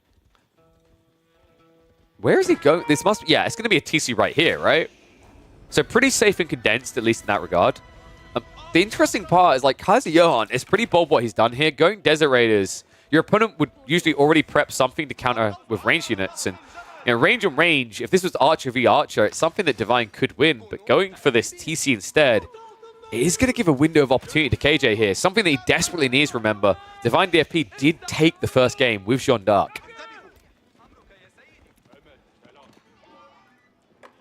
Yeah, KJ with only 2 people on goal. This seems like more or less Blacksmith upgrades. And wait, what am I about? He doesn't need a Blacksmith right for Ram. Duh, playing Ibids. My brain. It's been too long. We are 8 hours into the stream now. Ram's coming in. Okay, hear me out. Divine goes and builds the TC right next to the Ram and dies. Oh my, could you imagine? Could you actually? Archery range coming in, though. Oh, wait, so it's Divine... Wait, is he rushing the military school point? No way. You aren't... He's rushing Castle Age, yeah. Outpost here. Just enough stone? No, it's going to be fortification. Okay. But he has got 5 people on gold. Is this just about the undermesh? It's a very curious build coming out from Divine DFP. Rab's moving in, though. And I'm pretty sure that Divine won't have enough troops to defend this before the military school gets rammed down. If he pumps production... Yeah, there we go. Double archery range at this pace. Kaiser Johan does have the mass right now, but remember, that's deceptive. In this battle, he only has 9 archers. By the time Divine DFP will reach same numbers, we're probably going to be looking at like 13 archer versus 13. Rams should be able to get through the 1 military school, though. Divine DFP also cannot pull villages right now because he would lose them to the archer play. Pretty cool opening by Kaiser Johan. I don't know, man. I'm looking at this outpost, and it's weird because if Divine DFP was trying to go fast castle, I still think having the outpost out here makes a lot more sense, right? Because you would guard the stone and the gold. Because otherwise, Kaiser Johan, the only way he could get to your gold is by going around the north side, and that's a wider arc.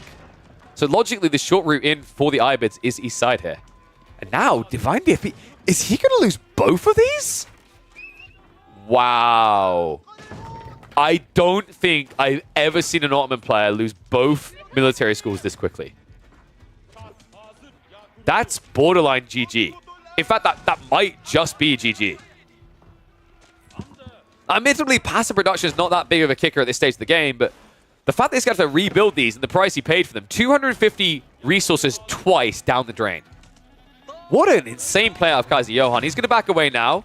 Looks like he sees the numbers. He doesn't like what he sees. Repair crew comes in just clutch, so it looks like Kaiser Johan will not get the second here. Kind of surprised by KJ not willing to take that fight. He did still have Archer Mass, and he could have scared away the villagers, but wasn't willing to risk the rundown from the meta there. Oh, behind this KJ, yes, he did indeed click castle. Advancement is on the way. Thank you for that, chat. always something you have to keep an eye on the resources or forget about with the UI right now. Hopefully, Capture Age will be updating that soon. And it's going to be Gulam spam. And oh, wow. Has Divine been baited? You crafty bug. Now, this is the type of thing we were talking about with Irobids that makes them really lethal in a top-tier Civ right now is you've now invested in a big army, but because the tech up comes out so quickly, that army doesn't get any value. There's not really much you can do to counter this type of tech timing. A minute and 12 seconds and paying 500 resources less for this Castle Age. Even though Kaiser Johan built a Ram, 23 archers, and I believe he did pump 1 extra Desert Raider, he's going to be in Castle Age at 10.5 minutes. Whew. TikTok. Goes the clock. Divine DFP, if he's thinking about castling up, he's going to have to be fast about this. Just added in the military school again, and this has to be a Janissary point, right? If he doesn't have Janny point, I think he's dead. I'm trying to think if he would have saved points for it. He probably pumped the 8 sheep plus the mining. I feel like most Ottoman players are doing that right now. The meta wasn't passively produced, right? Like, he has got the movement speed. No? Okay, maybe he's okay here then.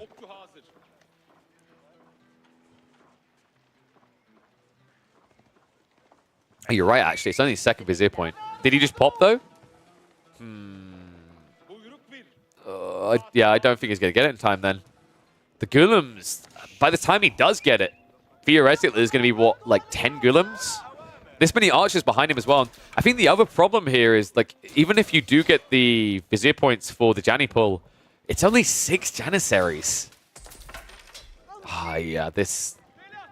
I'm not really seeing the plan here for Divine. He's going to try to rush Castle, and I think it's just going to kill him.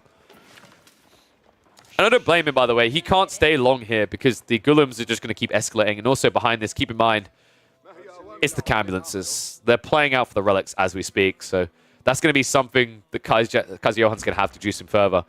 And well, first Ram, well and truly paid for itself. Let's see what the second could do.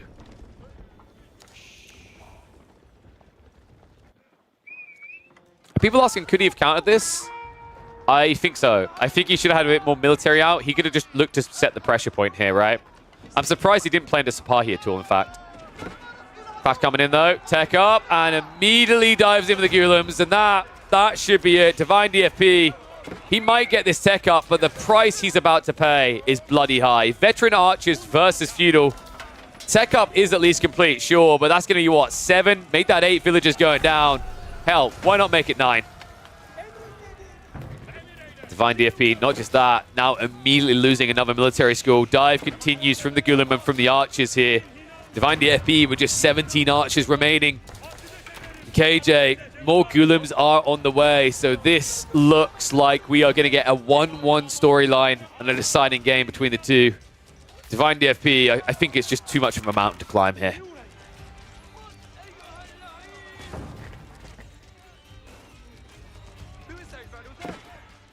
And so part of this is like, I don't think Divine had the correct opening, but I also do think part of it is the time of the Irobids. So we talked about this in a previous game.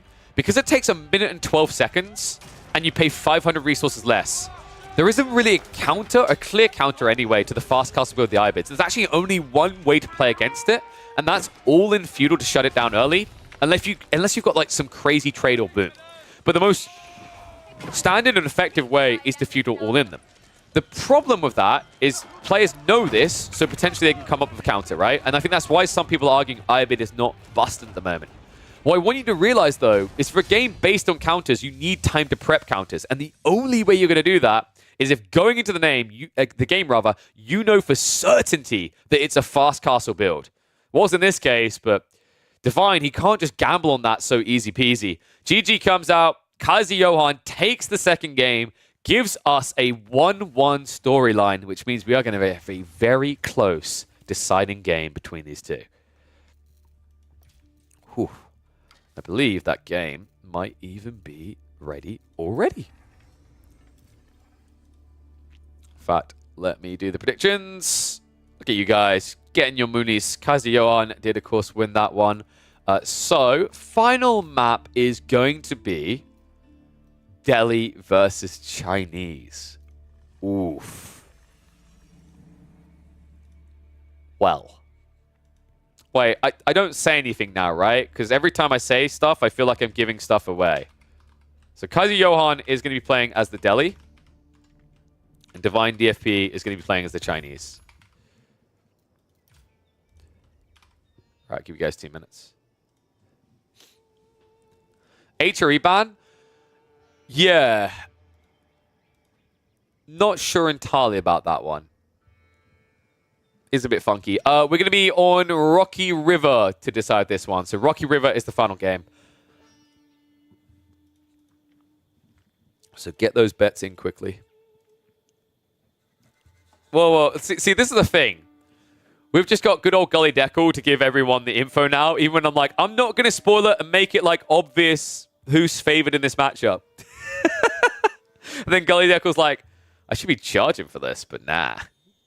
Nah, it's fine. Guys, I mean, Gully Deckle's 15 years old. What does he know? He's only like a top 200 player.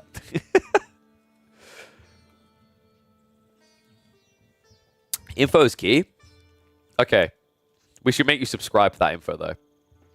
Yeah, so Gully Deckle, by the way, if you guys haven't seen the series we cast of him, really talented player, excited to see what he's going to be doing in the future. I think, actually, the big discoveries of this tournament for me is Gully Deckle and Vanderdorf. I've really enjoyed discovering both of those people in Chiefs of War Chief. So glad we got to cover that. You're a fan? What? Of Gully Deckle? Who isn't, dude?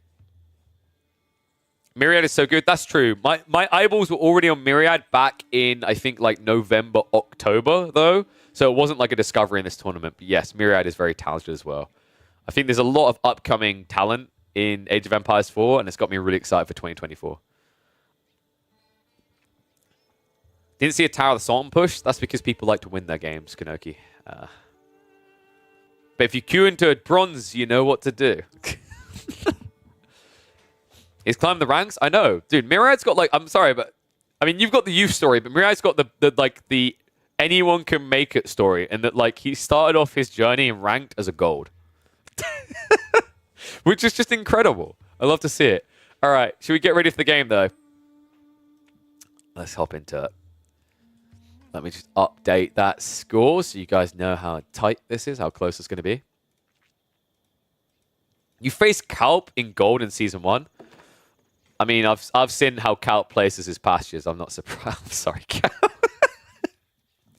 All right, here we go. Deciding game in the Chiefs of War Chief playoffs. The quarterfinals here between Kaiser Johan and Divine DFP. And it comes down to this. A showdown between the Chinese in the hands of Divine DFP. Kaiser Johan going for something usually seen as a powerhouse Civ in the Delhi Sultanate. But I've got to say it, folks. Most of you got your predictions in already, so it's safe too. I think Delhi's been grabbed by the long and curlies here. This matchup is a tough one. The Delhi do not have many matchups that they cannot crotch stomp, but this is actually one of them. Divine DFP is something of a filthy Chinese spammer. Wow, I really did say that with no bias at all. Divine DFP is a very big fan of eco-boomy type civs, and this is one of them front and center. Possibly the most eco-boomy greedy civ imaginable. So Divine DFP has to have a creeping smile on his face when he enters the final map of the series with probably the most cozy pick he could have had. In fact, if we double-check the draft, Divine DFP, of the options remaining, they had Chinese, Byzantines, or Japanese. Japanese would have been really cool to see here. I actually think Japan might have the potency to match the Delhi. It's quite close, actually. But when you've got Chinese and you know your opponent's going to whip out the Delhi, it just feels all too simple. Alternative options available to Kaiser Johan would have been the Abbasid Dynasty or the Rus. Rus is something basically unheard of on this map. I don't think I've ever seen Rus compared to playing on Rocky River. And the alternative, I said it was Abbasid, right? Abbasid can work, but Abbasid Dynasty versus Chinese, it just feels like it turns into a bit of an eco race. I feel like you get pressure to the Abbasid player to try and break in, and I just don't know how you're meant to do that easily against Chinese. So, pretty favorable draft. We're going to hit the 2x speed because I'm not expecting too much aggro to begin this with. I'm expecting a standard opening into Ghazi Raiders out of Kaiser Johan plus the 1 Blacksmiths. On the other side of this, he's playing Chinese. Do you guys just really want to watch him gather sheep? Welcome to the most intense part of the first 10 minutes of Chinese gameplay. If he's supervising correctly. You can tell I'm not a big Chinese fan. Yeah, so here's the thing.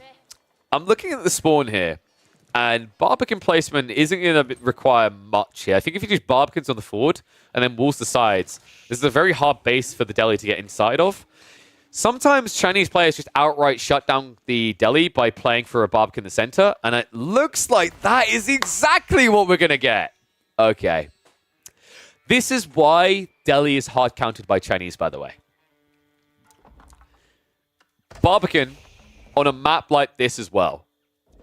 Look how hard it is going to be to rotate between two sacred sites. He split the map in two. This strategy was discovered, I want to say, like 1.5 years ago, when Deli really was the most dominant force and people were questioning how you ever solve for it. And then, I can't remember which player it was, they just came in and they dropped a Barbican in the center, and then everyone was like, well, we've solved this matchup. That was on Dry Arabia. I'd say Dry Arabia was a fairer one for Deli. This, on the other hand, just feels anything but. It's going to take a lot longer to wrap between Site 1 rather, and Site 3. And Site 2 is never going to be in your hands. And if you're wondering, Johan, could he have done something to stop this? No. The timings, it's impossible. The Chinese just tend to get both their landmarks at the same time you're getting your first. So there isn't really any play outside of being a sort of like English that come out with short bows to stop this. But if this was an English-Chinese matchup, Divine would have no reason to drop a Barbican in the center like this anyway. So, tough beginning here. And immediately Kazuyohan gets the bad news. Immediately he's like, oh yeah, this Civ exists. So I feel bad for Kazuyohan. He's probably so used to encountering Zhuji on the ladder right now, he forgot what a Barbican looks like. And well, if I check Crackady's data, I don't think he's queued into Kazuyohan recently, so once again, Kazuyohan's not used to what a Barbican looks like. Looks like, yeah. God, you can tell I'm ill. Spinman now coming out. And you know what makes this worse for Kazuyohan is he kind of has to double down on Ghazi to begin with, because now, with the map being split in two, you don't really have an easy way to play into infantry, right? It's too wide of an arc. Because here's what happens. It's almost like you're just a caravan waiting to be raided by the Tuscans here. Because as you move from right to left, capturing these sacred sites, you're going to walk past here. And every time you do, it's going to be a group of soldiers that just walk out, hit you from behind, and go back in. The only unit that can kind of tolerate that and move quick enough is going to be the Ghazi. Kazuyohan, come around the back though. Good timing to get in here, so we'll look to pinch one of the villagers, but unfortunately, one Spearman versus two Ghazi is not a good trade for him, so Divine, good read there. Walls now going up on the flanks like we talked about. Options becoming limited quickly for KJ. KJ, Sanctity is still a minute and a half away. He wishes he could get a fire, but we know it's not going to be given to him. And keep in mind, the pressure is on KJ now because he needs these sacred sites ASAP. What he's up against here is Song Dynasty, which means that Divine DFP is scaling an eco lead. But he's not putting it into greed. No, this is not like your friend Timmy, who drops a mining camp and doesn't come back until he's out of stone. Divine DFP, and I can't believe I'm saying this, but I'm so happy I get to, is attacking. What? This is not the Divine DFP I know. I'm not even going to sugarcoat this. I'll be blunt about this. Divine DFP has quite the reputation for refusing to come out, camping harder than a Call of Duty player trying to farm a tactical nuke. To the point that he wants to put people to sleep. To the point that if English is not banned in a series, you know he's going to have 3 TCs and a white towel all on one screen. But this is not the guy. And wait, did he actually kill a villager through the wall? Oh, I've seen that happen sometimes. I think Ghazi also, don't they have extra tower range? No. So that was just an outright bug. It was the torches, wasn't it? Sorry, I was too busy talking. I wasn't paying attention. Did he get the torch bug? I don't want to tell people how to do that. It's quite funny, though. No, did he just get a stab through then? Yeah, walls are kind of funky still. It is a little bit weird. So, okay, he gets 1 kill, but Divine is still 4 eco ahead. And back to the original point, this is a different guy to what you may have seen on the ladder. We've cast games where he does not come out of his base. He does not move from one screen for 30 minutes. But clearly, Divine DFP doesn't want a long game here, which is weird to hear against the Deli, but makes a lot of sense with his comp. Chuganu coming out against Archer plus Ghazi. There's Ghazi, you'd think there'd be the solution to mass Chuganu, but I think this is the part where I get to rant about Chuginu. Oh boy! Anyone new to the chat that hasn't heard me ranting about the stupidity of Chuginu yet? Unit's kind of baffling. Unit's kind of broken. Chuginu are not exactly what I'd call reasonable.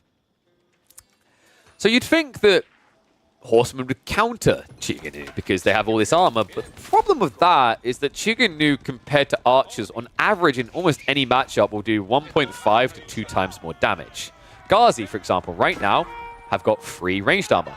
Chuginu have got 5 damage, but they do 3 instances of that, which means they attack for 6.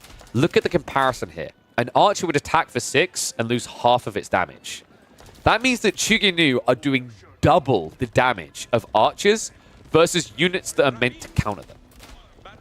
That's why Chuginu is not a reasonable unit. The reality is, I'm going to be surprised if Chuginu ever gets reworked or nerfed anytime too soon because, well, Zhu Ji exists and Zhu Ji literally can only build this unit for range and feudal age. So I wouldn't be surprised if Chuginu eventually get reworked. I think they are a little bit strong. With Chinese, they're typically more reasonable than other civs. And by other civs, I mean Zhu Ji. I know a lot of people have been having bad experience with the ladders right now, playing up against Mass Chuginu Zhu Ji, but I would warn you that that is more to do with the civ than it is to do with the unit. I do think the unit is absurd still. I'll always believe that. You know, some people hate Lombos. I hate Chuginu. But that's more Zhu Ji. The reason they're about to look broken in this game is because Divine DFP played the game very smartly. All going up here is very greedy from Divine, by the way. Is he going to get this in time? Uh-oh. Uh-oh. Divine. The Divine. Is he the Divine? Kaiser attacks the wrong wall! No! He gets in! Yeah, but what about the archers? The archers get chased away. And also now you've got Ghazi trying to dive. A hand cannon slit TC. That's not good. Spearman moving across. Chuginu as well. That's just a throwaway. Kaiser Johan, by the way, is going Castle Age. And this is not wrong. Before anyone's like, what? Castle Age at 12 minutes. This is his only way out. You can't play long feudal against this comp. You'll lose. So actually, I want to commend him for the right choice here. If KJ doubled down on Ghazi, he loses this game. This is the one way he maybe comes back. 2 Sacred Sites locked in. A hell of a lot of food. So we're probably looking like a quick escalation, looking at a quick escalation to Men-at-Arms here. Now, I get to rant again. Are you guys ready for this? You guys love the rants. I know you do. How about this for absurd? Men-at-Arms that are going to have 5 ranged armor. An archer in this situation would normally do 1 damage. Chuginu in this situation are going to do 3 damage. Come again? But they must cost quite a bit, right? Oh, they cost some gold. Oh, but wait, they cost less wood than arch. They cost the same. You're not reasonably balanced, are you? No. Oh, man. These Men-at-Arms are about to be turned into porcupines. Yo, hear me out, guys. If you get Force March with the Delhi, and then you Force March into Chuginu, does that make you Sonic the Hedgehog? Because you're so covered in, like, little hedgehog spike? No? Sorry, at this point, I'm just huffing copium. KJ has got the tech up.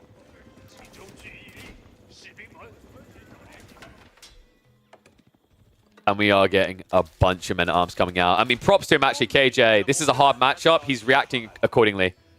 4 Raxus, make that 5 due to the military efficiency. He's pumping hard. This is the one way he can recover this. And he does need to recover it. Divine DFP now coming with 50 Chuginu. And you might wonder, why, KJ? Why no Mangonel? It doesn't work. Because they attack 3 times, this is a ranged unit that can kill Siege. 140 health Mangonel. With this many Chuginu, he free hits it. And there's your solution to the Chuginu, guys. Oh, but he built the Men-at-Arms Raxas on the front. So now, Kaiser Johan, look what happens. Divine's just going to sit here, and hammer you as you come out.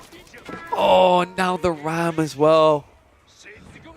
It was a nice idea by Kazi Johan, but I can't help but feel the mistake here was building all the Raxes in one location. Like, if Divine just literally sits between all 4 Raxes, this game is over. That's a good idea. I'm going to do that now. And yes, you did just see that correctly. That Men-at-Arms just insta-died. But he lived his best life as a porcupine, folks. Double Ram now here. Buildings that start to be knocked down. Men-at-Arms. Oh my god. I mean, they just die. That's your solution to this. That's meant to be the counter to mass feudal ranged units. Doesn't feel like it. I feel like I need a shower after this one. Divine DFB is going to lose a lot of Chuganu for this, but he's going to gain a lot of kills in return. How many has he got out here? 41 still. Men-at-Arms numbers are up at 10. Kaiser Johan barely holding on against this, though. The start steps back. It's going to start to get a lot worse. Archers are at least picking off Chuganu alongside this. The Rams doing a lot of damage to the base, and Divine DFB behind this is starting to save up towards Castle Age while maintaining the Chuganu numbers.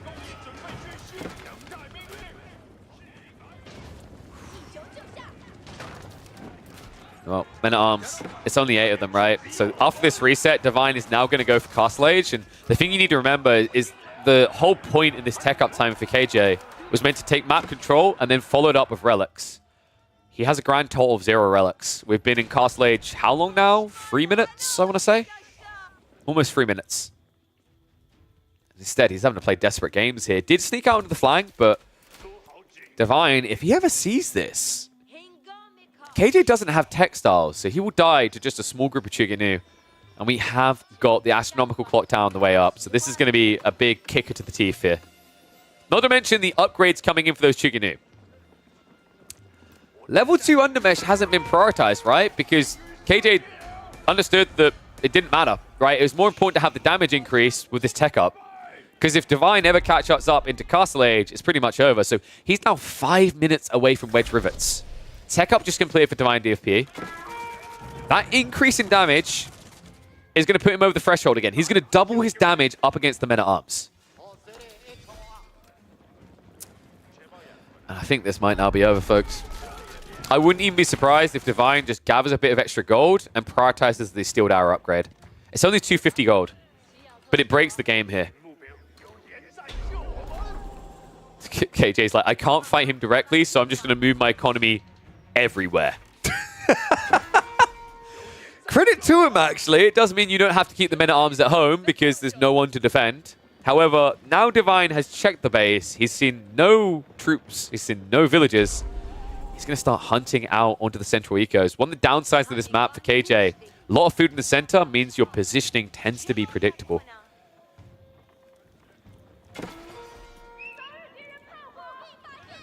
Dive in on the main force. And here we go, folks. 6 damage. He needs to get that extra level. Hasn't gone for it yet. I'm a little bit surprised by this. Steeled Arrow not prioritized, but funnily enough, it just doesn't matter. Divine DFB will still stand his ground. Men-at-Arms are going to go down, and now the Archers will get absolutely shredded here. Yeah, a little bit surprised he didn't prioritize the Steeled Arrow. I think this wouldn't have even been close if he had, but he has got crossbows coming out, so it just kind of doesn't matter at this stage. That should be the cleanup, because look at what's been found. Chuganu did spot the villagers as well. And the eco has been idled up, so KJ, he's got a lot of food in reserve. He just doesn't really know what to do with it right now. Divine DFP. If you thought that the Chuganu were dirty, you guys may notice my biased, burning hate towards China. In-game. Please don't clip that out of context. Chuganu, Palace Guard, Nesta Bees. These are a few of my most hated things. And KJ will probably hard agree with me on this. Palace Guard, you cannot keep pace with them. Nesta Bees, you've gone slow-moving units. Good luck. Chuganu, I'm just going to stop talking about them now. Because guess what? Balanced Projectiles is coming. The amount of wasted time for the limited troops KJ has chasing on the flanks like this does not bode well Villagers on the flank. KJ, he doesn't know what's about to hit him. Ooh. Oh, that's actually somehow worse. Take your pick. 6 villagers or 10. Either way, they're dead. And by the time he knows it, it's going to be too late. Divine DFP. He says, wait a second. They're camouflaged. These aren't berry bushes. But they'll bleed like berries. Villagers just get absolutely annihilated. 8 go down. And now KJ's in trouble. Food income is about to plummet here. Look at all the blue dots, folks. He's everywhere on the map right now. Even finding the scholars trying to yoink the relics. I feel bad for KJ, man. This is the worst matchup for Delhi. There is not really anything I would necessarily say he outright done wrong here. It's just Divine DFP played a very clean China. And if you do that in this matchup, it's a shake of the hand and a farewell to Delhi. Lances are at least coming out, but the reality is it's now mainly crossbows you have to deal with, so you have now been hard countered. And yes, to all the Chinese players out there, stop booming, start fighting. I mean, funnily enough, he has kind of boomed behind this. He's got triple granary. I don't know how he made this transition so comfortably, but credit to him. Divine DFP has everything he needs to unlimited push Palace Guard now. The Nesta Bees arriving at the base. Yeah, this is about to get a little bit uncomfortable. Has he got any pocket economies anymore? He's got a grand total of 6 people gathering food. Whew. Farm transition, not an easy one for the Delhi. Not at this point. Nesta Bee flurry out, and that's already heavy damage. Mango shot in return. Perfect dodge by Divine DFP. And that keeps him in range for the second flurry here. Palace Guard going to wrap around the back, and oh my god, the losses here. KJ, one more flurry comes out, gets out of range of it just in time, but double Nesta Bees. And now the Chiginu, just look at this. Come on. Yeah, KJ, at this point, he's basically looking for a Hail Mary. This game is pretty much over, but remember, this is a best of 3. This is an elimination on the line. KJ has nothing else to do this evening, so might as well see if there's a way back in. Backstab is going to come in, but remember, this is not just Chuginu. There's a lot of crossbows in here as well, and these are Clock Tower Nesta Bees. They don't die as quickly as you would like. Does that keep? That's a keep. KJ trying to stabilize here. We'll be able to get the castle up. Problem is, it doesn't really protect much.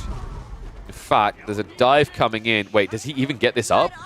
KJ, you just click it. Just don't hesitate. If you hesitate, you're going to die here. Another siege going down. I can't believe the amount of mangoes he's losing. I'm getting PTSD from this right now. Castle is at least going to go up, but price is high, as it always is for the Delhi against Chinese. Now, keep maybe up, and you might say, woo, Village Fortresses, baby, but... And I feel like a negative Nelly for it. Where's KJ's food? I love this. It's always nice when you can fit all your food eco on one screen. You don't have to look multiple places for it. However, that does mean you've only got about 200 food a minute.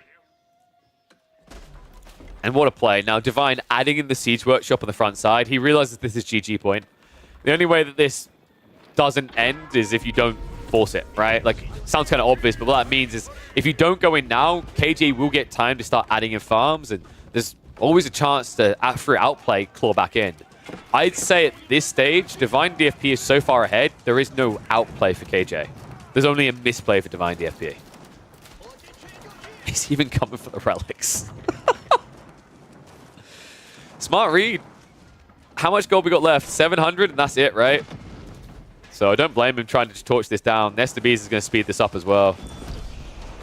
If you do enjoy Divine DFP, if you do enjoy Kaiser Johan, we have featured a bunch of them on the channel before. I'm sure we'll feature more of them. In fact, after what I've seen here from Divine DFP, I think I'm going to be checking in on his pubs again. I did take a break from them because Divine DFP tended to just play the same style of AoE 4, a very tanking, very campy type style in about 98% of his games. But I think we're seeing a different Divine DFP here today. Much more aggressive, much more present. Some question marks will definitely be had over game number 2 from him, but game 1, game 3, absolute bloodbath, and one that he led the charge on. Now with Trebs coming in, Castle basically unmaintainable. I think this is where KJ will accept the GG. And there it is, folks. GG comes out. Divine DFP will head on through into the semifinals for a showdown. I think it might be up against Wham. But if you like what you're seeing here, make sure you follow, make sure you subscribe, make sure you got notifications turned on so you know whenever we post videos or whenever we go live across on Twitch. And I will see you all in the next chapter. Whew. Bit of a beatdown. Bit of a rough one. Don't think that had a safe word to it either. Yeah, that is literally Delhi's hardest matchup, right? I don't think there's any harder counter to Delhi right now than Chinese. What was it? The other day, people asked me, like, is there any matchup where Delhi don't dominate? And I jokingly said Delhi, but the real answer is Chinese. HRE was harder. Was is the key word, though, right, Gully Deco?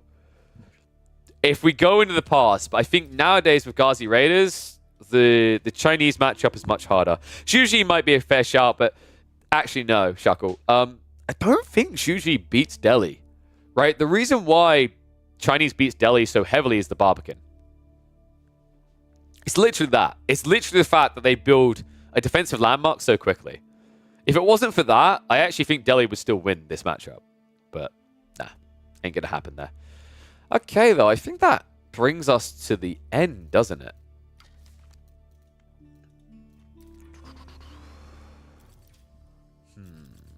I mean, free series done. That's what I said I was going to do. We didn't get the full load of subs, so I am saved from going extra hours, which is probably a good idea because I think I'm getting iller and iller at this pace. So, more cast tomorrow? No. So, the original plans for Sunday are a bust, but I think I'm going to spend some time with my partner. There's some things I need to catch up on. We have done 4 days in a row. I think in the last 4 days, we've done, I want to say, almost 40 hours of casting, if not 40. And I think that works out nice for the Rising Empire folks, because Rising Empires are, of course, going to be covering the games tomorrow on their channel for the semifinals and the grand finals. I think they already wrapped up for the day, right? I believe they did. Oh, wait. They still going?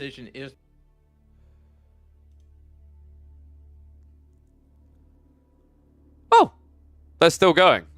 That lined up quite nicely for them, actually. They just started the Myriad versus Anatan series, which is the final one of the day. So, guys, what I'm going to do now, I'm going to raid across to Rising Empires. Go give them some love, give them some hype. Make sure you spam your pigeon emotes, because I now know a lot of you have got subs. I think more of you still need to get those Twitch primes in, but 175 of you have the ability to spam those subs. So, go give some love to Rising Empires. They're the people that put together this tournament. They are going to cast the final series today. They will also be covering the games for the semifinals, grand finals tomorrow on that channel, so you'll be able to catch all the action there. I'm going to have a rest day tomorrow. I'll try to get a schedule up either Sunday or Monday. I think I'm going to aim to stream on Monday, we'll see how I feel.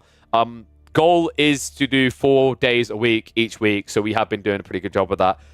You guys have been incredible. If we continue to grow like this, I can put more hours in. I can probably bring more people on to handle the YouTube. I want to start doing TikTok as well, and we can keep growing the channel.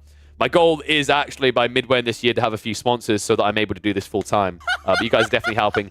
Big love to Daddy Pogsnet coming with the 5 gifted. You're an absolute superstar. You all are. You've been incredible. So go enjoy the rest of the weekend with Rising Empires to round out the Chiefs of War Chief. I will be back on Monday is going to be my goal unless I'm really ill. And yeah, we'll keep on blasting. Fantastic start to 2024, right? First week, we're cracking over 200, in some cases, organic over 200 views. And I got partner. Feeling pretty good to round out the week, other than the fact that I'm goddamn ill. Here you go, guys. Now I'm going to raid across the Rising Empires. Please don't cut out the laughs. I'm not. They're going. They're pumping. In future, if people want to see the laughs, you know what you got to do. You got to pump those subscriptions in between games. You now know for the future. I'll see you all on Monday. In the meantime, go have some fun with Rising Empires on me. Spam those pigeon emotes.